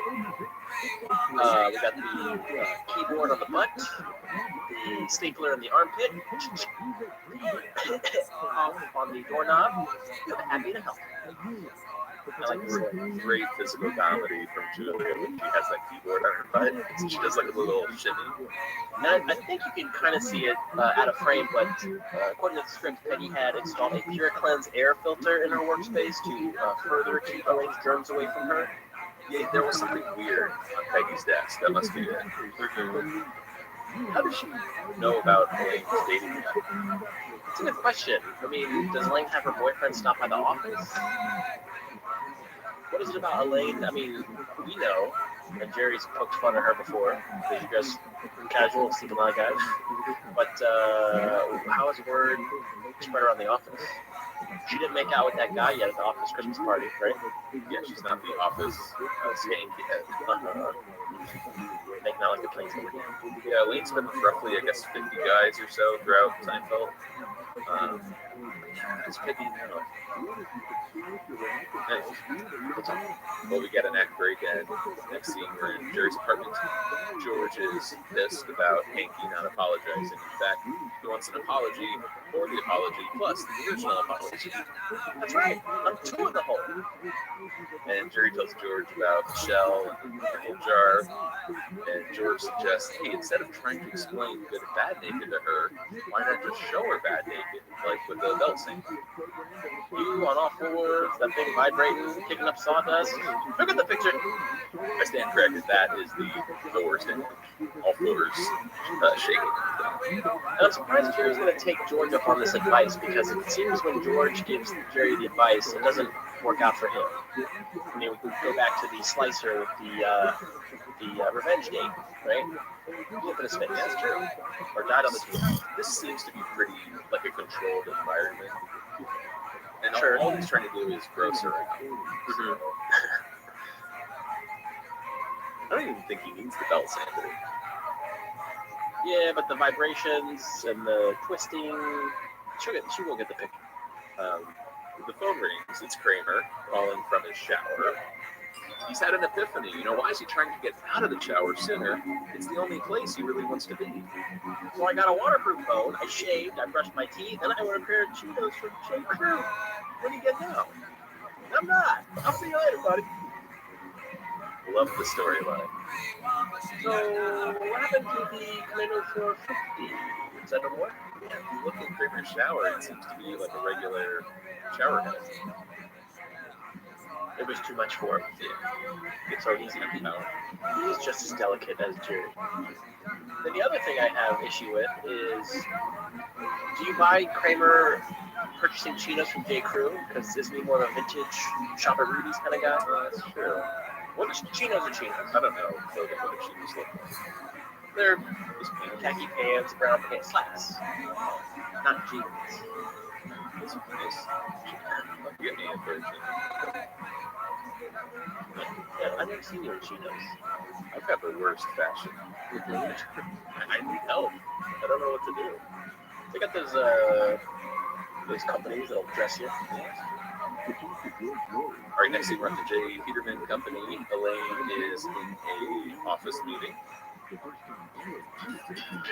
those people begging his hopes. Stuffed up, achy, and suffering from intense malaise. Oh, come on. We all have intense moments. I just spoke with her, Elaine. He's okay. Let me tell you something. This is all in her mind. She's saying she thinks I made her sick because I coughed on her doorknob, rubbed her stapler in my armpit, put her keyboard on my butt. Yes, she's black. I really enjoy Elaine's delivery of the keyboard on my butt. You know what this whole situation reminded me of? It's in a later episode, but the idea of someone in Elaine's office being out sick. Yeah. Going with this? Yeah, well, it's funny because Peterman's the one delivering the bad news, and we're going to learn not only did Peggy get sick, but Walt's going to get a polyp in the duodenum. It's benign. It's still up. Yeah, yes. We were behind two of the get well cake though. Yeah, could this be the first? Yeah. When Peggy comes back, they get a get well cake for her. The guy sitting next to Elaine who's like slowly taking off his glasses when she describes all the things she did to Peggy is Randy Carter, who brought up before. He's the first assistant director on Seinfeld. Cool. He's the one that inspired the Alex Theater storyline since he was yeah, he was like on the board for the Alex Theater out in LA. Also, he played pretty big name. I think it's Rick. He does Giuliani's gums. Oh, that's right. He dates Sue Ellen. I was watching a Cheers episode the other day, and the actor who played Jeffrey Harwood was in. He played our priest in a Cheers episode. So full circle. Next favorite ones. George meets with Jason's AA sponsor about how quickly he's moving through the 12-step program, especially step 9. Instead of an apology, he was bebopping and scatting. He kind of sees this guy as Jason's boss and says, you shouldn't allow him to move up 12 steps. And George even brings up the time he was a Cub Scout, getting stuck on Weebelos for 3 years. That was the pilot derby. I got 3rd place in the pilot derby. Hey, good for you, buddy. I never became a Boy Scout, but I was a Cub Scout. And this line always stood out to me because I'm like, hey, I'm better than George at something. That's right. I never was a Cub Scout. Didn't do anything. You weren't missing. Didn't miss. No missing. The sponsor understands who he's talking to and tells George, hey, why don't you stop by and meet him? And as they wrap up, George adds, by the way, my uncle was an alcoholic, so. Chest bump, or fist bump on the chest. Very similar to that scene in The Office when, hey, Walter, Wayne Wilderson, does a little chest fist thing to Stanley. He rolls his eyes, yeah. But yeah, pretty cool. Who do you think this uncle was of George's? I would guess Mo, since he died a young man. Was it the drink that killed him? Possibly. Is this actor anyone of note? Is Jack Hallett plays Alan. He was in Splash, Raw Deal, and Weekend at Bernie's. Familiar. Probably, yeah, someone who showed up in a lot of 80s movies. Can't place him exactly. Anyways, let's go over to Kramer's shower. He's washing some dishes and talking on the phone with Lopez. They're actually discussing the whole good versus bad naked when Kramer hangs up because he's got a clog in his shower drain. You see bits of food floating as the water level rises. It's disgusting. Also, it's funny that Kramer's talking about good naked, bad naked at the top of the cliff because he's crouching. They're like, oh, Kramer. Luckily, nobody can see him, but yes. Alright, across the hall, we're in Jerry's apartment. Melissa is naked, sitting on the couch, reading a paper. Jerry strolls out of the bedroom naked, carrying a belt sander.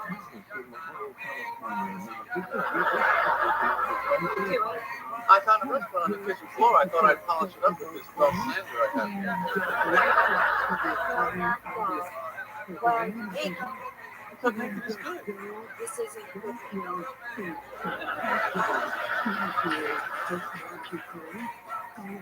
How sad is it as Jerry walks back into the bedroom, kind of hanging his head in shame? You know, he just got put in his place by making Melissa. It is an act, though, right? No, I mean, he was kind of, I think, owning his own birthday suit, and then she's like, no, you know. Well, I always thought that too. Like Jerry wants to be like Melissa, but isn't the whole plan of George to kind of turn her off to it? Or maybe the fact that Jerry didn't get to do it. Like probably he didn't get that far in his scheme. He didn't get to crouch. There's this confidence though when he walks out of his bedroom. Big puppy chest, shoulders back. He's ready to sand, whatever.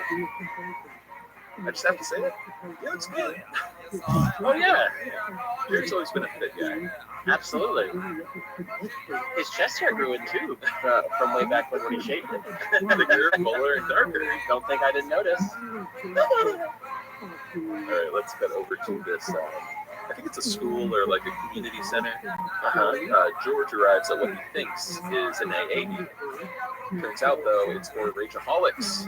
And of course, he loses his temper, and the leader of the podium explains, hey, sir, we have a no young policy. And George just throws it back at him. Hey, am I talking to you, Pinhead? Am I? Please don't call me Pinhead. Thank you.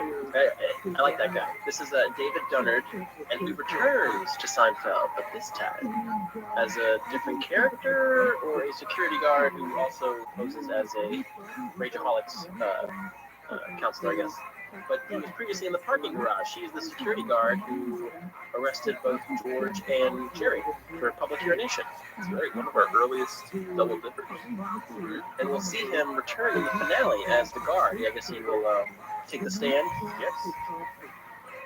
But yeah, this is an early double dipper and one of the last double dippers. I want to call him a double dipper just so we have more than we have otherwise, but I think it's possible that this is the security guard who is going crazy, arresting all of these urinators in the parking garage. Maybe he lost his temper a few times. And I like that, but George did interact with this guy, so neither of them recognize each other. You're the guy that arrested me or detained me or whatever. But maybe he's caught a lot of public peers in his day, so they all look alike to me. That would be some real shoddy writing, though. The guy's like, oh, you're the urinator. Yeah, that's right. Like the casual fan would be like, oh. Well, George has been called that before by Craig the Flyboy. Craig the urinator, actually. Alright, let's get over to months. George is calmly explaining to Jerry what happened. Speaking of rageaholics, why? Probably because this whole universe is a little rage. And now they want me to bottle it up. It makes me so mad. By the way, my bad naked demo might work. This bread has nothing. Oh, great. What is wrong with my body? You're doing shoulder blades. That's it? No, that's one problem. Well, I was walking around naked in front of Melissa the other day. Walking around naked.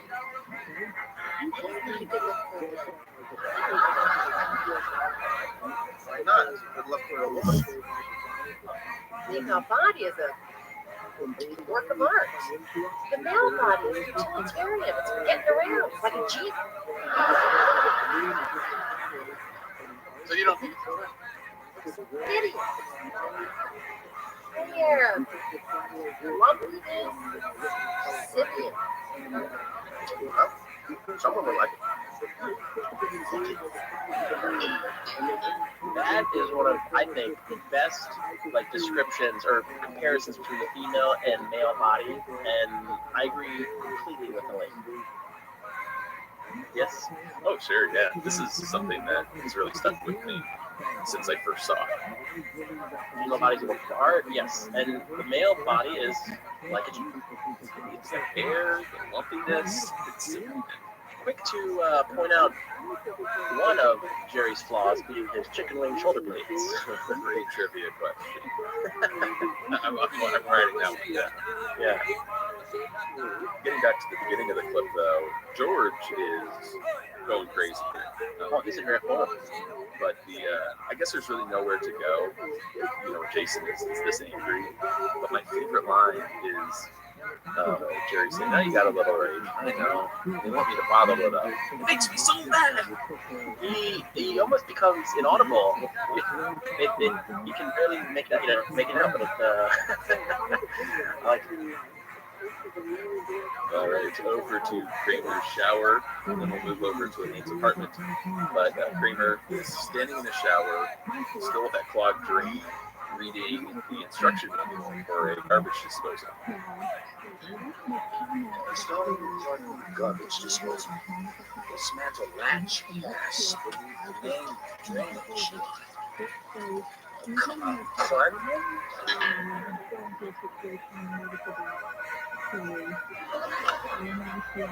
What? Is David Putty there? This is Mike. Well, this is Kramer. Now listen, you're a mechanic. Could you help me install a garbage disposal? Well, it's a big job. You've got to dismantle the latch house from the auxiliary drainage line.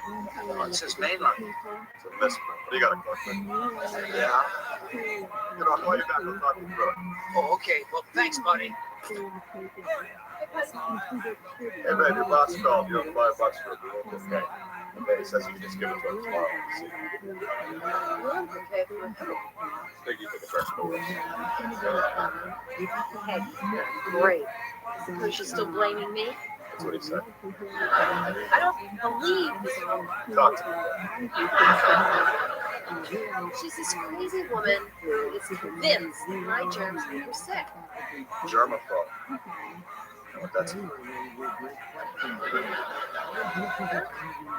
a recovering germaphobe. 10 years. It's a jerk. Talk to me, babe. Best line of the clip right there. Love that. Use it all the time. Yeah, this is, I think, one of Putty's best episodes. Yeah, this is. I think when people will pull up some Putty quotes or want to reference him, it comes from this scene when he answers the phone. Putty. Yeah, and then what was that, a Clarkman? And the whole what's misprint? Yeah, you want to use them operator? I don't know if you caught this, but when we see the visual of Kramer in the shower, you notice he has Post-its on the tiles surrounding him? No. There's at least two that I can make out. One says call Lopez, the other one says call Mom. So he's leaving little notes for himself. Interesting. Yeah, little reminders.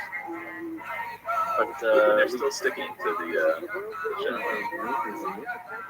We also get another wrinkle to add to the Putty character, him being a germaphobe recovering for 10 years. Recovering. I guess the technical term is mysophobia. Can you think of any other fears or phobias on Seinfeld? Is it specifically referenced to something phobia? No, I just meant kind of like in a general sense, just fears. Things people are afraid of.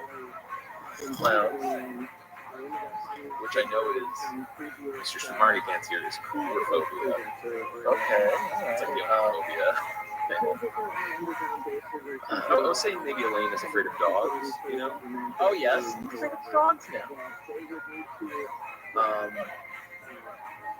George is afraid of commitment. I was trying to figure out. Kramer and Frank are afraid of mice.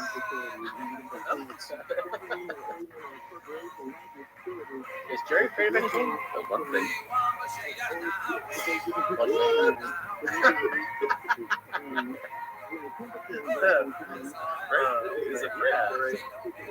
That's great. I keep thinking of something actually said, some stated, phobia or I'm scared of. What? That's it. You said that George is afraid of commitment, but you could also say he's afraid of Susan. Yeah, I'm afraid of the death of her. Yep. One last thing in the scene here, when Putty gives Elaine a message, he says, "Hey babe, your boss called. You owe $5 for a balloon bouquet." Is either of them calling Elaine at home to collect money? Or yeah, probably. Hey, we're getting Peggy a balloon bouquet.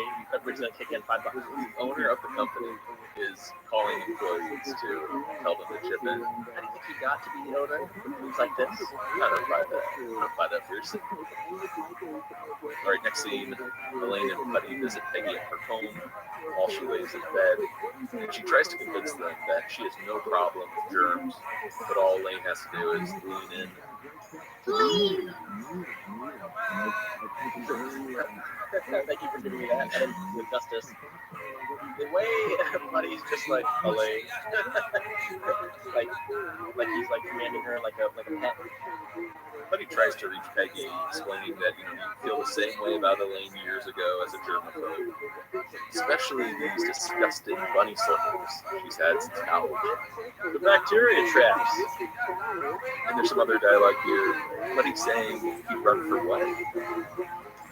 Buys a head. What is that, like some sort of soap or ointment? I would imagine so, yeah, like a antibacterial. Elaine hates how Buddy's talking about her in the scene. It's just really talking down to her. So she breaks up with him for the rest of the day. That one of my favorite, shakes between the two of them. I use that line all the time as a joke with my significant other. One thing we didn't really talk about the previous scene when Kramer calls Buddy. There's about like 2 or 3 seconds of Buddy just sitting on the couch staring forward. I'm glad you brought that up because I did note that as well. But that's the staring, another character trait. Yeah, I feel like Buddy has really come into his own this episode. The squinting, the staring, he does it on the airplane. Alright, next scene, we're in Jerry's apartment. For the first time, Melissa is fully clothed and sitting on the couch with Jerry. She starts making plans for tomorrow, but Jerry just tunes out, right? Instead, all he can see is Melissa naked, brushing her hair. And she kind of breaks him out of it. Jerry, are you listening? What? I'm sorry. Is there music played underneath him visualizing her naked?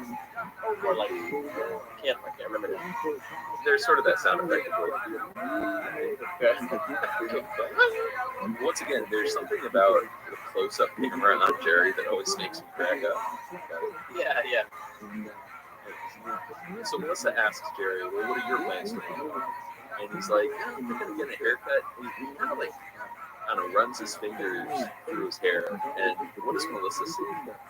She sees like a Neanderthal, gorilla type Jerry, putting the hands under the arms and very, very apish. Right, scratching his head. He's done that thing where his upper lip is huge, like a monkey. Very. Yeah. So later on, Jerry's on the phone with Kramer, despite them being neighbors, and explains that he and Melissa broke up. He couldn't stop imagining her naked. She couldn't stop imagining him naked. Meanwhile, in Kramer's shower, what is he doing? Cooking up a little thank you for Buddy. Right, he's got some, he's whipping up a salad, it looks like. How do you make those radish roses? Insert a knife into the center and twist, then, to make it blue, soak it in water for 30-40 minutes. Problem there.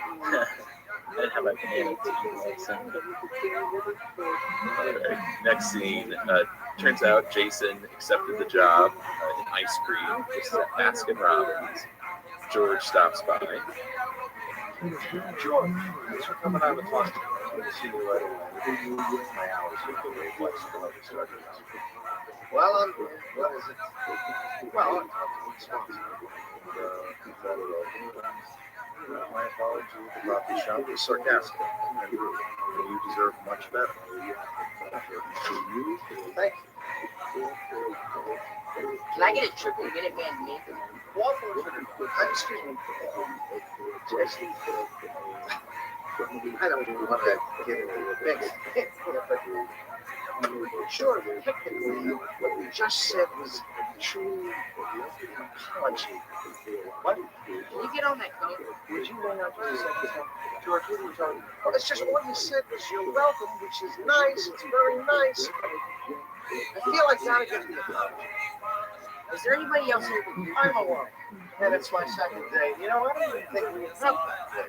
So, okay, I admit that I was wrong. What more do you want? I would like an apology. You want to try it? No, this guy doesn't know what he's doing. Oh, yes, I do. Yes, I do. Okay? I'm interacting with someone here. You understand that? Now, I'm sorry. Ah, there it is. You just said it. That's what I want. Say it again. I'm not sorry. I was never sorry. It was casual. Rum raisin. Well, you can't find anything. Thank you. Daiquiri ice. What are you looking at? Ah, come on, can't you see we're closed? I never understood James Spader's acting choice here. What is this all about? Yes, hey, yeah, it's got that kind of quality to it. But hey, it's memorable. Oh, definitely. I love his breakdown here. I think this is one of the best scenes of the episode. And I love how it just slowly kind of builds up to, I'm not saying anything to you. I'm not sorry. I was never sorry. It was casual. I hate stuff. Great build up. And here's a crazy trivia question. Can you name all of the flavors in this scene? Well, one which doesn't even make sense, triple Minuteman mint. And then there's rum raisin and daiquiri ice. Did I miss anything? So the kid that comes in there, I think most people will recognize him. That's Michael Fishman, who plays the character Greg. He's DJ from Roseanne, which will be premiering shortly again, the revival. Oh, is he going back for that? Yeah, I assume all the principals are back. Not recognize him, the previews on the TV. Yeah. And his character, even though we don't get a name in the script, his name's Greg, and that's after writer Greg Cabot. I wonder why Greg Cabot. And his friend, who's played by Brian Levinson, did you try it? His name's Andy, after Andy Robin. And Andy Robin and Greg Cabot are writing. There you go. You know, I think that George and Pinky would have something to talk about to bond over, because if you recall, George worked at Dairy Queen. Oh yeah, you put his feet in the soft serve, right? So did Pinky. He put his feet in the ice cream. That's right. And actually, the scene cuts a little short. There's a little continuation when Pinky climbs into the freezer. He's looking at these different ice cream flavors. Like, where's that rum raisin? He finds it. He looks at the list of ingredients on the bottom, and he says with disgust, "Flavoring? Oh, it's not real, bro."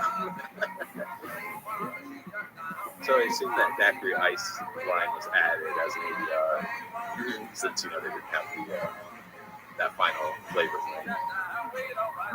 All right, next scene, we're in Elaine's apartment. Kramer has brought over some salad to enjoy with Buddy, Elaine, and Peggy. He stopped moving for a moment so Elaine can toast Peggy on her first week being germ-free. And here's to David Buddy for helping me install a much-needed and much-appreciated garbage disposal in my bathtub. Guess that open mouth, like, ah! And Peggy stops, wondering, why would you have a garbage disposal in your bathroom? And Kramer just very casually explains, oh, I use it all the time. In fact, that's actually how I prepared tonight's meal while I was bathing. Germs! So you think that Buddy is just having these horrible flashbacks, just everything is opening up again? Yeah, he's for his trigger, right? He's the trigger for him. Well, next scene, I love this. We're at that school or community center. George is looking for rageaholics, so he can confront Pinky, and he briefly runs into Elaine, Buddy, Peggy at a germ folks meeting. And all Elaine has to say is Kramer, and George just knows why they're attending. He's like, okay. Everybody's doing things to help work on themselves. And at Rageaholics, Pinky introduces himself just as George bursts in and accuses him of being a skid bum. Yeah, not apologizing for stretching out the sweater. Pinky sort of controls the room. He says, hey, look at his neck. And not to mention the melon sitting on top of it. I wouldn't even trust him with a peanut. He's bebopping and scapping. Don't know that. I think Pinky might be cut out for stand-up comedy. Yeah, definitely. He's pretty quick. But good at insulting. Exactly. You think of someone else that referred to George as having a melon? Humpty Dumpty with the melon head. The movie vendor. Yes, the woman working at the movie theater. That's how she described George. Which, once again, you wonder if Jason is okay with these storylines. But hey, he's already set for retirement. I'd be okay with it. He even said in one of his interviews, when this is more to the character of George, not the physical traits, but Jason, after years, showed his son a couple of Seinfeld episodes and goes, "Oh, Dad, your character's mad." And then Jason responded with, "That, my son, is what's putting you through college." So, what do you think? Now, would you say this episode is like a work of art, or would you say it's more utilitarian, like a cheap? I'd say somewhere between the two. I was looking forward to watch this episode because I don't know it all that well. And I remember really hating James Spader the first time I watched it. Just not liking him, not liking the character, but on this rewatch, I really loved it. He's in the running for one of my favorite single shots in season. Really? Yeah, I love the whole, get out of here, scram! Yeah, just that alone. I like the, I'm into that. That too, yeah. I think I didn't know James Spader all that well when I first saw it, so I didn't like the guy at the time. Sure. I don't like him. But I do like him now, of course. And despite there being some real memorable stuff in this episode, like Kramer in the shower, good naked, bad naked, germaphobe, it's not one of my favorite episodes. In fact, I feel like it's one of the weaker episodes of season 9. Yeah. Do you feel the same way, or is this one of your favorites? Not a favorite. It's hard to pick even a favorite of season 9 because I'm having fun watching them, and I actually like every single storyline. I like Jerry's with the good naked, bad naked. Like George with the anger management with Stanky.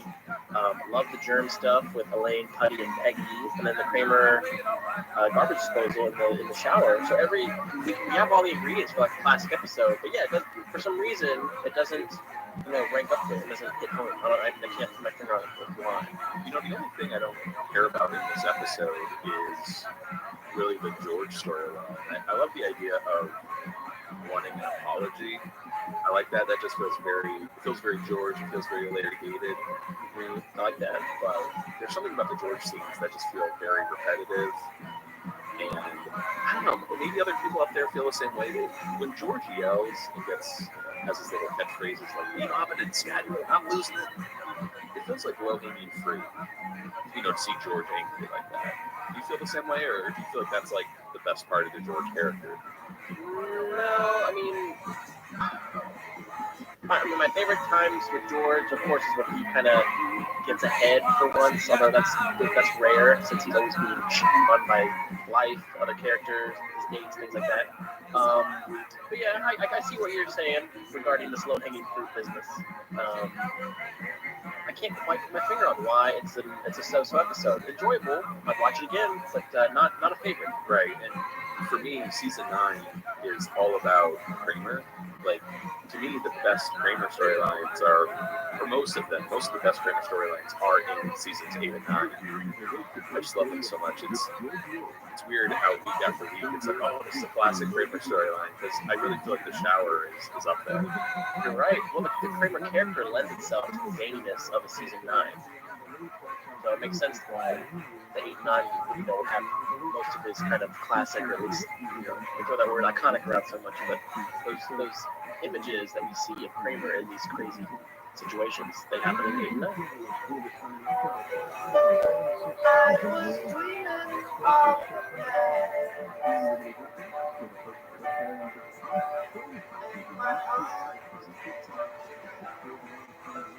All right, that's going to do it for us here on Signcast this week. Please feel free to send us an email at signcast@gmail.com. Find us on Facebook, Twitter, Tumblr, Instagram, or leave us a voicemail at picoftheday. What episode are we discussing next week? Maybe somewhere.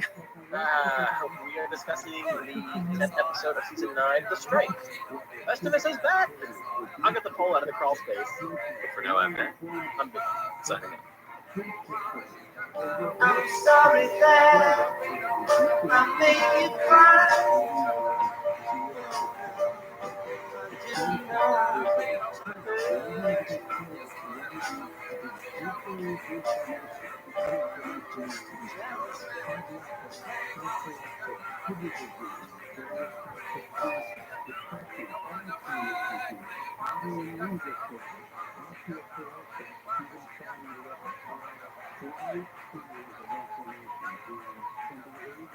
Please don't call me Kitty.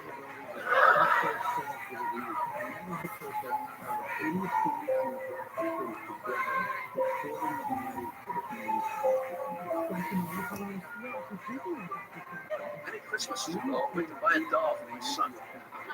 I reached for the last one they had, but so did another one. As I rained blows upon him, I realized there had to be another way. What happened to the doll? It was destroyed. But out of that, a new element was born. A Festivus for the restless.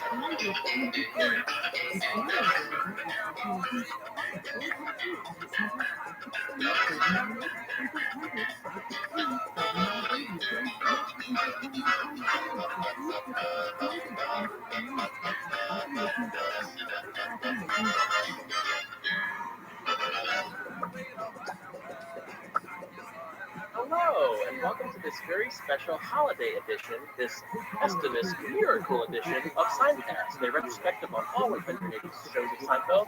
Oh, I messed up. I tweaked it. Leave that in, or should I keep going? Yeah, keep going. Alright, 180 shows of Seinfeld, two guys who barely know their lives. I think you know the deal by now. Happy Festivus, everybody. Yeah, happy Festivus. Surprise, surprise. You sound really happy. Yeah, that's it. Whatever. Show sucking in. It's just my cadence, you know? No, I'm very happy to be here. Very happy to celebrate Festivus with you, Vinny, my best friend, and the listeners. This is the 20th anniversary of Festivus, so how could we not release... which episode, Vinny? The 10th episode of Season 9, The Strike, written by Dan O'Keefe, Alex Berg, and Jeff Schaefer, directed by Ian Ackerman, and originally aired December 18th, 1997. That's right. We're jumping ahead here. We just discussed The Flood, the 4th episode, but we're like, screw it. Let's not wait till February. Let's discuss The Strike right now. Yeah, I kind of like this because we're kind of going like old Seinfeld, where there's the reduction order, there's air date order, so they're doing things a little different this week. For sure.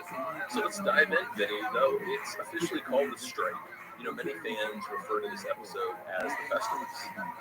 Even Jerry went on to say in the commentary that they misnamed this episode. It definitely should have been called The Festivus, had they known it was going to be such a huge, fan favorite part of the episode. Absolutely. I mean, this episode, the whole Festivus arc, I think is probably the biggest thing to come out of Seinfeld on like a pop culture level.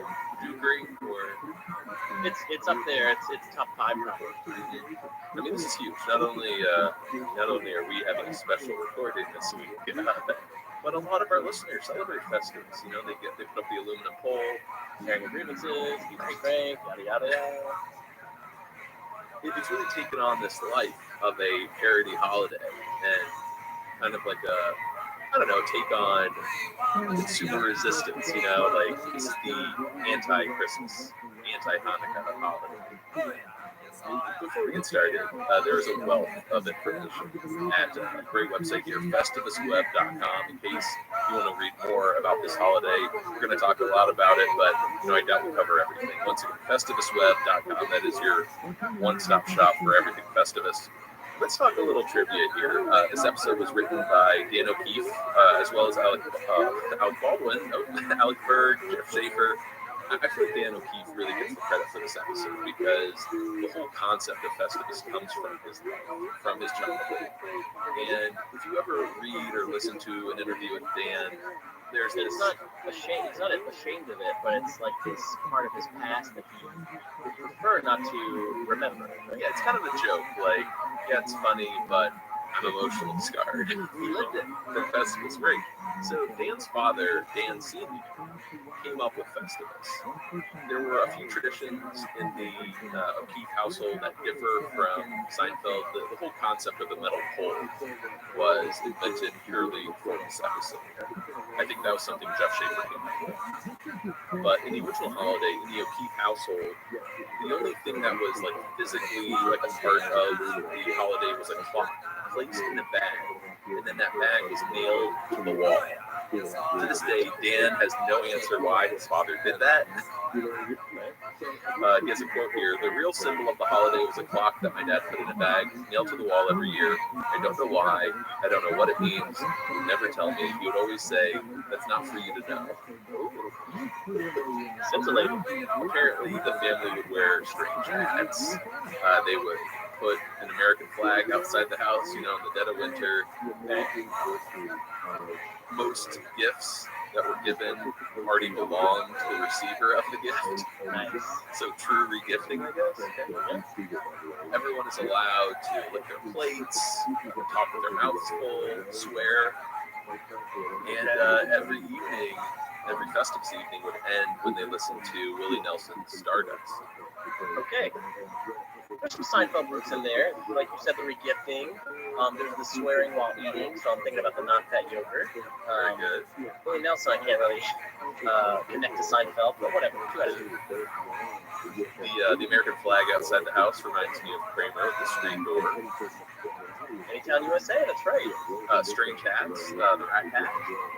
Boom. This kid was meant to write Seinfeld. And this is interesting too. So the episode aired on December 18th. I guess that could be sort of the observed Festivus. But as we know, really December 23rd is Festivus. Dan's parents, though, celebrated in February 12th. And that was actually the anniversary of when the parents went on their first date. Oh, now that's sweet. In all this craziness, there's some real love. Now, Dan never pitched the idea of Festivus as an episode when he worked on the site.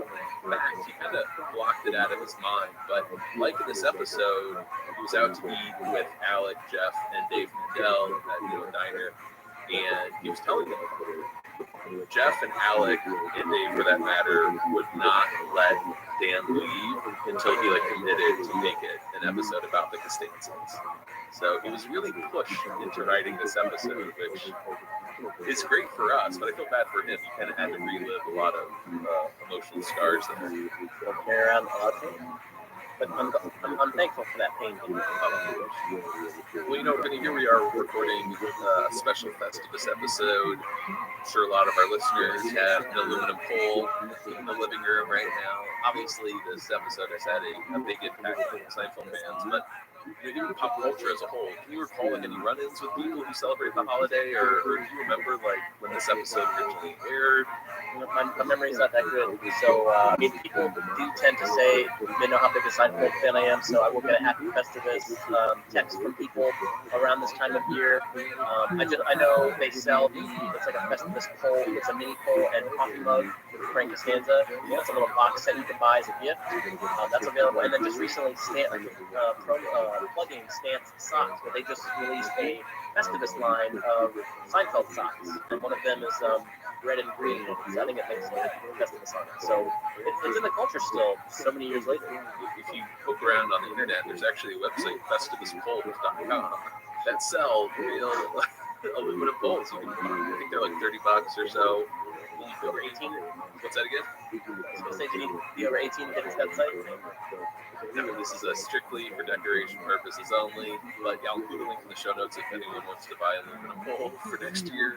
Not only are there sweatshirts and socks, but there's actually a Festivus board game out there, which I'm dying to get my hands on. Dan O'Keefe wrote a book called The Real Festivus. This is years ago, back in 2000, but Ben & Jerry's actually created a Festivus flavor. It was brown sugar, cinnamon, gingerbread. I wish they would re-release that, but I guess when they put their flavors in the flavor graveyard, I don't think they ever come back. Now, I'm not certain, but if you visit the creamery in Vermont, do they still have those flavors, the graveyard ones? Can you try them at least on site? It's funny, I've been there. I don't remember them giving us flavors that were off the market. We have a case of Festivus. Yeah, a case. How many cartons come in a case? 60. 60? Well, let's talk a little inspiration for this week's episode, Vinny. The incredible Christmas card idea that George starts handing out donations to what charity? The Human Fund. Money for Pico. That Christmas card idea came from, I think, Jeff Schaefer. Castle Rock would give out cards each season with a donation made out to a writer's name or a member's name. And Jeff started wondering how much it was, so he could get a tax deduction. And he thought, man, this is such a selfish idea. That really should be a George story. The girlfriend Gwen, the Two-Face, was based on someone Dan went to college with. The lighting would change her appearance from gorgeous to malformed in an instant. And also H&H Bagels, an actual bagel shop founded in New York City in the 70s. The locations and owners have changed over the years. Even the name, I think, has slightly changed, but there are still two in Manhattan. There's one on the Upper East Side and one on the Upper West Side. So maybe we gotta go. Yeah, we have to hit him up at some point. Other bits of trivia from this week. This is Bryan Cranston's final episode as Tim Watley. Trying to hurt me? Are you trying to injure me? Is that what you're doing? You want to run down his previous episodes here? Yeah, I'll do them in chronological order here. We got the Mom and Pop Store, season 5. That was more of a Thanksgiving episode, you recall. Season 6, we have the Label Maker, and she was labeled a rejecter. And then season 6, also the Jimmy, when he was a possible swinger. Like to mix things up. And season 8, the Yada Yada, where he became a Jew. Yes. And that still travels to this week. Yeah. Kind of sad to see a character like Tim Watley go. You'd think you would see him in the finale, but no, this is his last episode. Again, only these handful of episodes, but yet he seems integral in the Seinfeld universe. He is the dentist to the stars. It's also the final Christmas winter holiday episode. We've got some other like Christmas-centric episodes. We've got the Red Dot in season 3. That was like the Office Christmas party episode. Dick. That's it. George Forgy. Season 4, the Pick. That was the one with you want a Christmas card? You want a Christmas card? All right, here's your Christmas card. Hey Nip, can you get that manuscript to me? Stop calling me Nip. Then in the race, in season 6, that's when Kramer and Nikki work at the department store and Santa and his elf. Get your skinny ass out of here! Now, season 7, the Gum, not really Christmas centric, but got that great line when Kramer's sitting with Jerry and Lloyd saying, "This is what the holidays are all about." 3 buddies sitting around chewing gum. And season 8 didn't have one. The Andrew Doria, though, I think had some Christmas decorations in place. So considered to be the Christmas, the holiday theme episode or something. I guess when you see Kramer and Mickey in Santa and elf attire, that really makes it feel like a Christmas episode. In fact, I'm going to have a nice little snack. Watch that later. So I'd probably say the race would be all-time Christmas episode. Right. And one last bit of trivia here. This was the final Seinfeld episode to be broadcast. Prior to the announcement on December 26, 1997, that the 9th season would be the show's last. Do you remember when Jerry announced that we're not coming back for a 10th season? No, I tried to block that out. Yeah. It's wild because, maybe despite there being some criticism that Seinfeld's getting a little wacky, it's not what it used to be. It was still running strong. It was still, one of the most popular, if not the most popular sitcom on TV. For them to announce that we're coming back was, I don't know. I think it took everyone by surprise. Yeah. Well, again, we always like to say you wanted to leave on that high note, which we did. But then whenever I hear that, I think of what John O'Hurley said about he still felt the show had more to offer. It was just they were going a different route. It was a new type of humor they were exploring. But I'm very thankful for the 19th. Well, let's start with our first scene of the episode. We're at Watley's apartment. He's still Jewish, and he's throwing the Hanukkah party. How does Elaine describe the place? Like Studio 54 with a menorah. It's perfect because Watley is still his sleazy old self. He even tries to get Elaine to kiss under the mistletoe. Yeah. And if you notice the way he holds the mistletoe up with the head, and then when he gets shut down, it crashes down like a phallic image. But eventually Tim moves on to another guest. Happy Hanukkah, Tiffany. That's very memorable for some reason. Yeah, so some plot points here. George is still on good terms with people at the Yankees and was able to get Watley some tickets, so that's pretty nice of him. Really, though, it's the grounds for the one. Oh, the only people that you can ever work with, right? Exactly. While Elaine chats with Jerry, she notices a guest decked out in jeans and a denim vest and a checker.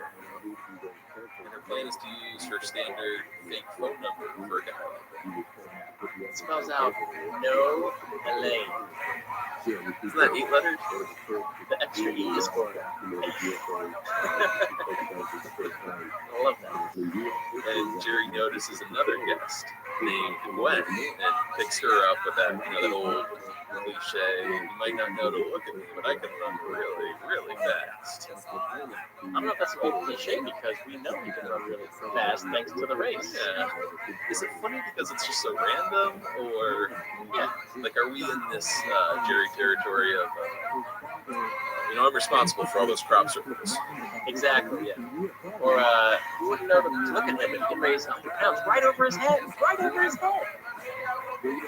So while Jerry is flirting with Gwen, Elaine tries her best to get through this conversation with denim vest as we come to know him and his big metal buttons. They're stamps. That's good. And this is when she offers him a phone number. So, allow me to introduce you to Denim Vest, who is smooth in it. He's played by Kevin McDonald, and I mean, this guy is so tailor-made for comedy. His look, his voice, his face. But everybody knows him, I think, from Kids in the Hall. And I remember him, he had a recurring role on that 70s show. He was Pastor Dave. He was also, and then he was also in a, I thought you gave me an ugh. He was also in a Friends episode. He played a guru that he took off like a mole on Ross's back or something. And those are my memorable Kevin McDonald roles. What do you got? Oh, it's all about Kids in the Hall. Yeah, I grew up watching the show. Still love it. Still love all those guys. His scenes are brief, but he's great, I think, on this episode. Something I noticed about the set here, Wally's apartment, it got me wondering, is this the same apartment from the Mom and Pop store? It doesn't appear to be, doesn't it? It seems more wide open. It doesn't, right? It's wider, it's brighter, new paintings. But if you check out some of the angles, I assure you, it is the same apartment. Maybe had a decorator. When Jerry goes to talk to Gwen, that's like the same window that Kramer and George are leaning out of. The Woody Woodpecker,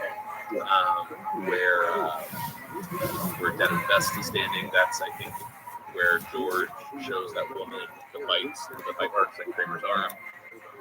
And where it opens with Jerry, George, and Elaine kind of like in this opening. That's like the wall where Jerry kind of peeks his head around, because he's not invited to the first party. Let's take another look at the next one. So there's some comedy. Next scene, we're amongst freaks last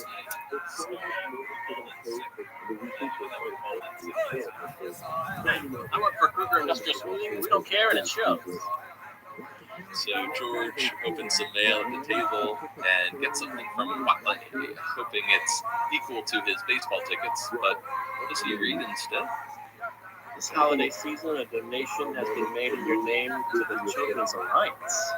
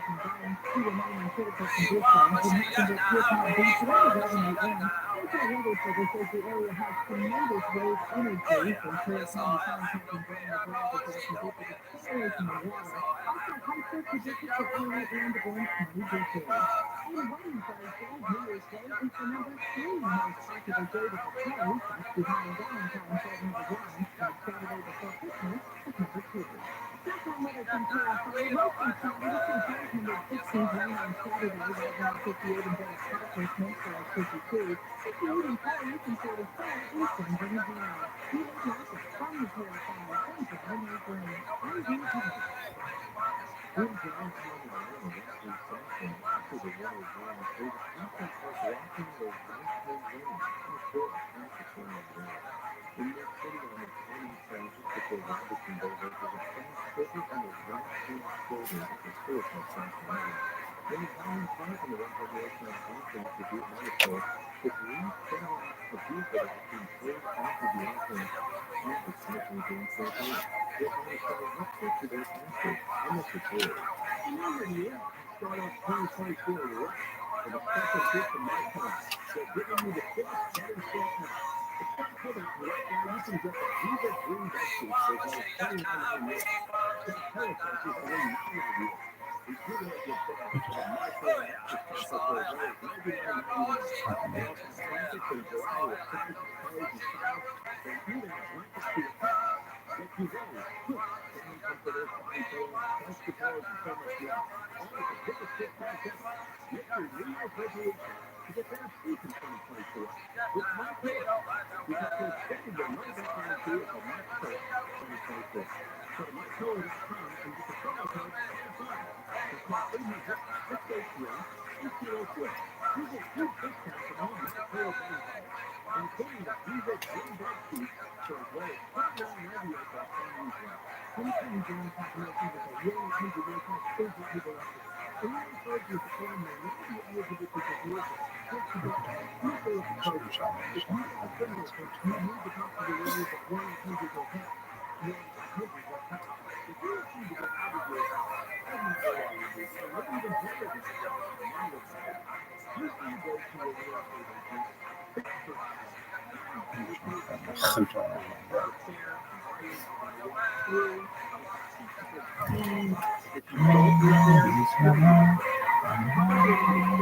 and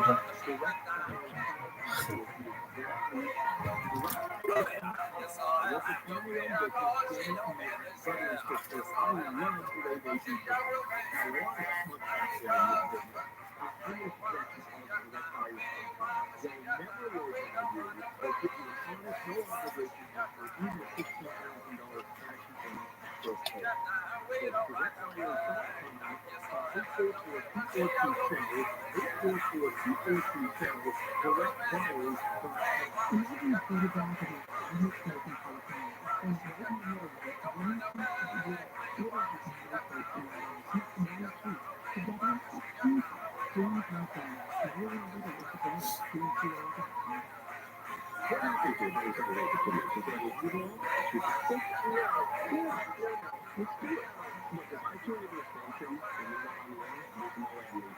can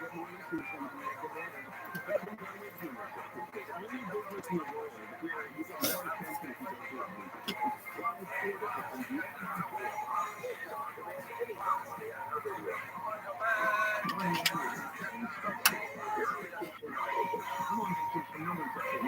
through.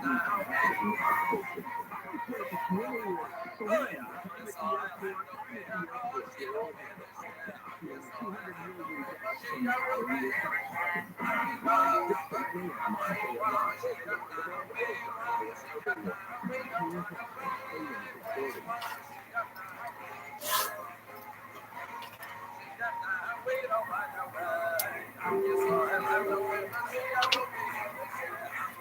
live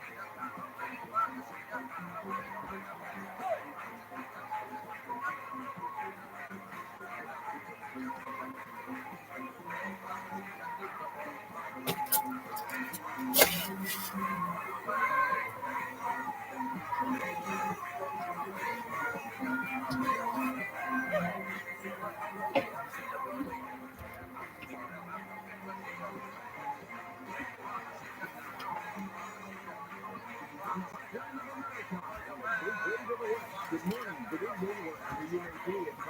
around the world, I'm George Murray. This is Coast to Coast Radio. Maybe tonight, investigative reporter Cheryl Jones on remote viewing. On the Monica Language Show, that's just here's what's happening. TikTok users are frightened and confused as to why the viral video app is supposedly demanding that they input their iPhone passwords to view content. Very strange. Even more concerning, experts say the reasons why TikTok keeps on reportedly been caught red-handed spying on driver's broadcasts remains unclear. Please. Israeli tanks thrust deep into a town in central Gaza Strip after days of bombardment that forced tens of thousands of already displaced Palestinian families to flee without any refuge. We gotta work on something like this. COVID-19 hospitalizations are rising quickly again. Personally thought or hoped last year that the patient rating was behind us.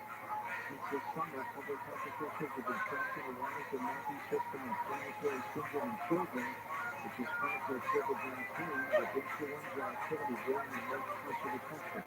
Kristen Wild from outlook.com is with us. Kristen, this is getting bad again.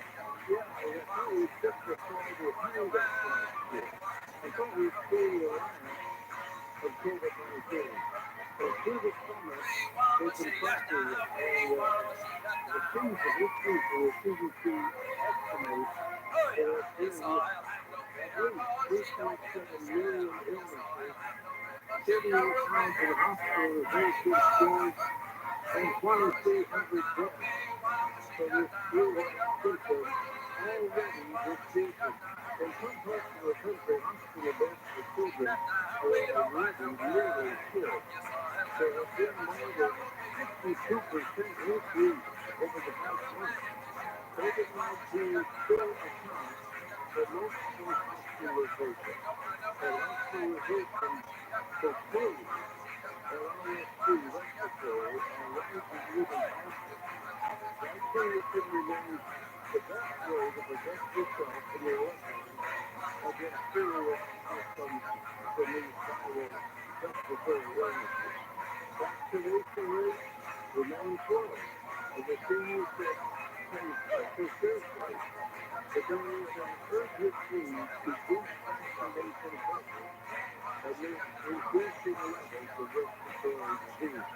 Now, here again, George, arises the ongoing discussion of whether or not vaccines should be beneficial in curing or mediating against these diseases. So we ask ourselves, do we want a full and $5 right across the country, and the person sitting next to us is coughing, wheezing, without wearing a mask, but don't infectious carrying droplets. That's just virus on you or us. Should we wear masks? We each have to make that decision for ourselves. Anyway, that's the other stuff. I talk more Zinc and D3. Christian Thompson, Christian's website, myhealth.com. We can now discuss the cause of death of one of our children, Garcia and Connor, who passed away last week at the age of 63. Ian died of non-alcohol genetic liver disease. He's not a drinker. He has liver issues. He had been waiting to get on the liver transplant list, but that's just not it. Mary's Democratic Secretary of State is disclosed by former President Trump on the state's presidential primary ballot.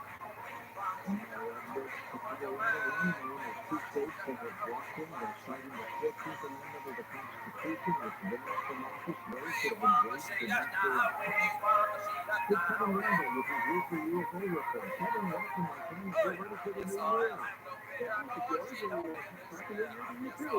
Thank you. This week I thought I would revisit the information swirling around the two photographs taken by William Ross in July 1947. Two reasons for this. I found a great deal of misinformation outraged on the internet recently, and the official investigation into the sighting shows that the virus begins to look even when you have photographic evidence. This is something that persists in today's environment, and it's not to mention that the NASA report has suggested no solid evidence of alien visitation has been found. Now, the Air Force investigation was conducted recently. The photos might have provided the sort of solid evidence that NASA is following. Rose Levine later is back in the lab and did a recent thing, and it caught his attention. He thought it was a joke, but when he started the action, he realized it was true. He then ran to his lab to grab a camera right outside his photograph of the UFO. It was black two-foot object with a, what he described as a clear-dome cover. He took one picture and realized there was a silver left on the film. He hoped the object would come closer, and then it did, and took the last picture. The Air Force investigators were unimpressed with Rose's lifestyle, suggesting he was living off his wife's occupation and income. They made him sometimes pay the camera away from home. They didn't think they claimed to be the black Hope your dog is okay. this was the lab in his backyard, the official look for the host. The Air Force never found that's the guy who but then also the others of the science fiction magazine conducted its own article in June 1937. I was able to meet the witness, but found itself overwhelmed by the text. None of this would be relevant to those studies except two officers, Lieutenant Franklin Burns and Captain William L. Davidson. That's all the investigation and told him it was true. I was asked what was happening with the post-flying passenger. Don told him in confidence. They had received two pictures that looked like almost original steel-shaped objects. Although Brown didn't supply much in the way of information, just mentioned digital computers, the clear reference to Rose. The Air Force smeared Rose with allegations about his character, and others had just used that Air Force file as a source to adjust the value of the Rose photograph. I learned more about Rose before the PhD that could not produce any documentation except the of his deployment in the fourth country. He was told, Rose explained that activity with the Navy during World War II, the Navy gave some of its civilian employees a test, landing on the squad and were awarded the equivalent to a bachelor's degree, a master's degree, or a doctorate. Rose scored high enough to with a document he could quote. I spoke with a friend of Rose who told me that Rose had something of an abrasive personality, but he was a genius. Rose liked to solve problems, and this man said that they would hire Rose to solve problems at one of the Arizona universities. The point here is that we have some very good information about specific U.S. plans, but they are often overlooked because of controversy. Often the controversy is rejected as a way of eliminating compelling evidence and testimony without good reason. Here's what it is with Rose.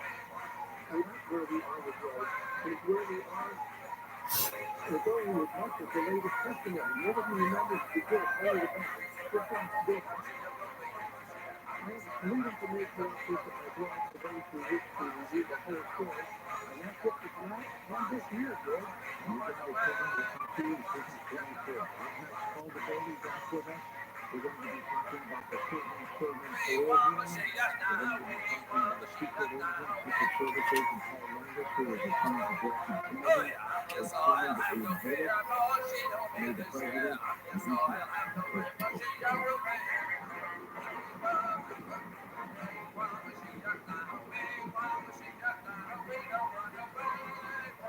This holiday season, give the gift of peace of mind and protection to your loved ones. Give the brain trust of that blessing.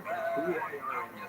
Around the holidays, there's a 20% increase in crime. Get a reliable tool that brings protection threats when you want to get directions. Get a brain. Designed for easy use by anyone with powerful deterrents like tear gas and kinetic knives. Permanently incapacitated factors for up to 40 minutes. Do you work the night shift? Make sure you have protection to and from and provide self-defense to your family while you're away. Burma is the solution everyone can get to. Legal in 50 states, no permit for background checks required.